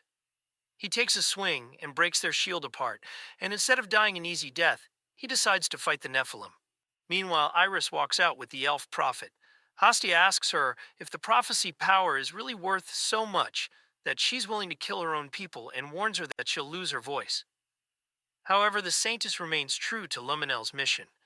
Hastia then tells her that she's going to die. The Saintess thinks she's trying to get him scared, but the elf kid explains that it's a prophecy, a future she saw. Suddenly, Iris hears someone scream at the end of the cave.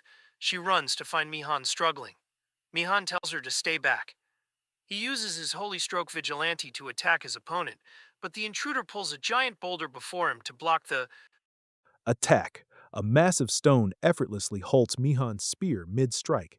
At first, he's genuinely impressed, but then he realizes Garnian had simply stomped the ground, forcing the earth itself to rise and block the blow. Mihan can barely comprehend that such a feat is even possible. Mihan introduces himself and asks for Garnian's name. Garnian fires back, demanding why he should bother telling his name to a corpse. Mihan knows that elves typically depend on bows and magic, with very few ever bothering to train their bodies or become true warriors.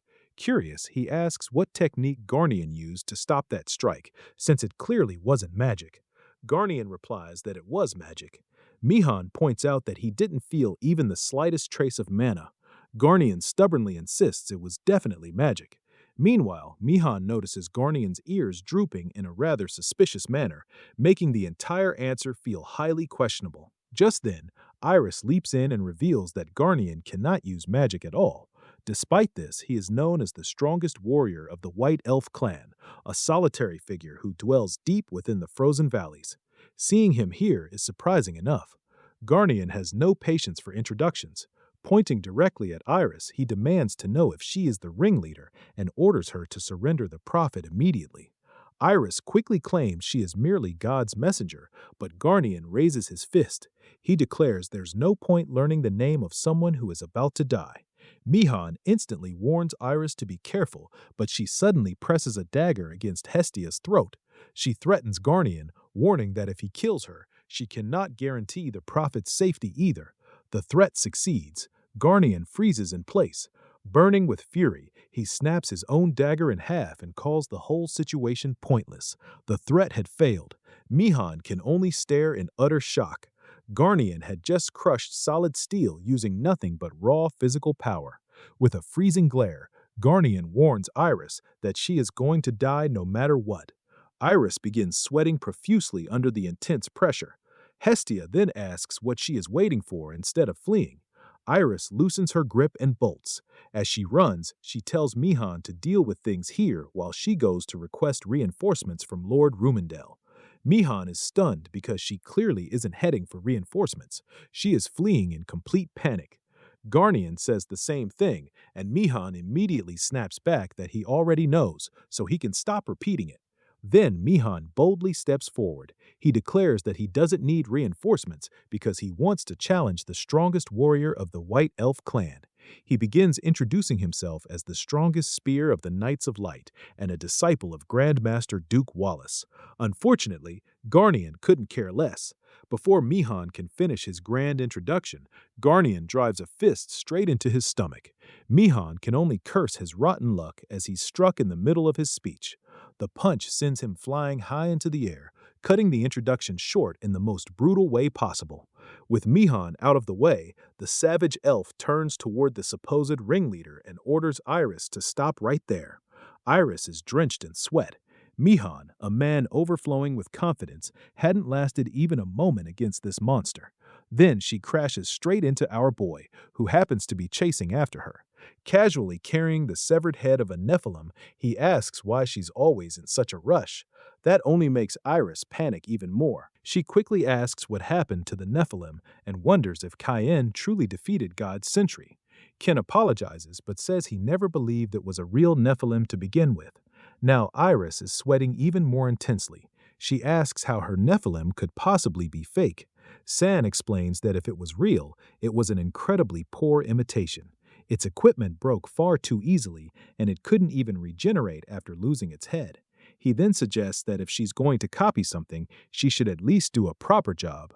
Iris is left stunned. She can't understand how the power granted to her by Rumendel could be nothing more than a fake. Karum can tell that Iris was completely clueless the whole time, but then she suddenly calls science's words blasphemy. A strange pattern appears on her glove, and she declares that she'll prove her power by doing it again. She never gets the chance. Before she can activate anything, our boy drops her with a clean kick and knocks her out cold. Grabbing her by the arm, he prepares to take her away for questioning. Then a new problem appears. Hestia suddenly clings to him, and Cyan realizes he almost forgot she was there. She's in tears, saying she was terrified because of the Titan earlier, but now she's relieved to see him unharmed. Unfortunately, the trouble isn't over. Garnian suddenly appears behind him at ridiculous speed and throws a kick. Chayan narrows his eyes and tells him to back off, but Garnian attacks anyway. Tyan blocks the kick with one arm. Even so, he's forced backward. In fact, he's sent sliding across the ground. His arm trembles slightly as he realizes something alarming. Garnian pushed him back using nothing but raw strength. Seriously, what kind of elf is this guy? Garnian demands that Can hand Iris over. Before things escalate, Hestia jumps between them and insists that Cyan isn't an enemy. Only then does Garnian take a closer look. He realizes the person he's attacking is Cyan Ver and asks if he's related to that child. That single question catches Cheyenne completely off guard. Cheyenne wonders if this muscle-bound guy just hinted at his big sister Alice. Later in the elf town, an elderly elf introduces himself as Elphus. Elfu thanks our boy and welcomes him to the town. He tells our boy to make himself comfortable here. But the way Haya is glued to our hero's hand, our guy suspects the invitation was meant for her. He asks Hastia what's up with that clinging, and she drops the bomb that he literally has to touch her to hear her speak. Garnian suddenly butts in just to call our boy rude.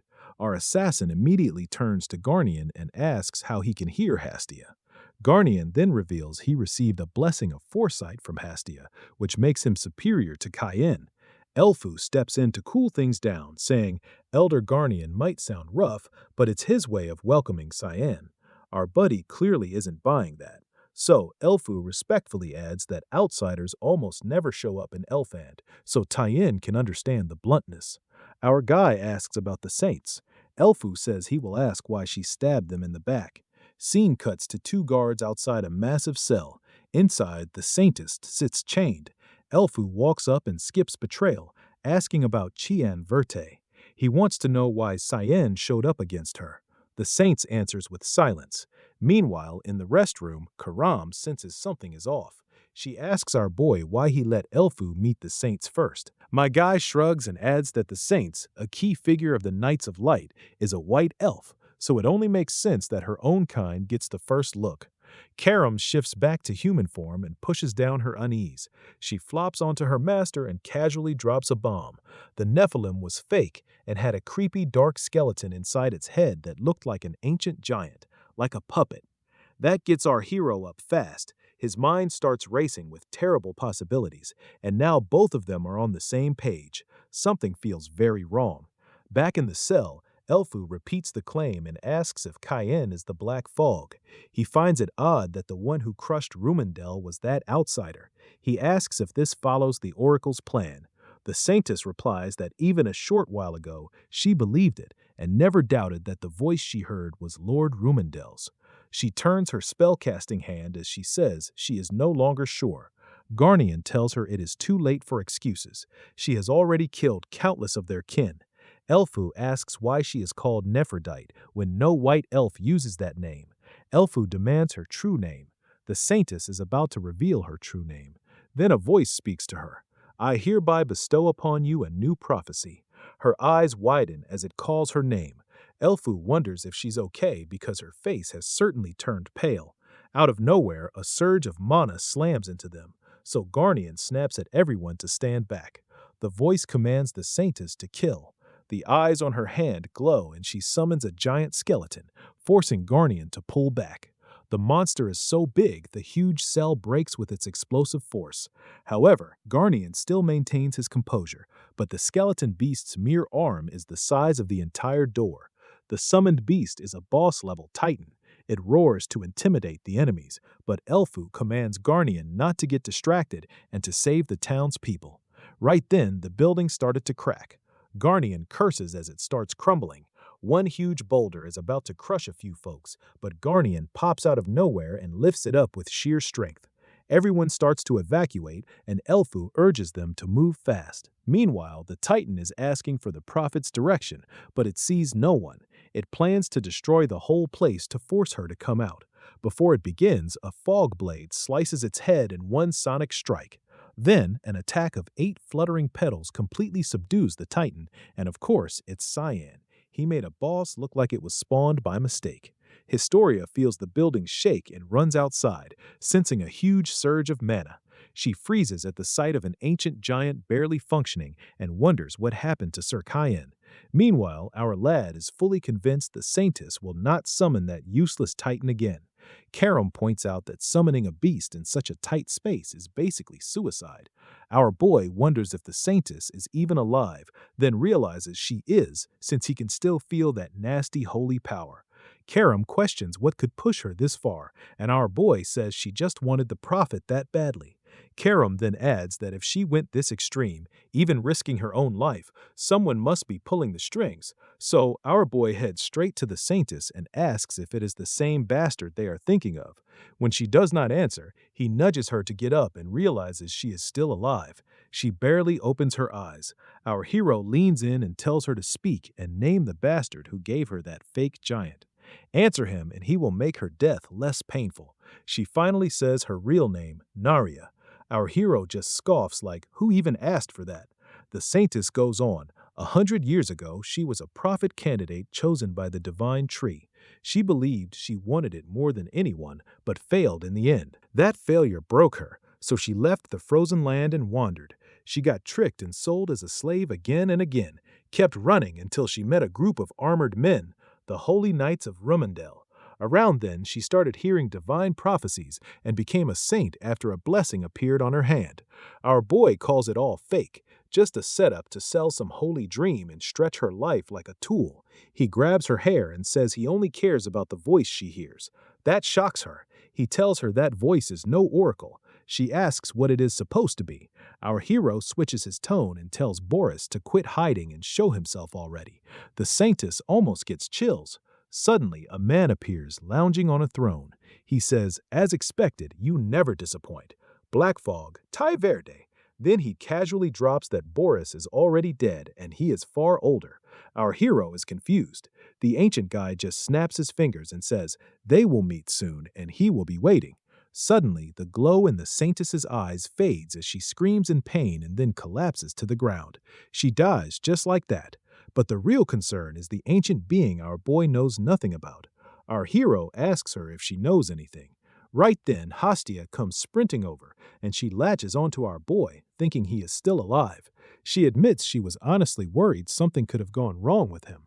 Soon after, Elfu arrives too and says he now feels even more indebted and thanks him again. Hastia says they both did well, adding that it is actually comforting that the two of them are elders of their kin. Garnian drops his usual comment, and this time our hero interrupts, asking Hastia how Garnian is even able to understand her. She explains that Sir Garnian is her guardian, the warrior who is chosen to protect the prophet. Guardians are granted a blessing that allows them to communicate with the prophet even from a distance, known as the blessing of foresight. That same blessing also helps the guardian onto the path they are meant to take. Our guy thinks for a moment, then says he does not fully get it, but still wants to become a guardian. She pauses and asks if Cayenne means he wants to be her guardian. Garnian cuts in at once and shuts it down hard. Cheyenne fires back, asking who he is to decide when it should be the prophet's call.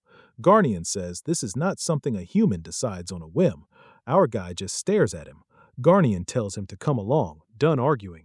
Even quietly says it is better to follow stubborn Garnian. As our guy follows him, they end up at a frozen lake tucked in the middle of the mountains. Garnian tells him this is where he trained, guided by the blessing of foresight. The test is simple, beat him.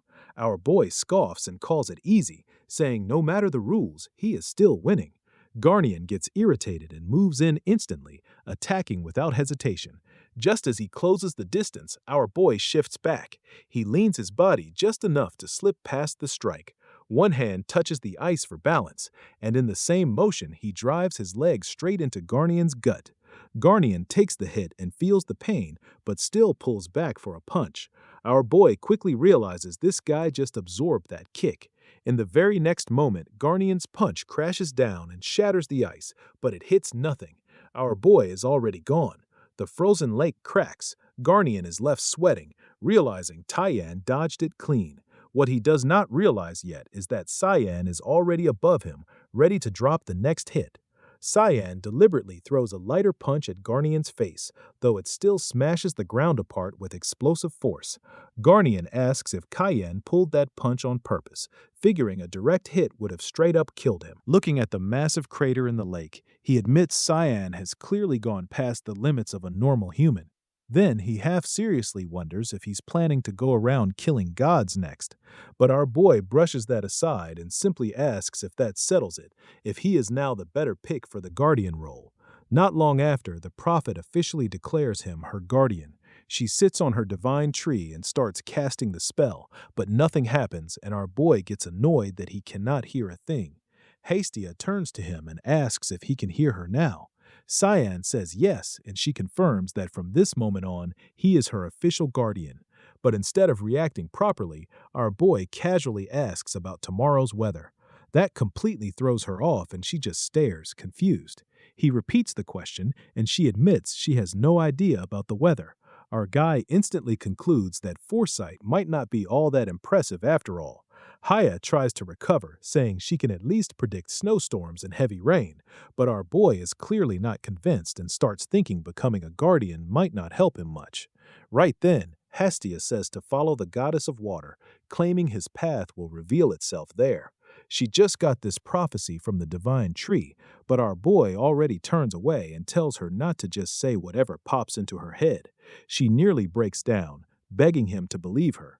Then she adds that the tree mentions someone from his family waiting there after many years. That finally makes him pause. This time, our boy actually believes it because that can only mean one person, his sister, Lady Alice. Then our boy calls out, asking about his sister Alice. He wants to know where she is. Elfu explains that after she left for the temple of Lady Aquentus, there has been no contact at all. Our guide double-checks if Aquentus is the goddess of water. Elfu nods and says the goddess lives somewhere in Fuina, guiding water spirits, but her identity is hidden behind a veil, so no one actually knows where her temple is. Our hero then turns to his so-called prophet and asks if she knows anything. As expected, she just stands there blank again. Cyan straight up calls her useless, and that immediately pushes her into tears. Karam says she knows the location. When he asks for details, she just tells him to follow her. Our boy narrows his eyes, already wondering what she is up to. Still, he says his farewells to the elves and leaves with her while Hastia can only watch him go. As they walk, he glances back and sees the elf town slowly vanish under camouflage magic. Karam says they've reached the spot, and our guy feels the temple is oddly similar to where Karam was sealed. Anyway, he placed his hand and the stone started to shake. They start to join in until a fancy door gets into shape right in the middle of nowhere. Right then, Hastia comes yelling for our boy to stay. She tells him they need to stick together and she needs something to confirm. Coom appears in her human form and goes straight to scare this little prophet. Haya started weeping and shaking in horror, wondering if this scary lady is the true form of a demon blade. Karam makes even more menacing faces to scare her away. Meanwhile, our boy just reaches the door, leaving them behind. They immediately beg him to wait and run behind him. Inside the maze, the paths twist endlessly until Hastia says to follow the water to find the way. Cyan doubts her, so she insists she is a prophet, which only reminds him she cannot even predict the weather. While they argue, Calm just stands there like a glitched NPC since she cannot hear Hastia at all. They reach the waterfall, and it is way bigger than expected. The entrance sits on the other side, but there is still no path across. Then, our boy suddenly warns them about incoming danger. Hastia tenses up, while Karam cracks her knuckles, ready to throw hands. In the swirling water, a red-eyed monster glides below. It rises and towers over them, clearly trying to flex its ridiculous size. Our boy asks what this thing is, and Hastia says it is the ruin's guardian of the relic serpent. Meanwhile, Karam is already stretching like she has been waiting all day to fight. She summons her sword and says this will not take long. The serpent locks onto her and gives chase. Its long body helps it hound Karam non-stop, but she knows it's slow, so she swings her fog blade and slices off its tail in one clean move. Then, another slash takes out its venomous fangs. The serpent drops its guard and ends up getting its whole body stabbed and battered. As it collapses, Karam still wants smoke, so she starts hitting it with sharp words. The relic serpent basically begs her to stop spitting venom after already winning. Then our boy walks in asking the serpent if it saw any women come here. Karam feels he just hijacked her moment. The serpent tries acting tough and loyal, but a solid beating from our boy fixes that fast, and it spills about an outsider who came here recently. Cyan asks why she came. This time, the serpent admits it has no clue and practically begs Cyan not to beat it again. Our hero beats it anyway, making Hastia see him as her ultimate guardian. When San goes to threaten the poor thing again, a voice cuts him off. It's her guardian asking how he even found a place no human should reach. Hastia speaks up, calling her Lady Maronite. The name makes our guy think he might have just run into someone rare and actually worth the hype. Marianne steps forward and says it's her first time meeting Cyan, but wonders why he feels familiar. All our boy knows is she's the elemental dragon of Fuina, ruler of spirits and the strongest of the ancient dragons. My guy knows she's wrong since they already met in his past life when he entered Fuina searching for Calm. She kicked him out back then. He still remembers her exact words and honestly didn't expect to see her again. While Moran and Hastia greet each other, Calm starts shaking.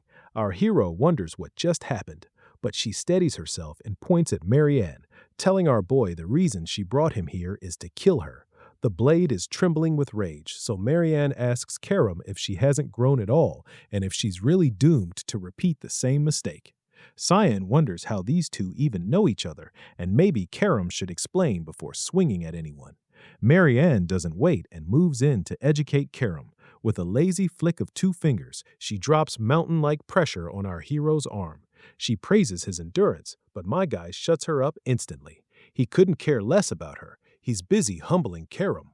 Marianne is caught off guard since our boy isn't fazed by her divine energy at all. Haya quickly apologizes, saying his guardian is only here looking for Lady Alice. The moment she hears Alice's name, the pressure lifts off our boy. Marianne asks how he knows Alice. Our guy casually says she's his big sister and asks where she is. Marianne replies Alice was here but left long ago. He asks why she came, and Marianne just shrugs, saying she has no clue. Then she adds this place is the holy water source blessed by Lady Aquinas. If he came for Alice, she suggests he leave.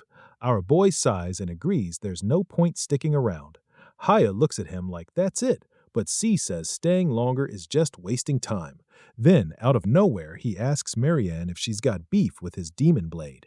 Marianne dodges, saying he should ask the blade himself. Our boy notes Karam's been suspiciously quiet, deciding that's a problem for later. Cyan grabs Hastia and launches upward. The speed almost rips his soul out for a quick trip. Just before leaving, our boy glances back but says nothing. As he goes, Marianne admits she had thought about this moment. She just didn't expect it to actually happen. Behind the door, a woman notes he's no ordinary guy and has leveled up a lot. It's Alice. Marianne asks if she's still hiding until she gets stronger.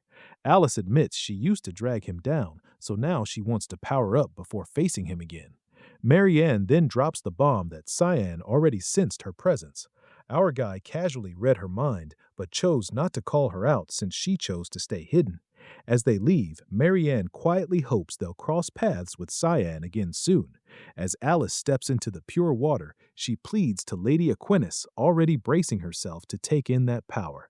From a distance, Mariana and her relic Serpent watch, stunned that Alice is pushing far past human limits after just a couple months here. It says the water in this temple holds the essence of the first water the goddess gifted with her own hands. If Alice fully takes it in, she'll inherit the power of the water goddess and become her incarnation. But it won't be easy for a human body to endure any further. No matter how much Mariana supports her, Alice can't just ignore her body's limits. Still, Mariana helps however she can. Her serpent then asks if she is acquainted with the demon blade. Mariana admits she killed Karum's former master. Back to our boy. He wonders why his blade is still quiet after sensing Mariana. He casually hurls it at the door and nearly kills Hastia, who was sneaking a peek at him. He asks what she's doing here. The poor prophet says she was just checking if he's okay. Our guy almost snaps, wondering why a tiny pipsqueak like her is worried about him. She says she saw Tyan's future with her foresight. Our hero instantly asks about tomorrow's weather, and she's blank as usual. Not impressed, he tells the little prophet to go take a nap. But Hastia is dead serious, saying she saw a giant clashing with Cayenne in battle. Cut to Eru casually sipping coffee while Sarah worries, clearly jealous of that lazy vibe. But Eru figures this chill attitude is exactly what makes a god a deity. She sighs and says he used perception manipulation on Cyan's brand, but if he's even a little late, things could go wrong fast. All smirks, saying she still doesn't trust that easily. She says it's way too soon to let their guard down. Cyan shrugs and says he'll just prove her wrong. She asks what he means by that. Eru casts a spell and says those 3 years training with Cayenne weren't for nothing. The scene cuts to our boy walking, thinking it's pretty disappointing to leave empty-handed. He came here for a profit, but there's no way he's dragging that young elf into his fight. Suddenly, Mariana appears asking if he is leaving. Our guy wonders if the elemental dragon came just to honor him by seeing him off. She says she is here to send him off by force. He smirks and says he can leave quietly without trouble. She says that is a relief since he is unlike his blade. Our hero asks how she knows his demon blade. She figures he's not on good terms with his blade and tells him to ask for it himself. He's confused, so she adds he might need that demon blade very soon. Right then, a shock hits his body. He drops, thinking the brand has already kicked in. Mariana says the spell she cast when they first met is fading. He asks if the perception trick is gone and if the sky is changing. She smirks and says it means his end is near. Our boy instantly fumes at Aru. Elsewhere, Eru sneezes and wonders who's talking about him. Sarah snaps, asking if he's really trying to kill his own heir. Aru stays chill, saying nothing will happen to Cyan, but Sarah questions his opponent being a god sentinel. Aw is sure his 3 years of training means Cyan won't lose. Al adds that the oracle already determines Cyan's win. Meanwhile, my guy is struggling with the giant's relentless assault. Our hero is in big trouble as his blade isn't backing him up, and he needs to rely on his human fighting abilities. The giant swings a ground-shattering strike. Our hero uses mist movement to dodge it and unleashes a rage fog storm on the giant's arm. Our assassin sees no damage to the enemy. Then he barely manages to avoid a surprise spear attack. Our buddy accepts the fact that without Coom's full power, he can't even budge the giants. He wonders if it is really an insurmountable wall for a human, but then something clicks in his mind.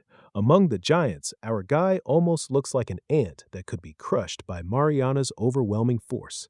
She says Tyen can never surpass the supreme god as a human.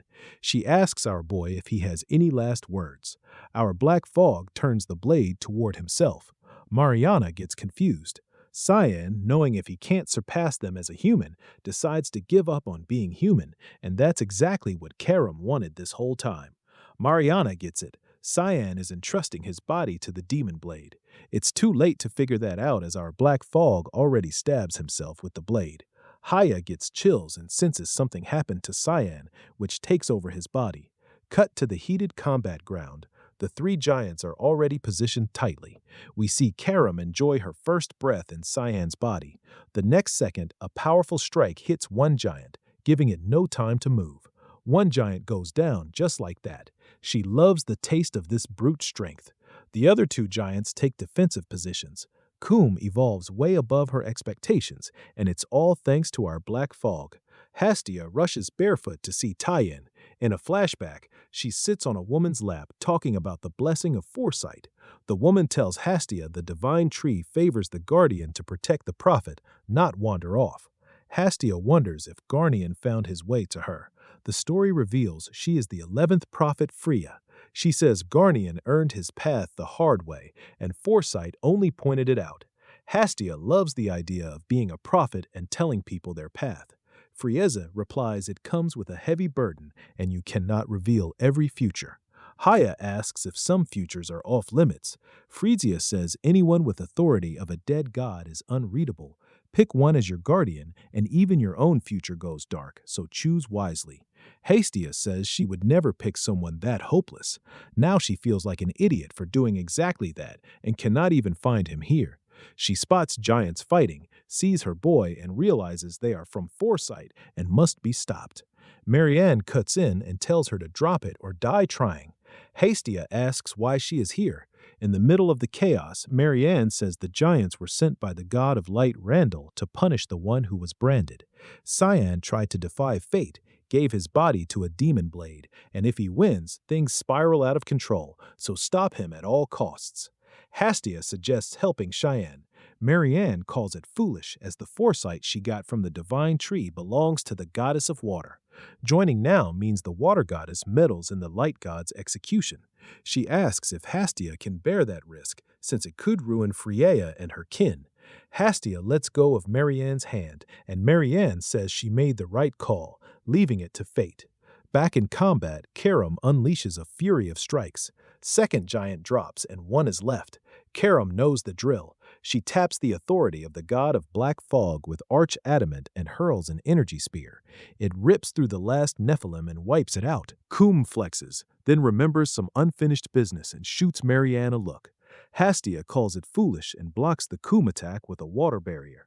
Moran tells her to stay out of it. Hostia's tone flips and she hushes Marianne, saying she needs a word with the demon blade alone. Moran hears Lady Aquinas in her voice. Karum strains against the goddess of water until she tells her enough. Karum shifts into Karum, her real body, as she realizes it is Aquinas. The water goddess says thrashing around will not fix the past. Karum tells her to stay out of it. She has every reason to want revenge. Aquinas tries to cool her down, saying her current master would never die that easily. She presses her forehead against Karum and says she will tell her about the path.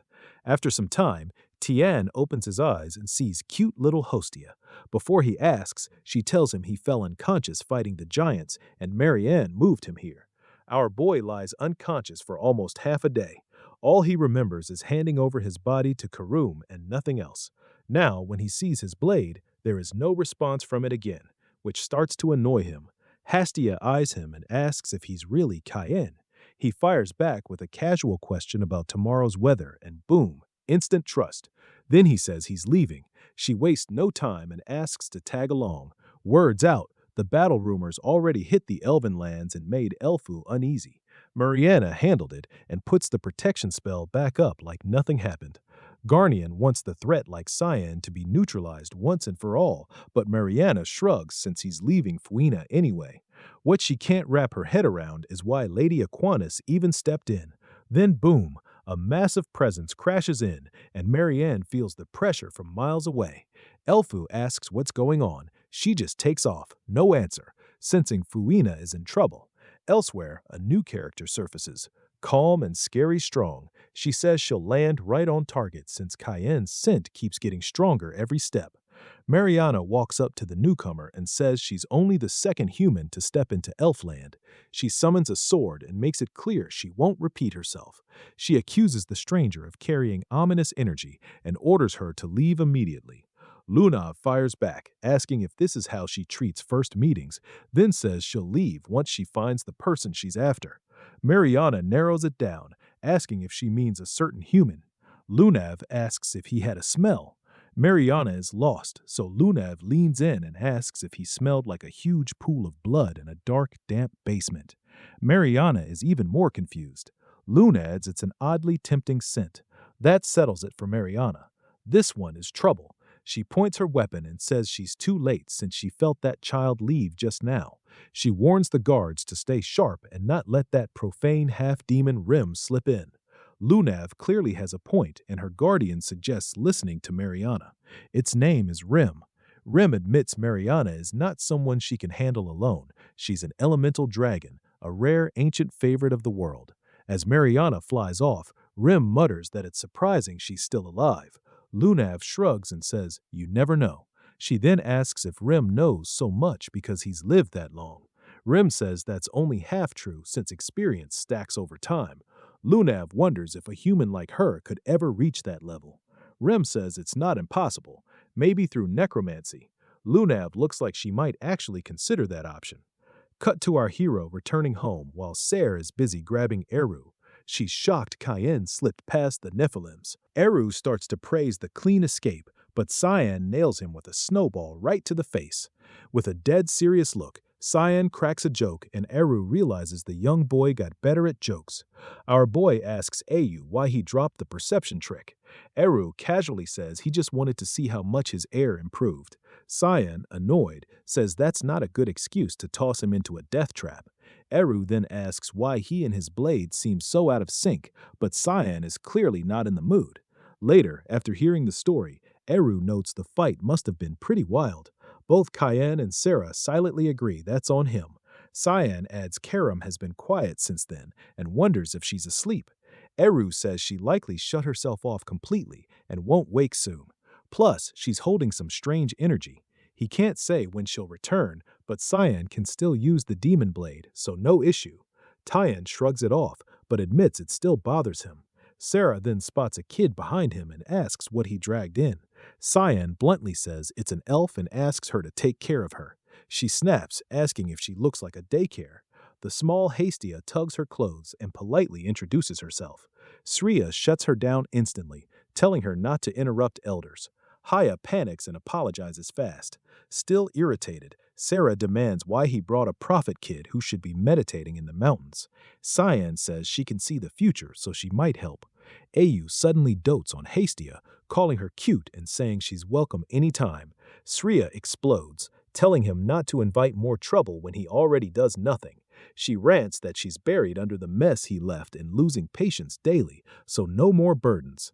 Cyan quickly agrees, already thinking this won't end well, while Eru happily plays with Hostia anyway. Cut to a stoic statue. Boris reflects that people are painfully simple, loyal to those who hurt them, and he finds it outright disgusting.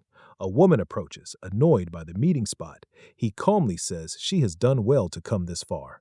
She reminds him she is a ruling princess and warns him not to waste her time. Boris says he came to honor the dead. She asks who. He drops it plain. Cyanvert killed the Saintess. The blonde recalls the center sent people to Fuina to check ruins. Boris shrugs and says this is only the start. Cyan's blade will turn on the empire that cursed him. Then he asks her where it all ends, since she holds the empire now. She cuts to the point. What do you want and where is he? Boris says he does not know where Cyan is, but he wants full support for a ruin expedition with top Imperial Knights. He believes something big waits there. She agrees easily and guesses the place is the Roar Ruins. Boris is surprised. She says someone else is heading there too and asks if he wants to join them. Cut to Princess Erin saying she is ready to leave for the Roar Ruins. An old man warns her the plateau will be harsh. She says she has made up her mind. Something there is tied to her past. He hands her a book on the plateau and worries out loud. She thanks him and tells him he has done enough. He still insists on sending someone with her. Later, Rashmas greets Erin and mentions the books. A voice cuts in saying, if Rasmus is coming, this trip might actually be fun. It's Sarah, excited to travel with her own students. Yet, she sighs inside, wondering if this is just a daycare. Transition to Hastia. She has been with our boy for 2 days and still hasn't received a single oracle. She breaks down and regrets choosing someone so hopeless to be her guardian. She even starts doubting her own foresight, wondering if she is even fit to be a prophet. As she lies there in despair, she hears someone nearby angrily asking why his fortune turned out unrequited. An unattractive lady sharply retorts that destiny is unalterable, and if he continues to pester her, she will have him tossed into prison. The man starts crying as the lady curtly instructs him to go make more money. Hastia observes him departing and then silently enters the tent. The lady inquires about her identity. Hastia presents herself and inquires whether she is also a seer. The lady affirms it and promptly deduces that Hastia is facing some sort of issue. She nonchalantly mixes her cards and declares she can discern all through them. While spreading the cards, she instructs Hastia to select one. Finding the elderly woman rather impressive, Hastia enthusiastically picks a card. The elderly woman discloses that Hastia feels trapped since she desires to assist someone yet has already reached her boundary. Hastia nods in confirmation. Next, the elderly woman turns over another card and states this must be the root of her difficulty. As Hastia examines it, the elderly woman identifies it as the hermit. She clarifies that the individual Hastia wishes to support is likely incredibly stubborn. Hastia could not concur more as she silently reflects on tomorrow's forecast. She abruptly seizes the old woman's hand and fervently begs her to instruct her in this divination method. The lady appears visibly surprised by the plea. Cut to Aaron. Rashmas questions if she is truly fine with Sarah accompanying the expedition. Aaron answers that Sriya is near to Kayan, so she ought to prove beneficial. She also suspects the Chancellor positioned Sarah there to monitor matters. Rashmas then mentions another concern. Ain asks what she means. Rashmus clarifies that someone has been following them for the last few days and inquires if she should handle it. Aaron raises her tone and commands the person to emerge before her guard compels them to. The man concealed behind a tree. As Rashmus reaches for her weapon, he swiftly emerges and states he will comply, so please lower the sword. Aaron identifies him as Sir Gale. Gale acknowledges Aaron is perceptive and attempts to clarify he bears no personal animosity and merely seeks pardon.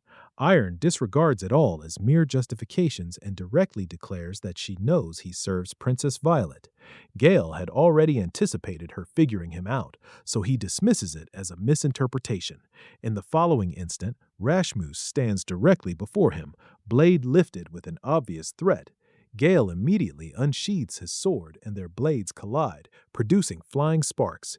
His face grows stern as he warns Rashmus to keep out of their discussion. Aaron rejects him, stating she has no desire to converse with someone so impolite and dubious. Instead, she dares him to prevent violence by disclosing what he reports to Princess Violet. Gale replies that he currently serves in the Imperial Knights, though he was formerly a top knight of the Knights of Light. There is no chance someone recently graduated like Rashmus could overcome him. Rashmu adjusts her stance and strikes once more, this time delivering a firm blow to his stomach. Gale stumbles backward and opts to retreat, adhering to his instructions to prevent additional confrontation. Before departing, he advises Aaron to look after Rashmus's injury. Only then does Rashmus notice she has been slashed. Aaron hurries to her as Gale adds that the wound is not lethal and ought to mend swiftly with suitable magic. Ain's face grows icy with fury as she declares she will not overlook this. Gale nonchalantly responds that he is merely obeying directives from the imperial family with no individual motive. He appends a last caution that numerous others will be observing her because she was previously the betrothed of the murderer Tiane. That drives Aaron beyond her limit. As Gale departs, Rashmus expresses regret, but Aaron assures her this was never a battle she could have managed by herself. It is then disclosed that Gale had advanced to the rank of swordmaster within the Knights of Light. Only a select few in the Empire could oppose him. A short while afterward, once he has moved far enough away, Gale abruptly falls to the ground, shaking from the agony of Rashmus's blow. She had nearly taken him by surprise, and he only just succeeded in blocking it. She was even on the verge of unleashing her sword aura. He had never expected someone of Rasmus's caliber to be serving Princess Erin. As he fights to stand up and deliver his report, our assassin quietly materializes directly behind him. He spins around, detecting something at his back, but it is already too late. Our assassin has acted first and attacked, leaving him injured. Gale has no idea if his adversary is an Imperial assassin, but he senses the opponent is far beyond his capabilities, and every instinct inside him is screaming. The man's motions and timing are lethally accurate. Gale responds swiftly and triggers Predator of the Abyss, charging ahead in a frantic counterattack. But our boy confronts him directly with Fog Blade Flash. The collision is immediate and conclusive. Gale's technique is utterly nullified, and in the following instant he witnesses his own arm severed cleanly. While Gale screams in torment, our hero questions him on why a devoted servant of Duke Vert is laboring for Vlet. Gale inquires how Cyan is aware of him, but that is not what our boy cares about. He takes off his mask and insists on an answer. Gale is stunned upon seeing him, and our hero icily states his response will determine whether he perishes in agony or not. We return to the past, where our guy battles the elite knights of Gam. They were enraged because he had slain their Count Pyron, but executing one Fogblade Storm Wrap handles them all. Nevertheless, our guy is growing irritated by their growing numbers and the reality that he has no backup. Out of nowhere, a spectral creature pounces on an adversary. It is actually Gale who arrived with reinforcements to support our guy. The foes understand they are now encircled. Gale commands his troops to slay without pity. Back then, Gale was one of the uncommon knights capable of mastering the blade, a genuine genius in both swordsmanship and conjuring magic. He was also among the limited disciples Yulkin had personally instructed from childhood, so witnessing someone like him working for Princess Violet, our hero cannot resist asking why he defected. Gale feels strangely flattered that the youngest master of House Verda has actually recognized him. Then Gale reveals it. His so-called treachery was merely directives from Duke Verte, our hero's own father. Cut to the Garham Council's primary chamber. Old Garham inquires how long he had been unconscious. Lunav replies more than 3 years. He laughs softly, visibly satisfied that his granddaughter managed everything in his absence. Lunav assumes control of the council and recommends Grandpa should recuperate further. He asks if she traveled all the way from Fuina when there is a council meeting today.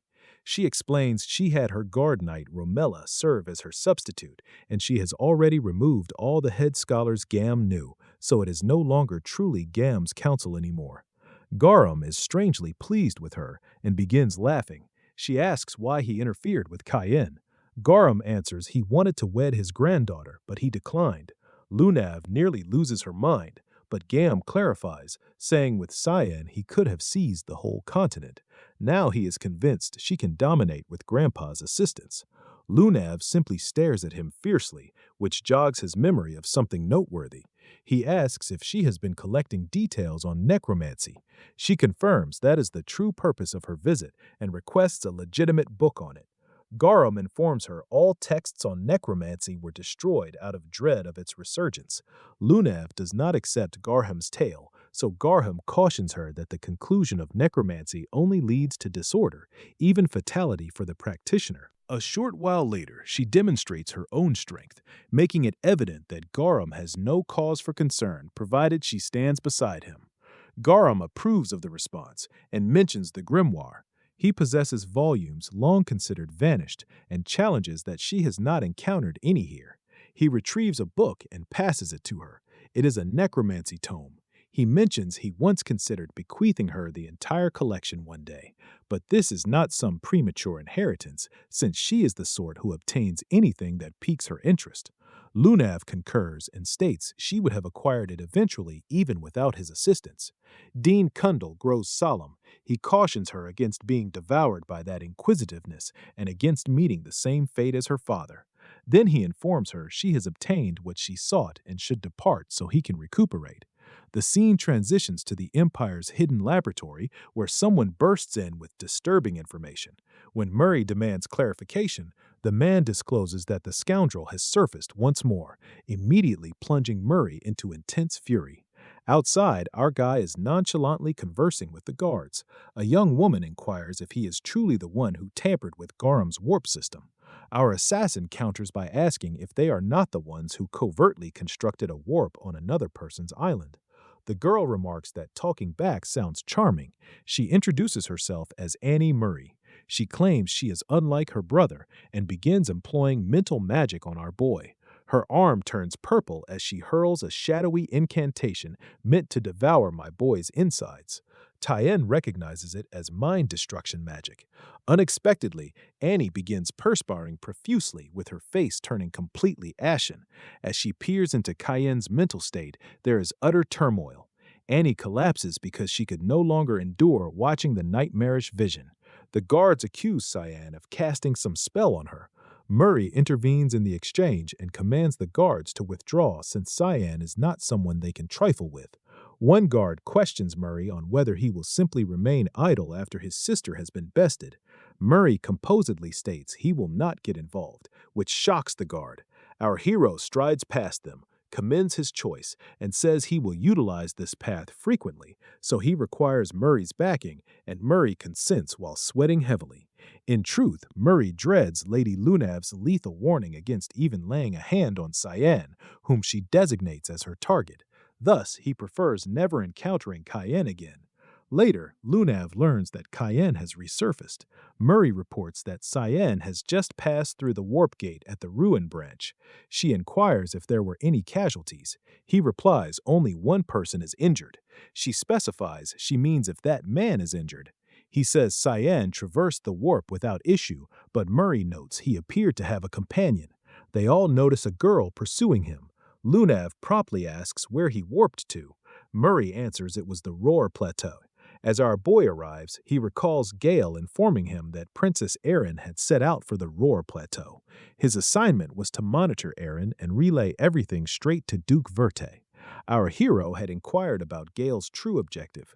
Gale had responded that he wished to discover the reality behind all the events unfolding. The Duke suspected the Emperor's deteriorating health was somehow linked to Princess Violet. He also suspected Princess Erin was in grave peril, particularly now that Violet was consolidating her grip on the Empire. Cheyenne had asked why Gale cared so deeply. Gale had answered that it all boiled down to a vow. When our boy pressed him for details, Gale explained that Duke Ver had turned down every petition from the imperial family to dispatch the Knights of Light. He consistently asserted they had once been exploited as private troops. Cyan had wondered if that could result in the Duke being labeled a traitor. He could not comprehend why someone so fixated on safeguarding his family would undertake such a danger. Gale responded that it stemmed from the Duke's devotion to the Emperor. The duty he bore for his offspring held greater importance than anything else. Cyan had noted that it still resembled mere speculation. Gale replied that he had battled alongside the Duke for more than 10 years and comprehended him better than Cyan. Our hero then interrupted him and posed the genuine question, why Princess Erin was traveling to the Roar Plateau.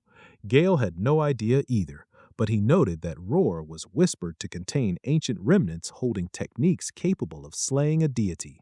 Cyan had become anxious and pondered why Erin would ever require something of that nature. Gale was uncertain as well, but he suspected she might have been attempting to locate Cyan.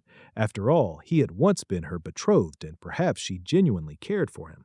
Gale said Erin had been covertly fixated on collecting details about Cayenne.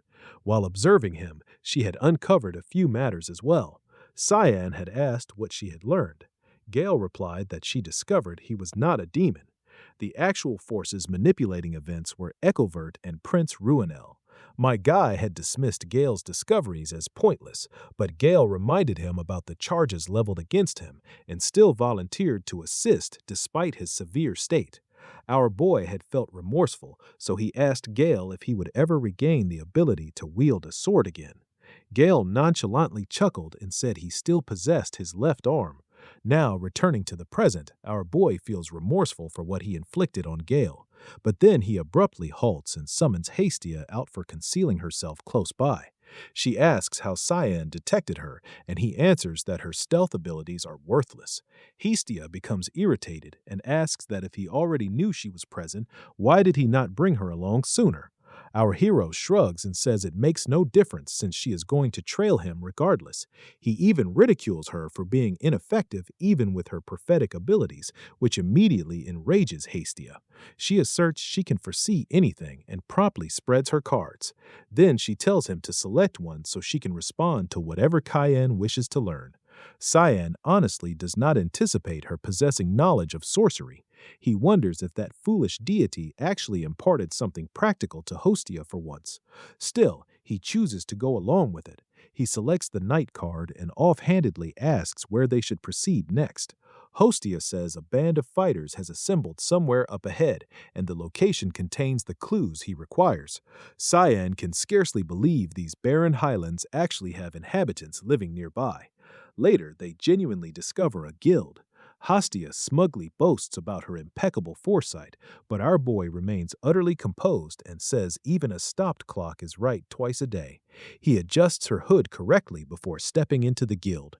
Cyan discreetly surveys the surroundings while Hostia cowers slightly since everyone present appears extremely intimidating. Cyan promptly realizes they are mercenaries, though they might still prove simpler to manage than they appear. Then some ruffian approaches and begins taunting Hostia for appearing so ashen. The instant that fool reaches for her, a sonic slash cuts through his fingers. While the man howls in agony, my boy calmly orders them to begin speaking. The guild leader immediately, but the moment he extends his hand for a cordial handshake, he finds a dagger pointed his way. Rick swiftly clarifies matters, stating he merely wishes to converse and has no interest whatsoever in Hostia. Later, they gather around a table filled with food. Rick asks if this is their initial visit because they clearly are not affiliated with any guild yet. Then he casually proposes them a position in their Rusty Sword Guild. Our hero rejects that notion without hesitation. He asks Rick if any peculiar occurrences have taken place around here. Rick appears somewhat let down in our boy, but he explains that around 3 years ago, bizarre mutations began emerging near the Rama Valley, almost resembling demonic creatures.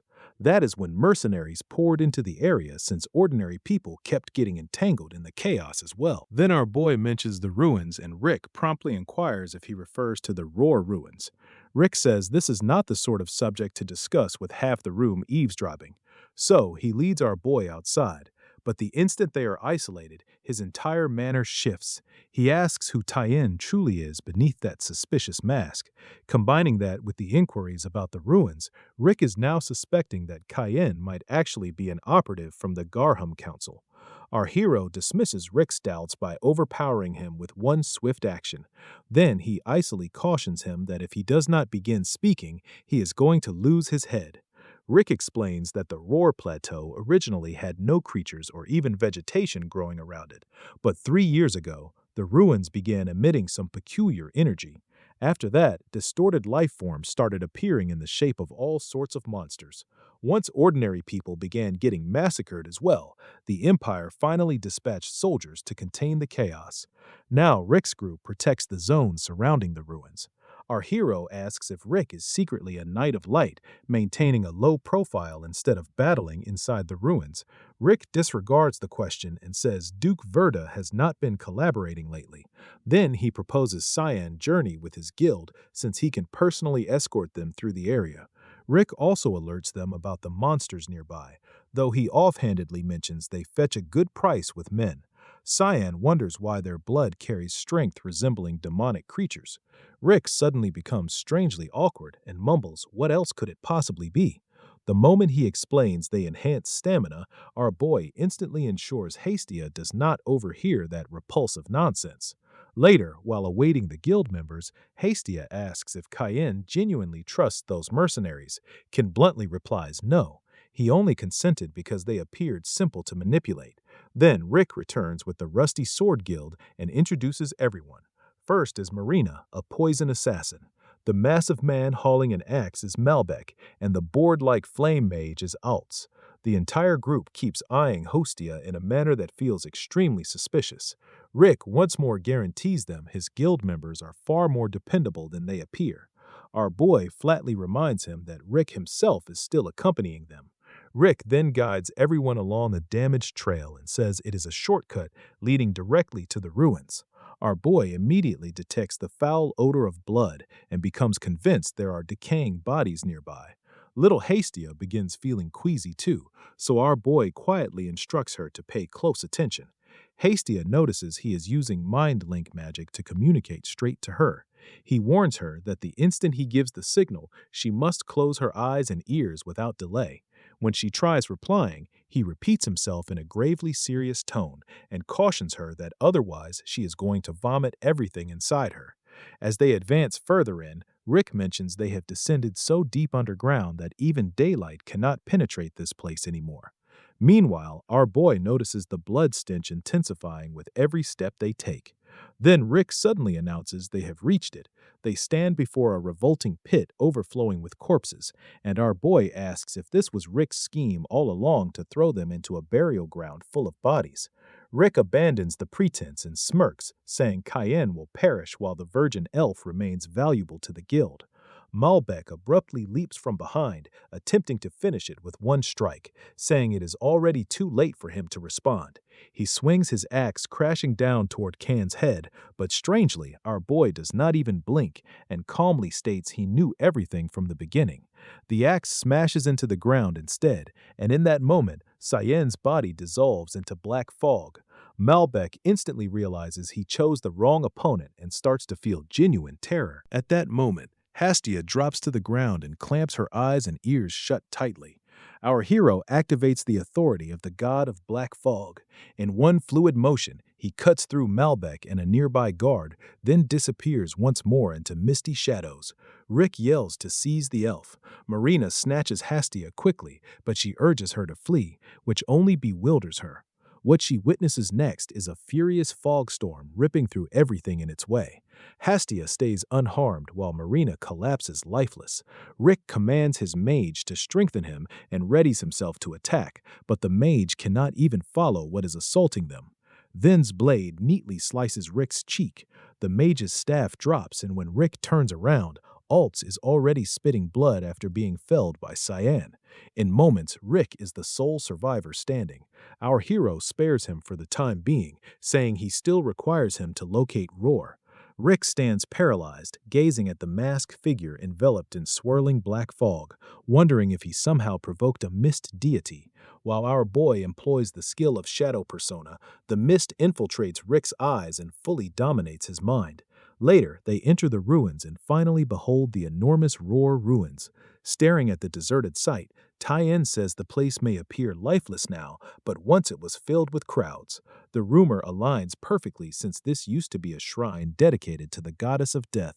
If she possessed enough strength to slay gods, then the other deities probably banished her themselves. Just then, Rick asks if Cien has any instructions. Acting strangely courteous, Rick tells him to simply give the command. Even Cyan appears mildly irritated by how insincerely polite he is behaving. Hastia whispers that the man seems entirely altered now, but Cyan tells her to calm down since he is on their side. Our boy then orders Hastia and Rick to return into the cave. Rick immediately protests and asks why he has to go back there again. Ken casually responds that he does not need a justification and tells him to redirect anyone approaching this way elsewhere. Rick asks once more, so our boy directly instructs him to send people in the opposite direction and avoid combat if possible. Back at the guild, the members are still seething. The bald man is particularly losing control after Cyan severed his hand. He vows he will claim revenge personally. Then someone mentions that Cyan apparently departed this morning with the Rusty Sword Guild. Another man jokes that those fellows are basically slave drivers. The bald man says revenge will feel meaningless unless he deals with the masked guy himself. Then he suddenly recalls Hastia and mutters that she resembled a white elf. Everyone knows how extraordinarily valuable she is. Even the dagger Cheyenne carried appeared suspiciously uncommon. Now the bald man is regretting his carelessness because all of that could have belonged to him. Then someone from behind asks him to elaborate more about the raven-haired man. The bald man scoffs, wondering who is bold enough to command him around, but the moment he turns, he freezes upon seeing a row of Imperial soldiers and a commander named Boris standing behind him. He asks if they are from the Empire. Boris calmly says to tell him more about the dagger user. The bald man retorts sharply, asking who the hell he thinks he is. Without even flinching, Boris tosses down a heap of gold coins and says that should suffice to recruit everyone present. The bald man becomes humbled immediately and discloses everything he knows. Cheyenne headed toward the Roar Plateau ruins with some youths. Boris instantly realizes the kid must be the white elf prophet. He then offers the bald man double the compensation if he escorts them to the ruins. The bald man leaps up so abruptly that his chair topples behind him. The soldiers nearly draw their weapons, but their leader halts them. By now, the bald man is utterly intoxicated by greed and fury. Grinding his teeth, he inquires what exactly they require him to do. Cut to the Roar Plateau warp gate. Ain says utilizing the warp gate definitely conserves time, while Rashmus trembles and gripes that the bitter cold is impossible to adjust to. Lunav greets them cordially and says they should request anything they require from her. She even adds that if retrieving Senior Cayenne demands this much trouble, then it is worthwhile, prompting Aaron to direct a frosty stare at her. Back then, Dean Kundal asks Lunoff why she intends to miss the lectures. He swiftly deduces she is departing because of Cyan, and Lunav becomes startled. Dean Kundal discloses that Princess Erin had already notified him about her expedition days earlier, making everything fall into place for her.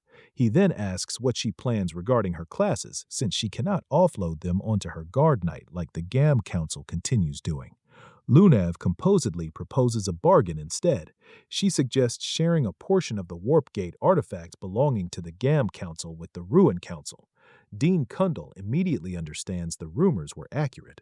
Lunav describes it as an academic exchange restricted to the Ruin region, with one stipulation allowing her to depart whenever she desires. Dean Kundal considers it, then adds his own stipulation. He says an academy instructor must accompany her. As the two continue exchanging chilly glances, another voice interrupts. They seem to be getting along quite well. It is Sriya. She reminds them that this expedition is her duty, and she hopes nobody stirs up problems. She arrives on Dean Kundal's orders, but she is irritated by the babysitting of all of them. Loon knows weakness, but she proceeds to safeguard her Nana. Sarah asks Erin if she is familiar with this location, and Erin says she has already been here previously. A grave voice suddenly questions why they even came here. It is Rick observing the girls and cautioning them to retreat while he is still being courteous. Otherwise, he says he will not restrain himself merely because they are women from affluent families. The three instantly ready themselves for combat, but Sarah acts first and charges at Rick the moment he drops his guard. She nearly snaps his neck right there, causing Rick to yield quicker than anticipated. He even volunteers to escort them, leaving the girls utterly bewildered. Sir narrows her eyes and asks what sort of scheme he is attempting now. Rick swiftly claims this place is a nightmare anyway, so guiding them seems safer than perishing alone. Sura detects zero murderous intent from him, which only heightens his suspicious appearance. Still, she warns him that one foolish action will result in his skull being crushed. Rick properly introduces himself, and Princess Erin asks what exactly renders this place hazardous enough to require a guide. Rick explains that choosing the wrong route here is essentially suicide, since the area is teeming with terrifying monsters. Cut to a monstrous vulture pursuing our boy while he carries Hostia on his back. Chen ridicules the hideous creatures while Hostia panics and tells him to stop joking around. Our boy realizes that the instant he entered the ruins, both demonic and ordinary beasts had swarmed him simultaneously. Then a colossal deer suddenly emerges from nowhere. San instantly leaps upward and crushes it using his fog shadow. Next, he carves through the vultures with his fog blade before jumping onto the back of another monstrous vulture. Meanwhile, below, a gigantic serpent and numerous monsters completely block the entrance. But my boy remains undaunted. He slays the vulture beneath him and plunges straight into the ravenous swarm below.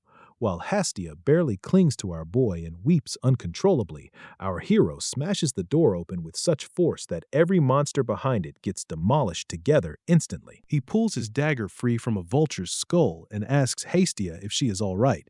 She is already unconscious, prompting our boy to mutter that she is utterly useless anyway.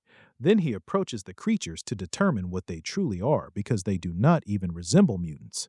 They possess absolutely no mana. So our boy casually samples some blood and realizes they are merely ordinary animals.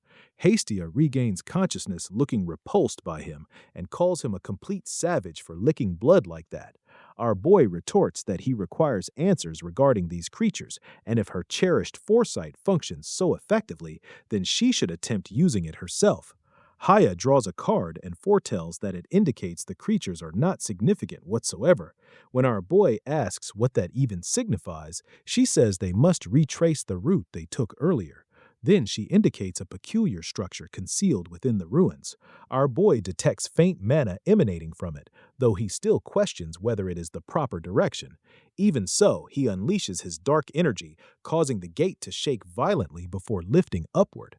Turns out the can was correct about it being a hidden passage after all, and now a completely new corridor opens before them, brimming with thick mana throughout.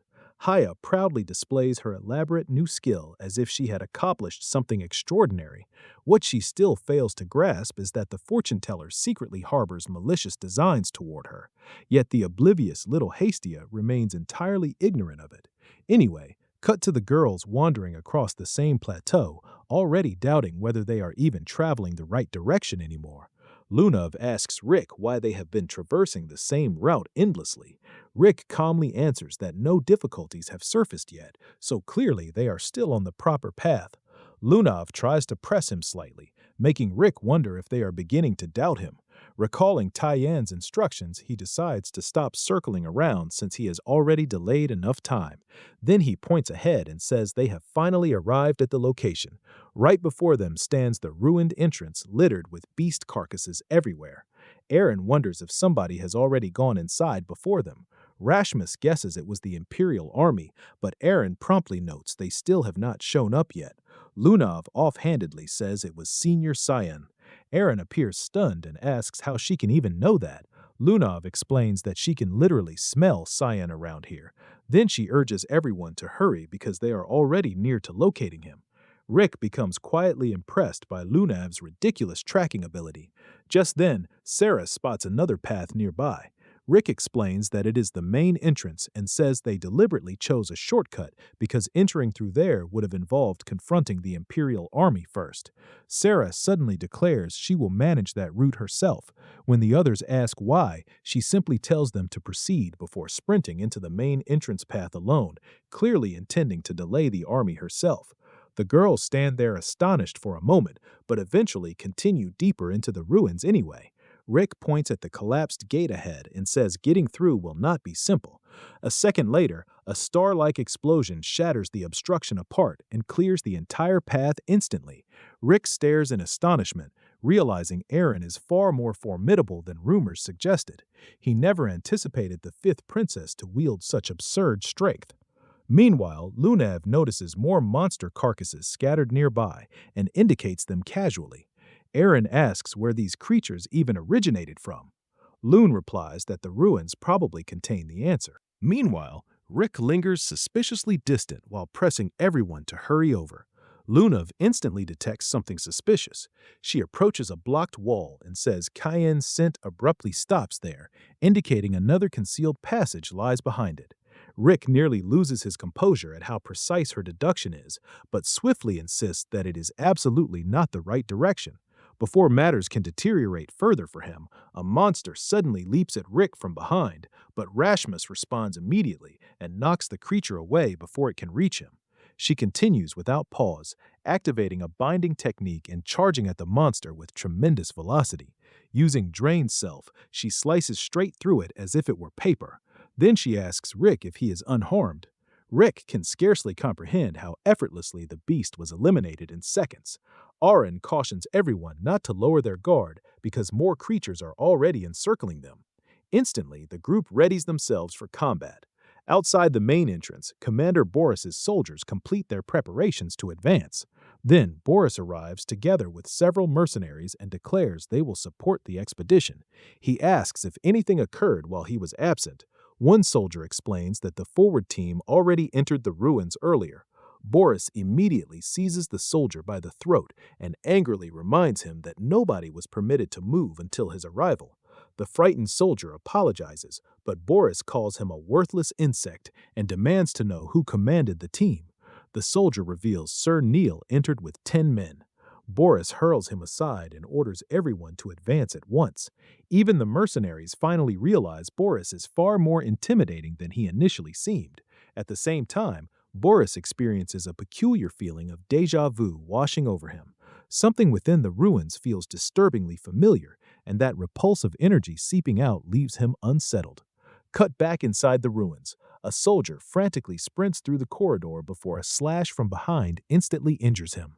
The attacker is none other than Sarah. Niels pleads for mercy. She coldly gazes down at him with utterly ruthless eyes. Meanwhile, on our hero's side, Hastia collapses to the ground because her legs are shaking from exhaustion. Cheyenne grows irritated and asks why she even bothered trailing him in the first place. Hostia points out that they have been circling through the exact same route endlessly. She swears she has already encountered the same eerie statue multiple times now. Our boy begins suspecting some concealed mechanism is at work. Hastia anxiously proposes the statue itself might be deliberately pulling them back toward it. Our boy agrees that the thing definitely has some agenda with them. Maybe it even belongs to the true owner of the ruins. Suddenly, the statue begins weeping blood before the scene shifts to a severed monster head nearby. Rashmus stands over the corpse and says that should be the last one. Ain also notes she has already eliminated the monsters on her side as well. She checks if everyone emerged safely. Lunov notices one member is absent, the guide who led them there earlier. She guesses the coward probably fled while everyone else battled for their lives, since he was worthless anyway. She simply tells the group to proceed without him. Aaron points out they still have no idea where to head next. Lunov offhandedly says that will not pose an issue. Right then, her demon Rim suddenly materializes to lead them. He admits it is not entirely sure, but says it can still detect a familiar energy further ahead. Aaron and Rashma stare in astonishment because the creature casually speaks back to them. Aaron asks how it even knows her. Rim reminds them they have already encountered each other before, and that it was the one who rescued Aaron while she was unconscious. He smugly tells them not to overlook that minor detail either. Lunov proudly presents the creature as a demon named Rim, and both Aaron and Rashmus immediately think the small thing looks strangely endearing. Rim leaps off her head and grumbles that nobody has time for playing around. Then he unleashes Void Flare. Its body contorts into a monstrous shape before shattering a wall apart with scarlet energy in one destructive strike. Rashmos asks why it randomly assaulted the wall, but Lunov understands the creature simply opened a shortcut. Rim shifts into a wolf-like shape and tells everyone to follow the secure route straight ahead. The scene cuts back to our boy as the whole area suddenly begins shaking violently. Hastia instantly grabs onto him, panicking that an earthquake has just begun. Our boy calmly says Aaron's group probably entered the temple already. Then Hastia spots peculiar inscriptions engraved beneath the statue.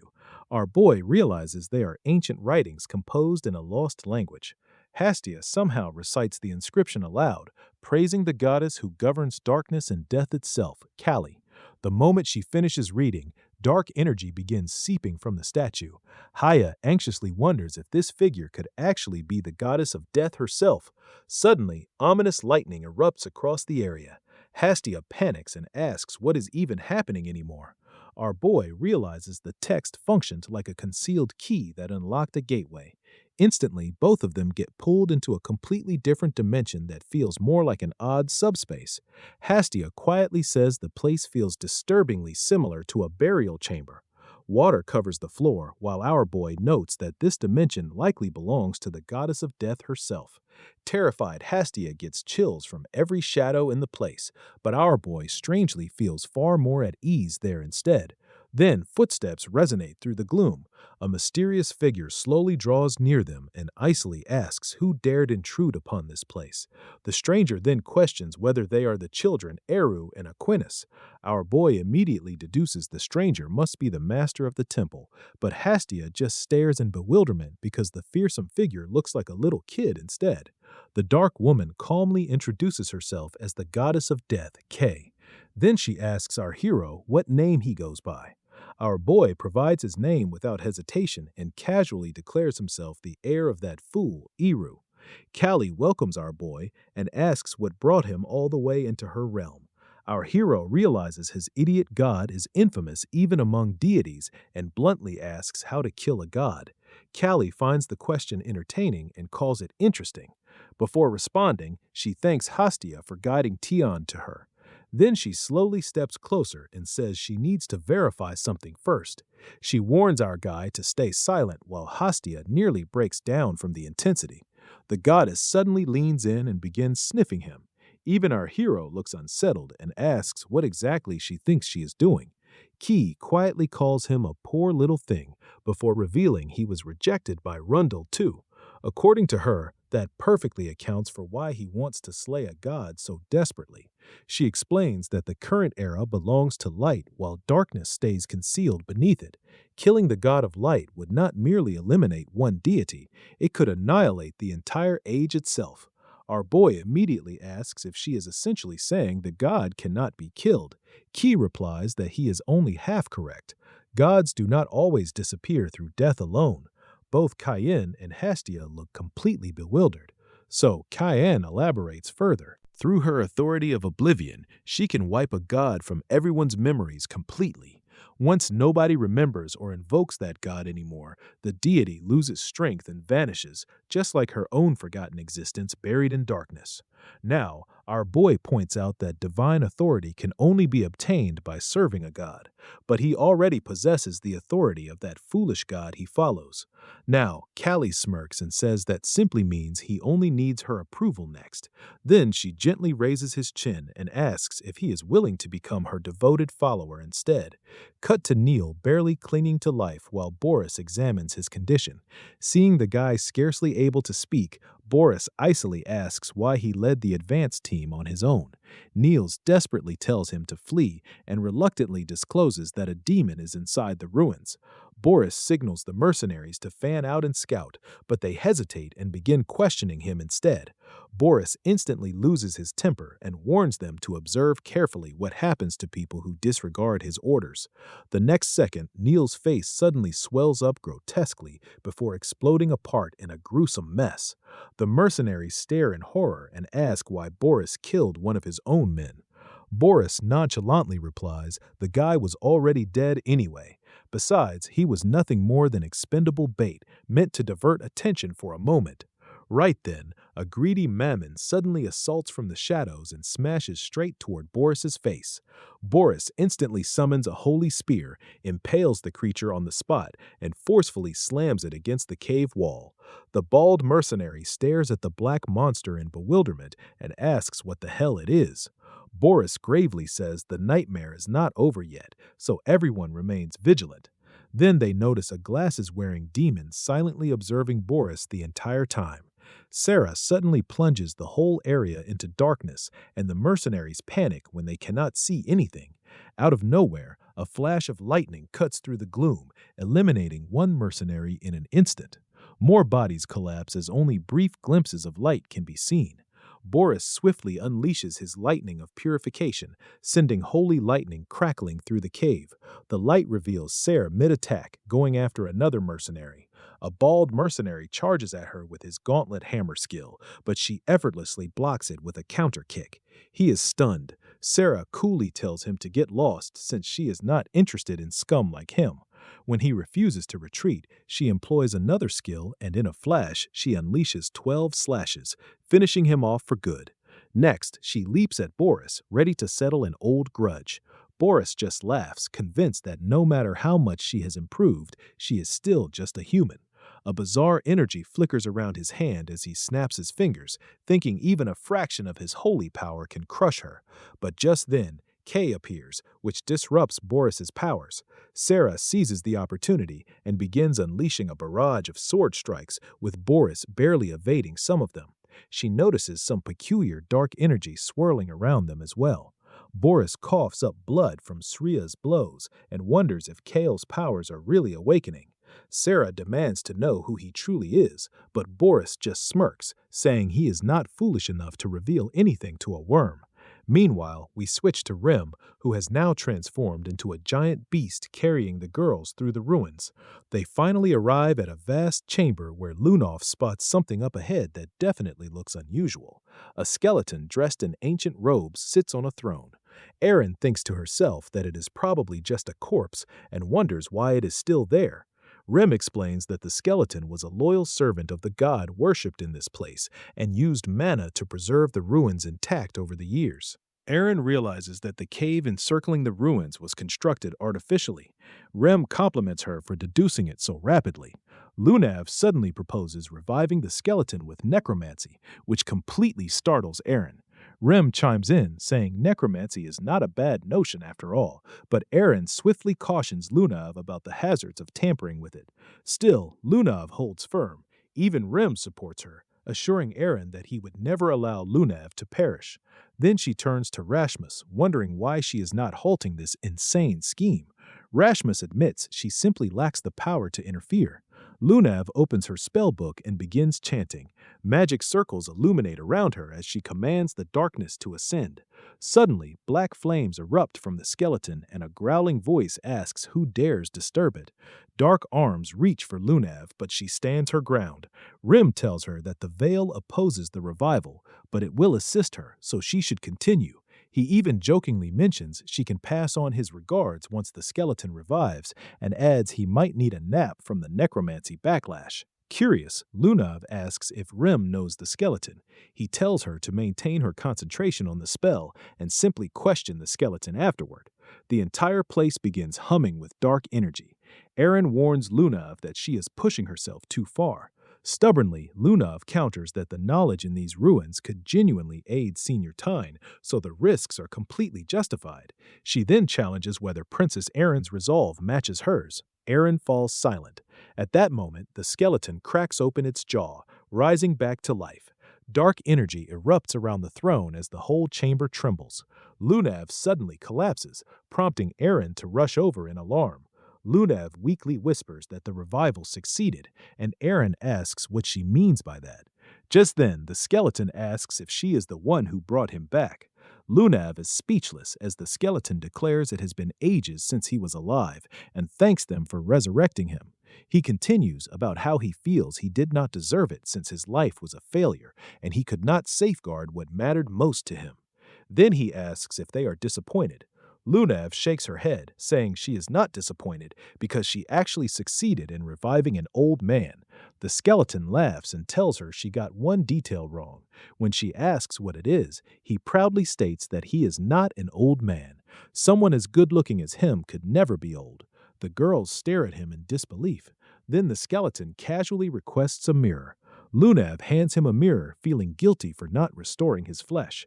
But the mirror slips from his hands and he panics about how cruel it is to awaken him looking like this. Lunav nervously mentions that her demon Rim sent his greetings. The skeleton immediately recognizes the name. Shocked, Lunav asks how he knows him. The skeleton introduces himself as Vian Arcania, the devoted builder of this temple and the former master of Demon Rim himself. Callie notices our guy is taking his time and asks what is wrong. She reminds him he clearly desires something from her. He poses the question of whether she truly does not mind that he already has another god lined up. Kay just laughs it off, saying she does not object to sharing, and she is so desperate that she would accept even a two-timer.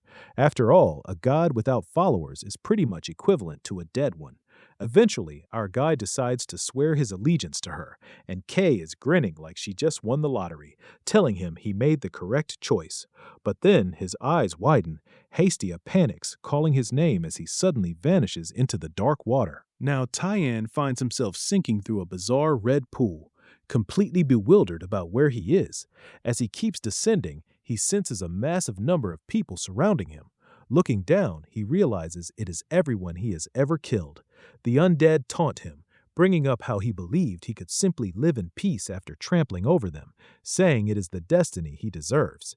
They curse Cayenne and take pleasure in transforming their dying hatred into his curse. Callie calmly asks if their words even hold any logic. Our hero questions if she truly expects him to feel remorse now. She explains that those voices are his suppressed thoughts and that guilt is now woven into his memories. In the end, she asks if he is actually prepared to confront them. He simply grins and draws his dagger, saying he hates all this complicated nonsense. Kay is left stunned as he nonchalantly states it is far simpler to just obliterate everything. Then he charges ahead, slashing through those memories. Even while he is cutting down the undead, he shouts that they can curse him as much as they like because he will keep butchering them again and again.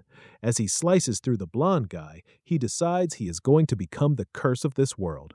Meanwhile, Hastia is anxiously looking around, worried because she never explained this place to Cyan and has no idea what to do. Suddenly, the water pool swells outward. Someone erupts from it at tremendous speed, startling her badly. He lands nearby and tells her to stop making noise. Only then does she realize it is Can. He asks Kay why she keeps showing him those dead people over and over. Callie says it was all a test to determine if he is worthy of being her follower and admits he surpassed her expectations. She adds it has been ages since a human amused her this much. She says she will personally bestow her authority upon the first faithful of this era, the heir of the Black Fog. The scene shifts to an exhausted Rick, who is impressed the girls are battling monsters instead of fleeing. He feels relieved his task is complete. Now all he has to do is survive and wait. Suddenly, he spots a barbarian lying at his feet. Rick freezes. The dead bodies belong to the mercenaries from town, and he is left wondering how they ended up here in the first place. Before he can think further, something hurtles toward him at incredible speed. He barely ducks in time as three of them crash into the wall beside him. Looking closer, he sees they are merely feathers. Rick looks ahead and realizes the pressure is emanating from the battle in front of him. He thought she was just an academy instructor, but her presence feels monstrous. Boris is frustrated because he has used nearly all his tricks, but he cannot understand how this girl is still overpowering him even when he is at full strength. Sarah, on the other hand, is clearly savoring the look of suffering on his face.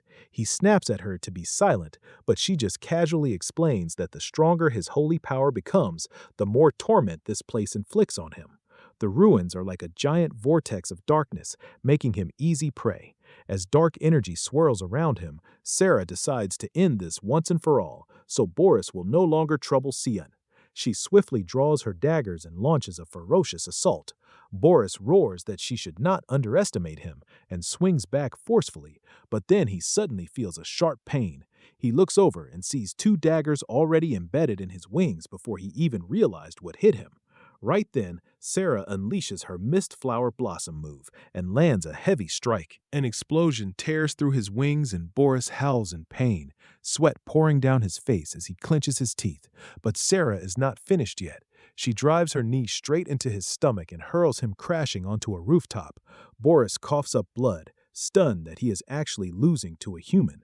She has no intention of giving him time to recover. Instead, she leaps up again and hammers him with her raging fog storm while he is still impaled with the daggers.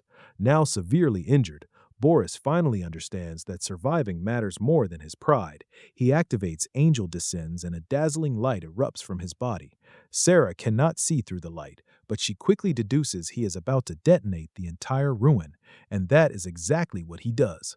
The blast knocks her to the ground, but she lands safely. Feeling a bit remorseful for allowing Boris to escape, she notices a massive hole in the cave where he fled. Suddenly, her eyes narrow. One of the half-dead mercenaries grabs her leg. Without hesitation, she plunges a dagger into its skull. Realizing Boris had intended to turn the mercenaries into puppets from the start, she looks ahead and sees Rick struggling against the undead puppets, but decides he is not worth her assistance. Rick desperately begs for help, but now he is facing the consequences of his own choices.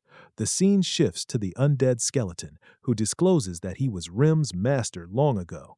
Lunav is taken aback to discover her demon Rim used to be human.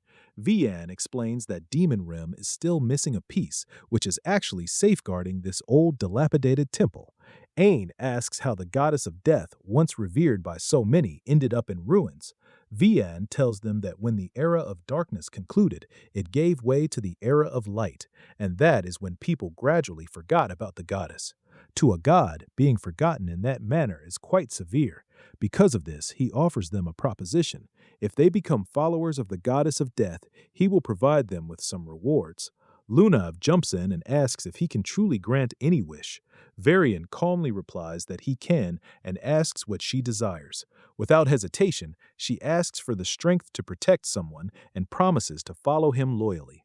Suddenly, black sludge pours from Vian's mouth, and he says the first step is to stand before the goddess. Lunav is prepared, but the other girls are somewhat alarmed. Vian's jaw drops right off his face, and when he awkwardly asks for it back, she simply hands it to him as if it were nothing. After he reattaches it, Vian pulls out an ancient piece of paper and reveals it holds the key to locating the goddess.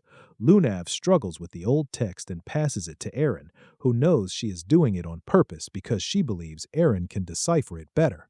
The manuscript instructs them to traverse the swamp of memories in reverse and acknowledge the mother of death and darkness, Lady Caligona. The second Aaron hears the name, she freezes. Flashbacks of Caligona and numerous demonic beasts flood her mind. She remembers that Caligona created demons and all those nightmares that torment humanity. Vian calmly mentions that might be accurate in the Age of Light, and he asks if that is a reason to hesitate. Lunav quickly says no. She does not care who Caligona is. She wants to become her follower to unlock the full power of the demon realm. She is tired of allowing others to seize what belongs to her. Varian nods, acknowledging her decision, and then asks the other two girls what they intend to do. Arin claims she will find her own path without accepting the deal. Varian then asks Lunav for her name. After she tells him, he gently touches her forehead and wishes her a safe journey. Out of nowhere, Lunav finds herself in a strange celestial space filled with memory fragments. She sees the moment she was abducted and watches someone take her heart curve. As she concentrates on that person's face, she realizes it is Smiles, feeling certain her suspicion was correct all along, and rushes toward him to give him a hug, saying how much she missed him. But just as she reaches him, her smile fades. Cheyenne suddenly steps back and she pursues him, only to end up back in that dark pool. Finally, they see each other inside Kay's domain. Lunav wonders if this is a dream or merely her imagination. Tyen simply asks how she got there. She crashes into him, sending him flying backward in what looks like a warm hug. Outside the cave, the other girls are panicking as Lunav loses consciousness. Rashmoose grabs her sword, demanding to know what Viaman did to her, but strangely, she cannot even draw it. Varian coolly warns her not to misuse his name, saying Lunav is just sleeping, so there is really no reason to worry. Callie chimes in, asking what it truly means to be one of her followers. Varian shrugs and says all Lunav has to do is live like one of them. Nothing too extreme. He points out that Lunav looks pretty content while dozing. Aaron wonders what she could be dreaming about, while Varian assumes she is satisfied after becoming a follower. But then Aaron interjects, saying that legends portray Caligona as an evil god.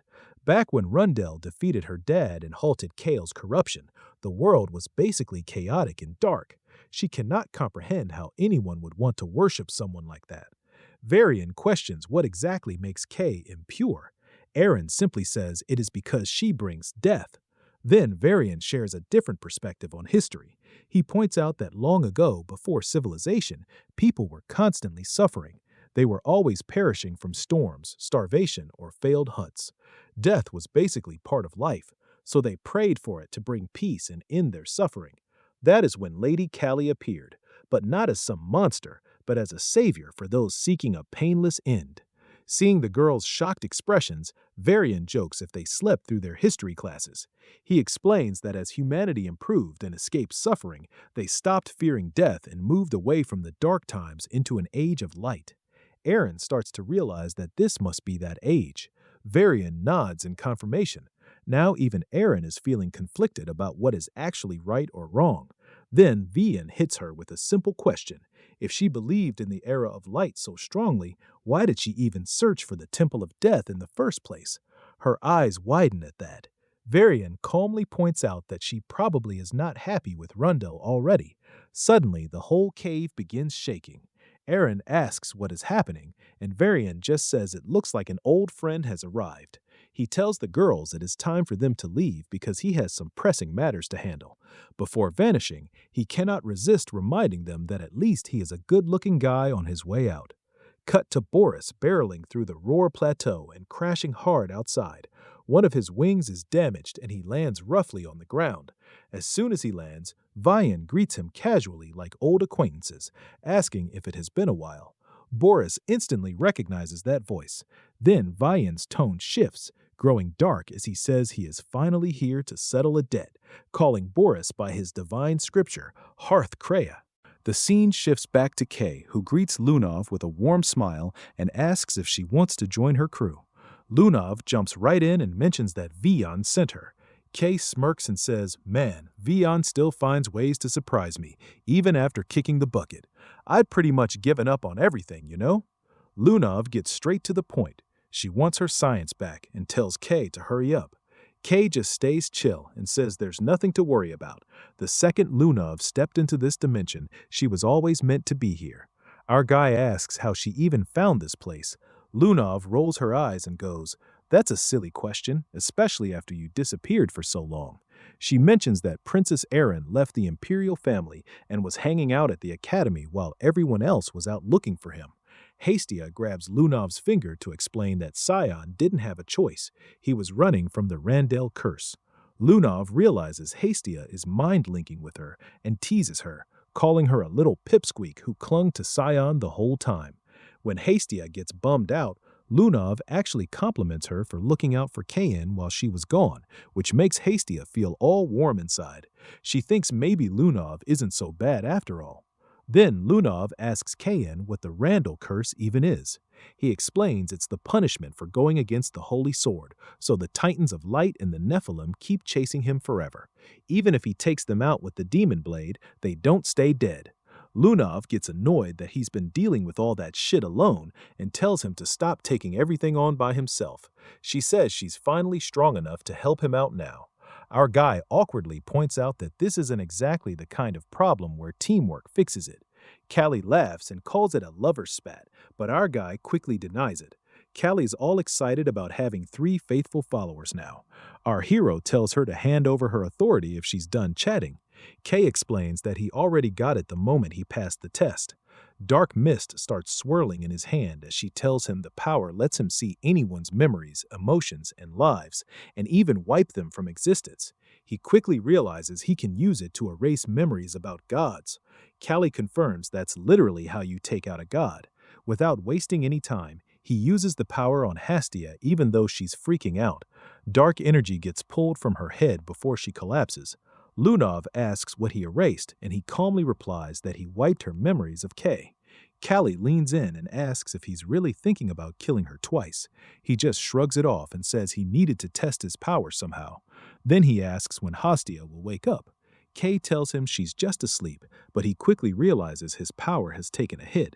Kay explains that her strength affects his authority, so he needs to gather more followers. Our guy admits that recruiting isn't really his thing, so she shouldn't expect much. Lunov jumps in and asks if his authority grows with more followers.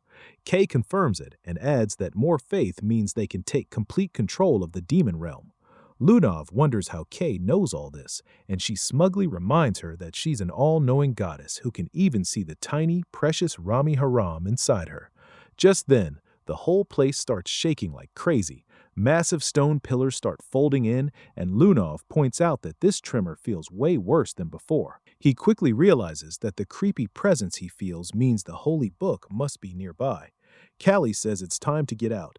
Both of them stand there confused while Kay explains she's just tossing them out of the dimension.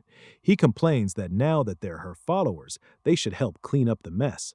Callie flat out refuses, saying she doesn't want to lose her hard-won followers and will deal with Boris herself. A moment later, he and Hastia pop back into the cave near the statue they saw earlier. As he looks around, he wonders if Kay has other followers hidden away who can take on Boris.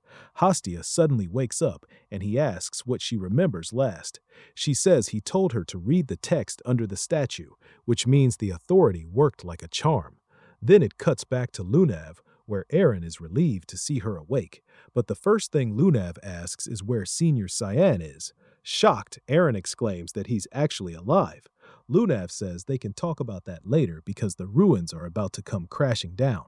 Back in the dimension, Kay quietly connects to Vayan and asks if he still can't find peace even after death. Vayan's excited to finally have a shot at getting back at the ones who took their darkness. He calls on the goddess for power to avenge her, while Boris is protected inside a glowing ring. He teases him for always finding sneaky ways to survive. Vayan shoots back, saying, "The real counterattack is just getting started." Boris laughs and says, "Darkness will always lose to light. That's just how things work." Vayan unleashes a massive magic circle, saying it'll be different this time because he's got her backing him up. Seeing that Kay has awakened makes Boris nervous. He tells Vian that the dead should just accept their fate.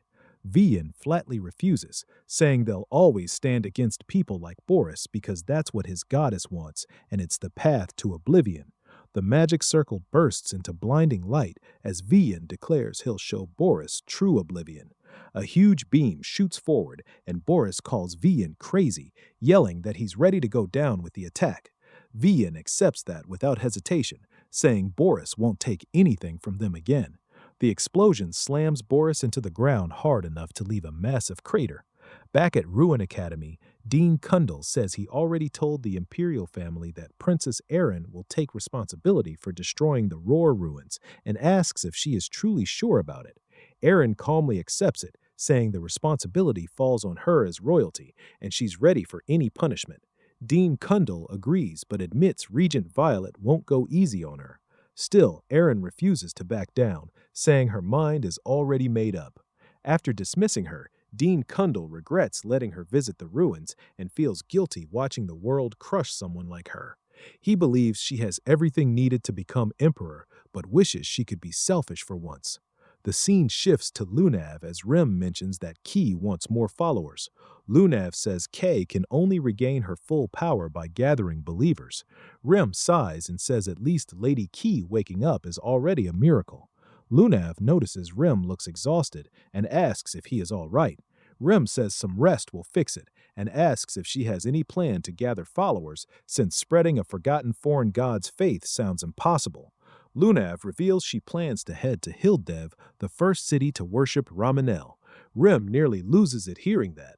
He asks if she seriously plans to spread Kay's faith inside the enemy's front yard. Lunav casually points out that old systems always develop cracks eventually, and she simply plans to pry those cracks wide open. Rem admits she has a point, but still feels the whole thing sounds pretty insane. Lunav confidently tells him it will work, and even if it somehow fails, he will still help her anyway. Since Randall rejected her, she plans to hit that god exactly where it hurts the most. The scene cuts back to Rashma training with her sword when Gale suddenly shows up and greets her. She immediately notices his missing arm and asks what happened. Gale brushes it off, saying he has his own problems and she should stop staring at it. Rashma points out that he is still following them around even in that condition. Gale acts offended and says the least she could do is show some concern for a one-armed man. Rashma tells him to leave if he only came to crack bad jokes because she is busy. Gale pulls out his sword and says he will get straight to the point instead. The second he moves, Rashma instantly rushes him and smashes her sword against his. The impact shocks her as she realizes he switched to left-handed swordsmanship and asks what suddenly got into him. Gale casually spins his blade and says they should finally settle the fight they never finished before. Rashma immediately gets into stance while Gale warns her not to underestimate a one-armed swordsman. The two start clashing across the area in a rapid exchange of blows. Gale quickly notices her movements became cleaner and more precise with barely any openings left. But the moment she charges mana for a powerful sword skill, Gale simply watches calmly. She thrusts straight for him, but Gale ducks effortlessly.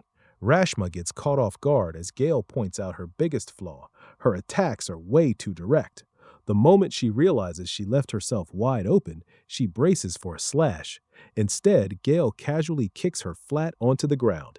He mocks her for panicking, while Rashma angrily asks what the point of all this is.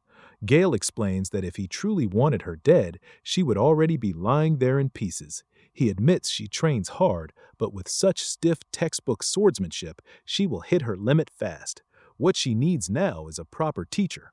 Rashma asks what he means, and the scene flashes back. Earlier, our hero asked Gale to personally teach Rashma swordsmanship. He points out that Gale clearly saw her talent too. Gale wonders why he got dragged into this instead of the academy instructors. Our boy casually sits on the table and says none of those instructors compare to the best sword in the Knights of Light. Gale asks if he is saying that while Master Yulkin is still alive. Our boy casually replies that Gale will replace him soon enough. Gale asks what happens if he refuses. Our boy immediately threatens to report him to Violet as a spy. Gale calls that unbelievably unfair, while our boy reminds him he is already drowning in problems anyway. Gale finally gives up and agrees, though he warns him not to expect miracles. Our boy then asks if there is any news about Boris. Gale reveals Boris somehow survived despite taking a massive injury. Apparently, he has been hiding in secret while recovering inside the Imperial family's offices with nobody allowed near him. Gale points out how suspicious it looks that Boris got wrecked and the Roar ruins collapsed at the same time. When he asks if our boy and Aaron were involved, our boy praises his detective skills instead of denying it. Gale warns him the Apostles of Light are already turning the whole thing into a conspiracy theory circus. As he gets up, Gale mentions he is heading to Princess Aaron next. Our boy asks if he finally stopped tailing them around. Gale says it is only an escort mission this time since he has to accompany her to meet her new fiancé. That instantly catches our boy off guard. Gale notices Cayenne visibly reacts and quietly feels they will probably meet again soon. Back in the present, Gale snaps Rashma out of her thoughts and proudly says the Knights of Light's greatest swordsmen will train her while staying with them under Princess Violet's orders. Later, Gale arrives with a carriage and thanks Aaron for accepting things quietly. Aaron calmly says refusing would only create more trouble for others. Gale promises to escort her safely while Rashma cannot hold back anymore. She says this whole thing feels completely wrong. In her eyes, Violet is practically sending Aaron to her death. Punishment was one thing, but forcing her into an engagement with absolute human trash is crossing the line. The scene then cuts to that very trash himself, completely drunk out of his mind. A butler named Frederick enters and informs him that Princess Aaron has already departed from the ruins and preparations will begin for her arrival. The arrogant, drunk young Master Barrett smirks with that punchable rich boy face of his and says he has been waiting a very long time for this reunion. Later, our boy enters Eru's domain through the gate along with Hastia. Sarah already knows Cayenne contacted the goddess of darkness on his own and even turned into a heretic. When he asks how she knows, she casually reveals she was there too. Aaron and Lunav were too stubborn, so she followed them while they searched for him and even heard Lunav met him personally. Our boy wonders what exactly she is planning. Sarah says no matter how monstrous he may be, having faith in two gods with one body is still insane. But our hero fires back that trying to kill the supreme god was already ridiculous from the start. He never had another option. If there was even the tiniest chance, he had to gamble on it. That shuts Sarah up for a moment before she tells him to sort out his own mess and points behind him. Sitting on the throne is the goddess of darkness herself. Callie casually announces that since her temple is gone, she will be staying here for a while and plans to make herself completely at home. Our boy is left stunned while Kay smugly adds that this way they can meet more often. He quickly asks if Eru actually approved this. Callie calmly says he handed over his seat without much fuss. Right then, Eru pops up behind the throne looking slightly embarrassed and insists he is only lending it temporarily out of respect for his elders. Callie instantly realizes that she is far older than Eru and also someone absolutely necessary if they want to kill Rundle. She asks if his resolve is still intact. Eru casually says he somehow feels the kid will actually pull it off. Key calls him as carefree as ever before turning back to our boy. She tells him to prepare himself to end this era. But before that, he better start gathering followers for the goddess of darkness. Unfortunately, our boy already looks doubtful about that part. Sarah says she already knows the perfect person for the job. He asks if she knows House Rabahane. Our hero says it is the family near Spa's outskirts, and she confirms, telling him to find their youngest son, who recently entered the ruins and already seems closer to their side. Our boy asks what she means and if she knows him. She says he will understand when they meet and warns him to hide his identity since he will not be seeing just one familiar face there. This leaves our hero even more confused. Meanwhile, Eren finally arrives at Ravalon on the eastern border of the UCF Empire. Eren asks Rashma if she is tired, but she says she is fine. Gale says training must have worn her out and then presses her bruises, making her cry in pain. He smirks and says she looks sleep-deprived and adds that surviving his training means she has rare talent, so she should keep going. Rashma quietly thinks he might respond well to Carrot and Stick. Eren asks why he is suddenly so friendly and if it is because of Violet's orders. Gale calmly says he holds no grudge against her and is only doing his job, which irritates Eren even more since she still cannot relax around him. Gale tells her not to be so negative since this trip could benefit her. He explains that Ravalon borders the Spana Kingdom and House Rabihane controls the area with a giant wall that keeps demihumans out of the Empire. When he mentions building ties with House Rabihane, Eren cuts him off and says that would make it easier for the UCF Empire to control its eastern borders. Eren already knows House Rabihane earned its status by protecting the eastern border. House Ramil also helped them rise by supporting them through trade, and the two houses became closely connected. She explains that House Rabihane recently adopted Barrett Ruim, the disgrace of House Ru. After the mysterious attack at Ruin Academy, he lost his mana and was abandoned by his family, but his engagement to her made him valuable again. Rashma says they still need Princess Violet's approval. Eren replies they have no choice since they can only obey orders from the Imperial family. Gale says she looks like her world is ending, which stuns her. He asks if sulking will change anything. Eren snaps back and asks what he knows to talk so casually, but Gale just smiles and says the world has not ended yet. Since she has not given up either, she should quietly wait for her chance. That annoys them. Right then, the carriage stops as they finally arrive. Frederick greets them outside while Gale quietly thinks it is pretty rude that Barrett himself could not bother showing up. Still, Eren greets Frederick politely and follows him inside. On the way, Gale notices a lone swordsman training by himself. He thinks the guy is definitely working hard, but it is sad the poor fellow has absolutely zero talent. In Gale's eyes, all that effort is basically getting thrown into the trash. Meanwhile, the red-headed swordsman keeps training alone, while someone silently watches from the rooftop. It is our boy. He already knows the guy is Shirts, but still wonders what the leader sees in him. Even though Shirts trains hard, his talent is terrible. So our hero decides to keep watching for now. Even late at night, Shirts keeps training, and our boy almost starts respecting his stubbornness. By the time Shirts finally stops in exhaustion, our hero casually approaches and offers a spar. He says he will even use a wooden stick to make it fair. Shirts immediately assumes his brother sent him and tells Cayenne to leave if this is some joke. But before he can finish talking, a sword flashes right past his eyes. The slash cuts a training dummy clean in half. Shirts freezes on the spot while our boy calmly finishes his sentence. If Shirts survives the fight, he gets to live. Shirts asks what this suddenly means as he realizes Cayenne is strong enough to use sword aura with just a stick. He knows there is no way he can win. Our boy tells him to quit worrying and focus on not dying. Shirts points his sword and decides running would only get him killed faster, so he says dying today is not part of his plans. Our boy reads his stance and asks what exactly he plans to do next. Shirts lunges first. One swing later, our boy snaps the sword clean in half with his stick. Shirts barely processes it before getting smashed in the neck and gut. He spins through the air while our boy mocks him for falling way below expectations.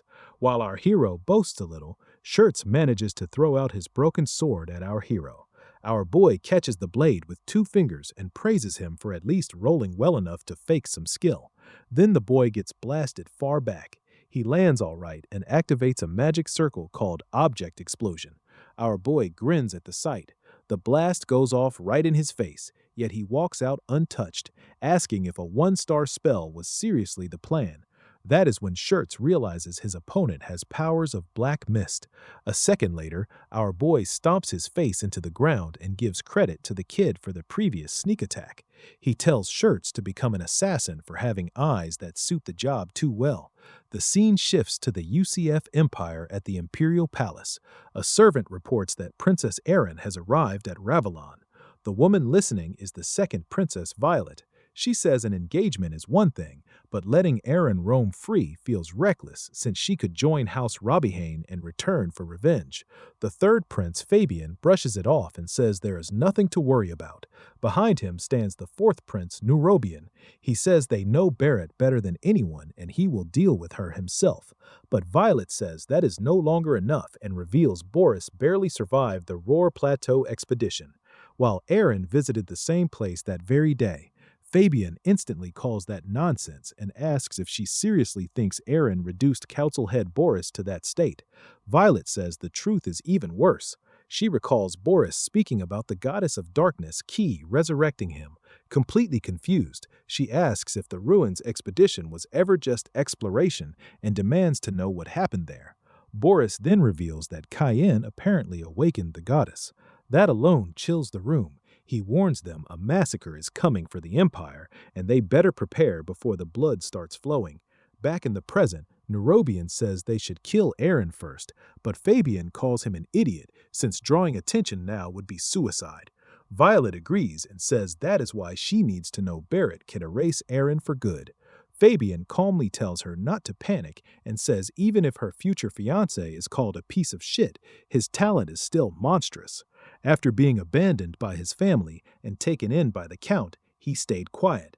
But Fabian says he has probably been hungry for blood this whole time and is close to losing his mind. Cuts to Shirts asking if Cayenne seriously wants him to join the Mist. Our boy says yes, plus Shirts has no choice unless he wants to die. Shirts asks what he gains from it. Our hero tells him Shirts will become strong enough to kill the real trash of the world quietly.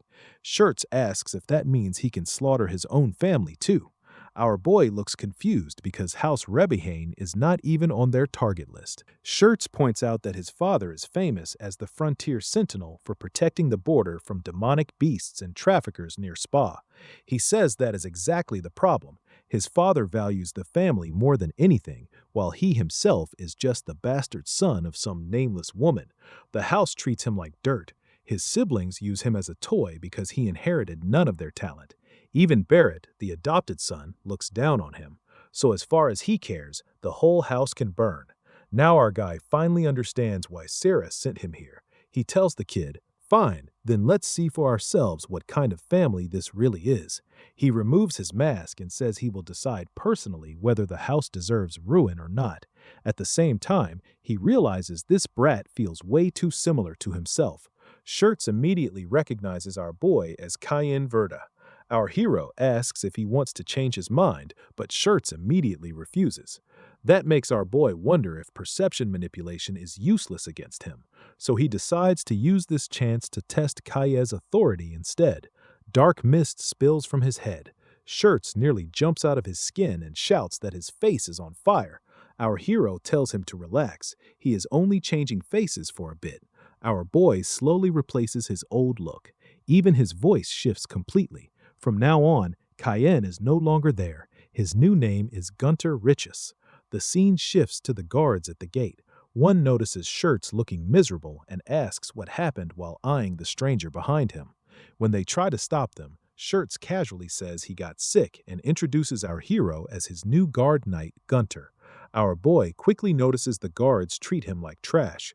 The moment one of them starts talking down to him, dark energy leaks from our boy as he coldly says he does not waste words on weaklings and tells them to move.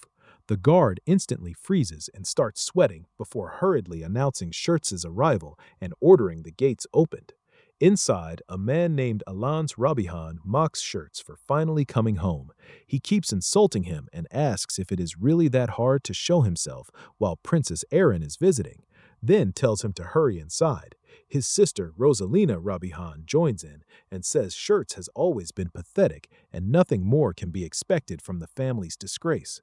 Shirts simply lowers his head and apologizes with no excuses.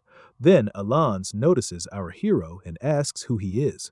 Still acting the part, our boy introduces himself as the new guard knight. The moment he properly sees the siblings, disgust crawls up his throat. Our hero already heard House Rabihan had 8 siblings, and now he finds 5 more walking piles of trash. Shirts quickly pulls him back and apologizes by saying his knight lacks manners. Even that small disrespect almost drives the siblings crazy. Shirts enters a room where a man stands quietly by the window. The moment he turns around, both Shirts and our boy greet him carefully. This man is Shirts' father, Count Rabihan. He immediately notices the unfamiliar face beside Shirts and asks who he is. Our boy gives his fake introduction while quietly thinking the man carries the same heavy presence as his own father. Without warning, Count Rabihan suddenly attacks and reaches for our boy's face, but he smoothly dodges to the side. Shirts panics and calls out to his father, but the Count only seems impressed by the quick reflexes. Our boy politely thanks him, and the elder says someone with skills like that can protect his son well. He then asks Shirts if he plans to quit the academy. Shirts says yes and tries to explain, but his father cuts him off and says he already told the academy this was just a rebellious phase. According to him, Shirts does not lack talent but effort, and House Rabihan does not let people quit just because they were born weak. The words hit Shirts hard enough to shut him up completely. Count Rabihan then dismisses them, saying the house is busy preparing for Princess Erin's arrival. Shirts asks if that means the exhibition spar is happening. Count Rabihan casually replies that they always hold one during visits like this.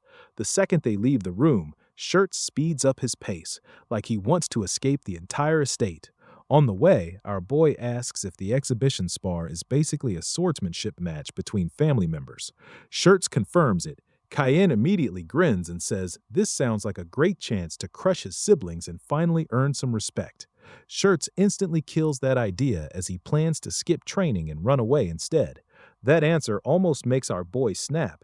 He asks if Shirts is really scared of getting beaten again, but Shirts bitterly says our boy already saw how his family treats him.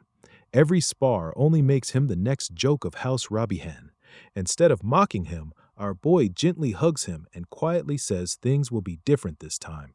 Then he tells him they should start preparing while waiting for the spar. A strange magic box appears in our boy's hand. Shirts immediately tries to refuse, but our boy shuts him down and says there is no other way if he truly wants strength. Later, the floor is covered with potion bottles for Shirts to drink. Cayenne casually says they are all good for the body and tells him to chug them down. Shirts has never even seen potions like these before, but he drinks anyway. A second later, his eyes widen in horror, and he immediately vomits it out. Our boy nearly cries over the wasted medicine and says those potions are worth more than dragon blood. Shirts still looks confused, so our boy lifts a glowing, colorful liquid and calmly explains that if he pukes this one out too, he is absolutely dead. The scene cuts back to the family's favorite arrogant bastard. He respectfully welcomes Erin, then immediately ruins the mood with his usual smug face by saying it has been a long time since they met. Erin politely asks if he has been doing well. He flatly says no. According to him, everything went to hell because of her and her former fiancé. He became crippled, got kicked out of his own house, and only survived because Count Rabihan took him in. Since then, he claims he has spent every day wishing he were dead. Aren calmly tells him that the incident had nothing to do with her or her former fiancé. Barrett instantly snaps. He smashes a pillar hard enough to crack it and roars at her to never say that bastard's name in front of him again. He says he always knew that man would eventually betray everyone. Even if nobody else saw it, he did. Blood drips from his hand as he growls that he should have killed the man himself. Knowing that bastard died on his own terms still drives him mad. Then he looks at Aren with a twisted grin and says that now she can be his new toy to torment his memory instead. A maid rushes in after seeing his bleeding hand, but Barrett curses at her and slams a knee into her stomach before she can even help. As the poor maid collapses in pain, he coldly asks how dare she interrupt him. Erin finally steps forward and orders Barrett to back off. Her hover spirit appears beside her as she warns she will not allow any more violence. Barrett laughs and says maybe all the blood rushed to his head. Maybe that is why he has been acting so recklessly lately, since he has nothing left to lose anyway. Still, he cannot help grinning at what comes next. Surely his dear fiancée, Princess Erin, feels the same excitement too.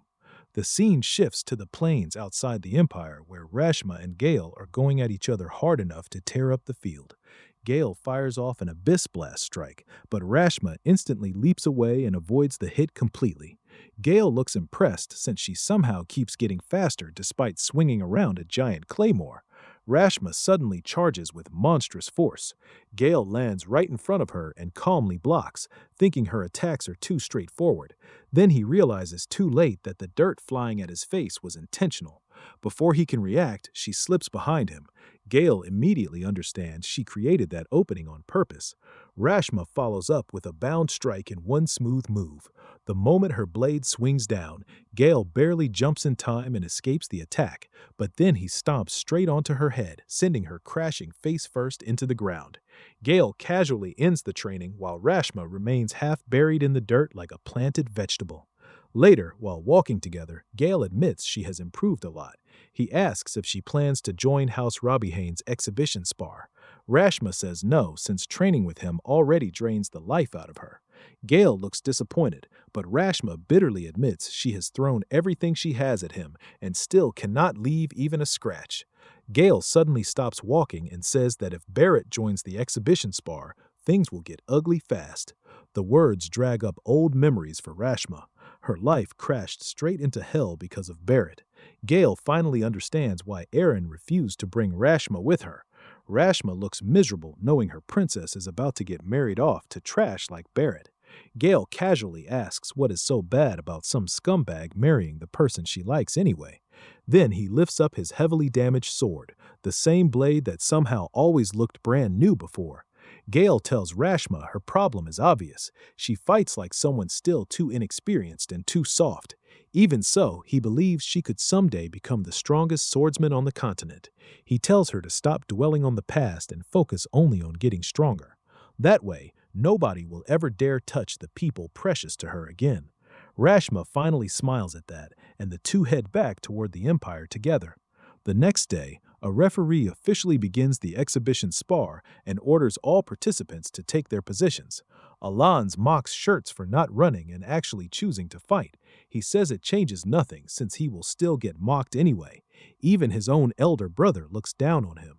Then he glances at Erin and realizes it has been a while since he stood this close to her. He cannot believe how she accepts all that just over one imperial order. Then his eyes land on Barrett and turn nasty. A piece of shit like him must already be suffering enough, but our boy still plans to smash him. The referee starts the match. Alans rolls his sword around and mocks Shirts for always being a human sandbag. He even brings up the beatings from their academy days.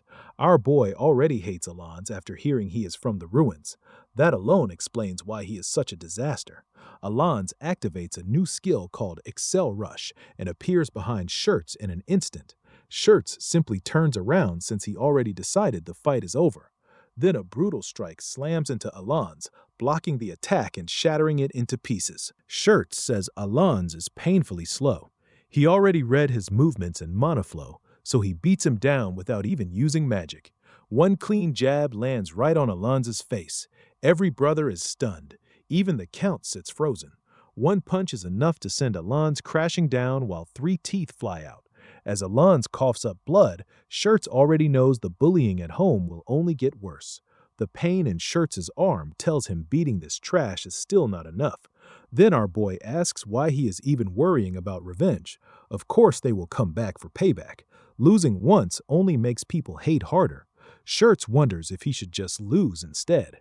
Our boy tells him to crush them so badly they never dare try again. Leave enough fear behind to haunt them for life. Back in the spar, Shirts drives another jab into Alans's face and slams him into the ground. Even Erin stands speechless along with the other brothers. Rosalind instantly yells for the match to stop before Shirts kills him. Our boy smirks. Now that is a proper impression. Shirts' hand drips with Alon's blood as the referee declares him the winner. Rosalind trembles under his stare and nervously wonders if she is next. Just then, the eldest brother, Oliver, breaks the glass of wine after seeing Alon's knocked out. He says their youngest brother looks frustrated and reminds Rosalind that her reputation as the eldest daughter is on the line. Surely she is not planning to just stand there and watch. Rosalind stays silent. Later, Shirts walks into a room and our boy praises him while recalling the ridiculous look on his sister's face. Shirts gives all the credit to the dragon blood and says he is taking a break. Then he asks who the next fighter is. Our boy casually says it is him. Shirts is shocked and asks if he is seriously joining the sparring matches. Our boy says his target is Barrett, since that vermin is participating too. He plans to finally teach him a lesson for tormenting people. Shirts asks if he knows Barrett personally. Our boy reveals he was the one who made Barrett mana impaired. He fed him a mana orb, hoping it would stop him from ruining lives, but sadly the pest survived and hurt people again. Through Shirts' memories, our hero realizes Barrett kept causing misery. At that point, he decides the problem should have been crushed from the start. Right then, Rosalind storms into the room. Shirts is about to ask why she came when she suddenly slaps him across the face. She demands to know how he dares look at her like that. Then she mocks his unknown mother and tells him to remember his place in the family. She raises her hand for another slap, but this time Shirts catches it midair. He coldly tells her she should stop before something ends up broken. Rosalind instantly starts sweating as fear creeps into her face. She quickly backs down and says she will let it slide for now. Before she goes, she warns him that his guard knight is about to get crushed because Dao will be facing him. She proudly says Dao is a quasi-sword saint and his guard has zero chance against him. After she leaves, our boy asks if this opponent is really that strong. Shirts explains that Dao is the guard knight of his third sister, Ceres, a mysterious swordsman rumored to cut even stars apart with a swing. On top of that, the guy is annoyingly handsome, so Ceres practically worships him. Our boy remains cold, but Shirts just laughs inwardly since no swordsman alive is beating someone who drinks dragon blood like juice. Soon, the Imperial officials call the contestants forward for the next match. Our hero steps into the arena opposite Dao, beloved knight of Lady Ceres. The girls in the crowd are practically melting over him. Dao proudly asks if he can feel the passionate gazes of the audience. That, he says, is the difference between them. Then he suggests a fair match. Meanwhile, the crowd's still cracking jokes about our boy's rough look. Even though Erin can't stop staring at him, her heart's racing like she somehow already knows the guy. Nearby, Barrett's glaring all possessive at his fiancée. At the same time, Ceres Robbie's loudly cheering for her knight's victory. She arrogantly goes on about the huge gap between nobles and low-born trash, making Shirts think she sounds as stupid as ever. Then the match kicks off. Dekal instantly unleashes his signature shooting star blade, trying to end it in one strike. But his sword suddenly stops because our boy just catches the blade with his teeth. The sword shatters into pieces right in his mouth. Dekal freezes in total disbelief since that weapon was forged from a fragment of a fallen comet. Then our boy casually smashes his forehead into Dekal's face and sends the so-called star-cutting knight flying across the arena. The audience can't believe what they just saw. Moments ago, they were praising Dekal like a hero. Now he's rolling on the ground after getting bullied in seconds. Our boy walks away thinking it was the most boring match ever. Shirts already expected this outcome. Meanwhile, Sarah straight up faints from shock after watching her precious knight get folded like cheap laundry. Guards rush her away for medical treatment, while Rosalind quietly loses her sanity in the background. Even the father and Oliver admit the youngest son's guard knight is frighteningly skilled. Still, Oliver notices something strange about his movements. The father agrees. Without real combat experience, nobody would notice it, but his attacks come from blind spots and impossible angles. In darkness, his movements would be nearly invisible. That man is definitely an assassin. Later that night, Shirts excitedly talks about how much stronger he became in just one day. He proudly declares he's finally ready to become an assassin. Our boy says there's one condition. To gain that power, he must serve the goddess of darkness. Shirts has no clue what that means, but agrees right away anyway. Then our boy says he'll begin the modification process. Shirts asks what modification even means. Suddenly, our boy's arm turns pitch black. He calmly tells Shirts to stay still because he just wants to test something out. The next day, Shirts keeps crushing match after match. Now he's even using our hero's techniques. After watching his swordsmanship, the crowd can't hide their shock anymore. His movements are too sharp and unpredictable for most opponents to handle. He even beats fighters twice his size without much effort. What confuses everyone most is his weapon choice.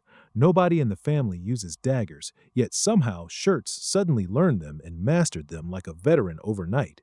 Of course, the answer is our boy's shady little upgrade system. Back when our hero used the modification on him, Shirts admitted it looked suspicious as hell, but our boy activated the authority of the goddess of darkness called Enshroud, and darkness immediately started leaking into Shirts' body. Our boy realizes that if memories can be erased, they should also be manipulated. Right now, Shirts lacks combat experience, so why not temporarily shove battle skills straight into his memories? Honestly, the guy hit the jackpot by having our boy on his side. Then the black mist seeps deeper into him, while Shirts screams in pain. Meanwhile, our boy quietly chuckles since there aren't many people left who can challenge him anymore. Shirts kept winning afterward. Even his father starts enjoying the matches, though Oliver points out his next opponent won't be easy. It's the arrogant brute Barrett. The idiot looks way too excited to spar with his little brother. Shirts frowns and asks if brother Harry wasn't supposed to be the next opponent. Barrett casually says Harry got busy, so he came instead. The night before, Barrett visited Harry to ask for the match. Harry was lounging around with wine and girls while casually asking if Barrett thought he was unreliable. Barrett says he simply got interested. Harry then asks whether fighting Shirts will really be fine. That instantly pisses Barrett off. He warns Harry to watch his mouth. How could he possibly lose to a weak-ass Shirts just because he happens to be crippled? The moment Barrett gets angry, Harry tenses up in fear. Barrett says he could erase someone like Harry without making a sound. Then he mocks Harry's house, saying they would never have prospered without House Rumsel's support. He reminds him that adoption into the family doesn't mean he can forget his place. Harry immediately apologizes while shaking.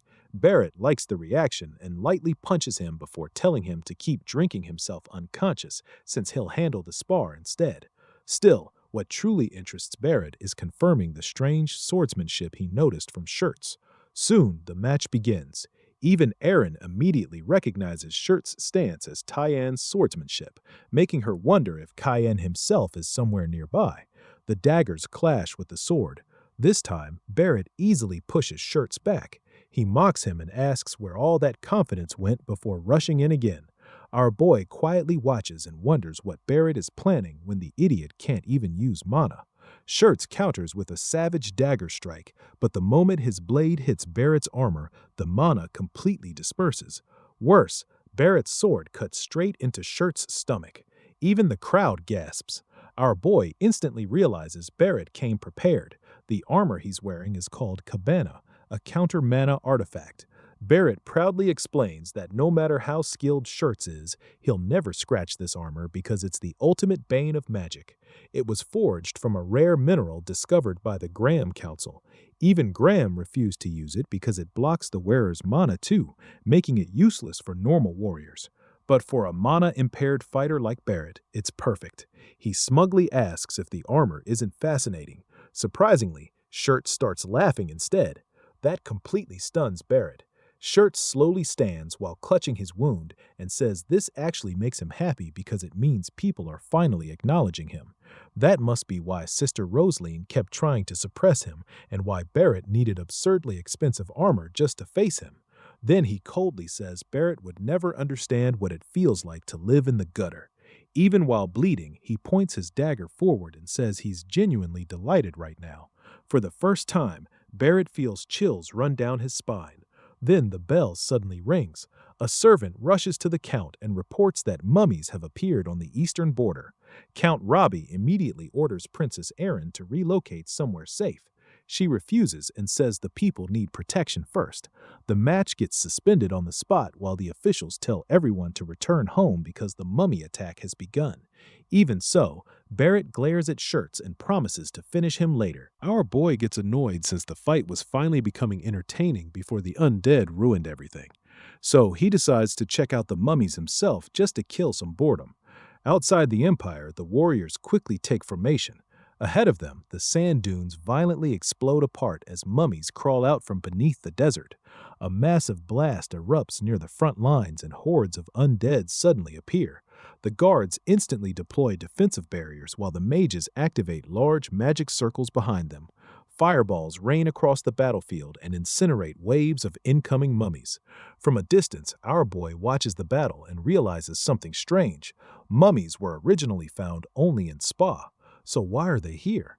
Then it clicks. In his previous life, Raven used to be full of greenery, not endless desert. These creatures must be the reason the land became desertified. He starts wondering if the cause is somehow connected to Eshel's disappearance.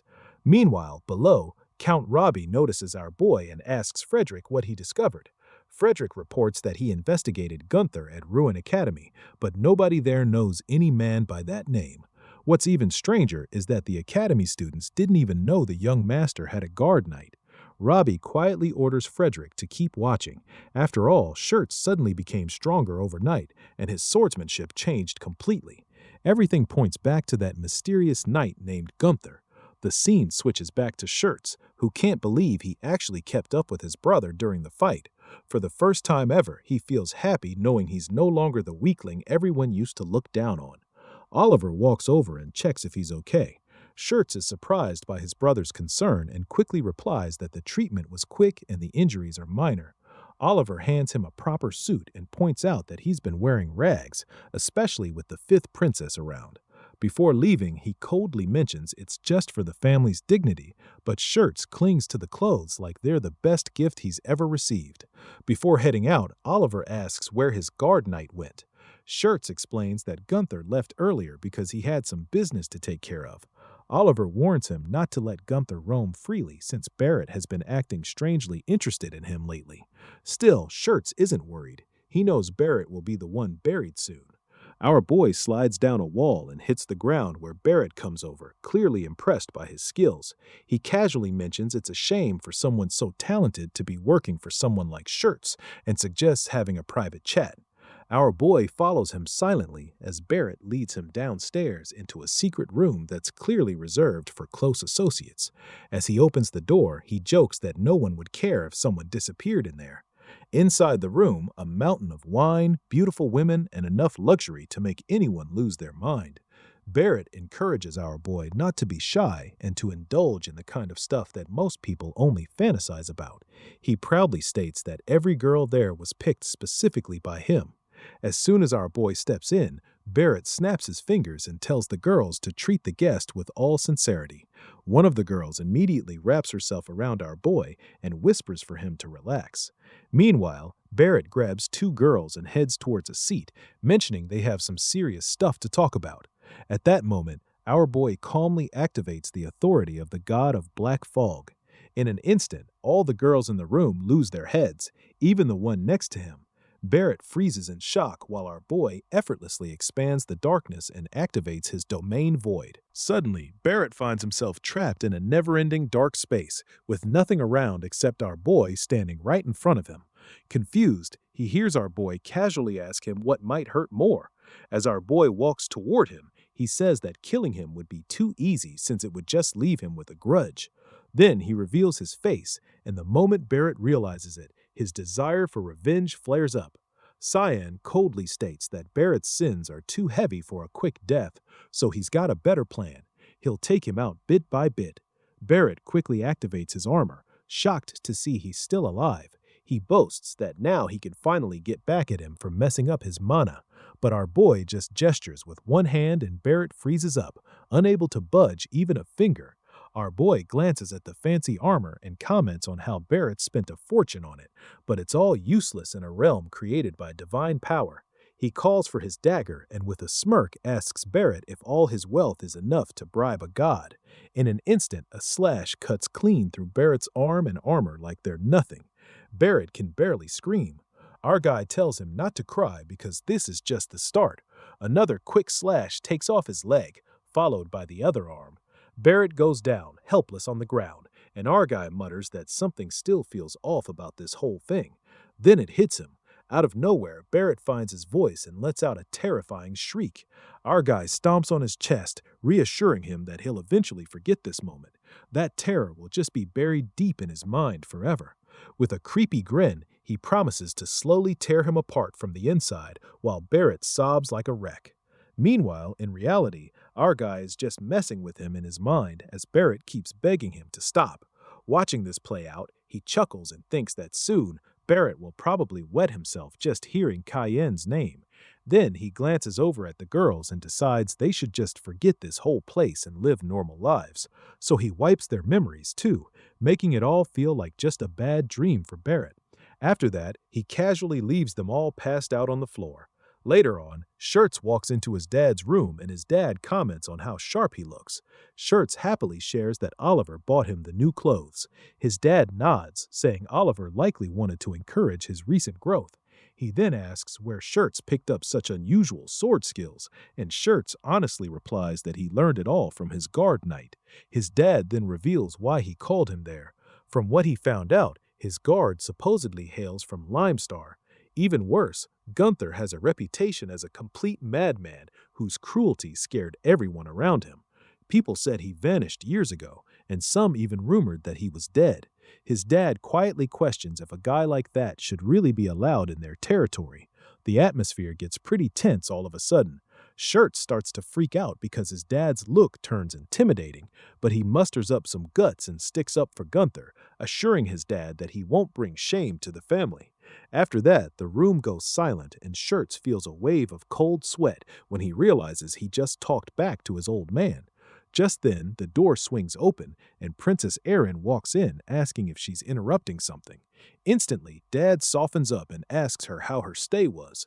With her sweet and calm smile, Erin thanks him and wonders if he was chatting with his youngest son. Shirts can't help but blush at her beauty.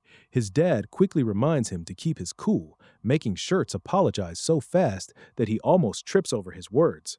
Ain gently reassures him it's all good, and then compliments him on his sword fighting during the sparring matches, making Shirts blush even more. Then, with a hint of shyness, Erin asks if she can request something from him. Stunned, Shirts listens intently as she smiles and asks him to show her around Ravon. Later, Barrett wakes up in a bed drenched in sweat as memories of a horrifying nightmare flash through his mind. Frederick walks over, so Barrett asks what even happened to him. Frederick tells him he passed out drunk in the middle of the street. Barrett can't remember anything and doesn't even know who he was drinking with. Frederick asks what's wrong, but Barrett's hands keep trembling as he mutters that he can't even feel his hand anymore. The scene shifts to Shirts dragging Erin and Rashmos to the Peace Square fountain, saying wishes made there supposedly come true. Erin casually mentions the Imperial Palace has one too, leaving Shirts awkwardly realizing he barely knows Ravelon himself. When he asks where to go next, Erin just shrugs and says, "This place already looks good enough anyway." While Sion eats an apple, he wonders if Erin still believes her god would do something even after going through a forced engagement. No matter how he thinks about it, he just can't understand her at all. Seeing Rashmas as her only guard, Shirts asks why Erin avoids male knights. Rashmas explains the princess hates making people uneasy with armed guards in crowded places. She trains herself for danger anyway, and Rashmas simply respects her wish to stay close with normal people, which she's doing right now. Just then, Barrett shows up looking completely exhausted and asks if Shirts has been dragging Erin around Revillion. Barrett calls these places boring as hell, but Erin casually asks why he's limping. Barrett says he only sprained his ankle a little, then smugly adds that he's glad Erin cares so much about her fiancé. That instantly annoys our boy, but he keeps quiet. Then Barrett notices Rushmoose and says she's changed a lot since the last time he saw her. He notices the hatred on her face and mocks her, asking if becoming the princess's escort knight suddenly made her bloodline valuable. Erin finally cuts in and warns Barrett to stop crossing the line, but Barrett ignores her and keeps harassing Rashmash like she's the one pushing him to snap. Then he starts bringing up her miserable past just to get under her skin. Rashmas coldly reminds him that Erin already warned him once, and if he keeps acting uncivilized, she'll personally put him down. Barrett nearly loses it when Shirts draws everyone's attention to his injuries. He mocks Barrett, saying he must have gone too hard during their spar, and apologizes for beating him up too badly. Eren and Rasmus are stunned.